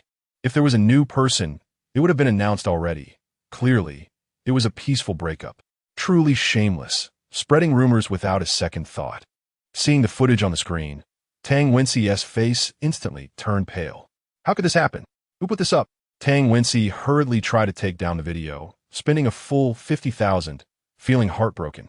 She wanted to spread rumors about Zhang Yunji being a mistress. But didn't he expect the other party to play her wedding-crashing video on loop for 3 days, publicly executing her? She opened a coffee shop downstairs in the company just to annoy Zhang Yunji and spent a lot of money.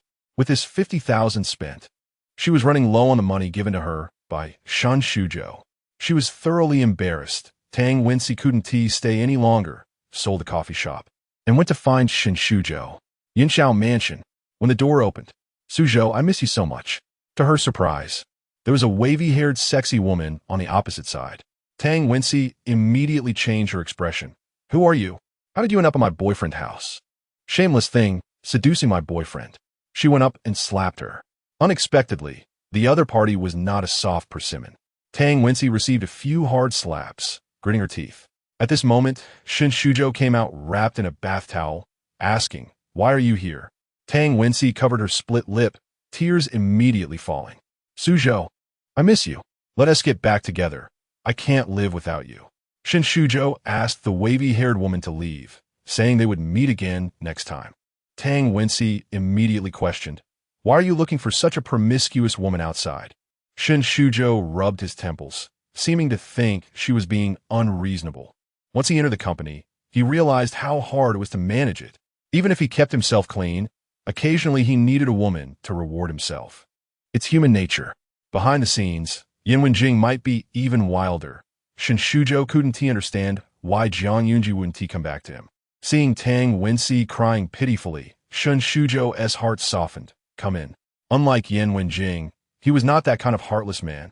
One day, in the afternoon, after a meeting, Yin Wenjing opened the chat box with Zhuang Zi'ang and accidentally touched the little avatar box. A message popped up on screen. I patted Zhuang Zi'ang and said, "Baby, the black card is yours to swipe." Yin Wenjing. He accidentally sent a reply. Suddenly, a gif of a money god appeared in the chat box. Zhuang Zi'ang. I love you, Daddy Money. Heart, heart, heart. Accidentally hit send. In the blink of an eye. The next second, the man immediately retracted it. Yin Wenjing replied, Young girl, be modest. Chapter 56 Director, you're thrifty. Assistant Su, who was diligent and hardworking, noticed that the president had put down his phone and seemed in a good mood. Suddenly, he heard the president mention wanting to select an island. Is Mr. Yin going to book a vacation hotel on an island? Yin Wenjing, no, an entire island. Assistant Su, being professional, was only surprised for a moment before quickly presenting information on high-quality islands for the president to choose from. Just curious, why is Mr. Yin suddenly looking at islands? Oh, it's like this. Yin Wenjing saw a post on Zhuang Zi'ang's Weibo that read, Island, beach, candlelit dinner. A perfect day for a working person. Below, netizens commented, Good, good, good, you're really thinking this way. Hurry up and put down your meal prep. Don't eat those big socks anymore, they're toxic.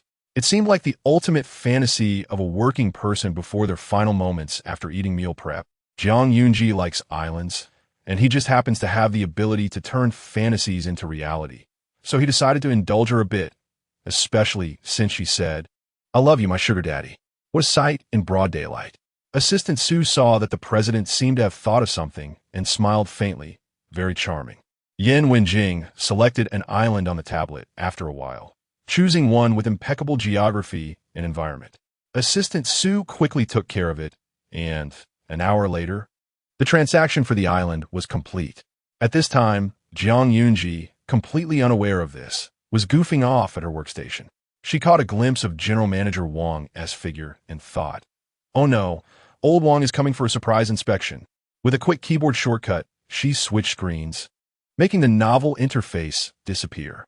General Manager Wang saw Zhuang Zi'ang focused on her work and thought to himself how diligent she was. He smiled broadly and told Zhuang Zi'ang that a friend specifically wanted her to design custom jewelry. This meant Zhuang Zi'ang would be busy again. She blinked her eyes. General Manager Wang cheerfully said, don't worry, they're essay bonus. He was never the kind of stingy boss who only hoarded money without sharing. With this, Zhuang Zi'ang felt happy again. This pie is really delicious. General Manager Wang happily walked away holding a thermos. He could see that the watch on Zhuang Zi'ang's wrist was worth over $1 million. Her family must be quite well off. Not short on money and still happily working every day. She truly loves this career. Ever since Zhuang Zi'ang joined the company, the office atmosphere had improved. General Manager Wang was quite satisfied. Zhuang Zi'ang went to meet a client who was a man in his 70s. He said that he and his wife had started from scratch, and his wife had endured a lot of hardships. He wanted to give her a gift for their wedding anniversary. Can you tell me your story? She asked with a smile. The client smiled slightly, of course. Understanding the client's story for inspiration, they discussed the choice of the main stone, whether to go for a diamond or a sapphire, etc. Besides goofing off, Zhuang Zi'ang was also professional at work. Every day, she diligently worked on her career, being both a designer and investor, while also playing the role of a wealthy family's wife in a marriage alliance, tirelessly full of energy. Zhuang Zi'ang, Sir, I will first provide a design sketch, and once the plan is confirmed, there will be a detailed quotation. Client, good. Money is not an issue.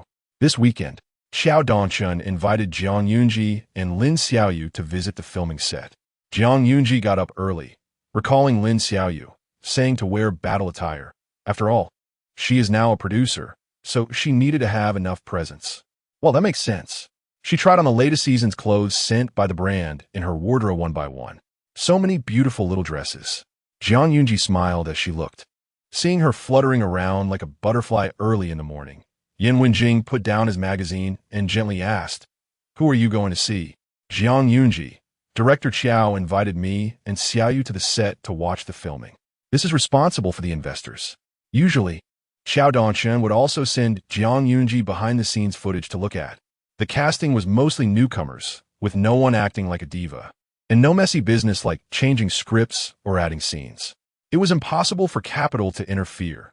Zhuang Zi'ang and Lin Xiaoyu, the two investors, were completely hands-off, leaving all filming matters to Qiao Dongchun, creating a cheerful atmosphere on set. Hearing this, Yan Wenjing remembered that Zhuang Zi'ang had invested in a romantic film. Zhuang Zi'ang looked at herself in the full-length mirror and asked, "What do you think of this one?" Yan Wenjing looked her up and down. It was a light blue knee-length dress with a cinched waist, very flattering. Yan Wenjing frowned slightly. "I think the cream-colored one is better." "Really?" Zhuang Zi'ang went to ask Butler Chen. "Butler Chen, Madam looks good in anything. Wearing this cream-colored one would be even more perfect. Pure, noble, elegant little princess." With a super high rate of turning heads, Zhuang Zi'ang couldn't hide her smile. "I think you're right." Yan Wenjing. Zhuang Zi'ang happily went to change and grabbed her little bag to head out. Lin Xiaoyu was waiting for her at the door, driving a bright red sports car. And when the window rolled down, her stunning face appeared. "Darling, get in the car." "Coming, girl." Zhuang Zi'ang's voice was sweet. 40 minutes later, the two arrived at the set of Back to the Day We Met. The two producers were so young. Young and already wealthy. How enviable. The producer's sister is our benchmark. A woman among women. Qiao Dongchun welcomed them to sit down and continued filming. After watching for a while, Zhuang Zi'ang quietly said, "The female lead Wu Mengfei's acting is quite good, lively, and her crying scenes are also great. Not awkward at all." Lin Xiaoyu nodded. The male lead Zheng Puyang had previously acted in 2 dramas, and his acting wasn't stiff either. Most importantly, his face can be fierce or gentle, looking very pleasing to the eye. Audiences want to see handsome men and beautiful women, not the ugly children of capitalists. This pair of newcomers with solid acting skills and good looks would definitely be friendly to the audience's eyes. The two were already looking forward to the day the movie would be released, and they would definitely go to support it. During a break, the female lead Wu Mengfei had her assistant bring them coffee, not sycophantic, very warm and generous. Before long, Qiao Dongchun came over and said for the upcoming scene, "We need to use extras. Would you like to make a cameo as background characters?" Zhuang Zi'ang. Lin Xiaoyu. Qiao Dongchun. "This way, we can save on 2 lunchboxes." "Director, you're really good at saving money." "There's no way. The money is spent where it counts, on equipment, costumes, props, and lighting effects." Many times, Qiao Dongchun would even jump in himself, making a cameo as a street vendor or a cleaner whose back was only shown. Just like that, Zhuang Zi'ang and Lin Xiaoyu happily became extras. The imagined producer, commanding the winds and waves, dominating the world. The real producer, playing background characters, passers-by, A and B. 2 lunchboxes less. After staying for a while, Zhuang Zi'ang and they ran into the neighboring filming crew. Coincidentally, it was the Under the Heavy Rain crew, where Jiang Lulu played the second female lead. Even more coincidentally, one of the investors, Shun Shuzhou, was also there. That was unfortunate. Lin Xiaoyu, the Zhang family, and Shun Group both invested in Under the Heavy Rain. Among the crowd, Shun Shuzhou caught a glimpse, and, before his brain could process it, his feet had already moved forward. Chapter 57. Daring to scold my dear big boss. Can't tolerate it, don't come over. Zhuang Zi'ang didn't want to pay any attention to Shun Shuzhou. Fortunately, the directors seemed to have something to discuss and called Shun Shuzhou away. Shun Shuzhou snapped back to reality, fell silent for a few seconds, and turned to head back to the crew.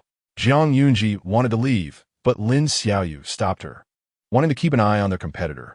The two borrowed a small stool and sat down nearby, resembling bored aunties gossiping at the village entrance. Just in time, it was Jiang Lulu's scene. "Cut!"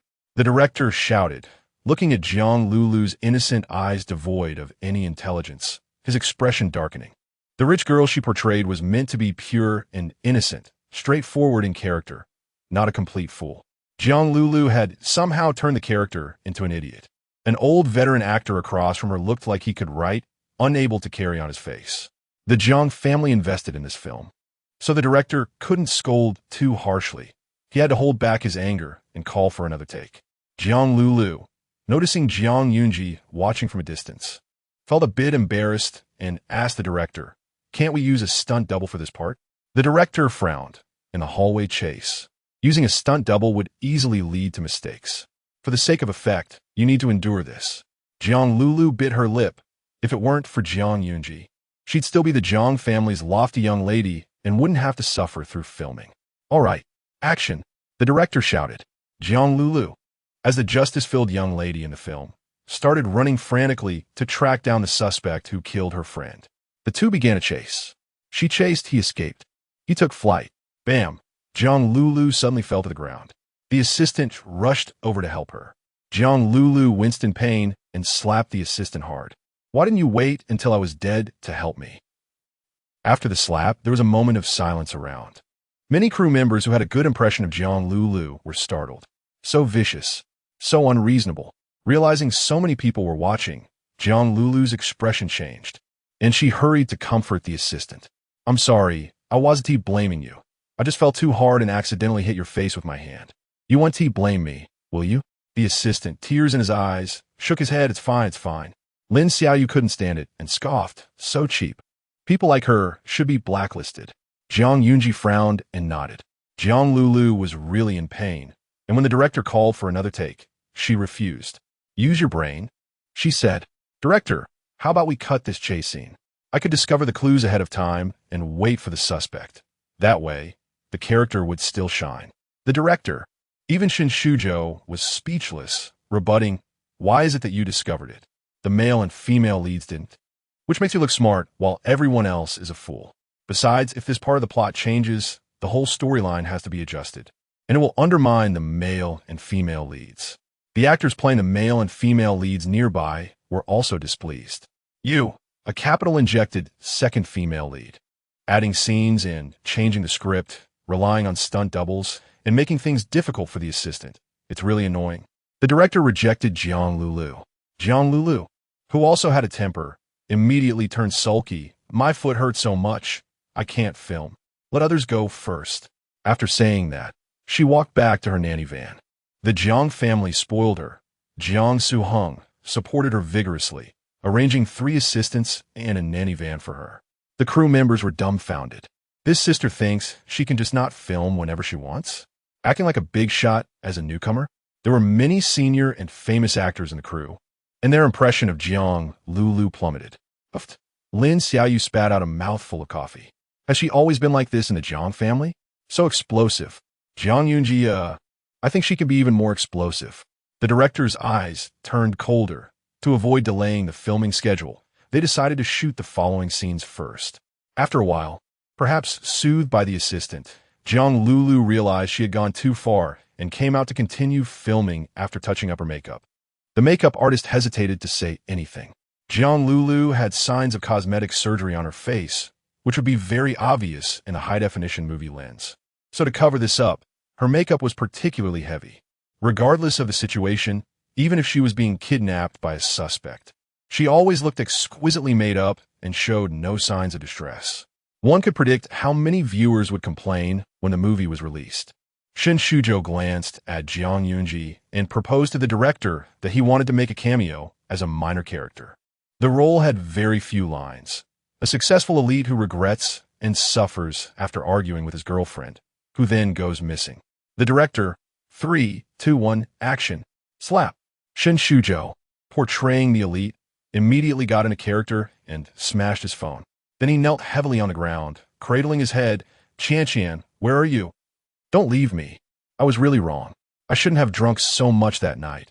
I shouldn't have pushed you away. Jiang Yunji paused in her coffee-drinking motion. What is he trying to do?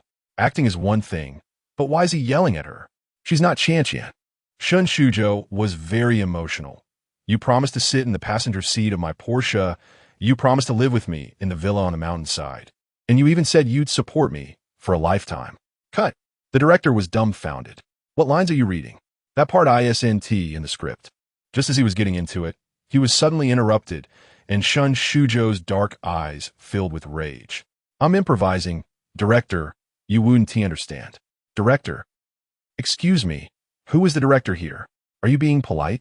Jiang Yunji and Lin Xiaoyu were about to laugh themselves to death. With Shin Shuzhou and Jiang Lulu both being such wild cards, under the heavy rain is doomed to fail. Jiang Yunji, he really can surprise people. Lin Xiaoyu, I feel sorry for the director for a second. All right then, having seen Shin Shuzhou and Jiang Lulu acting so crazy. They had enough fun and prepared to leave. Jiang Yunji received a message that Yan Wenjing said he would pick her up on the way. Lin Xiaoyu. Then I'll find Li Qinghe and invite him to dinner. By the red supercar, sped away. Jiang Yunji waited by the roadside for a while. A cold voice came. Did I say you could leave? Shin Shuzhou, licking his back teeth, appeared in front of her. Jiang Yunji didn't want to pay attention to him and directly covered her ears. Shin Shuzhou's handsome face twisted a bit. Hurry up and withdraw your investment from that lousy film of yours. In this day and age, without a popular star, it won't succeed and will definitely lose money. If you lose money, let's see if Yan Wenjing will treat you nicely. Jiang Yunji dropped her hand and replied coldly, This is my money. I can spend it however I like. The big boss gave it to her, so it belongs to her. Shin Shuzhou was momentarily speechless. Try talking back to me again.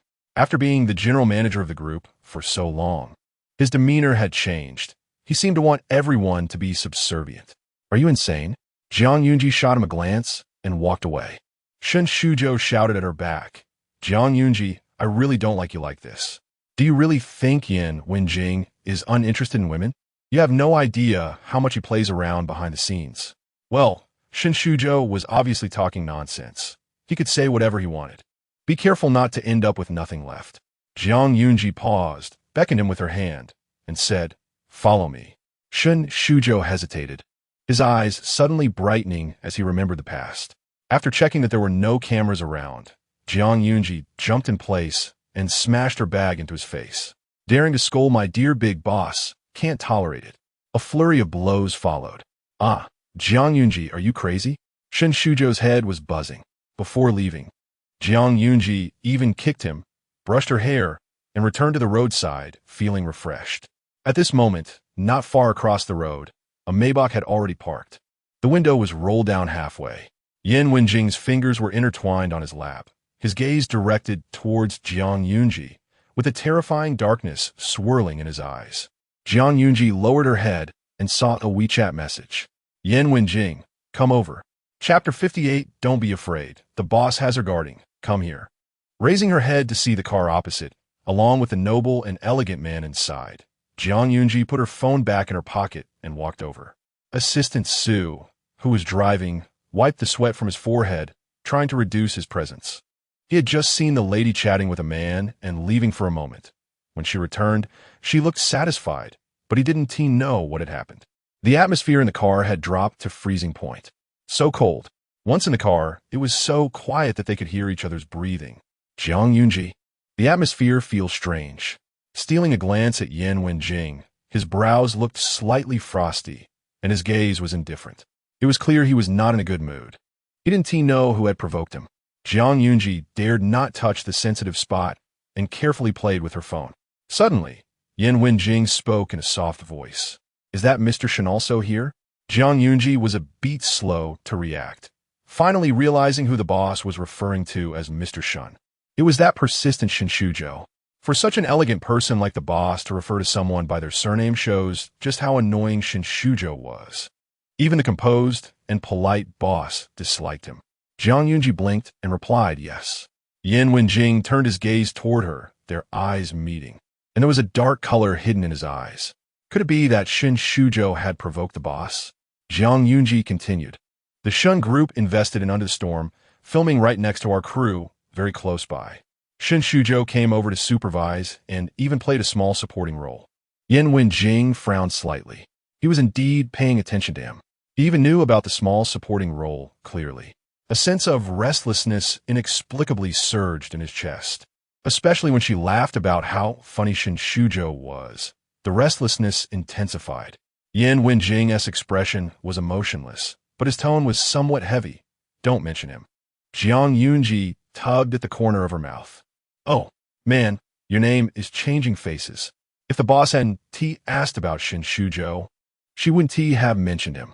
Thinking about how Shin Shuzhou had just cursed the boss with such foul language made her even angrier. He should get another beating. Cursing her financial backer, even if he was the male lead, he deserved to be hit. The name Shin Shuzhou felt like a taboo, not to be mentioned between the two of them. Jiang Yunji then asked Assistant Su to play some cheerful music and she began to hum along lightly. Assistant Su. The lady is really carefree. Only the lady would dare to make the president unhappy while acting like nothing happened. Before coming, Mr. Yin had even instructed to prepare some snacks in the car for the lady to enjoy. Assistant Su sighed inwardly. Is this what they call a wealthy marriage? He, Mr. Yin, loves her, and she loves him, Shun Shuzhou. Outside, the sky looked gloomy, as if it were about to rain. Rip. Zhuang Zi'ang tore open a snack wrapper. Her small mouth nibbling, so fragrant, wasabi flavor. Do you want some? Yin Wenjing, leaning against the back seat with his eyes closed, slowly opened his eyelids. A delicate, fair hand reached out in front of him, the fingertips pinching a potato chip, the shell-like little pink fingernails glistening. A faint rose-sweet fragrance lingered at the tip of his nose, coming from Zhuang Zi'ang. She looked like a soft little cake, and a rose-flavored one at that. Through the rearview mirror, Assistant Su saw this scene. It was quite endearing, but unfortunately Mr. Yin never ate such junk food. He would never touch it. Yin Wenjing's expression was calm as he lowered his head to eat the potato chip from her hand. Assistant Su.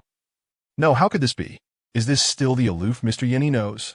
Why does he eat what the lady offers, but not what others give? Mr. Yin, you are making me feel strange. Zhuang Zi'ang didn't realize how unusual it was. Just like that, she had one chip, the boss had one, she had one. The boss had one, finishing an entire bag of chips, feeling very satisfied. Assistant Su, this is too strange. After eating some snacks, Zhuang Zi'ang felt drowsy and tilted her head to doze off. Unknowingly, some time passed when a thunderclap sounded outside. Boom! She suddenly opened her eyes, and then there was another. Boom! Boom! Stunned for a few seconds, as if recalling something, she instinctively turned around and covered Yin Wenjing's ears with her hands. Yin Wenjing paused slightly. What are you doing? Zhuang Zi'ang softened her tone. It's thundering. I'm scared. Yin Wenjing. If you're scared, why are you covering my ears? Zhuang Zi'ang said seriously. I'm used to it. I get scared during thunderstorms, and when I'm scared, I cover others' ears. Anyway, you don't need to worry about this, handsome. Yin Wenjing looked at her with a half-smile, his gaze murky. I won't worry. His voice was low and steady. Zhuang Zi'ang was someone who couldn't even lie properly, using a clumsy excuse. Even if Yin Wenjing saw through it, he had no intention of exposing her. He was just curious about how she knew he disliked thunderstorms. This was a secret known only to his grandmother. She was hiding a secret. Over there, Zhuang Zi'ang remained silent, just covering the man's ears.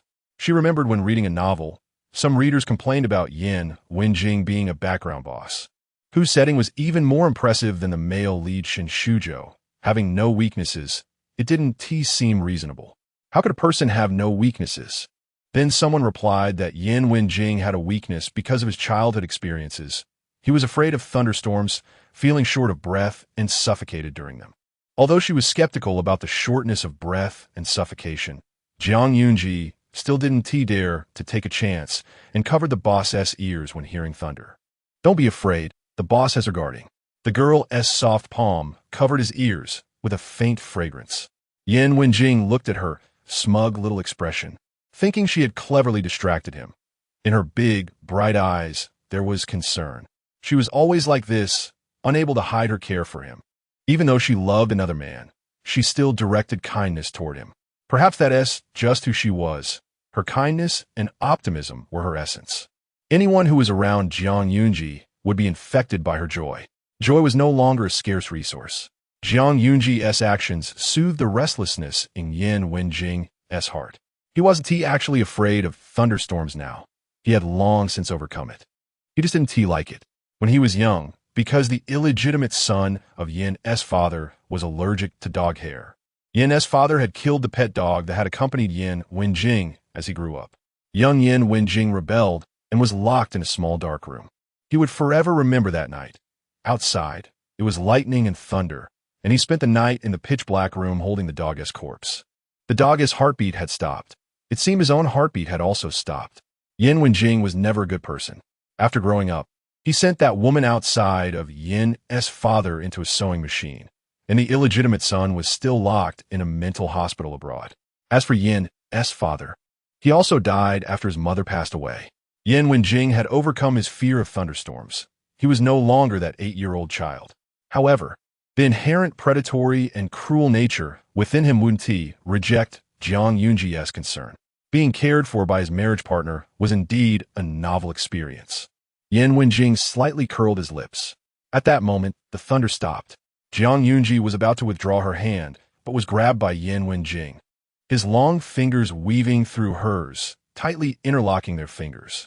Chapter 59. Mrs. Yin, have fun. Dong.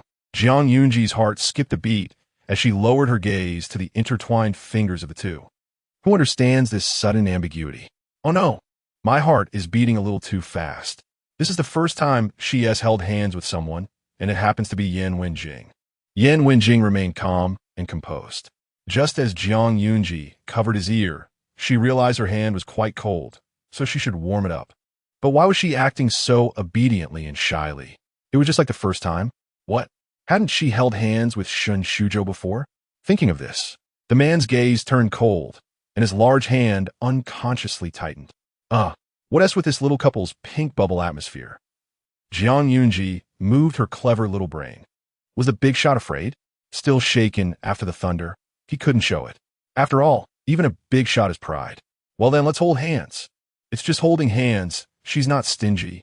Zhuang Zi'ang came up with a reasonable guess, took a deep breath, and tightened her fingers to grasp Yan Wenjing's hand. It's okay. It's okay. This big foodie has seen all kinds of storms. It's just holding hands, just intertwined fingers. Suddenly, a wave of warmth rushed from her neck to her ears.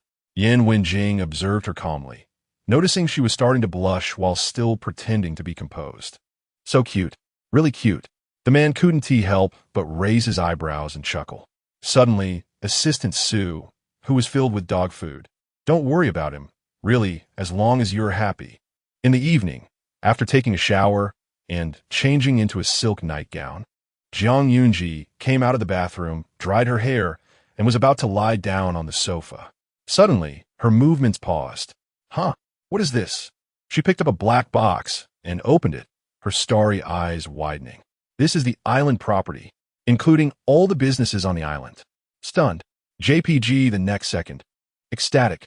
JPEG, She dashed to the study, laughing as she asked, Mr. Yin, why did you give me this?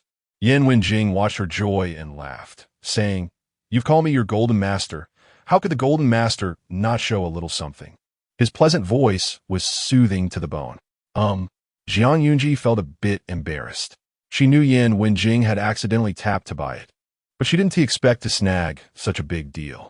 The big shot is really too generous. Sob. Zhuang Zi'ang will always support him. The island Yan Wenjing gave her is called Moon God Island, which has a famous island resort hotel, cliffside restaurant, beautiful beaches, and sunset yacht cruises. This is really tempting. Yan Wenjing asked her to WeChat him. With confusion, Zhuang Zi'ang obediently complied and tapped on Yan Wenjing's profile picture. A prompt popped up on the screen. I tapped Yan Wenjing and received an island. Zhuang Zi'ang was stunned for a moment.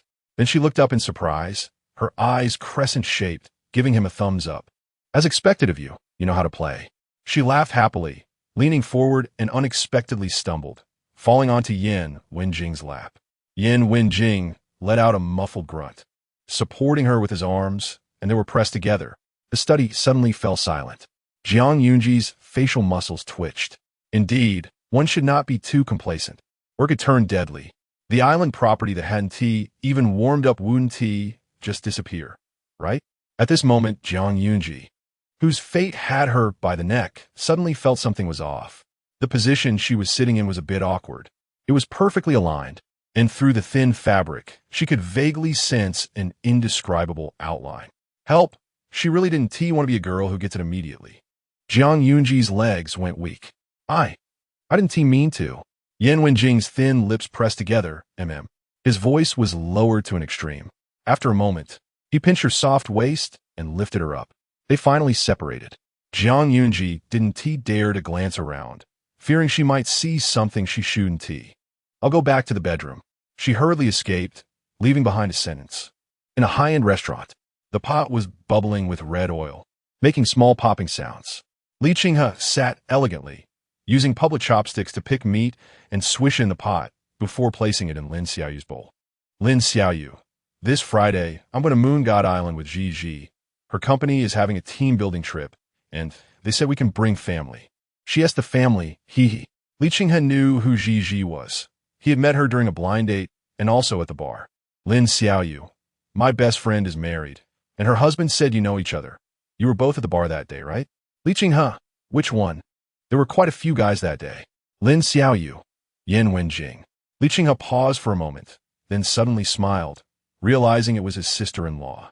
He originally thought Yan Wenjing and his wife were a marriage of convenience without feelings, but from what he saw at the bar, Yan Wenjing clearly cared about Jiang Yunji. What a surprise. The air conditioning above blew cold air. Lin Xiaoyu, wearing a spaghetti-strap mini dress, shivered slightly. The next second, a large blazer draped over her, covering her slender figure. She caught a faint fragrance from a coat. Thank you. The usually carefree Lin Xiaoyu suddenly felt a bit shy. A detail-oriented gentleman. She had no resistance to such naturally revealed, gentlemanly behavior. She had planned to tell her family she was breaking up after a while, but now, inexplicably, Lin Xiaoyu felt that continuing to date might not be so bad. In the villa, Butler Chun was making tea and watering flowers. Sir, Madam is going on a company team-building trip this Friday to the island, and I heard you can bring family. Yan Wenjing paused his hand holding the tablet. Bringing family? I understand. Butler Chun curiously asked, Sir, are you going? You're such a workaholic. Yan Wenjing's demeanor was calm and composed. Accompanying his wife is also a husband's duty. Since Jiang Yunji's company trip allows family, he would naturally accompany her, as there is no reason to leave his wife alone. Time passed day by day, and soon it was Thursday night. While packing her things, Jiang Yunji said to Yan Wenjing, Mr. Yan, has Butler Chin told you? This Friday, our company is having a team-building trip, and I'll be back on Sunday afternoon. Yan Wenjing responded with a low magnetic mm. He was waiting for her next sentence. Bring family. He should accompany her. While she was thinking, Jiang Yunji, who was busy packing, suddenly said, Mr. Wang is rarely generous and said we can bring family. I invited Xiaoyu to join. He. She laughed. Yan Wenjing frowned. Jiang Yunji knew that the big shot was extremely busy, managing millions at a time, and asking him to cancel work to accompany her on a team-building trip was too inconsiderate. As a sensible wife in a marriage of convenience, she wouldn't cause a scene or cling to him, strictly adhering to the premarital agreement. Everything was perfect. After a long time, without hearing a response from Yan Wenjing, Jiang Yunji looked up, puzzled. Mr. Yan, what's wrong? Are you feeling unwell? Your complexion doesn't look good. Yan Wenjing's expression remained cold, his Adam's apple rolling up and down, letting that nameless restlessness surge in his chest. After a moment, the man casually lifted a strand of her hair, smiling as he said, Mrs. Yan, I wish you a good time. He turned and left the bedroom, heading towards the wine cellar. Chapter 60. She didn't want this either. She's innocent in the dim light. A powerful man sat on the sofa, swirling his wine glass. She wanted to take her best friend for a team-building event. Butler Chun clicked his tongue. Well, the madam must really want to go with the sir, but considering the sir's busy work, she found someone else. If the sir really wants to go with the madam, he can tell her. Yan Wenjing tilted his head slightly, his tone somewhat cold. Did I ever say I really wanted to go? Butler Chun. Let be destroyed. On Friday morning, in a large conference room, senior leaders were reporting on work progress. Yan Wenjing sat at the head of the long table, dressed in a black suit, his expression indifferent, radiating an oppressive aura even without speaking. What is wrong with the boss today? His expressionless handsome face seemed even more authoritative than usual. The executives exchanged glances, afraid to mispronounce a single number. Suddenly, the sound of a vibrating phone broke the silence. Everyone held their breath. Who would dare look at their phone at this moment? In the next second, they saw Yan Wenjing glance down, flipping over his phone, face up. Oh, it turned out the bold one was President Yan, so it's fine. The message on the screen was from Jiang Yan's. We are heading to Moon God Island from the company. Grinning. Enthusiastic citizen Xiao Jiang is reporting for you. Expected to arrive at Moon God Island in 2 hours. Woo off to happiness. She also sent a beautiful selfie with Lin Xiaoyu. under the sunlight. Her smile was so sweet it made one's heart tremble, incredibly infectious. She was so happy going on a team-building trip with others. Clearly, she said she would bring family. And Lin Xiaoyu was the family in her mind. So what about him? Staring at the screen for a while, an unknown emotion surged in Yan Wenjing's heart. His gaze darkened, and the corners of his lips pressed together. Everyone was sweating profusely. For a moment, they thought the group was going to close down. The meeting continued. Meanwhile, Zhang Yun's was taking pictures of the scenery along the way, occasionally sharing with the big shots. Even though he wasn't there, he still felt involved. She was truly a thoughtful good wife. Zhang Yun's showed a confident smile. However, suddenly, a new message popped up on WeChat. Yan Wenjing. In a meeting, just 3 words, without any punctuation, somehow made it feel a bit cold. Zhang Yun's. After a brief silence, she obediently exited the chat box, not sending any more unnecessary messages. It was a miscalculation. Being overly enthusiastic could also annoy someone, especially an icy big shot. After the meeting, Yan Wenjing held his phone, his fingertips lingering on the screen. In a meeting, below was empty, no new messages. So quiet. Yan Wenjing slightly pressed his lips together. A strange feeling rose in his heart. The man's dark brows furrowed, and he turned his gaze away. It was unaccustomed. He was used to Zhang Yun's constant chatter, and once she stopped bubbling, it always felt like something was missing. Assistant Su, holding documents, looked a bit startled. The usually composed and cold President Yan was showing what seemed like a hint of annoyance. What was he annoyed about? The design team from Yuguang arrived at the Moon God Island Resort Hotel. Upon checking in, the hotel manager enthusiastically informed them that they were today's lucky guests and could upgrade their room for free from a standard double room to a light luxury suite. Everyone, lucky guests? This was too lucky. Shanshan, I've never heard of such a benefit at this hotel before. Sister Yu cheered. Lucky index off the charts. Someone asked President Wang if he secretly gave everyone a surprise. President Wang smiled slightly while holding a thermos. I don't know what's going on either. The group happily placed their luggage in their rooms. Lin Xiaoyu elbowed Zhang Yun's. Come on, was you right? Zhang Yun's nodded like a chick pecking at rice. She didn't expect the company team-building trip to choose Moon God Island. And since she had just become the owner of Moon God Island, she had to enjoy it well.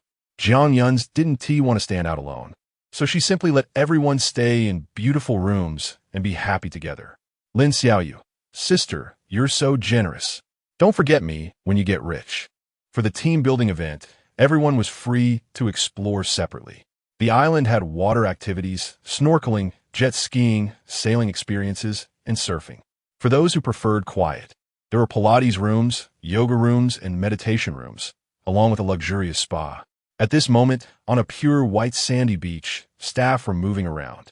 The crew of Under the Heavy Rain was here for filming. After all, it was a big production with ample funds.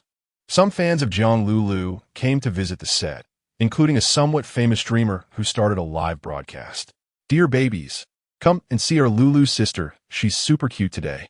Zhang Lulu was playing the role of a spoiled rich girl, appearing fierce on the surface but actually soft and cute behind the scenes. A perfect contrast. The viewers in the live chat were excited. Hello, everyone. Zhang Lulu waved at the camera. The audience's hearts melted. The streamer used an ultra-beautiful filter, only showing Zhang Lulu as flawless, fair skin and a small, delicate face. In reality, she was heavily made up, showing no signs of plastic surgery. The audience screamed, "Ah, sister's so pretty. It makes me blush. Oh my God. She looks even better on camera than in the variety show. Her eyes are so big and obedient." LOL. Some people even spread rumors about Lulu getting plastic surgery. They should look in a mirror at themselves, just jealous. With sister around, Under the Heavy Rain will definitely be a box office hit. The director has good taste. Zhang Lulu saw that almost all the comments praised her, and a pleasant smile curved her lips. Suddenly, she caught sight of 2 familiar figures not far away and froze.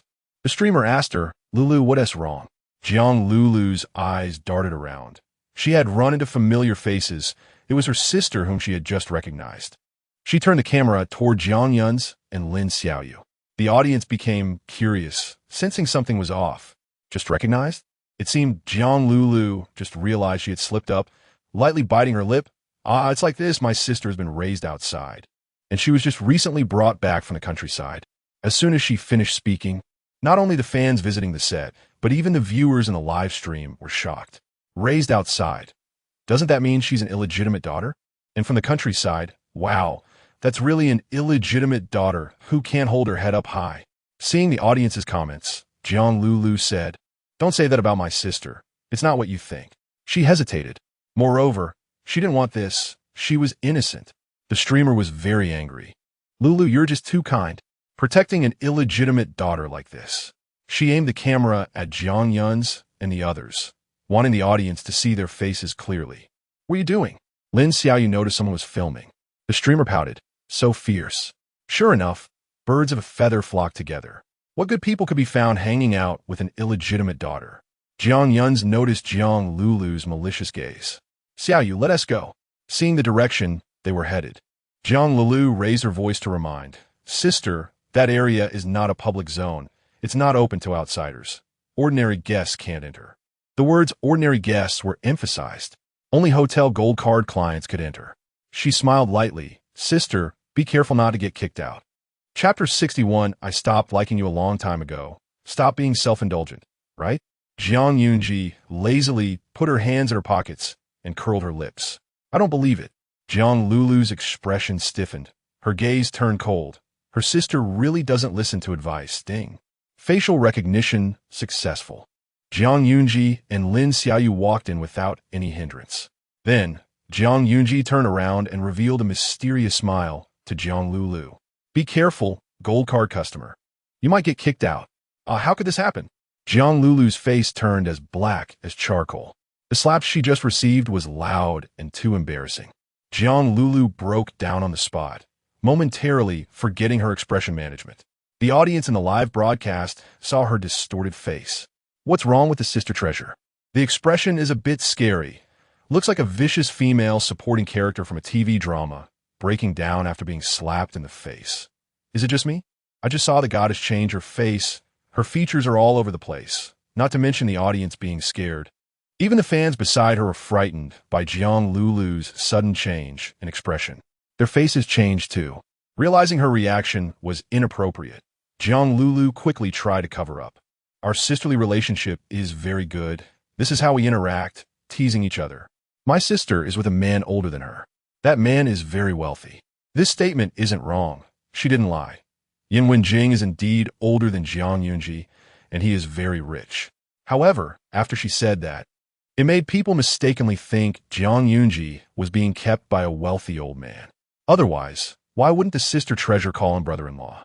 The assistant came over, and it was time for Zhang Lulu's scene. She waved to the fans and went back to filming. The director was discussing with the hotel manager whether they could rent a villa here for filming. Zhang Lulu, having just been humiliated by Jiang Yunji, was eager to regain her face and proactively mentioned, "My dad is an old friend of the hotel owner. They have a deep friendship. Let me call and communicate." She made a phone call. "Hello, Uncle Fong. It's me, Zhang Lulu." The other side couldn't remember who she was. "Who are you?" "Zhang Lulu." "Never heard of you." Just then, Zhang Lulu had put the call on speaker. As soon as the words came out, the atmosphere became a bit awkward. The director knew Zhang Lulu was a liar. When Zhang Lulu mentioned Zhang Zhigua, only then did the other party remember that Zhang Zhigua indeed had a daughter. She hurriedly explained her intentions. "Mr. Fong, no, I sold the hotel a few days ago. I'm no longer the hotel owner." Zhang Lulu felt a bit suffocated, almost unable to maintain her smile. She had just boasted about her connections, wanting to show off, but unexpectedly, the slap in the face came too quickly. Everyone on set was looking at her. Their mocking gazes seemed to say, "Look at this fraud." Zhang Lulu refused to give up, asking for the new owner's contact information. She dialed again. "Hello, I'm Zhang Lulu, the star of the movie Enter the Storm." After saying quite a bit, she waited quietly for a response. The scene fell silent. "Not renting." A clear female voice came through. "Slap, slap, slap." Another slap in the face. Zhang Lulu was first stunned, then finally couldn't hold it together. She smashed her phone. "Wait a minute," she squinted. "That voice sounds a bit familiar. Why have I heard it before?" Oh, she remembered. Why does it sound like Jiang Yunji's voice? Her face instantly turned extremely ugly. No way. Absolutely impossible. This hotel is a famous high-end resort hotel. Zhuang Zi'ang could never be the hotel owner. Zhang Lulu broke down again. The director also broke down, shouting angrily, "Why did you smash my phone?" Huh? Zhang Lulu only then realized she had smashed the director's phone, and unable to lower her face to apologize. She ran away with a look of being wronged.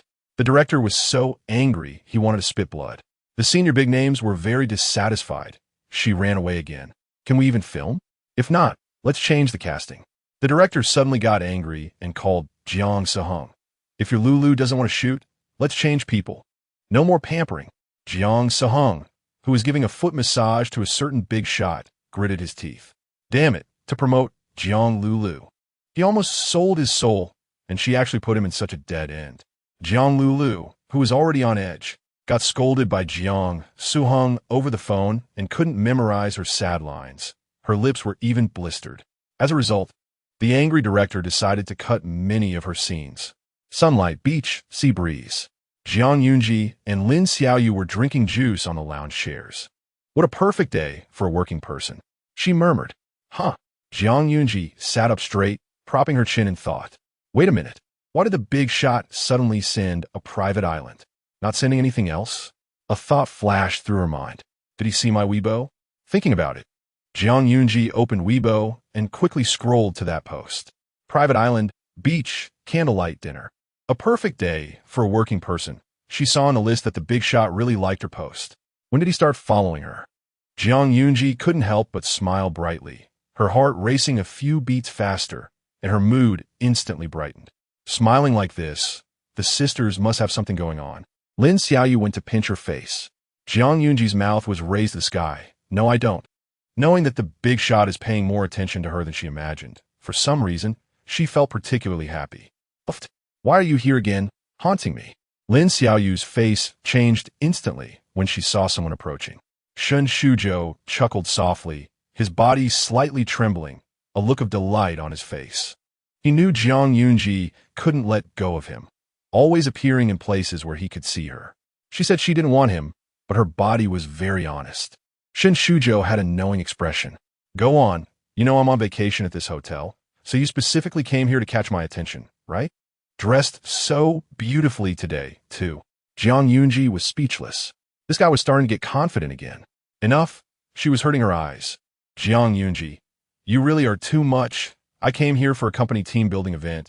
It has nothing to do with you. In the world of adults, nothing is easy. Meeting someone like you is my calamity. Let me reiterate, I stopped liking you a long time ago. Stop being self-indulgent. Lin Xiaoyu echoed, exactly.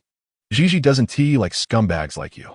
Shen Shuzhou looked incredulous, sneering. Nonsense, still putting on a brave face. You have me in your eyes. Zhang Zi'ang pulled her lips. I don't need my eyes as decorations.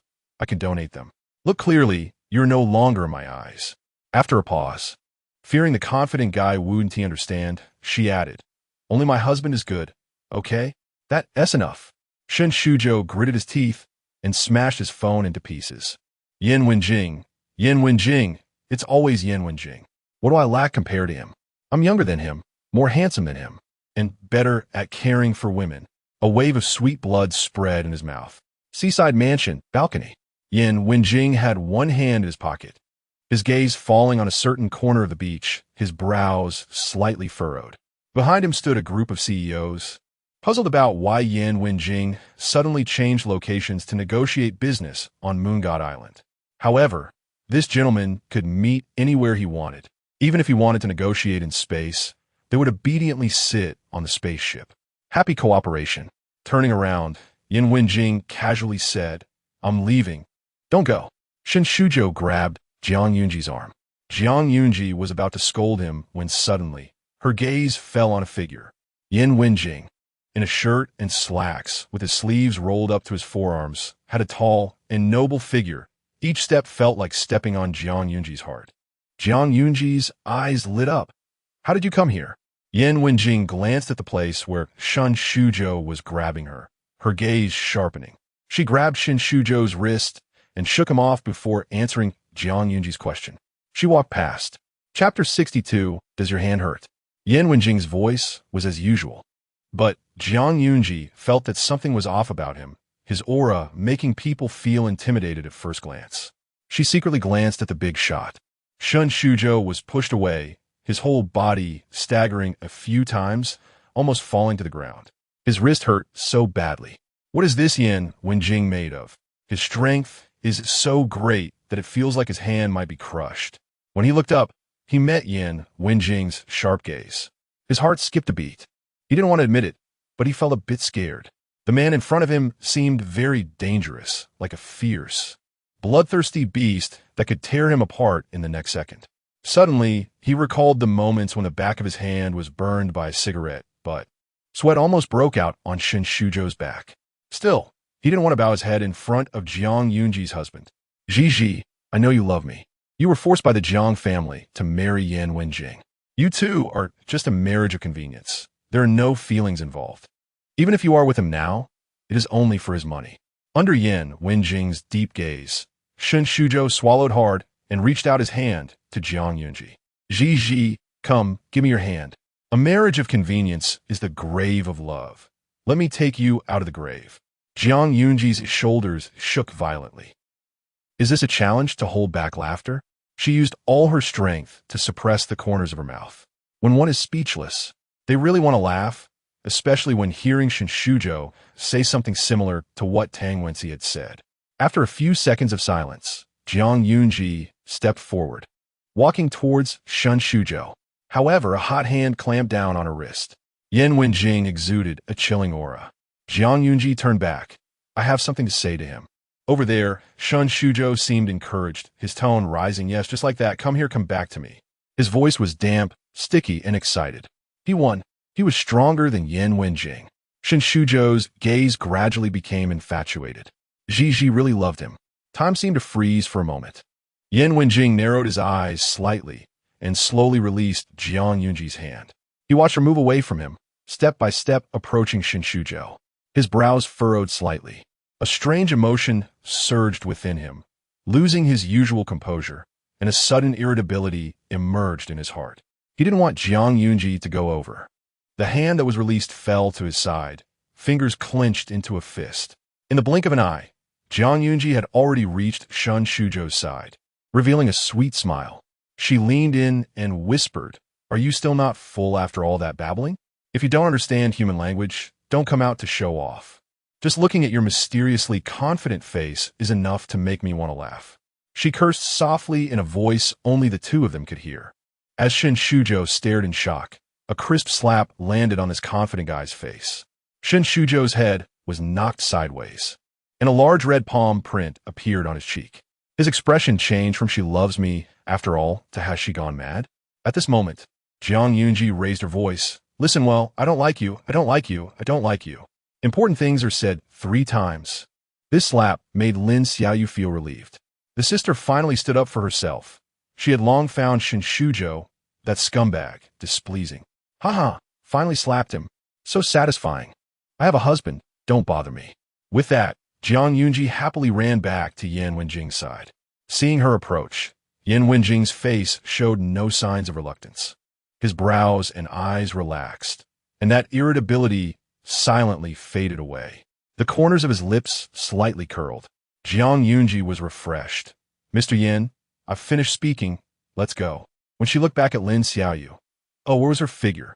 Lin Xiaoyu didn't want to be a third wheel and sneaked away. In the distance, Jiang Lulu, holding her phone, had her smile freeze.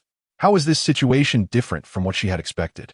She originally planned to film Zhang Yunji and Shen Shuzhou flirting, then post it to trending news, which would cause a stir.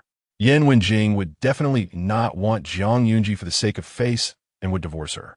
Who would have thought that Zhang Yunji suddenly slapped Shen Shuzhou and returned to Yan Wenjing's side? She actually chose Yan Wenjing. Yan Wenjing glanced at Jiang Lulu in the distance, a trace of surprise flashing in his eyes. That face. After just a few seconds, he abruptly shifted his gaze back to Zhang Yunji. Jiang Lulu, caught taking pictures, was startled and quickly ran away. She was stopped by several men in black, one of whom snatched her phone and deleted everything inside. "If there's a next time, you won't get out of the hotel," the man said coldly. Jiang Lulu's limbs went weak, cold sweat oozing from her forehead, and she stumbled away after getting her phone back. Because she was wearing high heels, she ran fast but accidentally tripped and hit her chin, needing 8 stitches. On the way back to the room, Yin Wenjing suddenly turned his head and gently asked, "You don't like Shin Shuzhou anymore?" Zhang Yunji nodded. "Yeah, I really don't like him like this, arrogant and narcissistic, with no sense of boundaries. One can't always like someone." Actually, she wanted to say scumbag, but since she had pretended to like Shin Shuzhou before, she had to use a relatively mild term, someone with many flaws. Yin Wenjing, so you liked him before?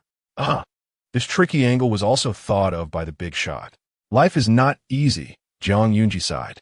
Fortunately, the big shot didn't keep dwelling on this. Yin Wenjing was in a good mood, holding the hand she had just slapped Shin Shuzhou with. "Does her hand hurt? I saw you use a lot of strength just now." Zhang Yunji's eyelashes trembled slightly. Something in her heart was touched. Clearly, she had slapped Shin Shuzhou. Yet the big shot was concerned about whether her hand hurt. He was too good. A little. But it doesn't hurt as much as Shin Shuzhou's face. Yin Wenjing took her to apply medicine. Zhang Yunji wanted to say that her hand would stop hurting soon. In the evening, on the restaurant balcony, Yin Wenjing leaned one hand on the railing, holding his phone in the other hand, his eyes slightly cold. "Let's find something for the Shin group to do, so that the Shin family won't covet what they shouldn't."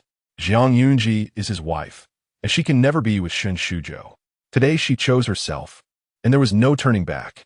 If one day she gets confused again and wants to find that ex. A dangerous thought crossed his mind, but it was quickly suppressed. He hoped that day would never come. Knock, knock. Zhang Yunji came over, knocked on the glass door, and saw Yin Wenjing turn around, smiling. "Mr. Yin, it's time to eat." The coldness on Yin Wenjing's face had already disappeared the moment Zhang Yunji appeared. In its place was his usual warm, gentlemanly demeanor.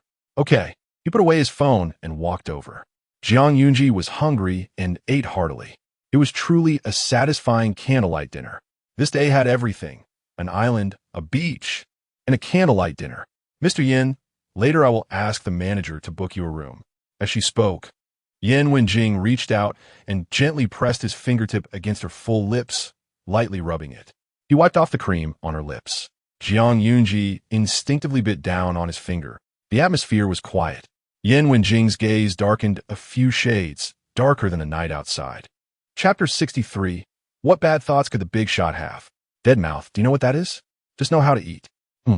Zhang Yunji's breath paused for a moment, her lips slightly parted, her body stiff. The action of biting her finger looked inexplicably awkward. The unfamiliar sensation made the little yellow person Zhang Yunji's mind conjure images. Fortunately, Yin Wenjing quickly pulled his finger back, his expression unchanged, only his Adam's apple bobbed, and his gaze was much deeper than usual. Zhang Yunji felt her toes were about to grip the ground. "Sorry, I thought it was food. I promise it won't happen again." She was really hungry. Luckily, the big shot was always magnanimous and never held things against her. Zhang Yunji discarded the yellow waste in her mind and quickly ran to find Lin Xiaoyu. The two lay on the massage table, allowing the technician to work on them. "Lin Xiaoyu, aren't you going to spend the night with your husband?" Thinking of the scene from not long ago, Zhang Yunji felt somewhat embarrassed. Fingers and probing, and all that always had a somewhat ambiguous feeling that made her heart race. Only the big shot could do such things without making her uncomfortable. No, I promise to accompany you. Let's have a good time, sister." Lin Xiaoyu was delighted. "All right, let's play all night." Yin Wenjing entered the bathroom. He chose rose-scented shower gel from a row of toiletries. Cold water flowed down from the overhead shower, cascading over his perfect sculpted body. The steam rose, and the scent of roses lingered at his nose, suddenly bringing Zhang Yunji's face to his mind. Yin Wenjing gently closed his eyes. Yin Wenjing walked out of the bathroom in a bathrobe, made a phone call, and instructed in a deep voice, "Arrange for bodyguards to protect my wife's safety. Follow her from the shadows, and don't disturb her." A voice came from the receiver, understood.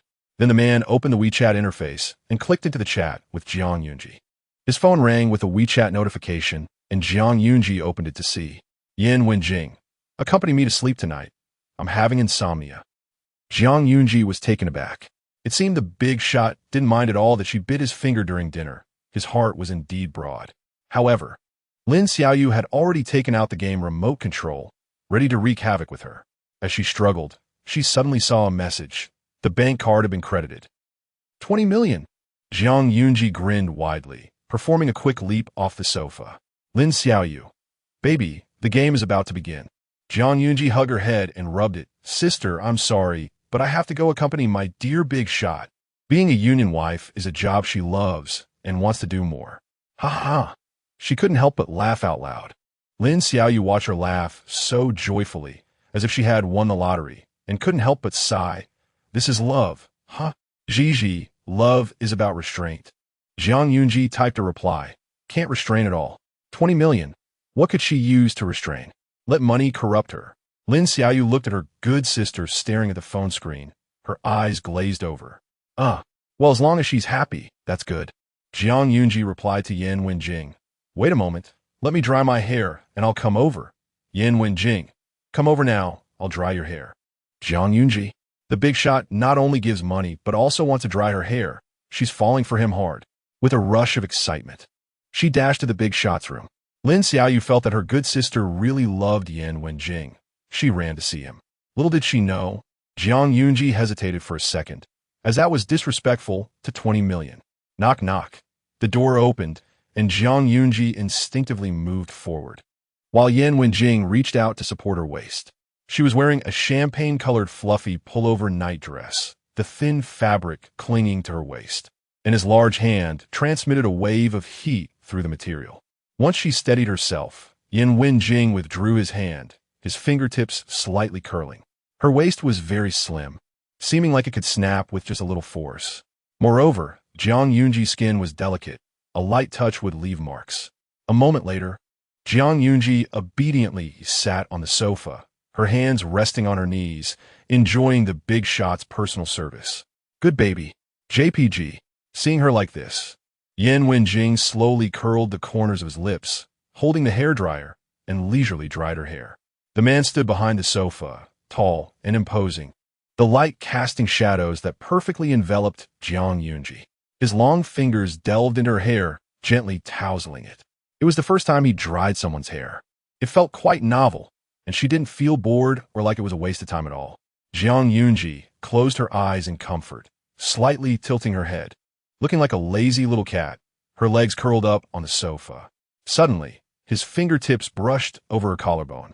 Zhang Yunji's body trembled, as if something had scalded her. So sensitive? Yan Wenjing lowered his gaze, interest flickering in his eyes. After finally finishing drying her hair, Zhang Yunji murmured. The big shot had accidentally touched her collarbone a bit too often. If it weren't for the fact that it was Yan Wenjing, she would really suspect he was doing it on purpose. Looking at Yan Wenjing's cold and abstinent face, it was impossible. The big shot couldn't be that kind of person. What bad thoughts could the big shot have? It was her who was seeing dirtiness in everything. Zhang Yunji reflected deeply. The night darkened, and the lights went out. In her dazed state, Zhang Yunji felt a hot body pressing against her from behind, a large hand firmly gripping her waist. She wanted to turn over, but couldn't. Forget it. She fell back into a deep sleep. Her neck ached, and Zhang Yunji slowly opened her eyes. The man beside her had deep, profound eyes. She was momentarily stunned. Mr. Yan? You. Before she could finish her sentence, his cool lips covered hers, aggressive. Zhang Yunji's expression was astonished, unable to utter a complete syllable. She trembled, placing her hands against Yan Wenjing's chest, trying to create some distance. But he caught her wrist. Her teeth lost their battle. Zhang Yunji was kissed until she was weak all over, pitifully red-eyed. At some point, the nightdress came off, and the man's rough fingertips caressed her skin as if igniting a fire on her body. Yan Wenjing shed his sleepwear, revealing strong abdominal muscles, his robust figure once again looming over her. Baby! Morning sunlight streamed through the window, and Zhang Yunji opened her eyes again. What met her gaze was the man beside her with deep, three-dimensional features, appearing somewhat gentle in the morning light. Yan Wenjing woke up, and upon opening his eyes, he saw Zhang Yunji's little face flushed. She actually had such a wild dream. Too wild, too reckless. The big shot was a pure and high mountain flower. How could she dare to desecrate him? TSK. Big greedy girl enough already. Good morning, Yin Wenjing said. Zhuang Yunji's cheeks turned even redder, her gaze flickering. Too shy to look at him. Good morning. Yin Wenjing noticed her unusual behavior. What's wrong? Zhuang Yunji paused. It's nothing, just had a dream. The next second, Yin Wenjing suddenly asked, what did you dream about? Zhuang Yunji's heart raced.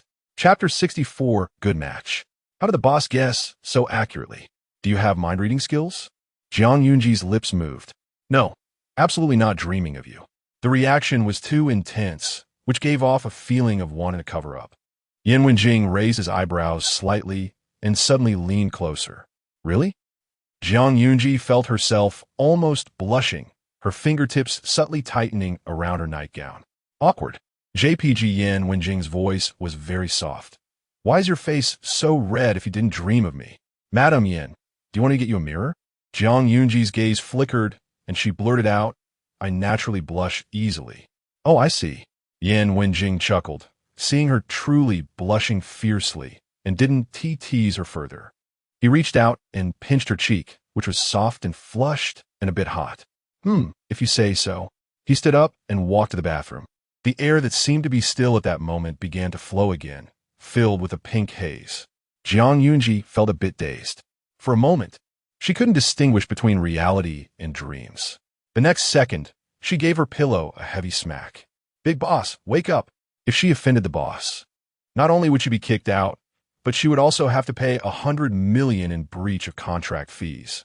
After washing her face in the bathroom, her mind finally cleared up. At breakfast, Zhuang Yunji took a bite of the bun and averted her gaze. She couldn't be tempted by the boss's beauty anymore. Moreover, after experiencing last night's blush-inducing, heart-racing dream, she really felt a bit shy about looking directly at Yin Wenjing. Scary, really scary. She had gone from being tempted by his money to now being tempted by his body. Zhuang Yunji felt flustered. In life, one cannot desire everything. Wanting everything could only lead to trouble. With a clear career plan, she decided to temporarily only desire the boss's money. And once she earned enough for the breach of contract fee, she would then desire his body. It was a pleasant decision. After a while, a video call came in. Zhuang Yunji focused her gaze and saw it was old Madam Yan. She pressed the answer button. Grandma, good morning. She greeted warmly. Old Madam Yan's loving and spirited face appeared on the phone, and upon hearing Zhuang Yunji's voice, she smiled even more, her eyes squinting. Zhizhio, it seems you've lost some weight compared to a few days ago. Have you been working too hard lately? Lost weight? Zhuang Yunji pinched her chubby face. Well, she hadn't lost weight. In fact, she had gained 2 pounds thanks to the village chef's feeding. There's a kind of weight loss that only grandmothers think you've lost weight. They're only happy when you're chubby. Zhuang Yunji told old Madam Yin she was on vacation at a hotel on an island, doing team building with the company, and that she had come with Xiaoyu. They chatted for a while. She turned her phone around to show the back where Yin Wenjing stood and said with a smile, Wenjing is here too. Old Madam Yan's eyes lit up again. This kid is here too. As a grandmother, she naturally understood her grandson's temperament. Managing the large Yin group, Yin Wenjing was definitely a workaholic, almost impossible to leave work to accompany others.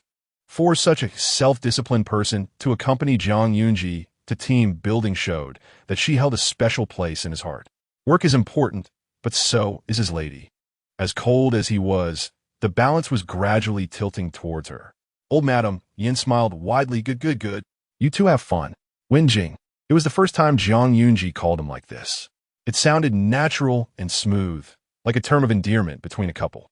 It fell into his ears like a feather brushing against his heart, tickling him. After a few seconds, Yin Wenjing leaned over, entering the camera frame.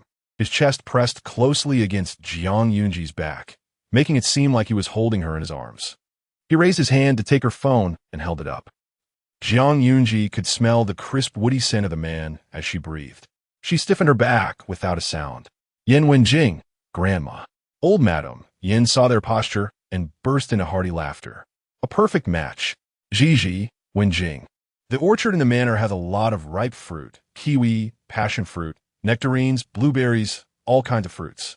Later, I will have someone send them to you. All sweet. The manor has a large orchard, managed by dedicated staff, and occasionally old Madam Yin would indulge herself by planting some fruit trees. Zhuang Zi'ang, great.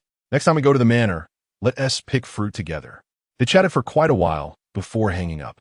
Aunt Lu sighed again. It's been a long time since I've seen the old lady so happy chatting. Old Madam Yin cleared her throat. Lu, Aunt, watch fewer CEO novels. I've heard similar lines many times in audiobooks. Aunt Lu nodded. Okay, old lady. Don't think she doesn't know that the old lady is also reading. They are both in the same boat. Old Madam Yin, the old man's taste is poor.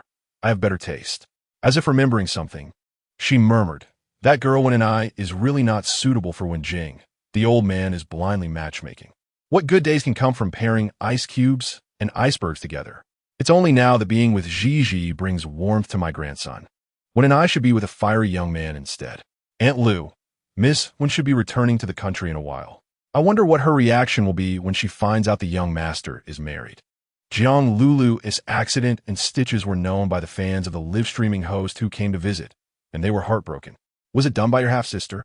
Jiang Lulu bit her lip. It wasn't true. My sister treats me very well. It's just that yesterday. She teared up, seeing her sister with her man doing something inappropriate. I accidentally tripped and fell. Jiang Yunji slapped Shun Shuzhou. It was indeed something inappropriate. She really did accidentally fall. In the ears of those with ulterior motives, it became Jiang Yunji who harmed her. The host was immediately indignant. That damned illegitimate daughter daring to hurt my sister. Let us see her. She started a live stream under the pretense of revenge, urging everyone to see the true face of the illegitimate daughter being kept by an old man, a canary. This attracted a lot of attention and gained many followers. The host declared with righteous indignation, justice is never late. Let us expose her. An illegitimate daughter who becomes a mistress and bullies my sister. Too despicable. Yes. To create hype, the host exaggerated, framing Jiang Yunji as a mistress, rallying the crowd against her. Nowadays, mistresses and illegitimate daughters bring their own traffic, attracting attention. The host wanted to take advantage of this wave to gain followers. Noticing someone sneaking behind her, Jiang Yunji recognized it as Jiang Lulu's fan, who had come to visit. However, what were Jiang Lulu's fans filming her and Yin Wenjing for? Yin Wenjing generally disliked public appearances and exposing his privacy, frowning slightly. Where are you running? Mistress and old man? The host chased after them. Suddenly, a black figure blocked her way, obstructing the camera. The man was tall and strong, with a somewhat cold expression. What are you doing? He said as he snatched the host's phone, seeing the live stream title and the rapidly scrolling comments. Host, how can you be like this? So rude, that's my phone, give it back. If you don't return it, be careful I expose you. The man in black treated her words as nonsense and made a call to report the situation. Yin Wenjing's cold face showed no change, only his tone was indifferent, sending a lawyer's letter to make her disappear. Sensing the atmosphere was off, Jiang Yunji softly asked, "What's wrong?" Chapter 65 The Big Shot is quite impressive, it's nothing. Just happened to encounter some annoying mosquitoes, and I've already had someone deal with it. Yin Wenjing turned his head slightly, his tone gentle, leading Jiang Yunji away. The streamer received a lawyer's letter. Her face instantly turned pale. She thought that the man in black was joking, but unexpectedly, she felt very uneasy and regretful. It seemed that she had provoked someone she shouldn't have. Now she regretted it very much. She shouldn't have stood up for Jiang Lulu, and now she was being accused of defamation by the most famous law firm in Yanjing. It's over, the streamer went to seek help from Jiang Lulu. Jiang Lulu expressed her helplessness, saying, "It's not like I asked you to harass my sister. I told you it had nothing to do with her. Why didn't you listen? Now, you've caused trouble, and I really can't help you. You figure it out yourself." The streamer was dumbfounded. Is this still the kind and lovely sister she knew? Why does she have two faces in front of others? If it weren't for Jiang Lulu misleading her, she wouldn't have harassed Jiang Yunji and ended up getting sued. What's worse, her account was banned, and not only did she fail to gain followers during this wave, but the reputation she had built up was also completely destroyed. The streamer cried her heart out. Out of anger, she went back to find Jiang Lulu, and they got into a scuffle, one hand tugging at Jiang Lulu's hair. "Give me back my account. Give me back my justice. You're just a hypocritical liar, full of lies." The crew members stood aside watching. No one stepped in to break it up, and some unaware tourists filmed it and posted it online. Zhang family young lady fights with fans while filming. Zhang Lulu attacks fan female. Second, lead throws tantrum in the rain. Seeing the trending topics, Zhang Lulu felt as if the sky had fallen. She had indulged her fans in tearing into Zhang Yunji, never expecting to be hit by the boomerang she had thrown.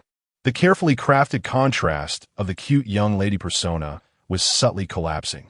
Zhang Lulu trembled with anger and asked Zhang Zi'ang to spend money to remove the trending topic. While peeling fruit for the big shot, Zhang Zi'ang looked annoyed and furious. He took a moment to call Zhang Lulu. "I told you to focus on acting. Let your work speak for itself." And crushed Zhang Yunji, but you just wouldn't listen and had to create trouble behind the scenes.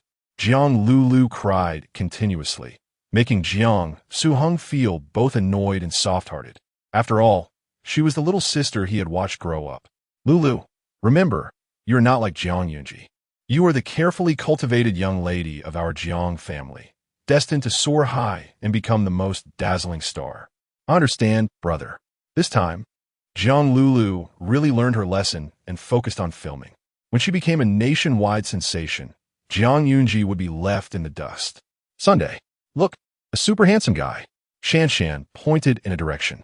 The colleagues quickly turned to look. Indeed, the man was tall and slender, with a chiseled and deep facial structure, wearing a white shirt and dark gray suit pants, broad shoulders, and long legs. Wow, where did this supermodel come from? He's even more handsome than a star. At that moment, they saw a familiar figure walk up to the man and hand him a drink. It was Yunji. What is her relationship with that man? "I remember Xiao Jiang is married. Could that be her husband? There seems to be something going on. Let's go say hello." The colleagues gathered around, enthusiastically greeting her. "Oh, what a coincidence, Yunji this is."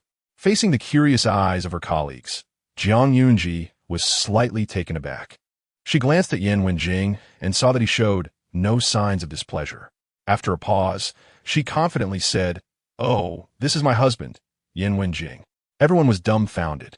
As expected, a handsome man and a beautiful woman make a perfect match. They were very friendly to their eyes. "Sister, you sighed. That girl is living well." Hello. "I'm Xiao Zhang's colleague, Sister Yu." "I'm Shan." "Oh, I'm Xiao Zhang." Yan Wenjing elegantly and gently responded one by one, shaking hands lightly with those who extended their hands. It's known that at previous banquets, even when various group leaders wanted to shake hands with him, Yan Wenjing rarely responded.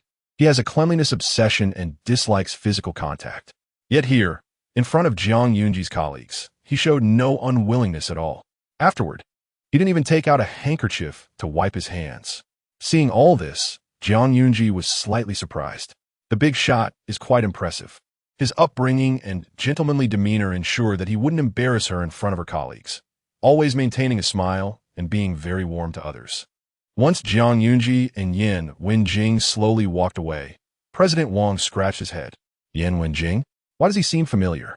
After a while, he suddenly slapped his forehead, remembering, at a high-end cocktail party, he had seen those big shots surrounding Yan Wenjing, and any one of them could shake the business world just by stomping their feet. They were all influential business tycoons. The big shots dominating the business world were actually bowing and scraping to Yan Wenjing. President Wang was stunned.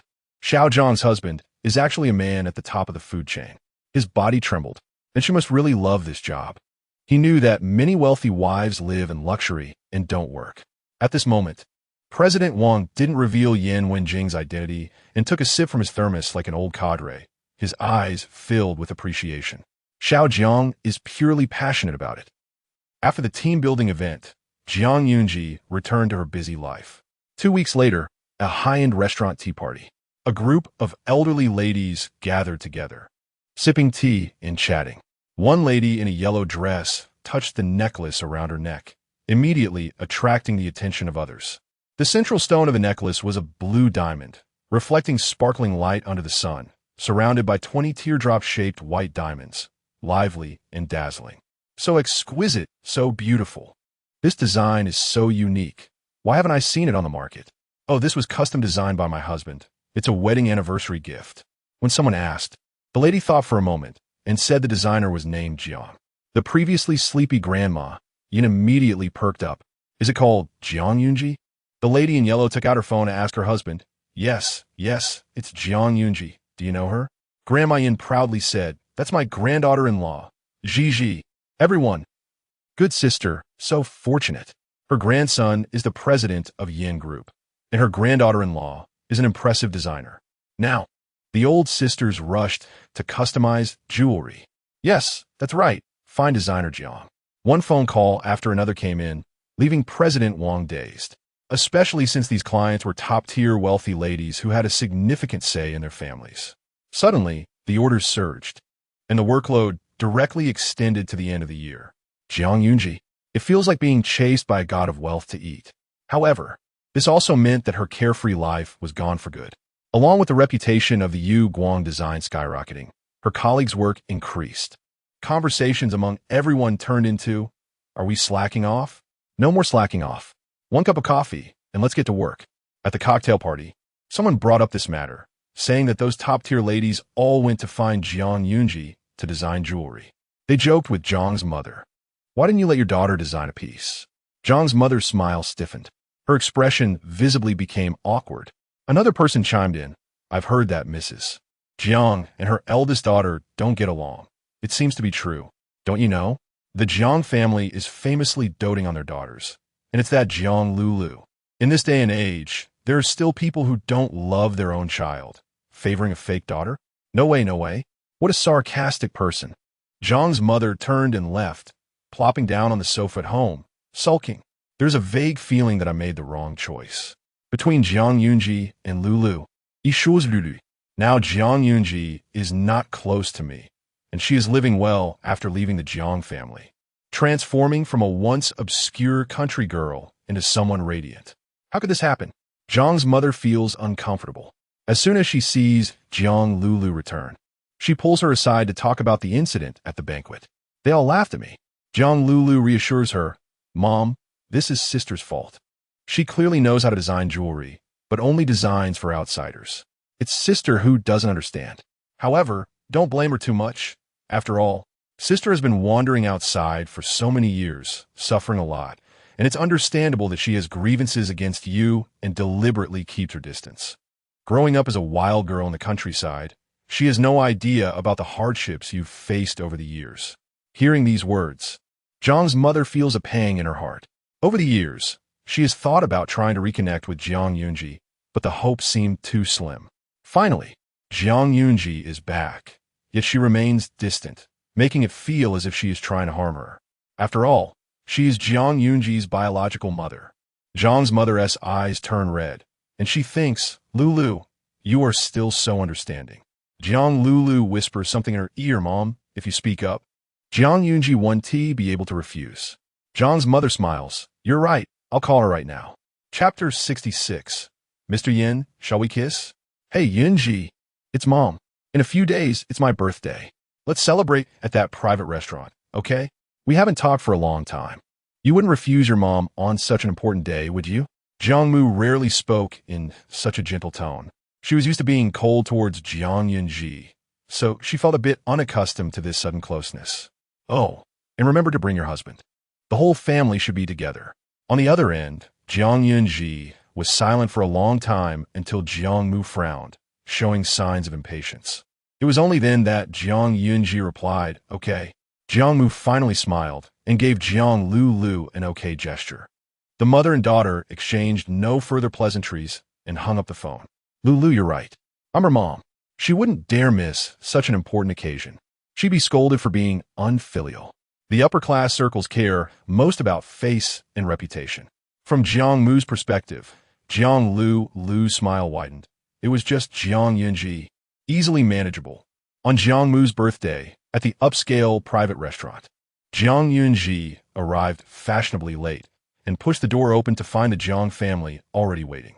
The private room was filled with the faint scent of osmanthus. Zhuang Lulu broke the silence first, teasing, Sister, you finally made it. Dad and Mom are starving waiting for you. Were you doing it on purpose? Don't be so naughty next time. As soon as she finished speaking, Jiang Fu and Jiangmu's expressions darkened. Under the attack of the green tea princess, Zhuang Zi'ang smiled faintly and calmly took a seat. If you're hungry, let's eat. I'm hungry too. Everyone else fell silent. Zhuang Zi'ang was immediately furious, recalling Jiang Lulu's prior warning not to lose his temper, as she would teach Jiang Yunji a lesson. So he held back his anger. Jiang Lulu looked eagerly. Where's my brother-in-law? Why hasn't he arrived yet? Jiang Yunji suddenly smiled. He'll be late. Why are you in such a hurry? Oh, she hadn't told Yin Wenjing that he wouldn't be coming. Who knows what tricks the Jiang family was up to this time? Jiang Lulu replied, no hurry, no hurry. She turned her head, her eyes filled with anticipation. The Jiang family calling Jiang Yunji over was clearly not just to celebrate her birthday. Jiang Fu wanted an invitation to a wine party that only top-tier families were qualified to attend, and clearly, the Jiang family was not on the guest list. Jiang Fu instructed Jiang Yunji to ask Yin Wenjing for an invitation, which would be a piece of cake for Mr. Yin. Just a matter of a few words. Let your brother attend. He'll meet some top-tier connections. Since we're family, Mr. Yin should help out his brother-in-law. Jiang Yunji internally rated that a 6. Jiang Fu continued with his fatherly advice. That small film you invested in has no market at all. It's a losing business. You should withdraw quickly. What investment insight can a woman like you have? You should stay at home and have a son from Mr. Yin. Jiang Yunji remained silent, focusing on her food. Jiang Lulu added fuel to the fire, nodding. Dad is right. Sister, you should listen. Jiang Yunji finally looked up. Listening to your words is like listening to a lecture. Jiang Fu. After eating, they cut the cake. Jiang Yunji's face turned slightly red. She felt a bit hot, and her palms were sweating. The private room had air conditioning. This shouldn't be happening. Where's my brother-in-law? Jiang Lulu lost her patience, her chest rising and falling with quick breaths. Seeing her breathless, Jiang Yunji leaned in. Are you feeling hot? Jiang Lulu lightly coughed, feeling a bit guilty, no? Sister, hurry and call to urge your husband to come. She pretended to grab Jiang Yunji's phone. Jiang Yunji skillfully dodged her, always imagining that other things are yours. That habit is a bit problematic. You should go see a psychiatrist. Zhan Elu. Seeing Jiang Yunji leave the private room, she panicked and immediately sent a message. Damn it, Yin Wenjing is definitely not coming. I'm being played around by Jiang Yunji. Sister, then don't blame me. As Jiang Yunji prepared to go downstairs, a figure suddenly blocked her path. It was a middle-aged man in a gray shirt and jeans, sporting a large beer belly. He reached out to her, little beauty. Will you come play a game with Uncle? Jiang Yunji wore a submissive and innocent expression, smiling, sure. She pulled out her pepper spray and aimed it at his eyes, striking precisely. The beer belly man covered his eyes and stumbled back. At that moment, 2 bodyguards appeared behind Jiang Yunji and rushed to beat him up. The screams were deafening. Uncle, is this game fun? Jiang Yunji softly asked. I don't want to play anymore, wah. Help. A notification sound from WeChat rang out. Jiang Yunji saw a message. Yin Wenjing, is everything finished? Jiang Yunji typed back. I'm full now, heading home. Yin Wenjing, come downstairs. Jiang Yunji's mind flashed with speculation, and she hurried down the stairs, leaving the restaurant. The night was like water. Outside, it started to drizzle. She stood on the street, her gaze meeting that of a man across the road. The tall man stood by a car, dressed in a sharp dark gray coat, holding a black umbrella. The rain mist blurred his cold features, leaving only a touch of tenderness.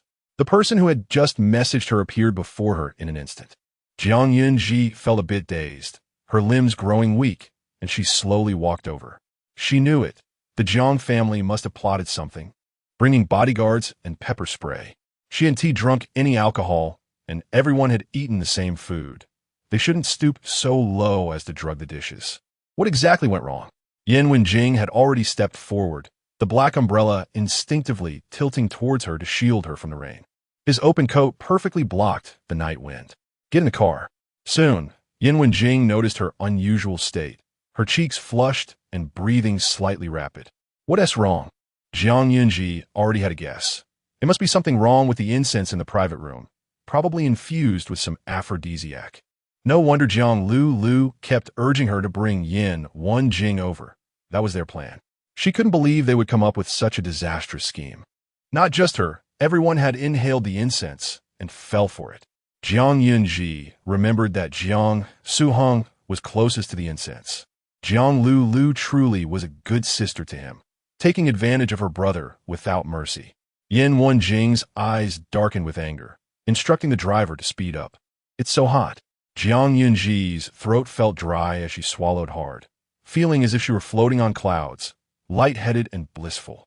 Half an hour later, the car stopped at the villa's entrance. Yin Wenjing leaned down and picked her up horizontally.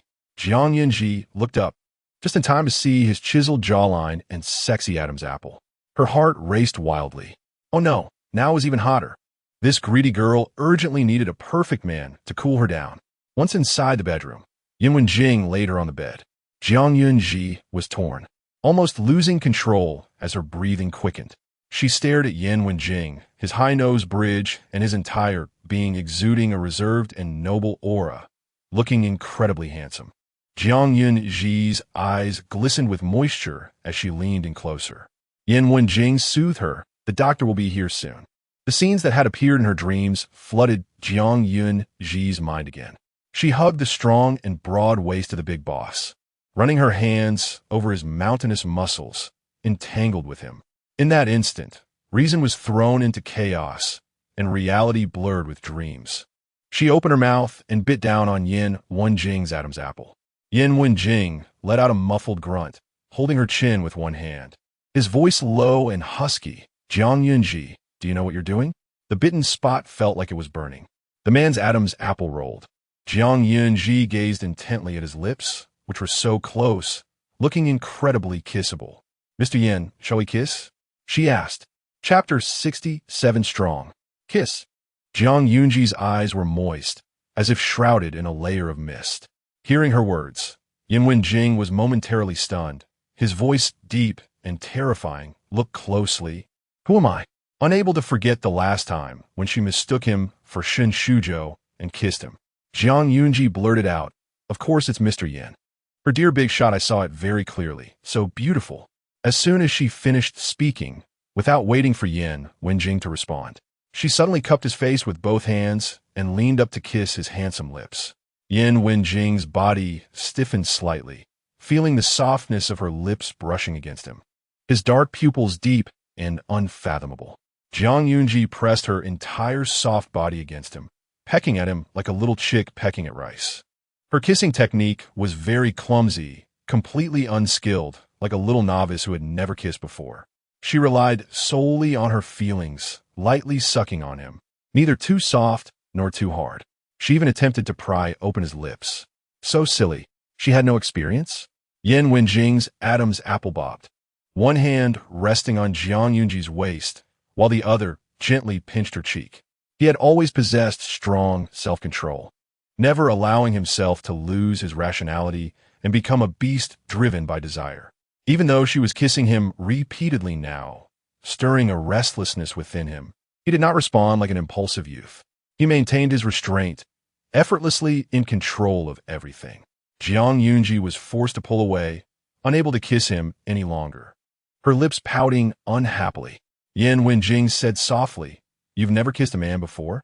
Jiang Yunji paused for a few seconds, her mind hazy, and obediently replied, No.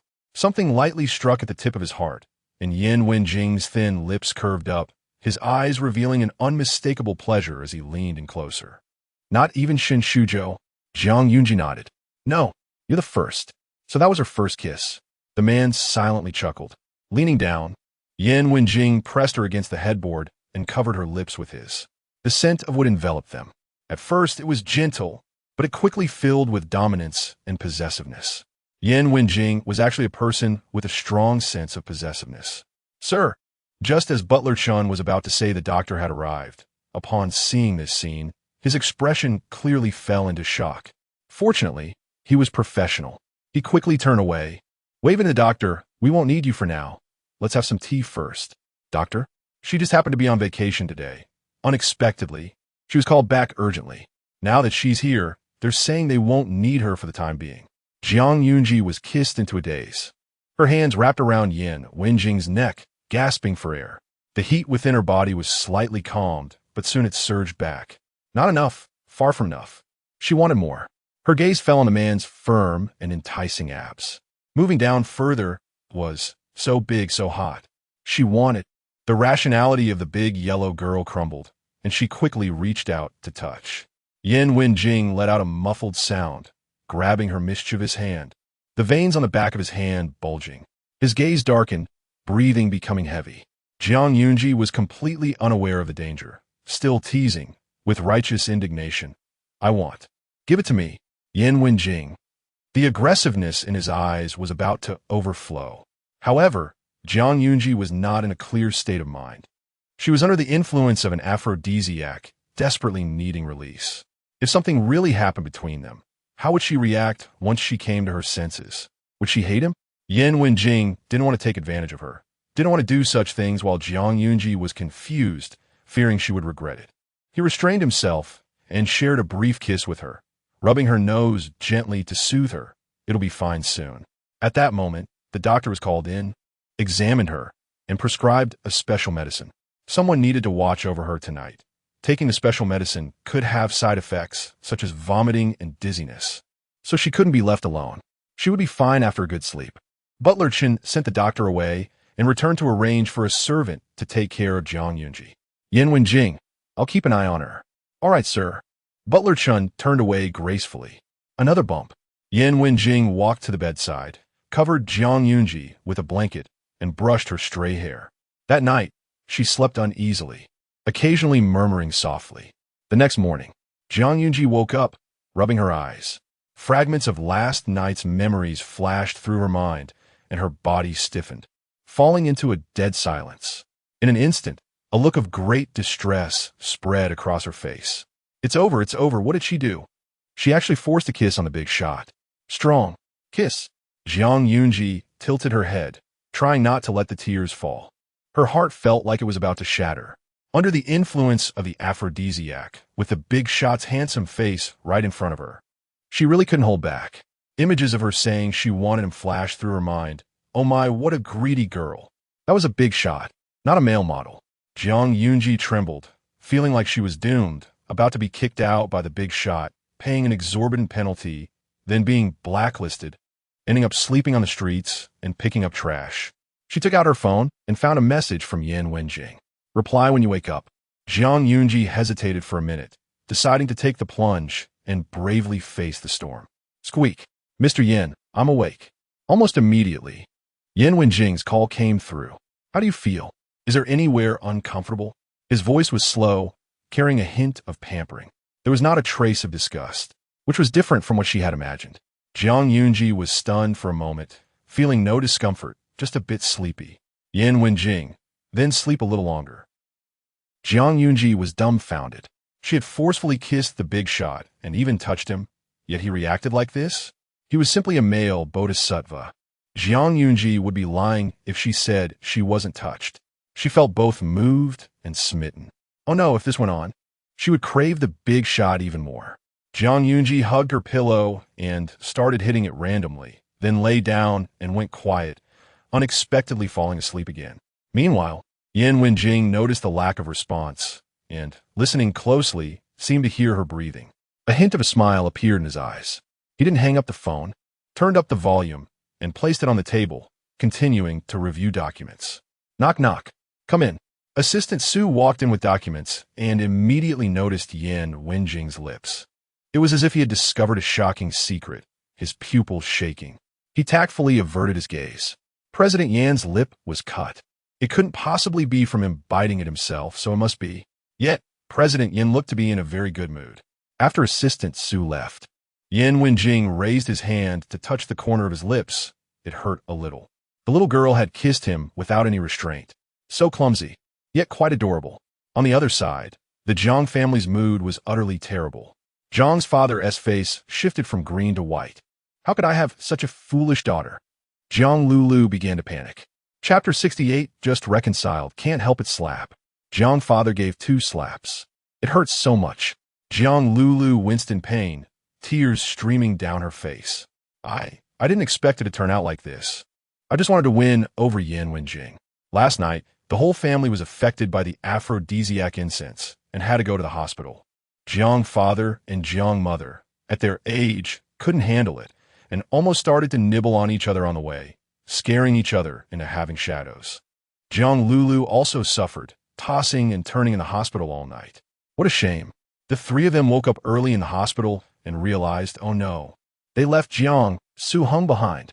Later, they found out what happened from the trending news. Speaking of which, last night at the private restaurant, Zhuang Zi'ang felt restless all over and went to the bathroom, only to bump into a beer-bellied man who didn't even open his eyes and punched himself. Zhuang Zi'ang was naturally furious and got into a fight with the man. As they fought, the scene changed and he started to nibble on the guy, which ended up being posted online. It trended. Ex-boyfriend in jail, Jiang Xian looking for new love.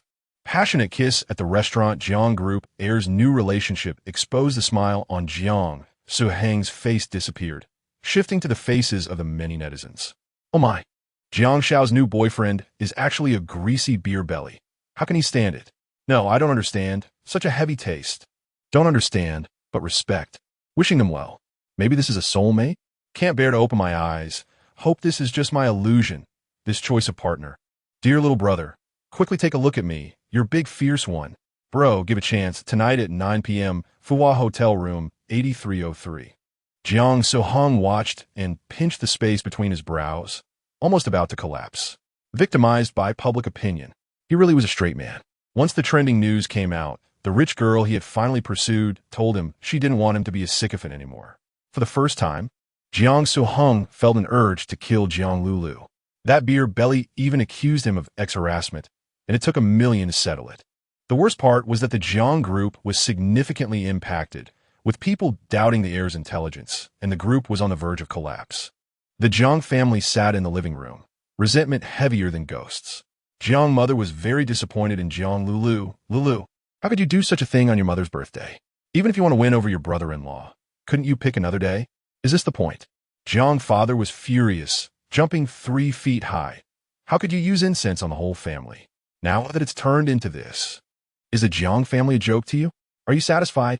Jiang Lulu covered her face and cried. Jiang Zi'ang was impatient, crying all day long. What does that look like? Jiang Yunji never cries. Jiang father was enraged, freezing Jiang Lulu's bank card, no longer giving her a penny, and kicked her out. For a while, the Jiang family's projects were constantly sabotaged, losing half of a major project, and the company fell into crisis. The manager found Jiang Lulu, saying that the variety show and drama they had previously discussed had announced their cast, and she was not included. When I called, they said your online reputation is very poor, and you are considered a risky artist, so they are not considering collaboration. Jiang Lulu stumbled, her face changing dramatically. How could this be? They went back on their word. Vile people. Not only were the film and television resources gone, but even brands that intended to find Jiang Lulu for endorsements also started looking for other artists. The manager said, you only have Under the Heavy Rain left now. All other resources are gone. The sudden blow hit Jiang Lulu hard, her body swaying, almost falling to the ground. Impossible. Someone must be setting me up. Who was behind this? The manager thought she wasn't too stupid, knowing she was being targeted. Though it wasn't a total ban, it was close. An artist without projects or endorsements will soon fade away, becoming untraceable. Think about which big shot you offended. There's only one way: to seek their forgiveness, to show humility. Otherwise, your acting career will be over. Tears welled up in Jiang Lulu's eyes, her nails digging deep into her palms. The root of all this trouble is Jiang Yunji. It must be Jiang Yunji who had Yin Wenjing blacklist her. This wicked woman is afraid of her stealing her brother-in-law. Jiang Yunji received Jiang Lulu's text message. Sister, I was wrong. I want to apologize to you in person for what happened on Mom's birthday. Sister, please let the security guard let me into the Yin family villa.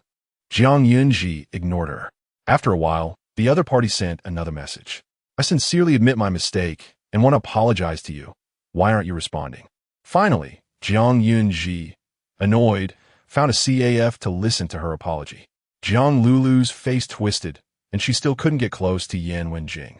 She knew Jiang Yunji, this scheming girl, was guarding against her. Sister, please let my brother-in-law forgive me. I really know my mistake, and I will never do it again. Jiang Yunji's face remained expressionless, but her heart was confused. The big shot blacklisted her? If Yan Wenjing really ordered Jiang Lulu to be blacklisted, she would have long been untraceable online. After a long conversation, Jiang Lulu was parched. Jiang Yunji said, I didn't have my husband deal with you. If it was really him, I couldn't influence his decision. The big shot does things according to his own discretion. Jiang Lulu glared at her. Aren't you going to help me? Jiang Yunji found it amusing. You dug this pit yourself. Why should I help you clean it up? Jiang Lulu was really about to break down. After a while, her resources were no longer being intercepted, but she couldn't return to her previous state, her fame visibly declining. Jiang Lulu was a hard-working person, seeing her dreams of being a big star shattered. She went to be a sycophant for the third young master of the Han family, Han Zhaohui, successfully winning him over. The Han family was stronger than the Shun family, with political connections, being a top aristocratic family. The Zhang family status would never catch up in a lifetime. Yet, Han Zhaohui had no resistance to delicate little flowers. And Jiang Lulu put in a lot of effort to be a pure and innocent little flower. The two families were preparing for a marriage alliance. Shengjing Hotel, cocktail party. The threshold for the cocktail party was very high. Only top aristocratic families were qualified to attend. Two figures, one black and one red, entered. Instantly, the lively banquet hall fell silent, and all eyes were on the newcomers. Shen Shuzhou's hand holding the wine glass paused, his gaze fixed on Jiang Yunji. She came to the cocktail party with Yan Wenjing. Today, she wore a red long dress, off-the-shoulder design, revealing her perfect collarbone, her skin cold white like jade. The fitted long dress outlining her slim waist, her figure proportionate to the point of amazement. Jiang Yunji was always beautiful, but today she was exceptionally stunning. Beside her, Yan Wenjing was dressed in a suit, broad-shouldered and long-legged, with deep brow bones, exuding the nobility and maturity of someone in power. The two stood together, extremely pleasing to the eye. One was beautifully flamboyant, the other coldly noble, completely different styles, yet unexpectedly harmonious. Mr. Yan and Mrs. Yan are a perfect match, a beautiful couple, made for each other. So pleasing to the eye, Shen Shuzhou felt a sharp pain in his heart, as if someone had stolen his beloved. This feeling was so uncomfortable. He watched Jiang Yunji link arms with Yan Wenjing, and he could do nothing. Zhou Kai said, Bro, what's wrong? Are you still thinking about Jiang Yunji? No way, you just reconciled with Ziyan, and so soon you're thinking about another woman. Being poked, Shen Shuzhou's mouth twitched. To prove he wasn't the kind of man who eats from one bowl and looks at another, he quickly walked through the crowd, pulled Su Ziyan over, and kissed her heavily. Su Ziyan was both shy and surprised. Why are you kissing me again? Shen Shuzhou smiled in the direction of Zhou Kai. Just reconciled, can't help it. Zhou Kai had a complex expression. Chapter 69. Sister, love me more, baby. Give me another kiss, Shen Shuzhou said to Su Ziyan in an exaggerated bubble voice, perfectly embodying the CEO vibe. Is this right? Even Zhou Kai, a bro, felt embarrassed and didn't want to indulge him, quietly walking away. As soon as he left, Shen Shuzhou's expression darkened, losing his desire to perform. Yes, Zhou Kai was right. He was still in love with Jiang Yunji. Recently, many issues had arisen in the company, projects inexplicably going wrong, and Shen Shuzhou was under a lot of pressure, having no mind to cling to Jiang Yunji anymore. Seeing her now, a bittersweet feeling crept into his heart, accompanied by a fluttering excitement. Jiang Yunji and Yan Wenjing went to the VIP area, where a group of well-dressed, handsome men and wealthy ladies were drinking and chatting. Lu Ziming looked surprised as he watched the two walk in arm, his body tensing up. He pinched his nearby bro. Ouch. What are you doing, Lu Ziming? Pain makes one awake. I want to see if I'm dreaming. His companion was speechless. What are you trying to wake up from by pinching me? Lu Ziming replied, I just haven't seen any woman beside Brother Yin before. Is this really our aloof and cold Brother Yin? With Yan Wenjing's distant personality, not to mention women, even female mosquitoes couldn't get close to him. Moreover, he had a cleanliness obsession and hated physical contact. Yet here he was, holding a beautiful woman, looking gentle, even slowing his pace as if waiting for his companion. This is unbelievable. After all these years as brothers, Lu Ziming believed that even if the world were to end tomorrow, he wouldn't dare believe what he was seeing. Until Yan Wenjing brought Jiang Yunji in and announced to the stunned crowd, Call her sister-in-law. Sister-in-law? Everyone present was dumbfounded, thinking it must be a hallucination. Hearing this, Jiang Yunji's heart skipped a beat, and she recalled all the sad moments of her life before managing to control her rising smile. The big shot actually introduced her to everyone. He was quite nice. Lu Ziming recognized Jiang Yunji as the beautiful girl he had seen at the Wild Dream Bar that day. He remembered brother Yin insisting he didn't know her. What is this? Last time he didn't know her, and now he is having everyone call her sister-in-law? Isn't he afraid of causing a stir at home? Everyone knew Yan Wenjing was married, and his marriage was a business alliance with no emotional foundation. Even without feelings as a brother, Lu Ziming felt the need to mildly criticize his behavior of finding a mistress. Brother Yin, you shouldn't do this. It's unfair to your wife. On the side, Li Qinghe curled his lips, starting to feel affectionate toward this foolish man. Yes, only Li Qinghe knew that Jiang Yunji was actually Yan Wenjing's wife. The others were genuinely confused, especially the dim-witted Lu Ziming, who was overflowing with righteous indignation in front of Yan Wenjing. Yan Wenjing slightly parted his thin lips and slowly said, "She is my wife, Jiang Yunji." Oh my! Lu Ziming's body jolted again, and he instinctively dug his toes into the ground. He had truly made a fool of himself. He didn't expect brother Yin to be so playful. He really said he didn't know his own sister-in-law. "Hello, sister-in-law." Lu Ziming reacted and shouted loudly. A group of people followed suit, also calling out, "Hello, sister-in-law." A few who were older than Yan Wenjing politely greeted her, "Hello, sister-in-law." The gathering instantly transformed into a large introduction session. Although Jiang Yunji was slightly dazed, she still smiled brightly. No wonder Yan Wenjing brought her to the wine party. He had ulterior motives beyond just drinking. He wanted to introduce her. What if the agreement expired? Would Mrs. Yin be replaced? This thought flashed through Jiang Yunji's mind, and she sighed inwardly. "Try this red wine chocolate mousse cake." Yan Wenjing handed her a small, white jade bowl. "It should suit your taste." Jiang Yunji immediately stopped overthinking. Okay, being able to see the big shot every day and also making money. How lucky. There was no way she could feel conflicted. Happiness for a day was worth it. Seeing this scene, Shen Shuzhou felt like his heart was being gripped by a large hand. It hurt so much. The area where Yan Wenjing was located was filled with powerful families, a circle they could not mingle in. Even among top-tier families, the hierarchy was very clear, with invisible barriers that were hard to cross. He could only be a despicable onlooker, watching Jiang Yunji smile at another man she didn't love. What shocked him the most was that Yan Wenjing openly introduced Jiang Yunji to his friends and even had them call her sister-in-law. In the past, Shen Shuzhou only had an underground relationship with Jiang Yunji and never intended to formally introduce her to his brothers. Because she came from a rural background and was of low birth, his friends wouldn't think highly of Jiang Yunji. When his friends mocked her, Shen Shuzhou never stopped them. Deep down, he also looked down on Jiang Yunji. Otherwise, he wouldn't have pretended to be a poor guy to date her. Suddenly, regret surged in Shen Shuzhou's heart. If back then he had treated Jiang Yunji like Yan Wenjing did, would the outcome have been different? Su Zian's eyes revealed envy. She knew very well that her family, the Su family, couldn't reach Yan Wenjing's circle. Seeing Jiang Yunji surrounded by everyone now, she felt uncomfortable. If she had married Yan Wenjing, then the one being adored by everyone would be herself. This thought just surfaced when Su Zian suppressed it. No, she held Shen Shuzhou's hand. "Shuzhou really loves me." Throughout all, Jiang Yunji never glanced at Shen Shuzhou until she heard a commotion. Someone shouted, "Young Master Shen has fainted. Quick, call an ambulance." Shen Shuzhou was twitching, rolling his eyes, and holding his stomach. To divert his attention from Jiang Yunji and stop the heartache, he had accidentally overeaten and now his stomach hurt.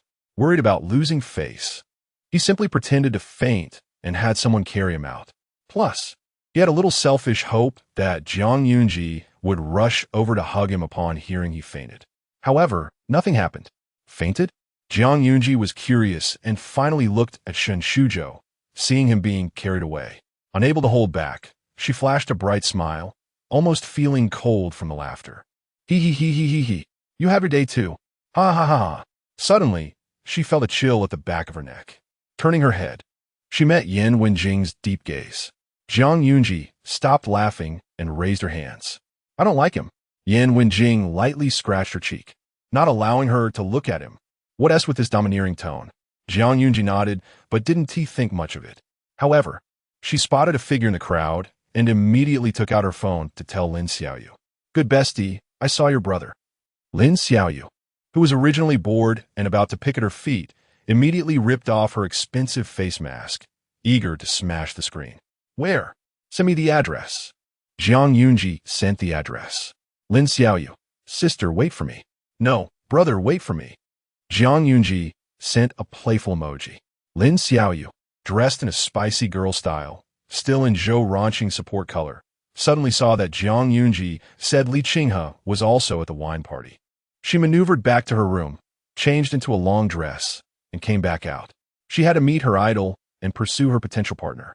Stepping on the gas, she rushed to the Shengjing Hotel. Seeing the message, Zhang Yunji said to Yin Wenjing, Xiaoyu is here. I'm going to pick her up. She walked away. Lu Ziming said, well, you two are both taken, and here I am, a single dog. Truly, the joys and sorrows of humanity are not connected. Luckily, I bought a guide to getting out of singlehood. It teaches everything about the type girls currently like. A bro asked how much he spent on it. Lu Ziming proudly replied, only 100,000. Can you believe it? The air fell silent for a moment. His buddy shot him a sympathetic glance. Lu Ziming said, hey, don't doubt it.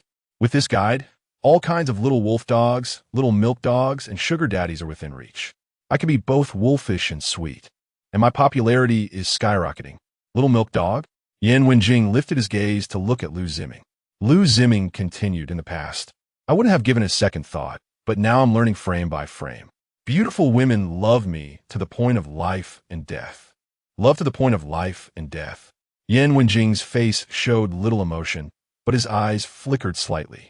After a while, Lu Ziming, having drunk too much, went to the bathroom. His pocket vibrated, and he took out his phone to check. Yin Wenjing, send it over to take a look. Lu Ziming.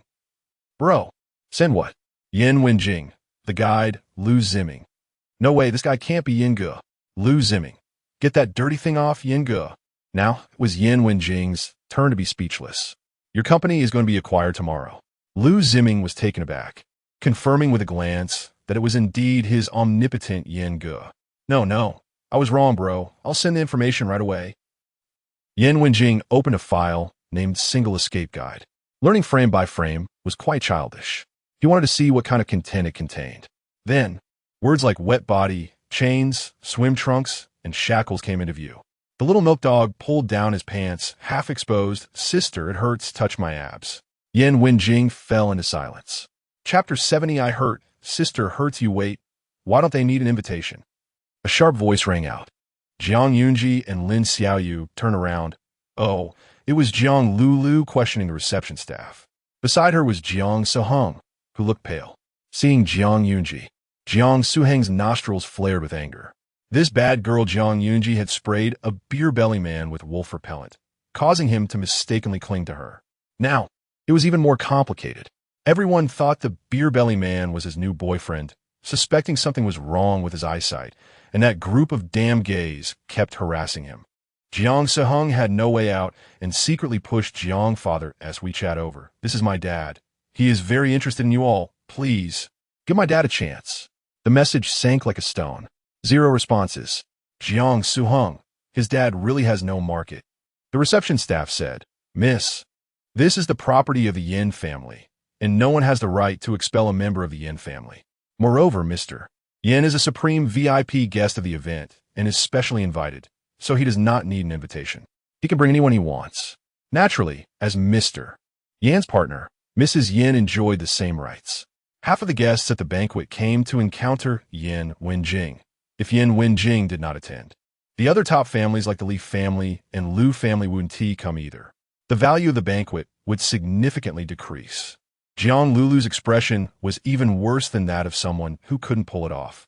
She had worked on Hanjiao Wei for a whole week to get 2 invitations. Jiang Yunji didn't have to do anything and just waltzed in. Damn it, she made her look good. Feeling embarrassed, Jiang Sehung pulled Jiang Lulu inside. Let's go find my brother. Lin Xiaoyu's eyes lit up. Zhou Ranqing was the heir of the Zhou family. If he didn't team mix in the entertainment circle, he would have to go back to inherit the family business. He was very low-key externally. Only those who mingled in the upper circles knew his true identity. In the crowd, a man with beautiful pink hair, wearing silver-framed glasses, with a sapphire earring on one side, dressed in a lazy light blue shirt and black pants, appeared relaxed yet noble, exuding both charm and desire. With one hand in his pocket and the other holding a champagne glass, he attracted countless gazes just by standing there. Teacher Zhou, I'm your fan. I really like you. I went to your concert last time. It was amazing. Oh, and I bought the high-waisted pure cotton underwear you endorse for men. It's comfortable and doesn't constrict. As soon as Lin Xiaoyu spoke, the surroundings fell silent. Zhang Yunji. Girl, this isn't a deserted area. Zhou Ranqing's laid-back demeanor shattered. Fortunately, he had strong expression management and quickly regained his composure, saying, High-waisted? I wore low-waisted for the advertisement. Zhang Yunji pinched her philtrum. Now wanted to join the topic of high-waisted versus low-waisted men's underwear. Lin Xiaoyu held her back. It's really comfortable, especially big. Men wearing it won't feel constricted. Zhang Yunji paused her steps, took a sidestep, and turned back. Not constricted? A yellow thing flashed through her mind. Lowering her voice, send me the brand. The big shop might need it. Hearing their conversation, Zhou Ranqing almost lost his expression management. No, it's crude but makes sense, but isn't this too crude? Why are two girls concerned about whether it constricts? Is this normal? Lin Xiaoyu ended the topic. Teacher Zhou, can I have your autograph? Zhou Ranqing had been waiting for this sentence for a long time, smiled slightly, of course. He signed on Lin Xiaoyu's phone case, saw Zhang Yunji's phone face up, and knew she wanted it. He kindly signed on it as well, with a flamboyant style. Zhang Yunji. Well, since I'm here, I might as well get an autograph. Can't let it be for nothing.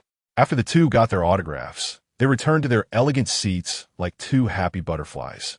Yan Wenjing's gaze casually swept over Zhang Yunji's phone case, subtly pressing down the corners of his lips.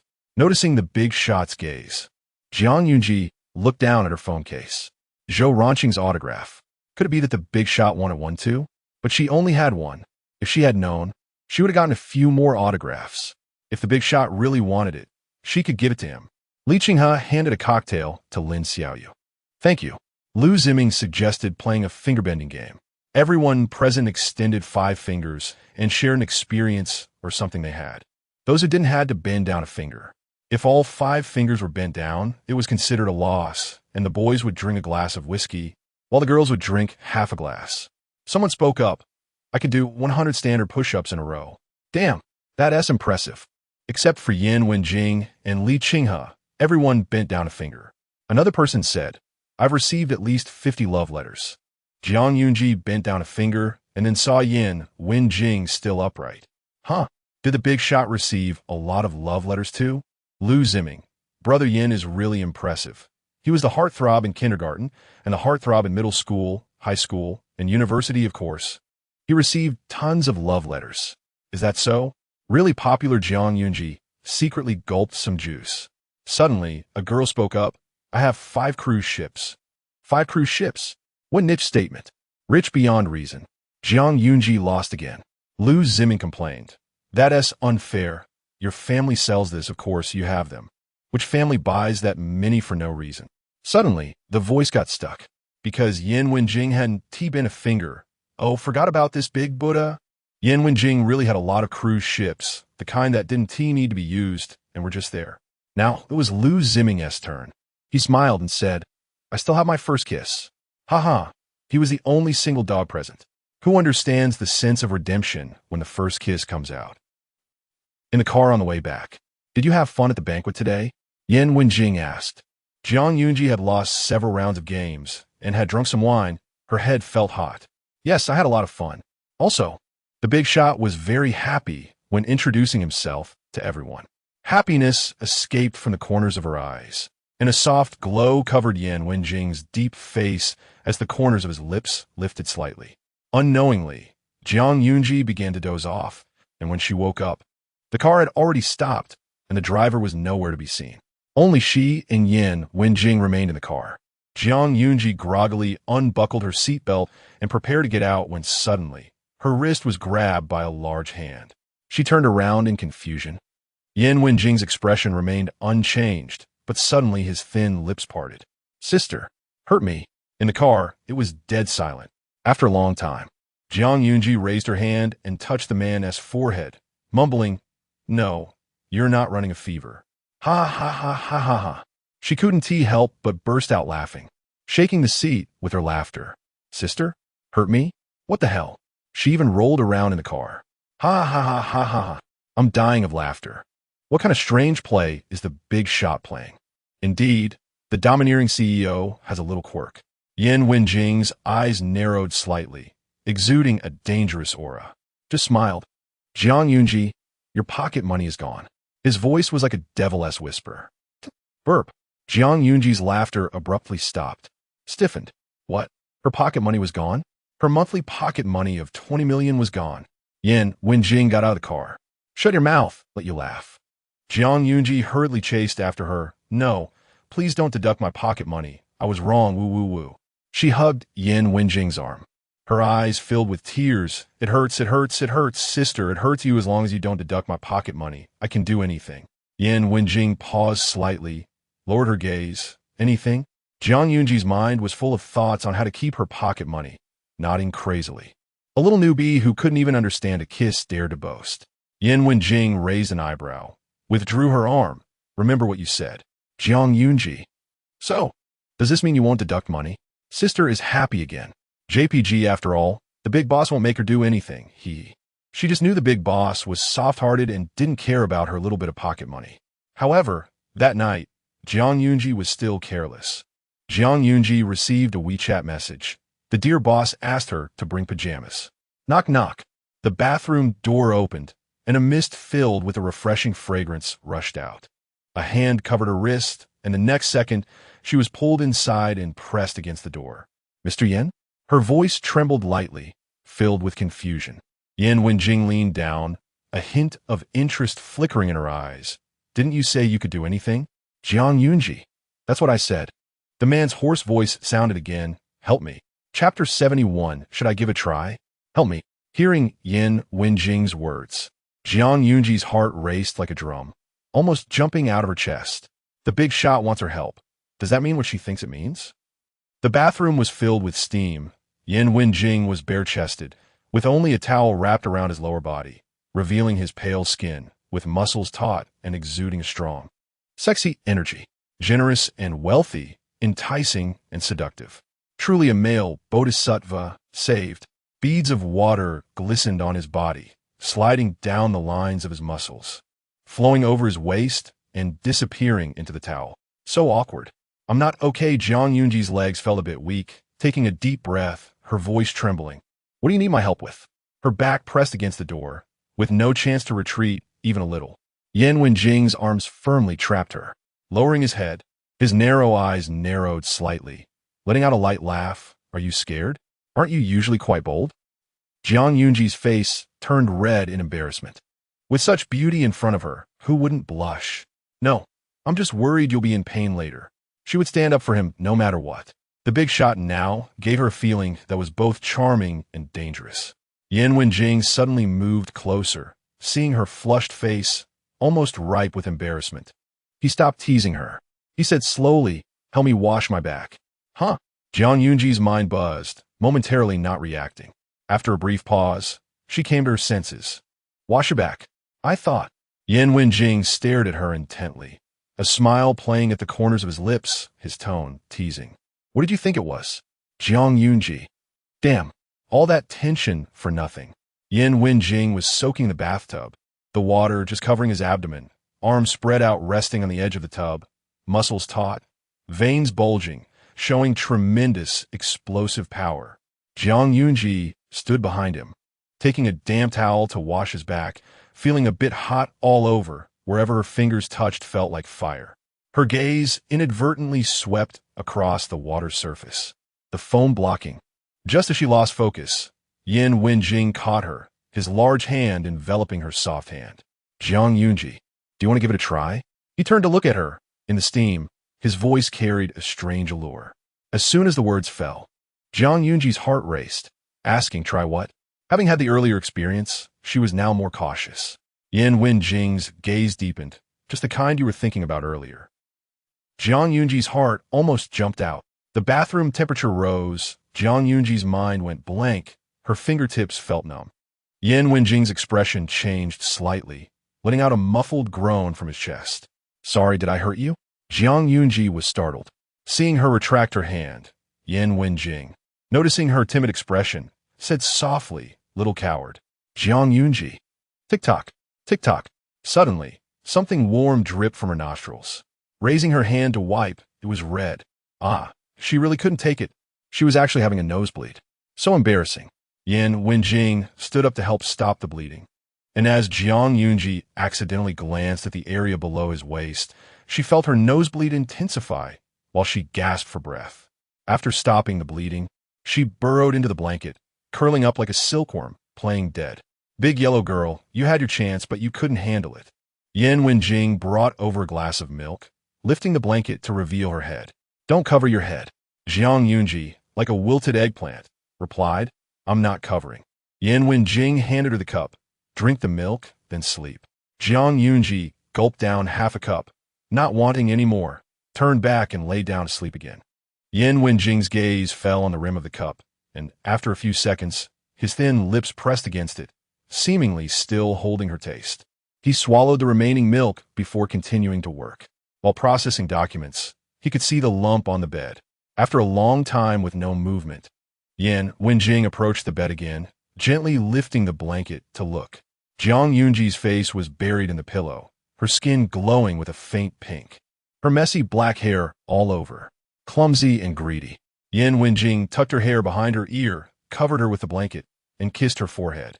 As he turned back to his desk, he suddenly caught sight of the phone on the bedside table.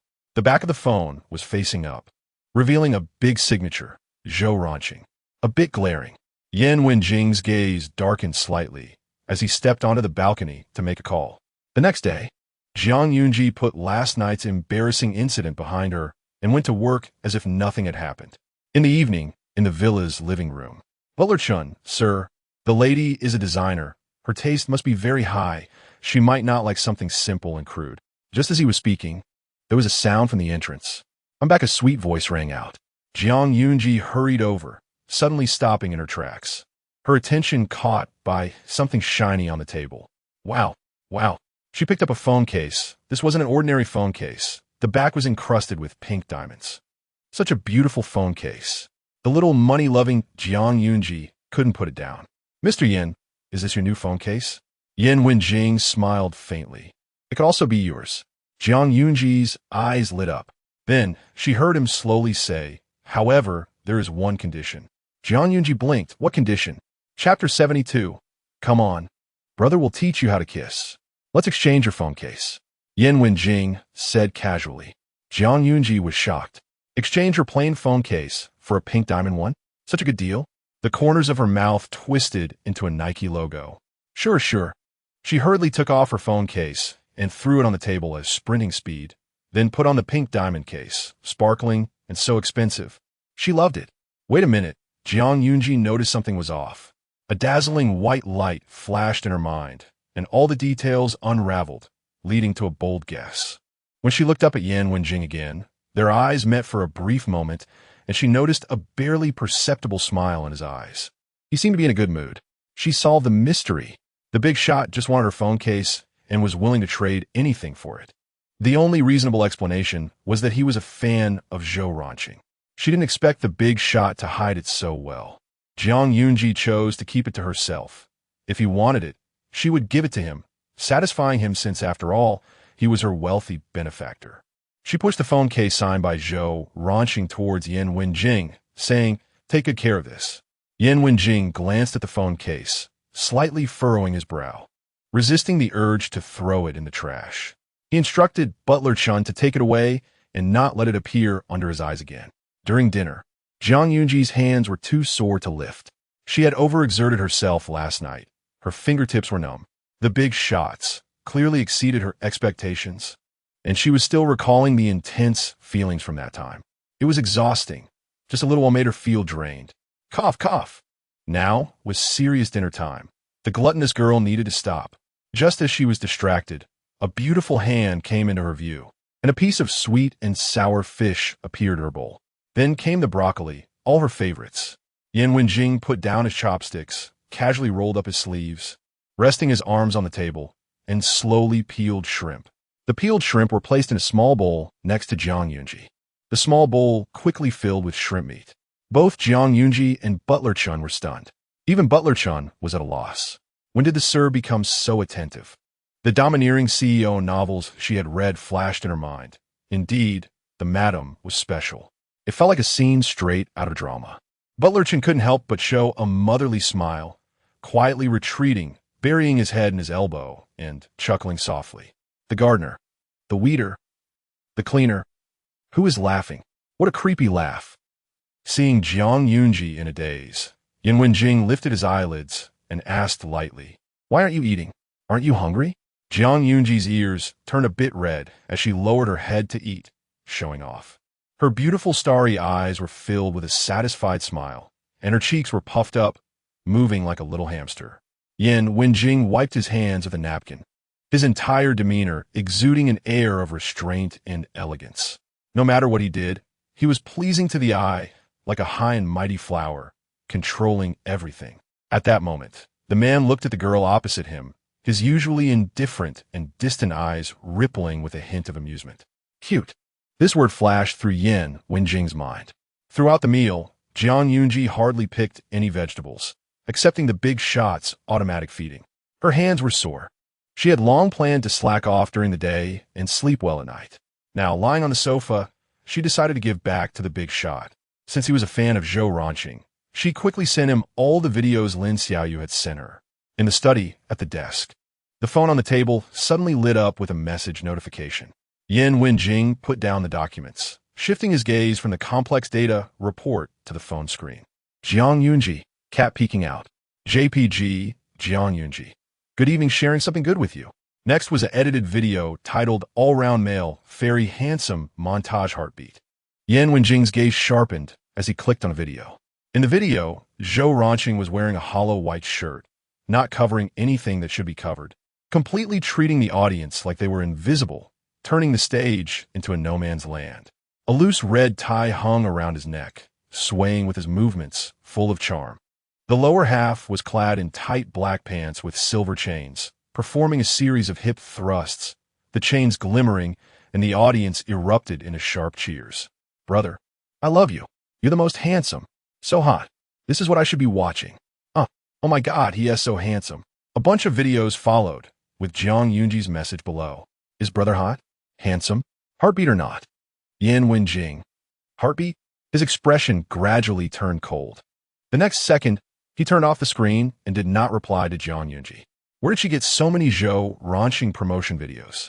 Yan Wenjing went downstairs, where Butler Chun was watching TV in the living room. Just then, an advertisement for sparkling water endorsed by Zhou Ranqing came on. The charming man smiled brightly, took a sip of the sparkling water, and his movements were very sensual. What do you think of him? He suddenly asked. Butler Chun was startled, turning around to see the tall figure of his master standing behind him, his expression as cold as ice, his gaze dark. With years of experience as a butler, he immediately answered, "He has a nose, eyes, a mouth, and ears. He is a man." Yan Wenjing curled his lips slightly, his brow still furrowed, turning to walk toward the wine cellar. Butler Chun was momentarily uncertain, and to avoid being fired, he hurried upstairs to find Zhuang Yunji. Zhuang Yunji was working on a graphic design. Her eyes occasionally glanced at the conversation interface with Yan Wenjing. The other party had only replied with 3 words, "I received it." So cold? Did she guess wrong? Was the big shot not a fan of Zhou Ranqing? Then why did he go to such lengths to get her phone case? Butler Chun knocked on the door and entered. "Madam, the sir is drinking in the wine cellar. He might be having Macallan. Do you want to go and share a glass?" Zhuang Yunji didn't raise her head, saying, "Am I the kind of person who takes advantage of small gains? It's just over 13 million whiskey." Zhuang Yunji went to the wine cellar. All right, she really was, haha. Yan Wenjing's tall figure sank into the sofa. Upon hearing footsteps, a hint of coldness flashed across his brow. It was late. Was Butler Chen still not resting? However, the next second, Zhang Yunji peeked in from behind the door, entering his line of sight. Their eyes met. The man paused, holding a cigarette that was just lit between his fingers, slowly extinguishing it in the ashtray. "What are you doing here?" Zhang Yunji walked over, only smelling the woody fragrance and a faint hint of tobacco. "I sent you the video of brother. Did you watch it?" Yan Wenjing replied lightly, "I did. He looks decent." Zhang Yunji nodded, right? Right? Fans say brother is handsome. Yan Wenjing swirled his wine glass, casually asking, "So in your eyes, who looks better, me or Zhou Ranqing?" Zhang Yunji was momentarily taken aback, but quickly reacted, "Of course, it's you. Big shot, don't belittle yourself. I've seen handsome men, but I've only seen one as handsome as you."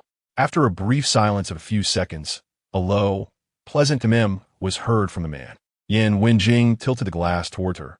"Want to try?" Zhang Yunji didn't hesitate. Yes.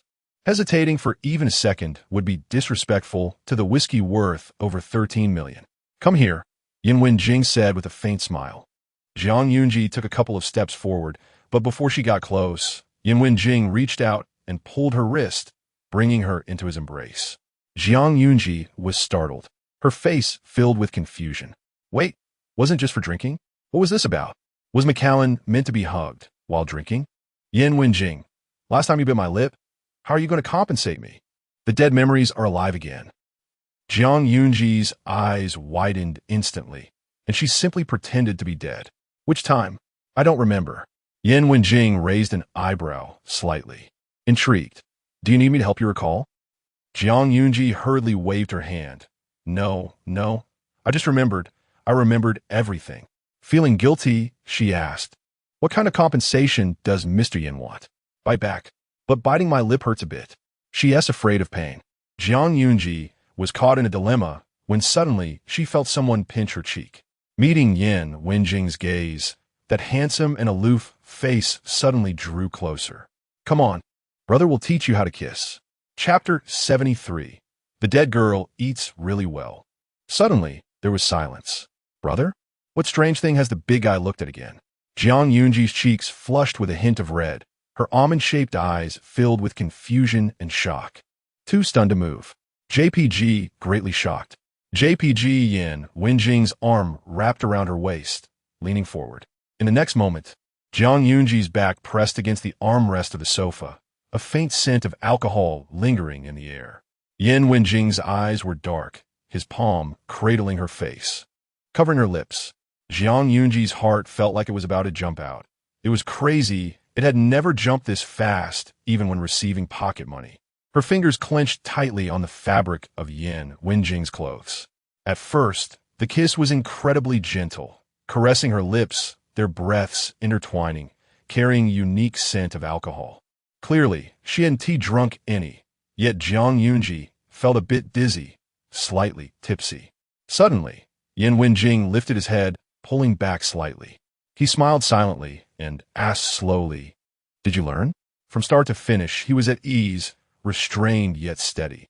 Zhang Yunji controlled her breathing and nodded, not wanting to appear too inexperienced. She tried to regain her composure and said, "At this level, brother is just average." Yan Wenjing paused for 3 seconds, dismantling her confidence. "Your heart is beating so fast." Zhang Yunji forced herself to save face. It already has a mature heart, has its own thoughts, and beats however it wants. A beautiful girl can't control it. Just as she finished speaking, Yan Wenjing pushed her down onto the sofa. Zhang Yunji felt her mind go blank for an instant, and before she could even say yin, the woody scent enveloped her, and her lips were blocked by a possessive kiss. The movements of their lips were light and heavy at times. Her heartbeat was once again thrown into chaos. Yan Wenjing's voice was low and hoarse as he opened his mouth. For some reason, Zhang Yunji instinctively followed suit. As their lips parted, her breath was stolen. This time, Yan Wenjing's kiss was domineering and passionate, with intense male hormones invading her. Like a storm, it was completely opposite to before. With her experience, Zhang Yunji couldn't withstand it. Raising her hand to push against his chest, her fingers almost tearing his clothes apart. She was going crazy. No one told her kissing could be this thrilling. Her lips were kissed until they felt numb, and a bit painful. She didn't know how long it lasted before the kiss ended. Yin Wenjing released her, waiting for her breath to gradually calm down before asking, "Just average?" The corners of Zhang Yunji's eyes were slightly red, honest and obedient, and she replied, It's okay." Yin Wenjing tightened his grip around her. "Want to go again?" "Not a bit." Zhang Yunji shrank back, immediately changing her tune. "It's okay?" "That's a lie. It's simply amazing." "Brother is super awesome." Yin Wenjing's lips curved slightly. "So amazing. Should we do it again?" Zhang Yunji almost wanted to escape. Her pupils trembled. JPG if they started again. She would stubbornly say it was just average. Yin Wenjing found her frustrated expression amusing and naturally wrapped his arms around her waist, resting his chin on her shoulder. Not doing anything further. After coming out of the shower, Zhang Yunji dried her hair, and her phone vibrated. She opened it to find a text from Lin Xiaoyu. "Sister, let's go out tonight." While drinking away, she changed into casual clothes, grabbed her bag, and wore a pair of flats before heading out. A figure emerged from the corner. It was Butler Chun, smiling as he said, "Ma'am, where are you going?" "Let me take you. I had a big meal tonight and want to walk it off." Zhang Yunji was used to his sudden appearances. The servants in the villa were all like that, popping up out of nowhere. "Sure. On the way." Zhang Yunji chatted with Butler Chun. "Aren't you bored in the villa usually?" Butler Chun replied, "Not really. Watering flowers, drinking tea, watching movies in the media room, lifting weights in the gym, and occasionally driving the electric car around the garden." "The garden is huge." Zhang Yunji felt a bit sour. "Isn't that an immortal life?" "Don't forget Butler Chin's annual salary is 3 million. Is it still too late for me to sign up for a butler qualification course?" Butler Chin replied, "Oh, ma'am, better not. Let's leave a path for us and not come to snatch our little earnings." Soon, the car arrived at the Wild Drinking Bar. Lin Xiaoyu, wearing a deep gray low-cut camisole, was sitting at the bar. Upon noticing the figure entering, her cold expression immediately turned warm as she waved. "Ji, over here." Zhang Yunji walked over, and Lin Xiaoyu ordered her a fruity cocktail. As her gaze fell on Lin Xiaoyu's lips, she crossed her arms and smirked. "Something's up, be honest. Did you get taste? How intense was it with your husband?" Zhang Yunji quickly covered her mouth. "Don't say nonsense." Lin Xiaoyu said, "At our age, curiosity is at its peak." Zhang Yunji replied, "Sister, being curious about everything will only harm you." Lin Xiaoyu lazily leaned closer, grinning. "So how was it? Did you find it delightful?" "The dead girl eats really well. I'm already tired of saying I envy you."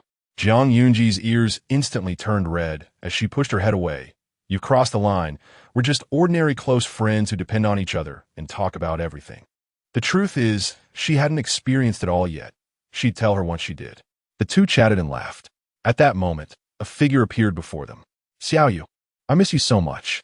After going around, I realize you are still my favorite." Tang Yu, drenched, with a wound on his face, said in a disheveled manner, "I was wrong. I shouldn't have lied to you." He was truly fed up with those wealthy women who only lusted after his body, wanting him multiple times a night, expecting him to provide emotional value, yet not even giving him a few million. That was really stingy. How could that work? Where would he get the money to buy jewelry and bags for a goddess? If he couldn't be a son-in-law of the Su family, he'd be a son-in-law of the Lin family. A striving person will never have bad luck. Lin Xiaoyu frowned. "Do you really realize your mistake?" Tang Yu's eyes turned red, tears stubbornly welling up. "Yes, let's get back together," he said as he opened his arms to hug her. But the next second, Zhang Yunji threw her bag at him. "You better back off. Getting back together, did you ask me?" Tang Yu. "No, who are you?" "You're just Xiaoyu's friend. I'm her man. Don't cross the line." Chapter 74. She wants to sit at the main table for the wedding. "Shut up," Lin Xiaoyu retorted. Tang Yu was taken aback. "You're scolding me for this woman?" Lin Xiaoyu looked speechless. "You say Ji crossed the line? You're the one crossing the line. We haven't even talked about being boyfriend and girlfriend." "No, we haven't talked." The air fell into a strange silence. Tang Yu's heart sank. Impossible. "Oh no." Zhang Yunji crossed her arms, grinning widely, enjoying the drama. Tang Yu immediately went to check his WeChat records. Lin Xiaoyu had already blocked him. Damn. He had too many fish in his pond and forgot whether he had actually dated Lin Xiaoyu, subconsciously thinking they were already a couple. Unexpectedly, it turned out he had no status, just an ordinary online friend. The clown turned out to be him. Tang Yu's expression nearly cracked, filled with grief and indignation. What does my past efforts and sincerity count for? Zhuang Yunji replied, just your bad luck. Tang Yu felt like he had been shot. Zhuang Yunji added another jab. You're just a passerby. I'm her best friend. Don't cross the line. Tang Yu's face darkened like a bottom of a pot. No, I don't agree. He pretended to casually lift his shirt, revealing the results of 2 months of hard training. 1 abdominal muscle. Xiao Yu, I like you.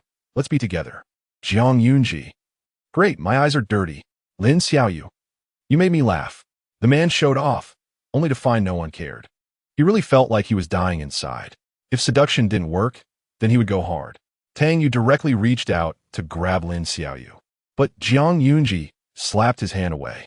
Tang Yu got angry. Don't think I won't hit a woman. As soon as he said that, everyone's attention in the bar turned to him, gradually changing in flavor. Someone spoke up. Kid, hitting women is so low. Are you even a man? Don't embarrass us men. These wealthy young masters were a bit flirtatious, but rarely hit women. It would be laughable. This kid actually dared to expose himself publicly. Lin Xiao Yu exploded. Who do you want to hit? I warn you, if you dare to touch a hair on Gigi, my Lin family will definitely not let you go. Be careful of Yin Wenjing killing you, throwing you into the sea to feed the sharks, or sending you to Africa to mine. Zhuang Yunji held her sister back. The boss wasn't that ruthless. She had a cosmic in-like filter for Yin Wenjing, thinking he was gentlemanly and kind, generous, and super nice. At this time, Li Qinghe came downstairs, dressed in a customized white suit, tailored sharply, outlining his broad shoulders and narrow waist. In the dim light, he looked like an elegant gentleman out of a castle, his aura completely mismatched with the noisy bar. The man pushed up his silver-framed glasses, his peach blossom eyes carrying a hint of coldness as he looked at Tang Yu. The manager approached respectfully. Boss, someone is causing trouble. Li Qinghe calmly spoke. Throw him out. With just a glance, Tang Yu was so scared that he turned pale. This Li Qinghe was the head of the Li family, ranked 5th in his family, known as Li the Fifth. He backed away while accusing Lin Xiao Yu. Oh, no wonder you rejected me.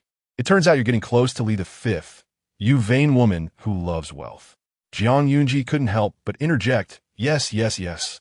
Not helping the poor and not accepting garbage is vanity, but you a phoenix man, eating soft rice isn't vanity? Tang Yu felt like he had been slapped several times, his feet slipping away like they were greased, running off. Lin Xiao Yu gave Zhuang Yunji a thumbs up. Her sister had a sharp tongue. Her words were toxic. Just speaking the truth. Ha ha, Zhuang Yunji laughed. He ran too fast. I still had something to say. He'd better keep one eye open while sleeping tonight, ha. Tang Yu had barely run 50 meters when he was met with a punch. He covered his eyes. A few men in black appeared, one of whom had a striking aura, and others called him Brother Hua. So you want to lay hands on Our Lady? Brother Hua ordered someone to book a flight to send Tang Yu to Africa for mining. Help me. Tang Yu was so scared he nearly had a heart attack and ran away. He had heard that the Prince of Nansheng, Li Ruizhu, was sent to Africa for further studies. Could it also be because he provoked Zhuang Yunji? He dared not think about it. After running far enough that no one was chasing him, Tang Yu came back to his senses and regained his composure. He shouted in a fit, "Wait, I'll be back." As soon as the words left his mouth, passers-by looked over, their expressions strange, tinged with sympathy. Tang Yu turned and saw he was standing in front of a small clinic with a sign that read, specializing in infertility treatment. Social death. Li Qinghe spoke gently. Sorry for disturbing you all. Your consumption tonight is on the house as an apology. Lin Xiao Yu was delighted. Does that mean male models can also be free? Shouldn't we get 18 male models then?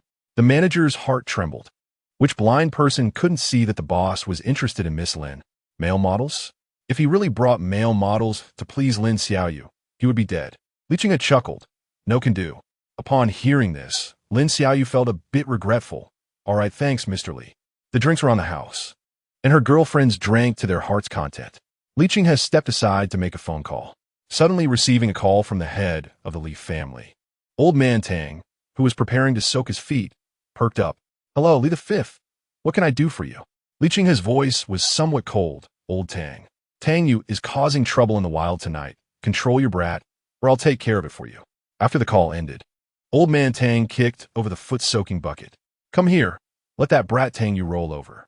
In the Jing circle, there were two masters that even top families couldn't provoke. One was Yan Wenjing, and the other was Li V.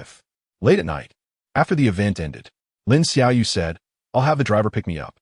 Suddenly, she stumbled, losing her balance. Li Qinghe instinctively supported her, holding her lightly in his arms, but always kept a distance, not crossing the line. "I'll give you a ride home. No need to trouble the driver." Seeing this, Zhang Yunji raised her eyebrows slyly. "Then Xiaoyu is entrusted to Mr. Li. Let us know when you get home." If they really got together in the future, she would want to sit at the main table for the wedding. Obviously, she had put in just as much effort in this relationship as the main character. After walking a few steps, Zhang Yunji blinked in confusion. Suddenly, her eyes lit up. Outside, under the streetlight, Yan Wenjing lazily leaned against a stretched Bugatti. Dressed in a black suit, his physique tall and strong. The dim light fell on the man, accentuating his deep and gentle features. Zhang Yunji happily ran over. Looking up at him, "What brings you here?" She thought she would hear, "just passing by." Unexpectedly, Yan Wenjing said, "I came to pick you up." Zhang Yunji's heart instantly felt like it had been hit by something. She opened her WeChat chat window, where there had been a conversation with Yan Wenjing. 50 minutes ago. Yan Wenjing, "When will you finish over there?" Zhang Yunji, "About half an hour. He. After that, there were no further messages. She thought the boss was just asking casually. She never expected he actually came to pick her up. "How long have you been here?" Zhang Yunji asked, as Yan Wenjing held her hand and helped her into the car. "Just arrived a little while ago." The driver chimed in. "Actually, sir has been waiting for nearly 20 minutes. He didn't rush the lady after arriving, just handling business in the car." Yan Wenjing didn't want to be that kind of spoilsport husband. With his status, when had he ever waited for someone? The driver's mouth curled into a Nike swoosh. "Sweet as honey." Chapter 75, Thank You. I really like it early in the morning. Zhang Yunji received the first teaser for Back to the Day We Met sent by Qiao Dongchen. She liked and reposted it on Weibo. Captioning, "Super looking forward to director Qiao's new work." Jiang Lulu saw this Weibo post, clicked on the teaser, and began to have a heart attack. Damn, she was actually attracted to it. She wanted to watch this damn movie. "Brother, hurry up and hire some trolls to bash this movie." Zhuang Zi'ang directly refused. "Why don't you spend your own money?" Jiang Lulu was speechless. Feeling dissatisfied with Zhuang Zi'ang's stinginess, she held back her anger. The Zhang family had frozen her bank card, and now she had to ask Han Jiaowei for money to buy clothes, bags, and jewelry. If it weren't for Han Jiaowei's generosity, she wouldn't be with him. After all, her standards were high. Previously, she had her eyes on a man like Yan Wenjing. Jiang Lulu excitedly spent 1 million to hire trolls to blacken director Qiao's movie. After waiting for a while to see the effect, she suddenly saw the trending topic, and it felt like the sky had fallen. The official account of Yan's group liked and reposted Zhang Yunji's Weibo, stating, "Looking forward to it." This official account was very aloof, never liked anything, only published group news. Yet today it was both liking and reposting. Something unusual must be happening. Then, a bizarre scene unfolded. CEOs from various companies rushed to like and repost. Huada Group, "Looking forward to it, super looking forward to it." Rixing Innovation, "I was heavily attracted by the teaser. I will definitely go to the cinema." Ingxiang Holdings, "Wishing for a big box office." Xinmei Pharmaceutical, "Don't say anything, just support it. Let's arrange a group outing for the company." The CEOs were all old foxes. Who was behind the official account? One could guess with their toes, it was the big shot from Yan's group, Yan Wenjing. They certainly wouldn't miss the opportunity to curry favor in front of Yan Wenjing and get familiar with him. A group of low-key group CEOs seemed to have made an appointment, reposting the Weibo. Many netizens caught the scent and came to collectively watch the drama unfold. Ex-boyfriend shares phone bill with me. I have to say, the teaser has something. I want to see it. Elderly lady on the run. Why did the male lead Song Chi break up with Xiao Bing? Hurry, I want to see it now. The world's most famous aunt. Oh my god, this teaser has me so curious. Spicy strip egg. I can't criticize this one. Let me just sit tight and wait for the release. Little Chi Chi. Wait a minute. Am I the only one curious why Yan's official account like this? Why are those CEOs so proactive? Naimeng, upvote to that. Assistant Su, who was diligently eating popcorn, enjoyed the drama immensely. What else could it be? Our president, Yan, is liking it for love. His wife is the producer. This is the first film that his wife invested in. So it's reasonable for President Yin to support it. Jiang Lulu was fuming. 1 million wasted. Her trolls were all drowned out by the onlookers. Stirring up no ways at all. That night, Jiang Yunji knocked on the study and presented a black gift box to Yin Wenjing like a treasure, tied with a beautiful pink bow, looking quite grand. Yin Wenjing slowly raised his eyes. A gift for me? Jiang Yunji nodded, her eyes shining. Hurry and open it to see. Interesting. Yin Wenjing raised his brow slightly, slowly opening the gift box, revealing. The man's hand movements became slightly stiff. When he lifted his eyes, there was a hint of confusion and helplessness. Inside the gift box were actually men's pure cotton underwear. Yin Wenjing rubbed his brow. His dark eyes seemed to ask, "Is this your intention?" Jiang Yunji smiled. "This brand is comfortable and easy to wear. Most importantly, it's big enough. It doesn't constrict." Yin Wenjing recognized this brand, which was endorsed by Zhou Ranqing. However, all of his clothes were custom-made. Yin Wenjing said lightly, "So supportive of your brother? Even he is included." Jiang Yunji immediately said, "No, Zhou Ranqing is not my idol. It's Xiaoyu who recommended him to me. My brother is only this big boss in front of me, a gentleman, wealthy and handsome. I'm a fan. Why are you not talking?" Yin Wenjing looked at her in a daze, leaned closer, and softened his voice, internally complaining. "Me?" Jiang Yunji blurted out, "No, I was praising Mr. Yin. The only brother I support is you." "Oh no, calling him brother seems like some weird play. My toes are curling." Jiang Yunji changed the topic. "Do you like the gift?" Yin Wenjing glanced at the box of men's pure cotton underwear, still in size XXL. He smiled slightly. "Thank you. I really like it." Jiang Yunji's eyes were filled with uncontainable anticipation. "Do you want to try it on?" Yin Wenjing pressed her shoulder, gently pushing her out of the study, his tone helpless yet laced with slight fondness. "No need, Mrs. Yin, you can leave now." Weekend. Invited by Fong Xinyu, Jiang Yunji attended the Xinghe Technology New Product Launch Conference. This new product was a household cleaning robot. Unlike the previous drone, it took a more approachable route. Yan's group, president's office. Yin Wenjing received a photo sent by Jiang Yunji. In the photo, Jiang Yunji had light makeup on, wearing a mint green suit with a V-neck white shirt, stepping in black high heels, looking sharp and capable, exuding a confident and vibrant beauty. Jiang Yunji. "Today I'm a mature, strong woman in the workplace. Please call me Little Jiang President," grinning dog emoji through the screen. Yin Wenjing could imagine her proud little expression, the corners of his lips slightly curling up. Assistant Su reminded him, "President Yin, it's time to head to the airport." Yin Wenjing was going on a business trip to inspect the factory in Country D, with a flight in the afternoon. The man gently stroked the photo on the screen, fell silent for a moment, then postponed the event to the day after tomorrow, deciding to go to Jinfeng Square now. Assistant Su was shocked. The workaholic President Yin actually canceled work for the first time. "President, don't love it too much." Meanwhile, at the square next to Jinfeng Square, another product launch was taking place. A technology company under Han's group was releasing new products, coinciding with Xinghe Technology's launch on the same day, inviting Jiang Lulu as the spokesperson with extensive media coverage. After Jiang Lulu finished the ceremony, she opened a live stream. She had learned that Jiang Yunji invested in Xinghe Technology, and she wanted to see what was going on with her family's launch. Without extensive media coverage and without inviting stars like her as spokespersons, it was probably going to be dismal, right? Jiang Lulu chuckled internally, eager to see Jiang Yunji make a fool of herself. "My sister is attending an event at the square next door. Lu fans, let's go take a look together. Riding my popularity? No worries, my sister is an ordinary person. And I'm a star. Let them ride along. After all, we are sisters." Chapter 76. Where do you want to go? In this life, you can only be my Mrs. Yin at the Jinfeng Square. Fong Xinyu was live streaming, while Jiang Yunji sat beside her, acting as her little assistant. At first, she didn't know what was happening. She just attended the press conference and accidentally entered the camera's view, instantly flooding the live chat. Fong Xinyu pulled her in, and that's how it turned into this situation. Jiang Yunji, obedient.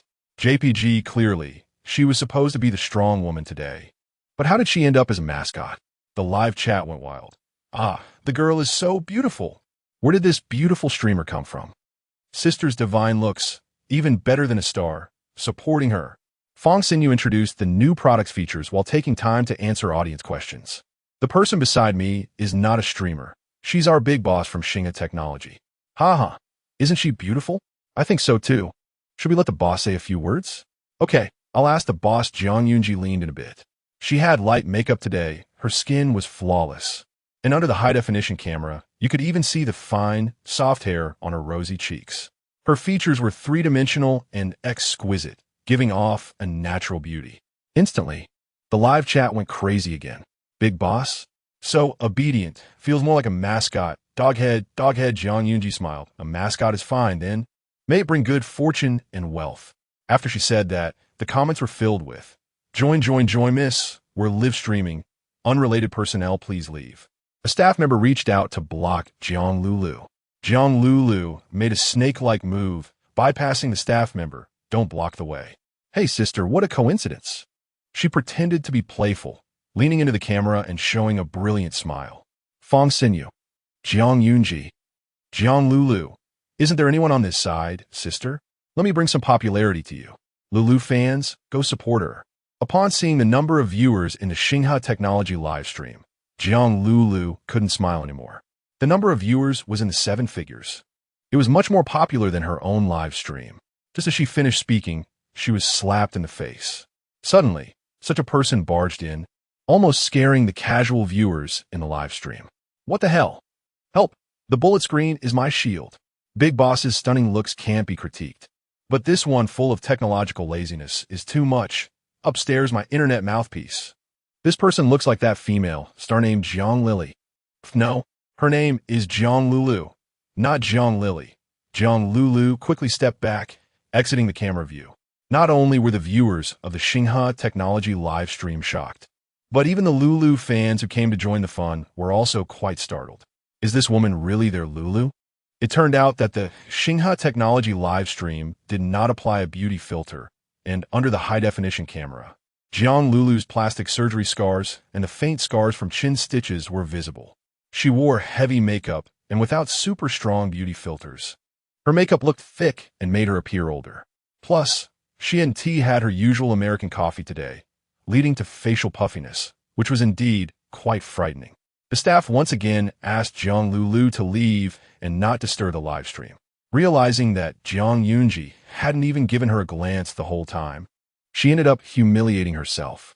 Jiang Lulu's face turned extremely ugly. She stomped her high heels. She fell flat on her face.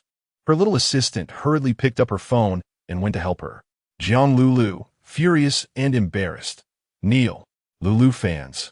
Jiang Lulu quickly explained, Sorry, I was just joking with you. We're cosplaying as a princess and a knight. Every time the princess is in danger, the knight kneels to protect her. Many fans were not buying it. This joke isn't funny. It resonates with the working class, very angry. Saying it so casually really makes people doubt if she usually makes the staff kneel. Unfollowing, Jiang Lulu not only failed to slap Jiang Yunji in the face, but also lost quite a few fans. Looking very upset. In the crowd, a tall, upright figure stood out. Her eyes lit up, and she hurriedly touched up her makeup, jogging over. Brother-in-law, it's me. Huagu stretched out his arm to block her. Jiang Lulu became even angrier. Get away, you servant. The bodyguards. This was the first time they saw someone looking for trouble like this. Yan Wenjing's gaze swept over. Jiang Lulu's heart leaped with joy, and she quickly fiddled with her hair. However, after just a casual glance, he withdrew his gaze and left. Jiang Lulu.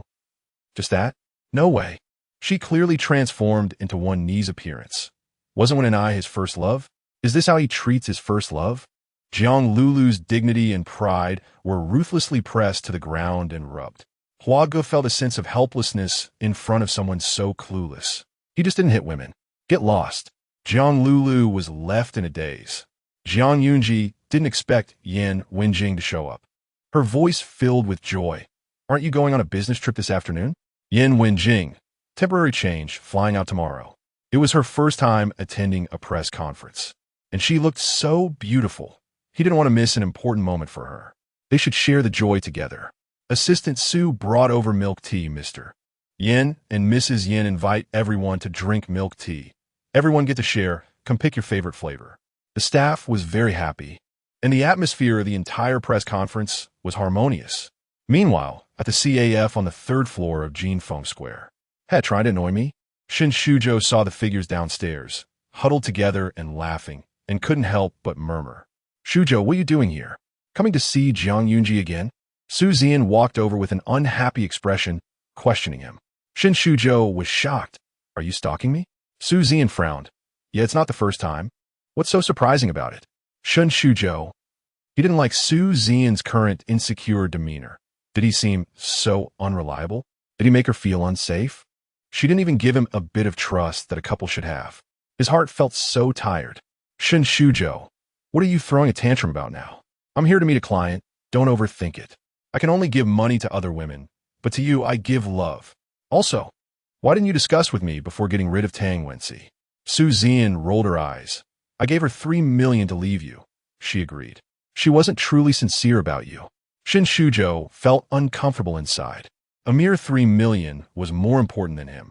That relationship with Tang Wenxi was ultimately a misinvestment. Su Zian reminded him. Next week, the two families are having dinner. Consider an engagement. Don't let me down again. Her eyes were cold. If he made another mistake, she'd break his legs, chain him up, and lock him in the basement until he only had her in his heart. Shin Shuzhou's arm hurt. Why do you keep pinching me? Su Zian looked innocent, burying her face in his chest. Sorry, it feels like a dream to be engaged to you. I can't dare to think about it. Just pinching to see if it hurts. Shin Shuzhou covered his bleeding arm. It hurt, but was sweet. She loved him so much. Alas, there was no way. A man as outstanding as him, no woman would let him go. Little thing, so bad. He lowered his head and kissed Su Zian. The next day, after Yin Wenjing went on a business trip, Zhang Yunji sat on the sofa, hugging a strawberry bear, and asked Butler Chun, "Do you think Mr. Yan likes me very much?" Butler Chun paused for a moment, handed her a fruit plate, and cautiously replied, "I can't guarantee it, but Mr. Yin definitely likes you, madam. You're special to him." Zhang Yunji's lips curled up. Is that so? In the world of novels, she was the cannon fodder female supporting role, and Yin Wenjing was the background big shot, both inconsequential, merely tools to highlight the romance between the male and female leads. Well, as a tool person, she feels quite matched. The classic scenes from years of reading CO novels came to mind, like a certain big shot tearing up the prenuptial agreement fiercely, with a charming smile, saying, "Woman, stay with me." No, that's too cheesy. Zhang Yunji shook her head. Let's do it again. Rip, the agreement shattered into pieces. The big shot pinched her chin. Where do you think you're going? In this life, you can only be my Mrs. Yen. Now that's got the vibe. Zhang Yunji propped up her chin and smiled, a thought flashing through her mind. When Yin Wenjing returns from his business trip, she wants an answer. Chapter 77, he would never let her go. Time passed quickly. Counting the days, tomorrow Yin Wenjing would be back on a plane. It was 11 o'clock at night.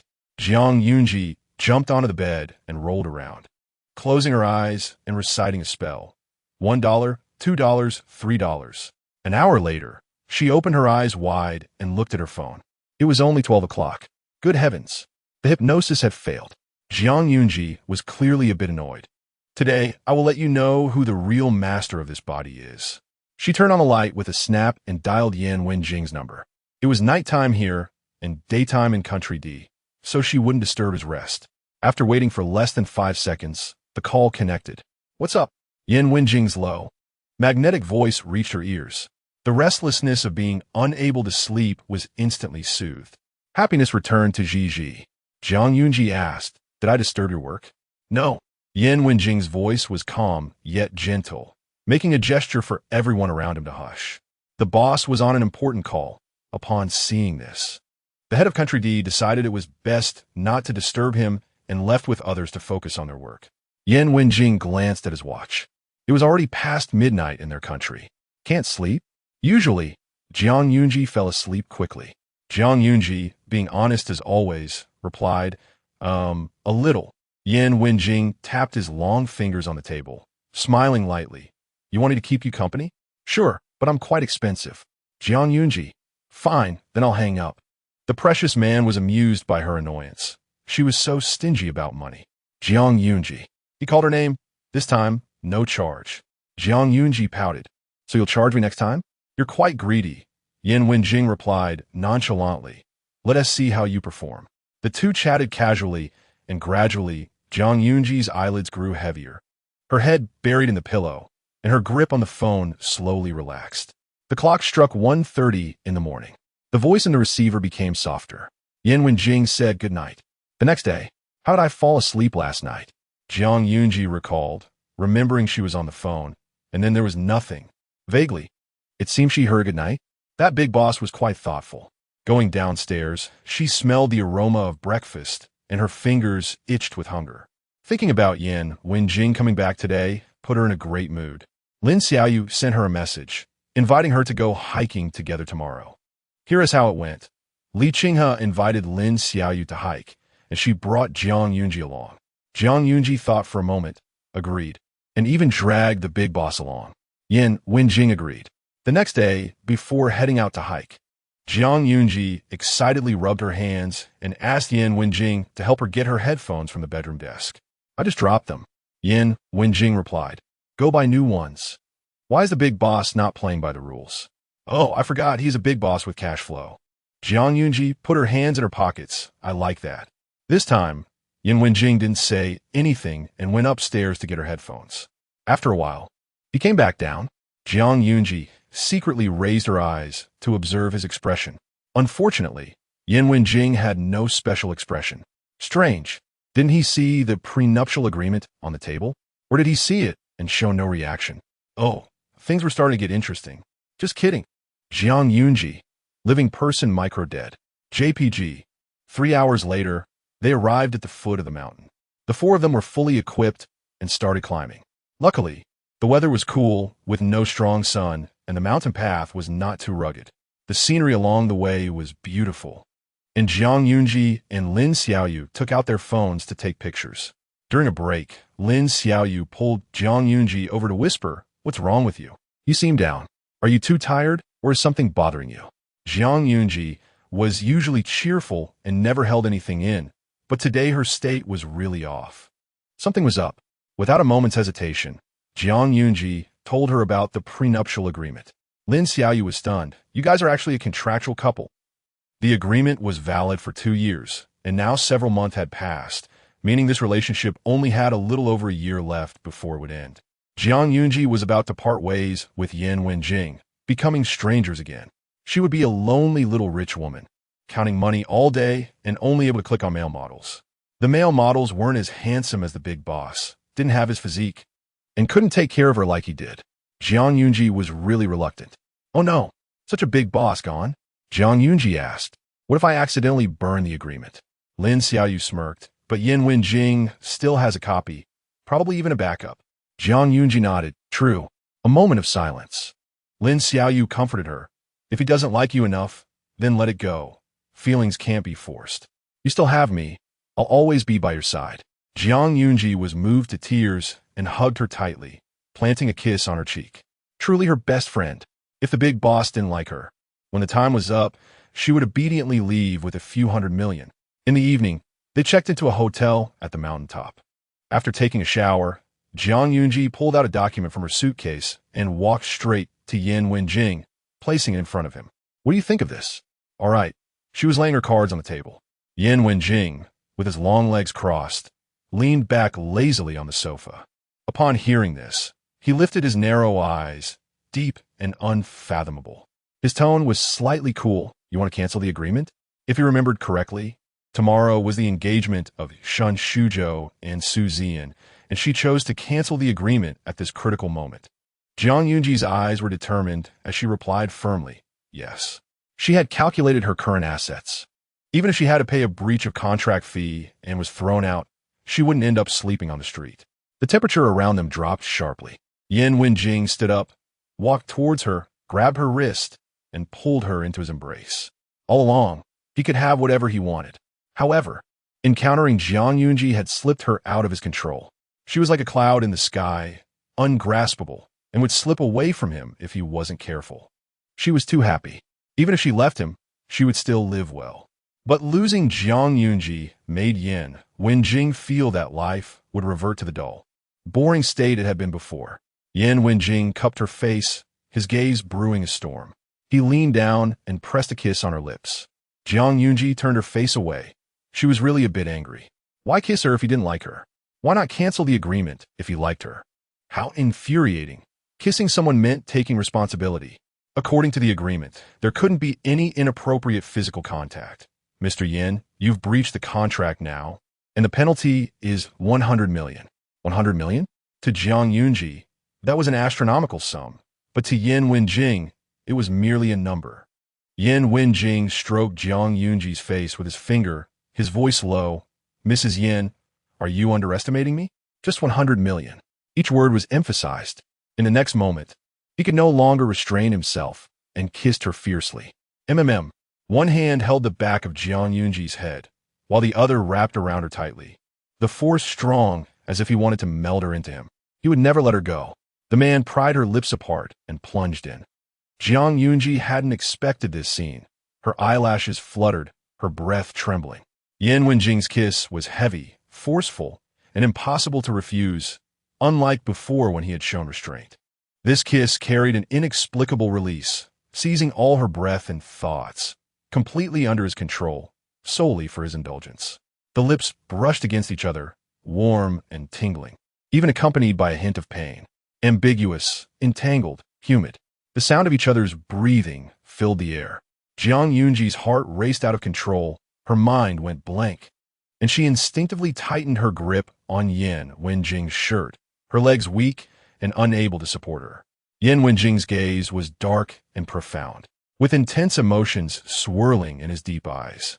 Zhang Yunji felt as if she had been burned and was startled. Her body trembled, and she found it hard to catch her breath. At that moment, Yin Wenjing let her go, and when she had caught her breath, he suddenly picked her up and carried her to the bedside. As her back hit the bed, Zhang Yunji was about to speak, but Yin Wenjing pressed down on her. Shoo! 1 kiss equals a penalty fee. Keep track of it for me. Zhang Yunji's starry eyes widened in an instant. There was such a good thing? Wait, this isn't the time to talk about that. Before she could finish her sentence, the man leaned in again and forcefully kissed her lips, fiercely, like a beast that had lost control, extremely aggressive. The prey he had set his sights on had nowhere to escape. She could only obediently be consumed until nothing remained. After a while, Zhang Yunji's eyes glazed over with tears, her throat releasing uncoordinated sounds, not even having the chance to say a single word. Yin Wenjing's kiss was both fierce and passionate, sucking and biting, raining down upon her, wantonly plundering. It made one completely fall into despair. Not knowing how long it had been, Zhang Yunji's eyelashes were damp with small droplets, her body soft and drained of all strength. It was an unprecedented experience, very exciting. The greedy girl felt it was quite wonderful. Yin Wenjing lowered his eyes, filled with intense possessiveness. Canceling the agreement was impossible. Money was negotiable, but your life is mine. You stay. Zhang Yunji. Chapter 78. Do you like me? Stay? Zhang Yunji's pupils widened. What was he saying? He wanted her to stay. Her head was dizzy from the kiss. She opened her mouth in confusion. When did I say I wanted to leave? She wasn't leaving. She didn't want to leave. Every day, living in a villa worth $2 billion, with good food and drinks. 20 million pocket money each month. And a husband who was more handsome than the top stars. A wealthy gentleman who wasn't fickle, coming home to play with her every day. Leave? Zhang Yunji was just young, not foolish. Yin Wenjing's cool expression froze. He met her gaze. The cold, uncontrolled beast in him scanned Zhang Yunji's small face inch by inch, observing every subtle expression. She wasn't lying. Those clear eyes revealed the truth. A surge of dangerous restlessness was instantly dissipated. Rationality returned, the danger that had just been released disappeared, and the beast lay dormant once more. Yin Wenjing swallowed hard, paused, and spoke. Then why did you cancel the agreement? Zhang Yunji replied honestly. If I don't cancel the agreement, when it expires, I will have to leave you. Although there was also a significant element of not wanting to part with the pocket money. But she didn't say that. Mainly, she didn't want to part with the big boss. To love someone is to love all of them, including their money. There's nothing wrong with that. Yan Wenjing fell silent for a moment. His tightly furrowed brows relaxed. She wasn't leaving. She wanted to stay by his side. At this moment, Jiang Yunji also vaguely guessed something. Otherwise, what did he think it was? Yan Wenjing's gaze deepened. Tomorrow, Shen Shuzhou and Su Zi'an are getting engaged. Jiang Yunji felt like her brain was about to shrink. What did that have to do with the male and female leads? So, you think I canceled the agreement and then went to find Shen Shuzhou? Something shattered. It was Jiang Yunji's dignity. She really wasn't that low to obsess over that fickle big carrot. Yan Wenjing didn't answer. Even if there was only a slight possibility, he wouldn't gamble. Wouldn't let Jiang Yunji have even a sliver of a chance to leave. Gedge. Jiang Yunji laughed like a goose, rolling in his arms. You guess well. Don't guess next time. Suddenly, she stopped and said seriously to Yan Wenjing, I don't like Shen Shuzhou. To be precise, I've never liked him. A flash of white light flickered in her mind. Dizziness washed over her. It interrupted her following words. Jiang Yunji supported her forehead. Damn the world of the book. It actually wouldn't let her continue speaking. It seemed that the rules of the book world were very powerful. Jiang Yunji was passively muted. It didn't matter. As long as the big boss knew she had never liked Shen Shuzhou, it was fine. In the original text, she was a minor character, he was a background character. Yet in Jiang Yunji's heart, the characters in the book were real, very real. She and Lin Xiaoyu had both changed their trajectories. No longer as described in the original text, one being the male lead sycophant, always revolving around the male lead, the other being harmed by the female lead sycophant. Even Yan Wenjing, those brief words and sparse strokes couldn't truly depict him. Never liked him? Yan Wenjing's voice was low and hoarse. A hint of a smile rising in his eyes, the corners of his mouth slightly lifting pixel by pixel, not able to suppress it for a long time. He held her hand, gently stroking her wrist. He should have realized by now she was not. A thought flashed through his mind, then vanished. Jiang Yunji straightforwardly asked, Do you like me? After a moment, Yan Wenjing slowly replied, That's it. Nothing more. Self-comforting, Jiang Yunji thought. Better than the big boss suddenly saying, Sister, I care about you. Then what about canceling the agreement? Okay, as long as she didn't leave, everything was negotiable. Jiang Yunji felt happy again. Hiss. Her mouth hurt a bit. It might be swollen. Jiang Yunji's clothes were wrinkled. She suspected that if this went on, the big boss would ruin them. Oh well. She poked her finger. You're making it hard for me to breathe. Yan Wenjing got off her, pulling down the hem of her shirt that exposed a large area of her waist. Suddenly, Jiang Yunji thought of something, her eyes shining brightly. You just said 1 kiss equals 1 penalty fee. I calculated. She made a gesture of 8. Yan Wenjing. So, she was calculating during the kiss? He grabbed her hand and pressed it against her heart, feeling it. Is it racing? Jiang Yunji felt a pang of guilt. Fine. She counted too many. They'd only kissed 5 times. Not racing, not racing. She stubbornly denied it. Yan Wenjing clearly didn't intend to nitpick over such small details. His brows still carrying a light smile. Taking advantage of the big boss being unprepared, Jiang Yunji leaned in and pecked at the corner of his lips. As a response to his earlier kiss, just 1 peck, then she quickly ran away, giggling to find Lin Xiaoyu. A low laugh came from behind. That night, Assistant Su was shocked to receive a message from the president. Her pupils trembled. JPG, she didn't know why, but President Yin was in a particularly good mood. So good that he was even giving the headquarters staff double year-end bonuses. So exciting. No, tonight she couldn't let him suffer from insomnia alone. She poked into the warm and loving president's office family group chat and skillfully sent a red envelope. After waiting for a minute, no one claimed it. Gentle second marriage. Hee, we won't be fooled again. Hate sea, love sky. You could guess with your toes. The red envelope is 0. 01. Are we short of that 0? 01. Buy a cup of milk tea in full. Don't disturb me while I'm kissing my 2-dimensional girlfriend. Clear Soup Old Master tossed a red envelope and sent a message. Here, $10 for a late-night snack. No need to thank me. Assistant Su snorted coldly, immediately sharing the explosive news with everyone. It wasn't a big deal, just that President Yin said this year's year-end bonuses would be doubled.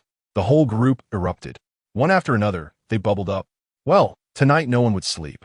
Assistant Su claimed the 10 yuan red envelope, satisfied, left, ordered a cup of milk tea, and prepared to watch a movie tonight.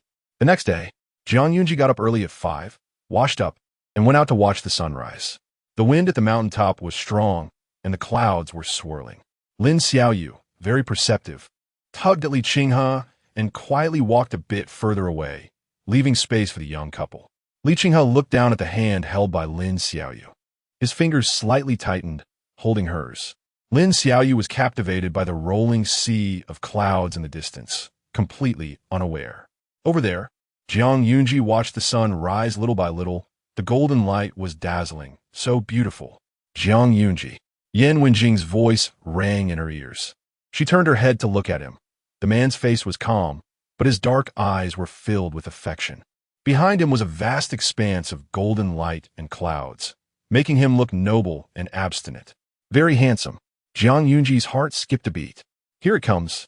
He must be about to confess to her. Anticipation, excitement, rubbing her hands. The little deer in her heart was jumping fast, her ears turning red. But Zhang Yunji's face remained calm. What? Do you have something to say to me? Hurry up. Hurry up. If you don't say it soon, she'll make a scene. Yan Wenjing chuckled softly. It's nothing. Zhang Yunji was really about to make a scene, transforming into a fire-breathing dragon, stomping away. Go away, big pig's hoof. I'm not watching the sunrise with you. The next second, her wrist was grabbed by Yan Wenjing, pulling her into his arms. I like you, Zhang Yunji, he said. His voice was incredibly gentle, carried by the wind into her ears. Yan Wenjing was indeed born with a cold and indifferent disposition. He wouldn't easily utter the words I like, but he truly liked Zhang Yunji.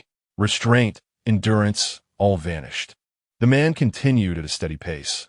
I've always believed that once words are spoken, they become like a spell. Once said, they take effect immediately and cannot be retracted. Zhang Yunji felt warm and asked, so how long is this spell of liking me effective for? Yan Wenjing brushed her hair that was tousled by the wind and smiled lightly. It's hard to say. After a pause, he added, probably a lifetime. It was his lifetime, as well as Zhang Yunji's lifetime. Chapter 79. Uncle split open for a lifetime? Zhang Yunji smiled brightly. She liked this confession. On the way back to the hotel, Yan Wenjing suddenly turned to Zhang Yunji and asked, why did you pretend to like Shinshuzhou before? Zhang Yunji thought for a moment and replied, we were just a couple for the sake of marriage. I was afraid you would misunderstand that I had fallen in love with you, cling to you, and then be kicked out by you. So I used Shinshuzhou as a shield. A married wife with someone in her heart indeed matched Yan Wenjing's initial requirements. At first, he only wanted to maintain a respectful distance with Zhang Yunji and be a nominal couple, which was enough. As long as she didn't love him to the point of obsession, the rest didn't matter. When did he start to become dissatisfied with just being a surface couple? Yan Wenjing couldn't find the answer. Perhaps in every moment they spent together, he was adding weight to the balance in his heart, until it completely tilted towards her. That's my fault, Yan Wenjing said, restraining the smile in his eyes, holding Zhang Yunji's hand gently. Snap, snap, snap, perfect match. Not far away. Lin Xiaoyu was grinning like an ant and took a series of photos of them. Mom, she bumped into it again. Moments latte. The two sisters were whispering again. Lin Xiaoyu asked, looking at you all flustered, have you confessed? Zhang Yunji nodded, a smile lifting the corners of her mouth. He confessed to me. Wow. Lin Xiaoyu let out a series of duck-like sounds, quacking away. Zhang Yunji. Lower your voice. Lin Xiaoyu covered her mouth. Hee. Zhang Yunji. My goodness, that's even more perverted. In an instant, she was infected too, and started giggling along. The two of them didn't even know what they were laughing about, and passers-by looked over, horrified, and fled. Oh no, there are two perverts. Laughing like crazy.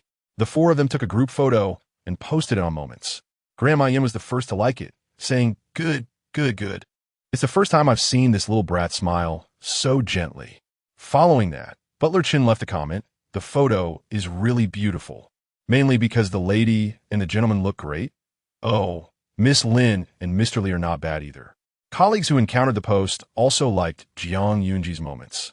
At this time, the Shun family and the Su family had finished their meal and completed the engagement. After the chaos at the last engagement banquet, This time, they simply had a meal with just the two families and exchanged rings to finalize the engagement.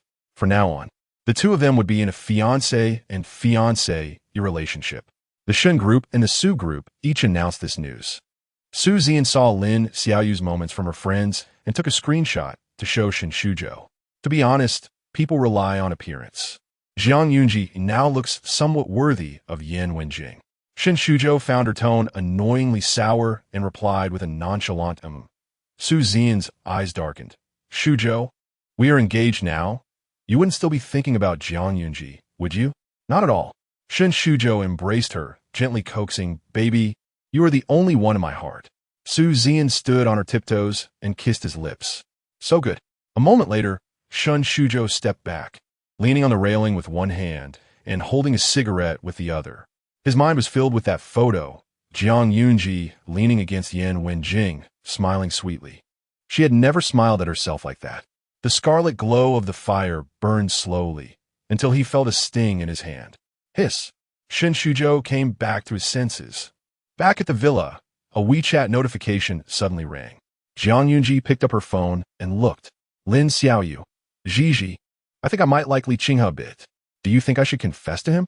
Lin Xiaoyu. He is different from the previous guys who pursued me. He is not after my money. The previous men had all been chased away by her father. When she met Tang Yu, Lin Xiaoyu thought he was different. But unexpectedly, he turned out to be a playboy and Su Zi'an's admirer, while she was just a fish in his pond. Lin Xiaoyu. And Li Qinghe has a pretty good figure, Zhang Yunji. Got it. That's the main point. No wonder she's such a greedy girl. Zhang Yunji replied, Hold on, let me investigate a bit.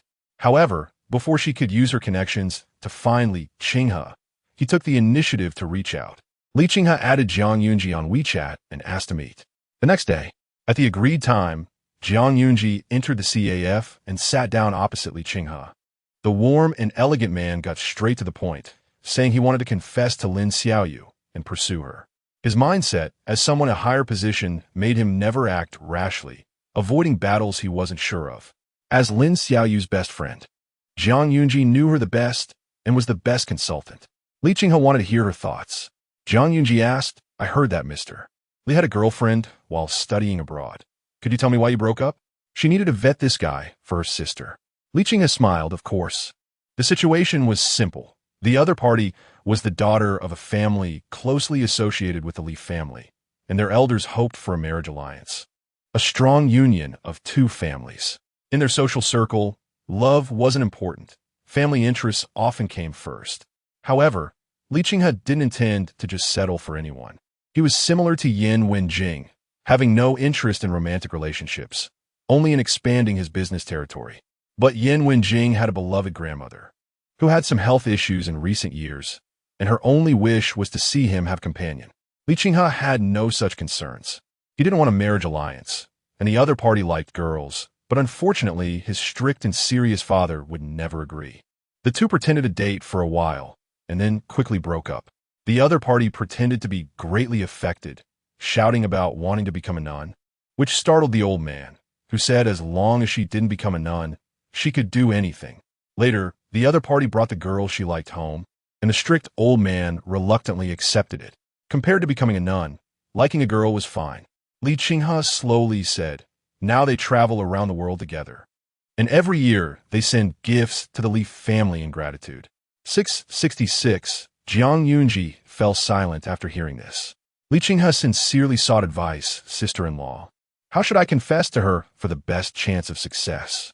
Well, Zhang Yunji smiled, took a sip of water, and gave him some advice. The elegant man suddenly looked strange and broke into a smile. At the Li family. Uncle, you're back. Dinner is ready, Li Hao said, suddenly seeing his beloved uncle with a strange expression, as if he had encountered some dilemma. Uncle, what's wrong? Is the Li family going bankrupt? Li Qinghe frowned slightly and asked seriously, do you know how to cosplay as a damp, flirtatious male ghost?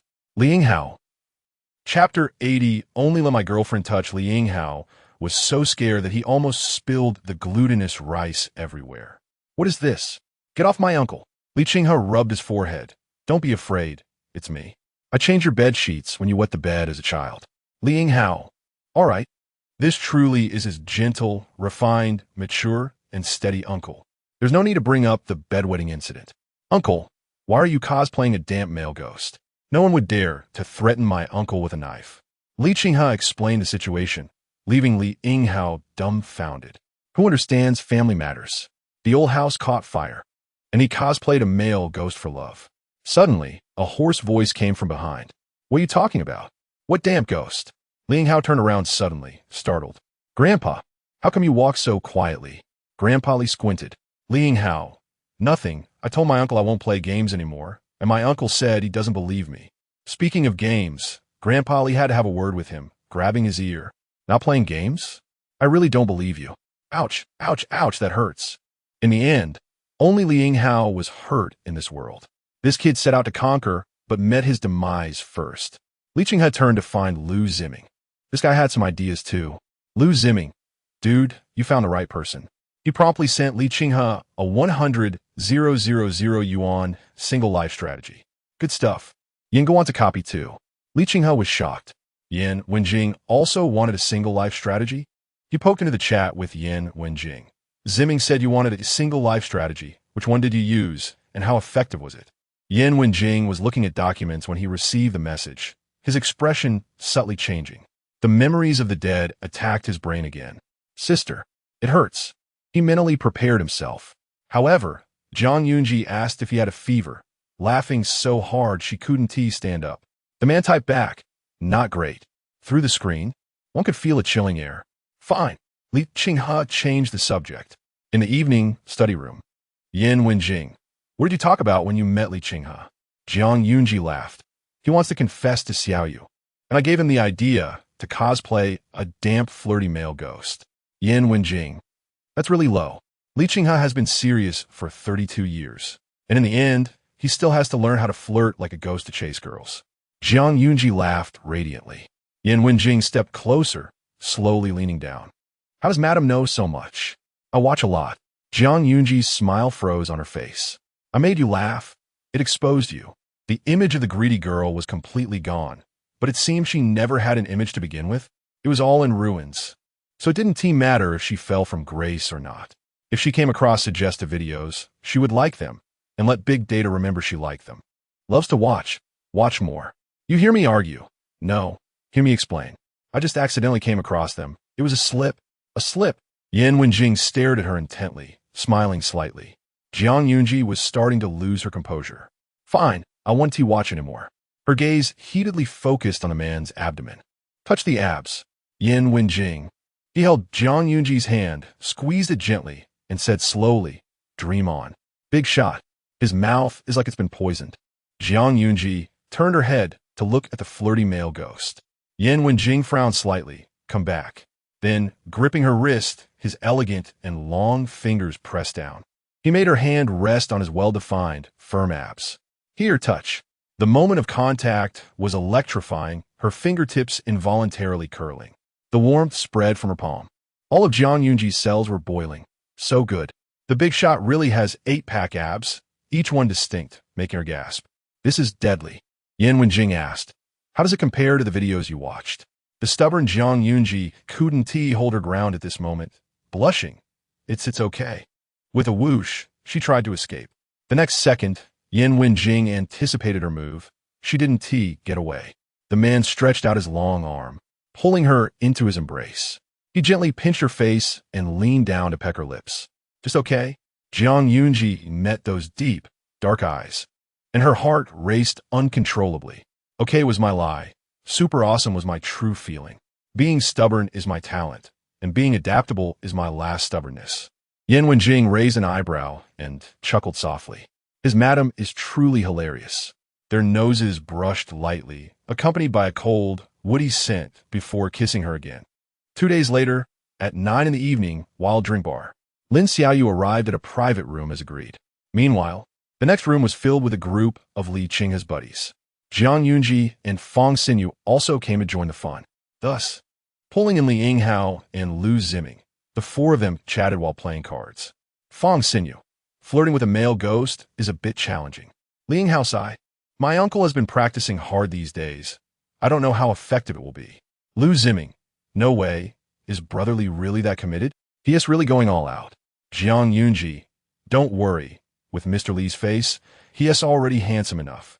Adding some ghostly skills, once the atmosphere is right, he can make it happen. Li Yinghao felt relieved and perked up his ears to listen to the noise next door. Lin Xiaoyu entered the private room. Under the dim, blue-purple lights, accompanied by soft, gasping sounds, there sat a tall man on the sofa, with a red ribbon around his neck, his white shirt completely unbuttoned. His full, tight chest and abs were faintly visible, glistening under the light, subtly sliding down into the mermaid line. Every inch radiated unparalleled temptation. The most deadly part was that the man had a black band covering his eyes, looking as if he could take whatever he wanted. Hearing footsteps and someone entering, he slowly removed the band. A pair of watery, peach blossom eyes, deep to the point of being captivating. "My master, you're here." In an instant, the visual impact was 100. Lin Xiaoyu thought some shameless flirty guy was there and took a step back. She turned to open the door. The man quickly stepped forward, slamming his palm against the door, shutting it. He trapped her between his arms. "It's me." Lin Xiaoyu saw the man's face and was even more shocked. It was actually Li Qinghe. At this moment, Li Qinghe's shirt was completely open, revealing the wonderful view. Lin Xiaoyu couldn't take her eyes off it, instinctively swallowing. His chest muscles rose and fell with the man's breathing and that little red. Li Qinghe leaned down, his Adam's apple rolling. "Do you like it?" Lin Xiaoyu nodded. "I like it. Mr. Li is so hot." "No. Mr. Li is so handsome." Li Qinghe curled his lips. "Do you want to touch?" Lin Xiaoyu's pupils trembled. "Can I touch?" Male bodhisattva, wealthy and generous. Li Qinghe leaned in closer, his chest almost touching hers. He chuckled softly. "I'm quite traditional. I only let my girlfriend touch." Lin Xiaoyu. Then she heard him say, "Would you be my girlfriend?" Each word deliberate, like a seductive ghost, his peach blossom eyes filled with unspoken affection. Chapter 81. As if he wanted to eat her alive, Lin Xiaoyu was mesmerized, completely lost in the age where beauty was irresistible, unable to resist any temptation, especially from such a flirtatious and seductive person. It felt like her life was at stake under the gaze of those peach blossom eyes. Lin Xiaoyu's heart raced, and she nodded emphatically. "Okay, I'll be your girlfriend." Being with her composed and elegant uncle, who had transformed into a sultry flirt. Even hesitating for a second felt like disrespecting him. Li Qinghe chuckled. "Girlfriend, so what should you call me now?" After a few seconds, Lin Xiaoyu's face turned red to her ears. "BB boyfriend." I heard that." Li Qinghe handed her the red ribbon around his neck, giving her the reins, allowing her to lead him as if he were a knight completely surrendered to her. "Master, touch me. If you touch me, you have to be responsible for me. Okay?" Lin Xiaoyu's mind exploded with sharp "Help, it's so hot. So spicy." Finally, she got to touch the man's Adam's apple, moving down to his collarbone, then to his firm chest muscles and his taut abs following the line down. "I can't take it anymore. It feels amazing." Lin Xiaoyu was so happy she felt like she was going to faint. This was what she deserved. Half an hour later, both of them were drenched in sweat, feeling like a married couple. After a while, when Li Qinghe got dressed, they went to the next private room. Seeing them enter hand in hand, Zhuang Zi'ang immediately stood up. Successful hand-holding, applause, everyone followed suit, clapping and cheering. "Woo! Brother Li has brought home a beauty. It's not easy for the little uncle. You brat, you have to change how you address me. Call me little aunt." "Ha ha ha ha ha." Li Yinghao's face turned red as he called out little aunt. Lin Xiaoyu responded in a daze. "Good." As they left the wild feast, someone bumped into Lu Zhiming's elbow, saying that when Ni would be returning to the country next month, and everyone should give her a welcome party, urging him to seize the opportunity. Lu Zhiming's playful expression faded slightly, his eyes lowered. He didn't answer. After the person walked away, he sighed self-deprecatingly. But in her eyes, she always saw me as a little brother. The little brother who chased after Ni back, then had now grown into a man. The next day, before work in the garage, Zhuang Zi'ang saw an electric bike and thought, this should be the one Shan Shuzhou used the original owner's car to buy for them. If she hadn't seen it today, she wouldn't have remembered it. The bike was spray-painted with a small heart, and the words "forever" were written on it. Zhuang Zi'ang asked Butler Chun to sell the electric bike. Yin Wenjing glanced at the bike and didn't care, driving a Ducati Street Fighter V4 instead. Let me take you to work, he said, handing Zhang Yunji a motorcycle helmet. Zhang Yunji, the driver, suddenly given a day off, the clever driver quickly stepped aside, allowing the gentleman to take the lady to work. Ah, how sweet. Zhang Yunji put on the helmet and got on the bike. Yin Wenjing's voice was low. Hold on tight. Zhang Yunji immediately wrapped her arms around his strong waist, tightening her grip and pressing her head against his back. Yin Wenjing raised an eyebrow slightly, starting the bike, which left a black shadow in the air. Zhang Yunji blinked. The only sound in her ears was the rush of wind, and the scenery was flying by. Exciting. You can ride a motorcycle too. Yin Wenjing replied in a calm voice. I could do a lot more. You'll find out later. It was the first time he took her for a ride. There were many firsts to experience, one by one. Zhang Yunji felt an indescribable anticipation. Great! As soon as she entered the company, President Wang called Zhang Yunji into his office and told her she would get a 20 raise. She had taken on many orders, and each commission was substantial.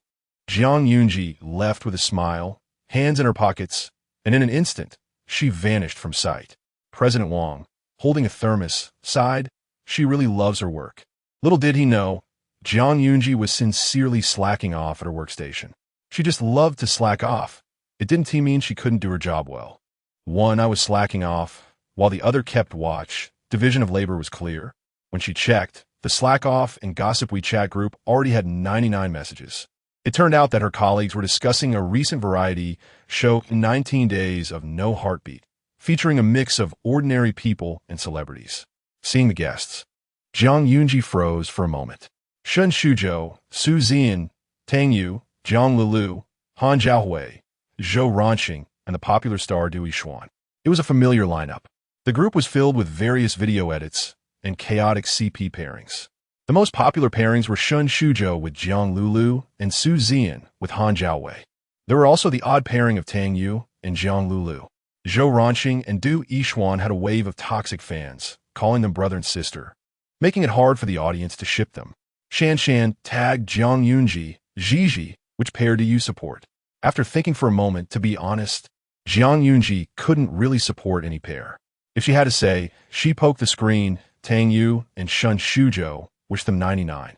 Shan Shan was shocked. Yuzhou CP. Rivals turned lovers. What a devil.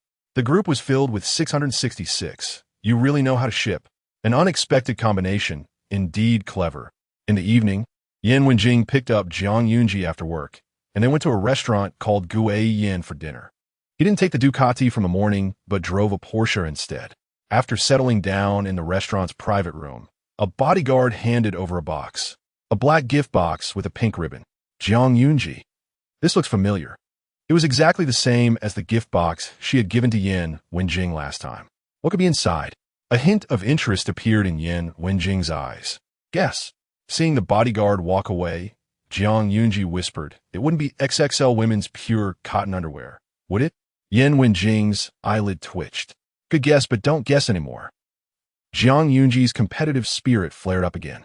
After guessing a circle, she still didn't get it right. Not right, Yin Wenjing said slowly. You're off. Zhang Yunji surrendered directly. Yin Wenjing urged her to open it. In an instant, the world brightened. It turned out to be property documents. A villa on the hillside, worth more than 800 million. Zhang Yunji was taken aback and exclaimed, wow. She was tired of saying she was envious.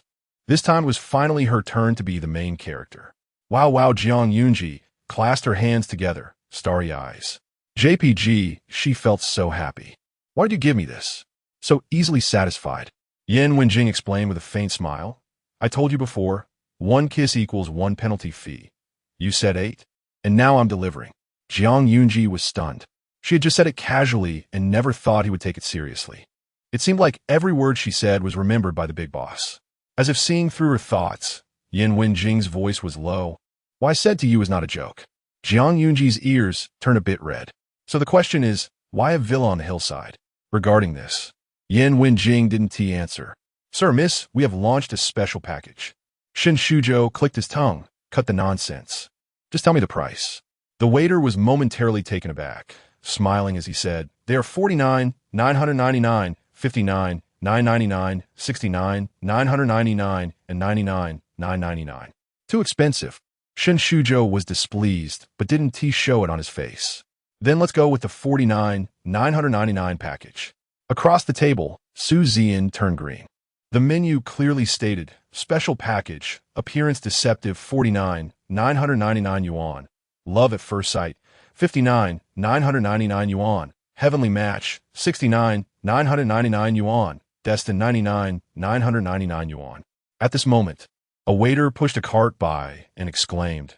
The table opposite ordered the 3 most expensive sets. Love at first sight, a match made in heaven, and destined to be together. How romantic! Su Zi'an was not happy. Su Yudie, Shen Shuzhou comforted her. Then let's go with love at first sight. Because I fell in love with my baby at first sight.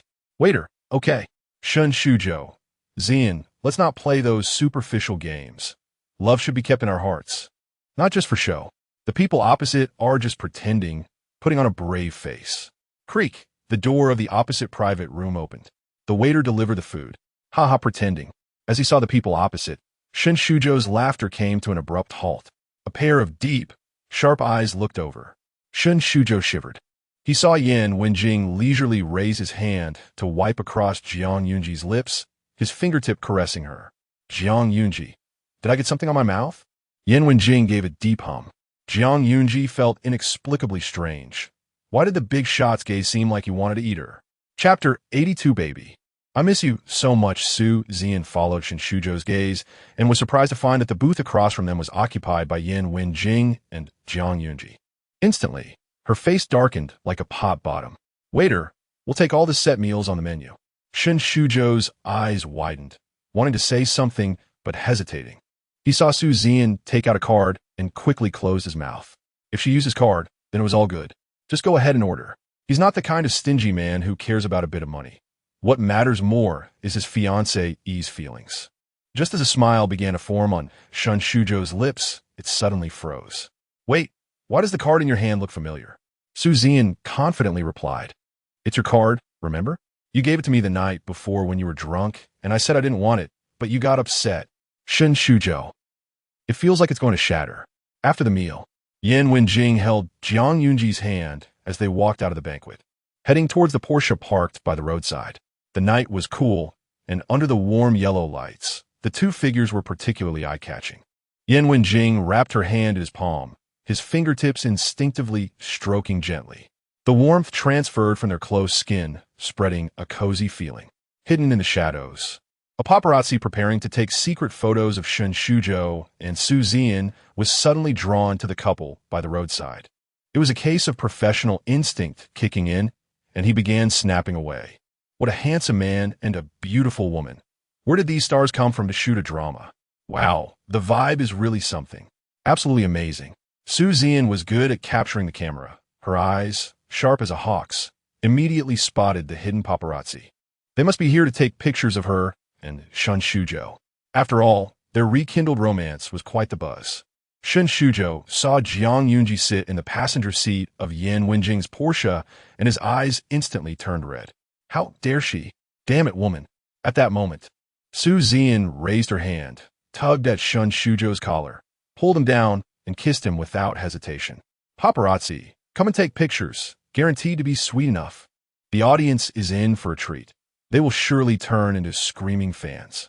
She kissed fiercely, and Shen Shuzhou almost struggled to breathe. His eyes fixed on Zhuang Yunji not far away, while he tried to respond with his lips. Sigh, so tiring. The 2 of them kissed passionately, sweating profusely. The Porsche sped away, leaving a trail of exhaust fumes behind. Huh. The paparazzi was jolted awake from his daze, the smile on his face disappearing. Wait, what was he here to do? Oh, to take pictures of Shen Shuzhou and Su Zi'an. What the hell, where should I aim? Forget it, I'm not working anymore. After taking pictures for a long time, he finally remembered his original purpose, only to find that Shen Shuzhou and Su Zi'an had already finished. He ended up with nothing. While over here, he had taken no good shots. Well, fine, I'll take a picture of their backs crossing paths. Anyway, it starts with 1 picture, and the content can be made up. Smart. JPG. The night was dark in the bedroom. The lights were off. The scent of rose body wash filled the room, and behind her, a warm chest pressed against her back. Zhang Yunji's waist was hugged tightly by Yin Wenjing, fitting perfectly. It was tantalizing. The big shot's body temperature was high. She could feel a heat radiating through the thin fabric. If it were winter, he would be a natural heater. Zhang Yunji, wearing a silk nightgown, pretended to pull it up, feeling hot. Why is it so hot? In an instant, his large hand, without any obstruction, touched her soft belly, just a little higher. Suddenly, a low chuckle came from behind. Yin Wenjing caressed her soft flesh, pulled down her clothing hem, and whispered in her ear, "Sleep well, Mrs. Yin." The gluttonous girl encountered a life setback. This was nothing like she had imagined. What about being molded into various shapes? What about being filled without care? Ultimately, it was all in vain. The next day, Zhang Yunji arranged to meet her girlfriends at a milk tea shop for a sister chat. "Lin Xiaoyu, what's wrong? You look droopy." At that moment, Zhang Yunji felt like an old lady who had been planting rice all day, only to realize she had been in someone else's field. A deep sense of helplessness washing over her. This is bad. It seems I've encountered a dilemma. "Lin Xiaoyu, tell me." "Zhang Yunji, Yin Wenjing likes pure love. He's completely uninterested in my body." She had felt it and knew how big it was, but seeing it without being able to enjoy it was too much of a test for a gluttonous girl. Just a little yellow man in his 20s. What could she expect him to resist? Completely uninterested in her body? Lin Xiaoyu seemed to hear a farting sound. Impossible? Zhang Yunji exuded a sense of brokenness. Lin Xiaoyu couldn't bear to see her like this and came up with a plan. "You should do this, then do that." All right.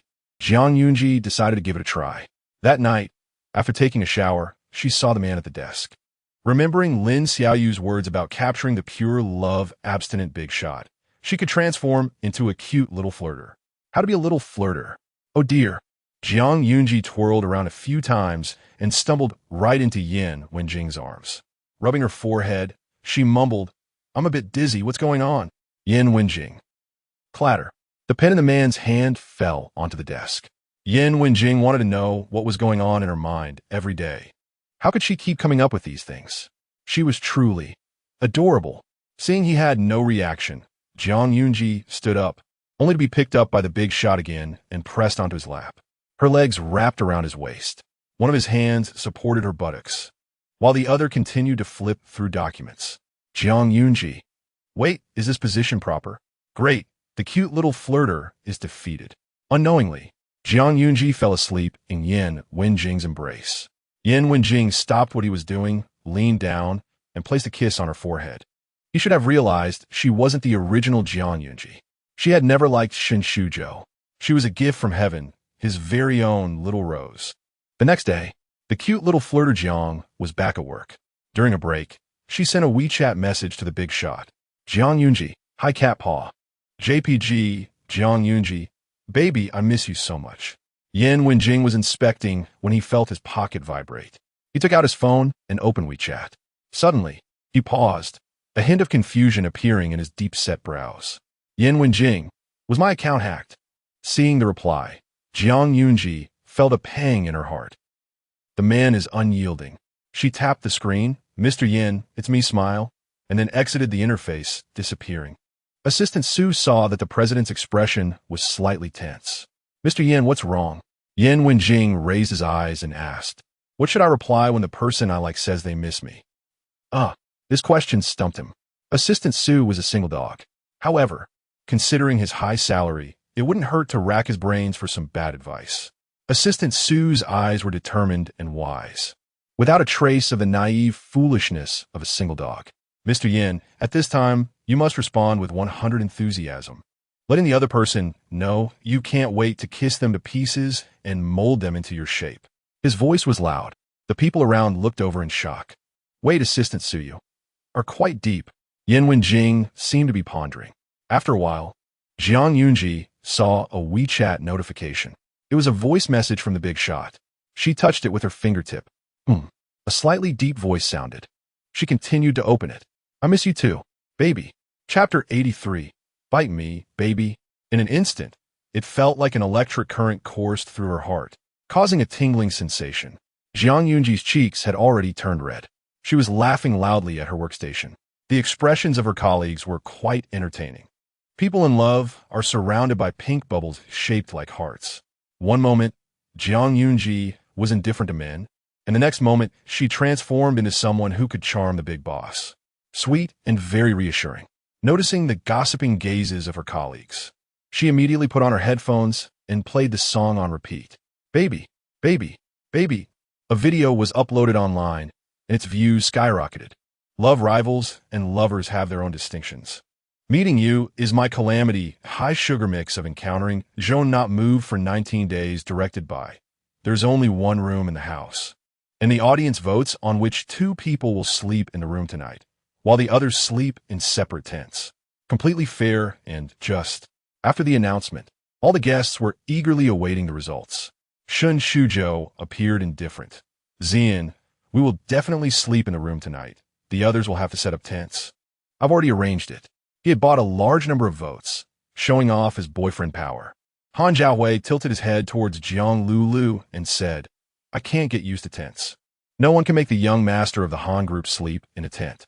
I invested 2 million, and the results will come out soon. Jiang Lulu's face instantly flushed red as she admired him. Wow, Zhaohui, you're amazing. After a moment, the director announced the voting results. The director was also taken aback and smiled slightly. The results are out, and the two people sleeping in the room tonight are Zhou Ranqing lifted his eyelids, half smiling, with a hint of interest in his eyes, playing with the ring on his finger. It's Shen Shuzhou and Tang Yu. As soon as the words were spoken, everyone fell into dead silence. Shen Shuzhou was completely stunned. Impossible, there must be foul play. Tang Yu also glared at him fiercely, wishing he could burn a big hole in him. This damn man who stole his goddess now wanted to sleep in the same room with him, dreaming. Han Zhaohui's expression was also not good. How could this happen? His money power had failed? This result must have been manipulated by capital. Only Zhou Ranqing smiled lightly. Sorry, he is that capital who told those two men to be so troublesome. He found them somewhat displeasing. As for the little money Han Zhaohui invested, it was laughable. It couldn't shake the result. Jiang Lulu's nails nearly dug into her palms. Damn it. The rare spotlight was actually stolen by Shen Shuzhou and Tang Yu. Previously, a company under the Han group had asked her to endorse, but the effect was very poor and she lost a lot of fans. The Han group was managed by Han Zhaohui's elder brother, Han Jibei, who wouldn't let his younger brother mess around using company resources to support his star girlfriend. Jiang Lulu couldn't get any resources and couldn't make a name for herself. She had always been someone who could endure hardships and was very ambitious.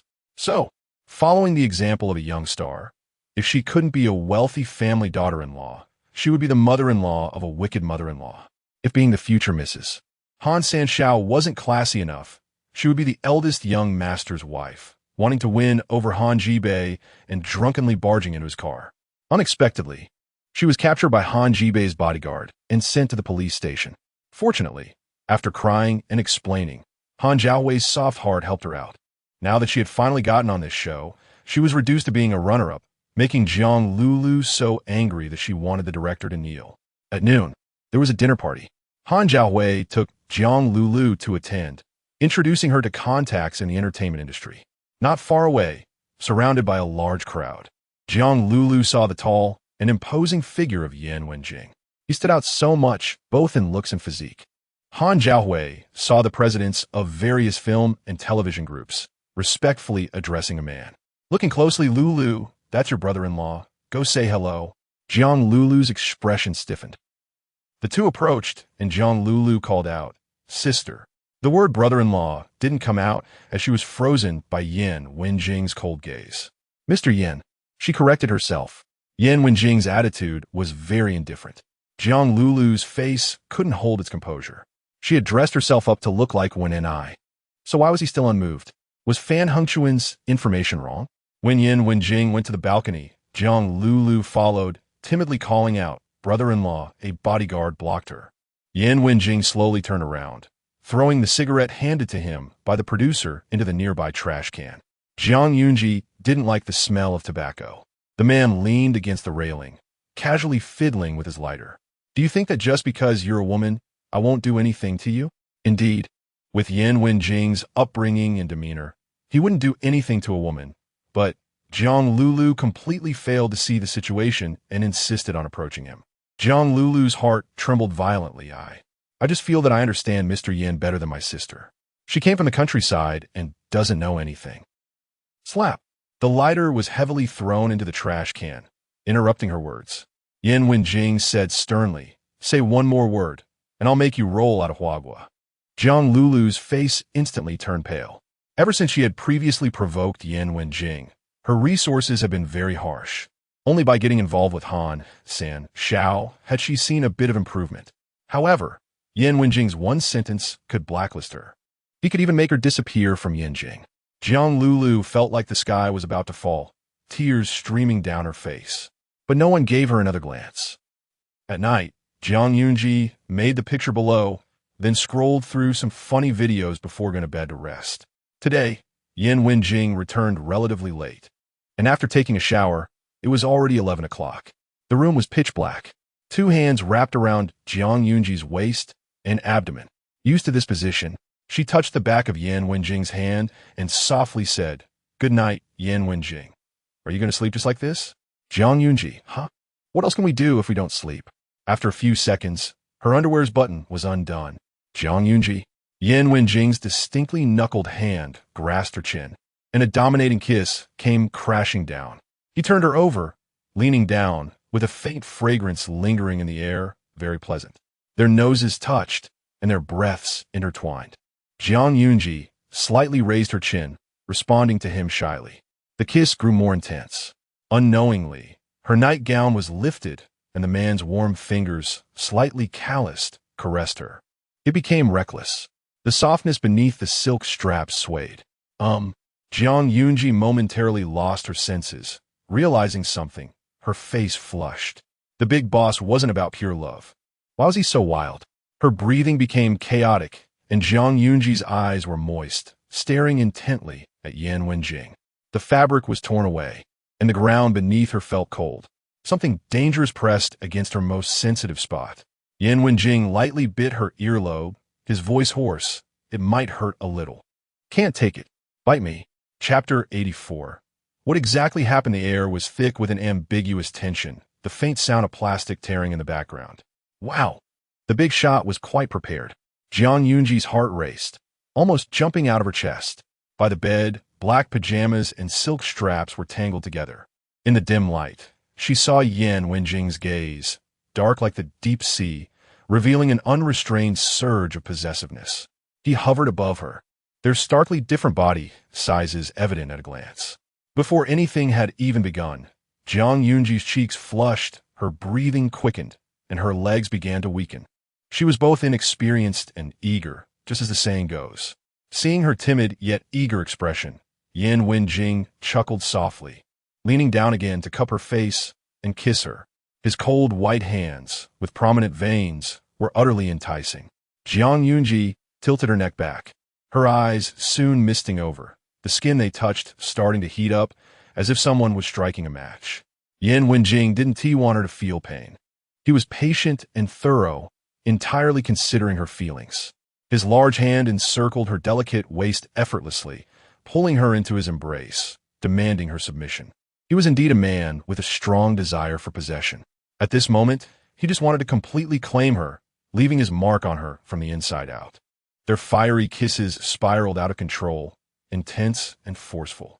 Jiang Yunji felt both pleasure and a bit of shyness, her body trembling involuntarily, the corners of her eyes turning red. She was crying. It felt so good. She couldn't handle it. "Gigi, how can you cry before we even start?" Yin Wenjing gently kissed her eyes. Jiang Yunji raised her hand to cover her face. "Don't mind me. Keep going." She couldn't admit that it felt so good that she cried. She still wanted to save face. Yin Wenjing's Adam's apple bobbed heavily, his gaze bottomless. This was something Gigi herself had said. His voice was particularly low and hoarse, and incredibly tempting. "Gigi," he called her like that. Jiang Yunji's heart raced faster. In the next moment, his overwhelming kisses traveled down, leaving a maze of kiss marks, moving across her lower abdomen as if he intended to swallow her whole. Then, her waist was gripped tightly, and Yin Wenjing leaned toward her. In that instant, she trembled violently. A sound escaped her throat, that she couldn't suppress. Her nails left marks on the man's back. She was truly going crazy, overestimating herself and underestimating Yan Wenjing. Biting her lip tightly, Yan Wenjing raised a hand, urging her to let go of her lip. His voice was deep and husky. "Ji, bite me." In the next moment, a heavier desire flooded over them. Once again, a powerful force assaulted her.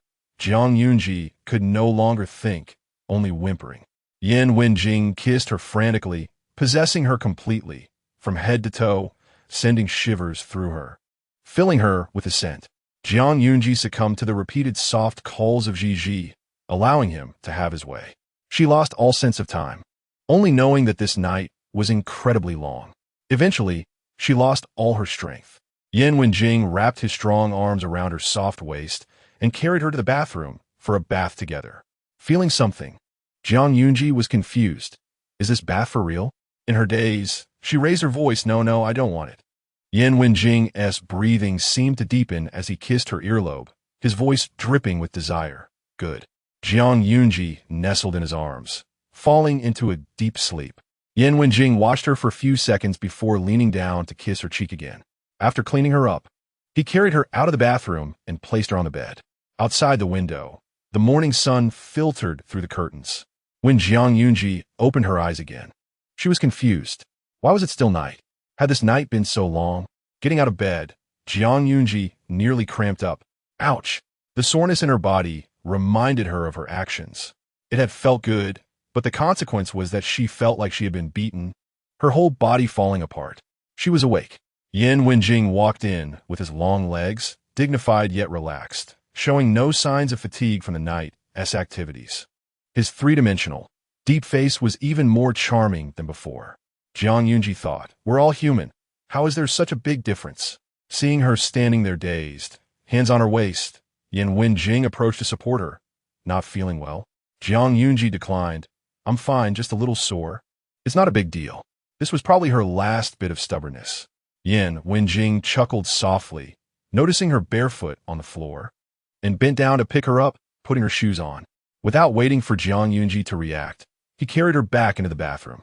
It wasn't tea until he handed her a toothbrush with toothpaste squeezed on it that Jiang Yunji blinked in surprise. "Huh, the big shot is so caring?" Yan Wenjing seemed to see nothing wrong. A husband caring for his wife was expected. "I'll be outside. Call me if you need anything."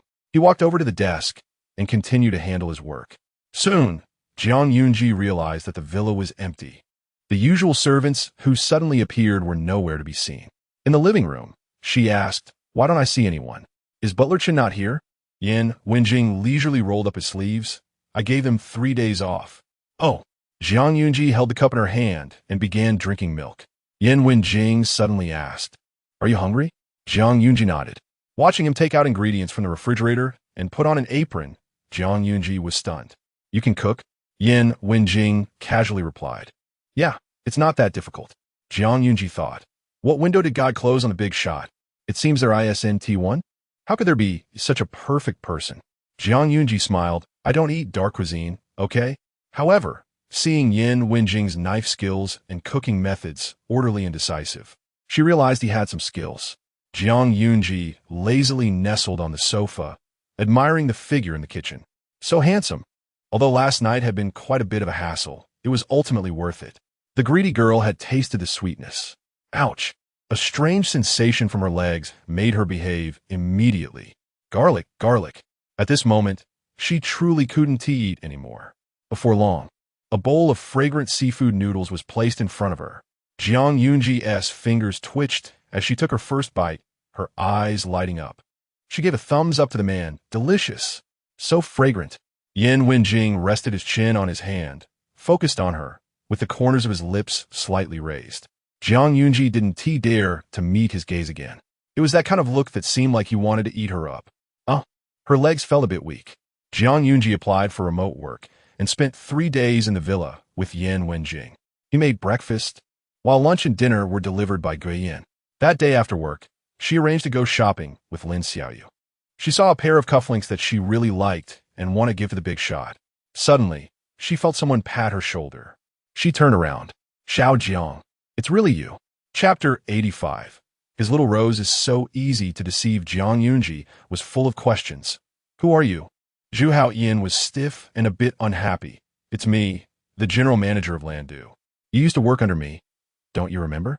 Hee. Oh, Zhuang Zi'ang suddenly remembered who Zhu Haoyan was. He was the leader who had dismissed the original owner. Jiang Lulu had slandered her for stealing at the company. And this pig-headed leader didn't verify the facts and believed her. The original text briefly mentioned this, so Zhuang Zi'ang didn't have much impression of this plot. I remember now, it's you. Zhu Haoyan said, Xiao Jiang, I know you're currently working at Yuguang Design, but compared to Landu, it's like an ant against an elephant. There's no room for advancement. Zhuang Zi'ang rolled her eyes. Lin Xiaoyu also rolled her eyes. Old dang, so sarcastic. Zhu Haoyan twitched his lips. Young people nowadays really have no brains and are completely unaware of the situation. Zhuang Zi'ang had now become the face of Yuguang Design, attracting a group of wealthy old ladies who were eager to have her design jewelry for them. Those wealthy old ladies had impressive identities and terrifying influence, almost like luxury live-streaming hosts. A small Yuguang was riding the wave, thriving. The boss knew that it was he who had let Zhuang Zi'ang go and scolded him, insisting that he must bring her back no matter what. Zhu Haoyan smiled. The previous matter was a misunderstanding. I was inconsiderate, but you also had your faults. You should work hard to prove your innocence, not let me fire you. Zhuang Zi'ang's head was buzzing. Your words sound like farting. A dog's mouth can't spit out ivory. You've already fired me and told me to leave. If I can't understand human words, how can I prove my innocence? Zhu Haoyan was furious. No, after a few months, how has this country girl completely changed? It's hard to handle. A small worker dared to confront him. The big leader, how audacious. Seeing Zhuang Zi'ang about to leave, he panicked. Come back to Landu with a monthly salary of 30,000, plus commissions and bonuses calculated separately. No matter what commission ratio Yuguang offers, we at Landu will give you 5 more. This was quite a sincere offer. However, he realized something was off. Zhuang Zi'ang completely ignored him. Zhu Haoyan was really taken aback. Yuguang will close down sooner or later. Just wait for your midlife layoff. I see you wearing a wedding ring. Women get married and stay home to raise kids. Whoosh! Lin Xiaoyu rushed up and kicked the pig-headed leader away. I've been holding back for a long time. You dare hit me? Do you know who I am? Who my cousin is? Zhu Haoyan shouted angrily. Passers-by gathered to watch. Lin Xiaoyu said, I don't want to know. Do you know who I am? My Lin family may not dominate the capital circle, but even wealthy families give us some respect. Zhu Haoyan was a bit broken down, lying on the ground and saying, help. I think I have a concussion. My ribs are broken, my chest hurts. I feel so dizzy I can't breathe. Wow, old man, let us take you to the hospital. A kind passerby came over, picked him up, and ran away, moving so fast that he left an afterimage. Zhuang Zi'ang, what just rushed past? Lin Xiaoyu. Zhu Haoyan was completely dumbfounded. Excuse me, are you polite? Who asked the old man? I'm only 40. The kind passerby replied, well, you look quite anxious. 40, rounded up, is almost 60, and in a few more years, you'll be 90. Calling you old man is a sign of respect. Zhu Haoyan was furious enough. He hadn't even laid down to extort Zhuang Zi'ang yet, and this passerby ruined everything. Over there, Zhuang Zi'ang took out her phone and called President Wang, telling him she wanted to participate in this year's Leap clothing design competition. President Wang put down his goji berry chrysanthemum tea. Participating? Is that important? Zhuang Zi'ang replied. No, this time I want to take back everything that belongs to me. President Wang paused for a few seconds before speaking. Stop reading those over-the-top novels. So you want? Zhuang Zi'ang interrupted. First. President Wang's body trembled. First? Are you serious? In previous years, it was always Landu's ace designer, Kevin, who won the championship. Zhuang Zi'ang said calmly, this year's champion will be someone else. She really impressed him. President Wang was full of ambition if you don't get first place. Zhuang Zi'ang said, then next year, I'll try again. President Wang looked at the ceiling, falling into silence. The call ended with a beep. Zhuang Zi'ang and Lin Xiaoyu walked down the escalator and saw an old mall worker going upstairs with a toolbox, cursing. Why eat at the buffet when you can eat for free in the restroom? Someone must have gotten their head stuck in the toilet. Head stuck in the toilet? Zhuang Zi'ang recalled the time in Nancheng, feeling a sense of familiarity. The previous Nanchang prince, Li Ruizhu, had indeed gotten his head stuck in the toilet. Lin Xiaoyu laughed out loud. Who is it? Maybe they were really hungry. Back at the villa, Zhang Yunji opened a blue velvet box, her beautiful eyes sparkling. Tada! Look, I saw a pair of cufflinks that would suit you perfectly while shopping at the mall with Xiaoyu today. Yin Wenjing casually hung up his suit jacket and picked up the cufflinks to play with. They were a pair of vintage rose gold foil cufflinks, small and exquisite. Meeting her expectant gaze, the man pinned the cufflinks onto his shirt, feeling pleased, and said slowly, I really like them. As long as they were from her. He liked everything. After finishing dinner, Jiang Yunji flopped onto the sofa. Yin Wenjing turned his head, speaking in a calm tone, You just finished eating, don't lie down. Okay. Jiang Yunji's lips slightly curled up. She didn't like being controlled, but she didn't mind Yin Wenjing managing her at all. She sat up, hugged a strawberry bear, curled up slightly, and turned on the TV. To her surprise, it was the variety show not moved in 19 days. On the beach, the sun was blazing, and a romantic atmosphere spread. A group of handsome men and beautiful women were playing various games by the sea. In the show, Shen Shuzhou slicked back his hair with his hand, wet strands falling on his forehead, sensually raising his neck with his Adam's apple rolling up and down. In front of the camera, he gasped heavily. Unintentionally lifting his shirt, he revealed an 8-pack abs. Butler Chen exclaimed, This guy has 8-pack abs. Jiang Yunji. Butler Chen had been listening to audiobooks and reading novels every day, and his vocabulary had become trendy. Upon closer inspection, Jiang Yunji realized it was all drawn on. Yes, Shen Shuzhou's chest and abs were painted on by a makeup artist he had paid tens of thousands for. The audience in front of the screen was in for a treat. Come on, let's drink lemon tea with cute bubbles. Hey. Shen Shuzhou raised his hand to touch his chiseled jawline, also drawn, his tongue darting around his cheeks, revealing a bright smile. Once this commercial aired, it would mesmerize the audience. In the living room, there was silence. Jiang Yunji. Butler Chen. To be honest, madam, I think I need to call the police. Butler Chen couldn't take it anymore and covered his ears, walking away. Jiang Yunji smiled slightly. I understand. Fortunately, she had never liked Shen Shuzhou. Otherwise, she would have left a permanent record. Why is he so happy? A voice came from behind her. It was Yin Wenjing. Is it good? Jiang Yunji turned around, took Yin Wenjing's hand, and pulled him to sit beside her. Are you jealous? She leaned in and blinked a few times. Yin Wenjing's gaze swept over her lips, and he lightly replied. Jiang Yunji cupped his face with both hands, wanting to comfort him. Not jealous, not jealous. Those abs are all drawn, not as good as yours. Yin Wenjing pulled her into his embrace, his lips parting meaningfully. Is this how Madam comforts people? Jiang Yunji racked her brains and pecked at his lips. Is that enough? Not enough. She kissed Yin Wenjing again. Somehow, they ended up kissing, and after it ended, her lips were slightly swollen. Yin Wenjing buried his face in her neck, gently inhaling her fragrance, his thin lips curling up. A hint of a smile in his deep-set eyes. His little rose is really easy to fool. The next day, Shen Shuzhou saw the trending topic on Weibo. Bam! The phone smashed to pieces.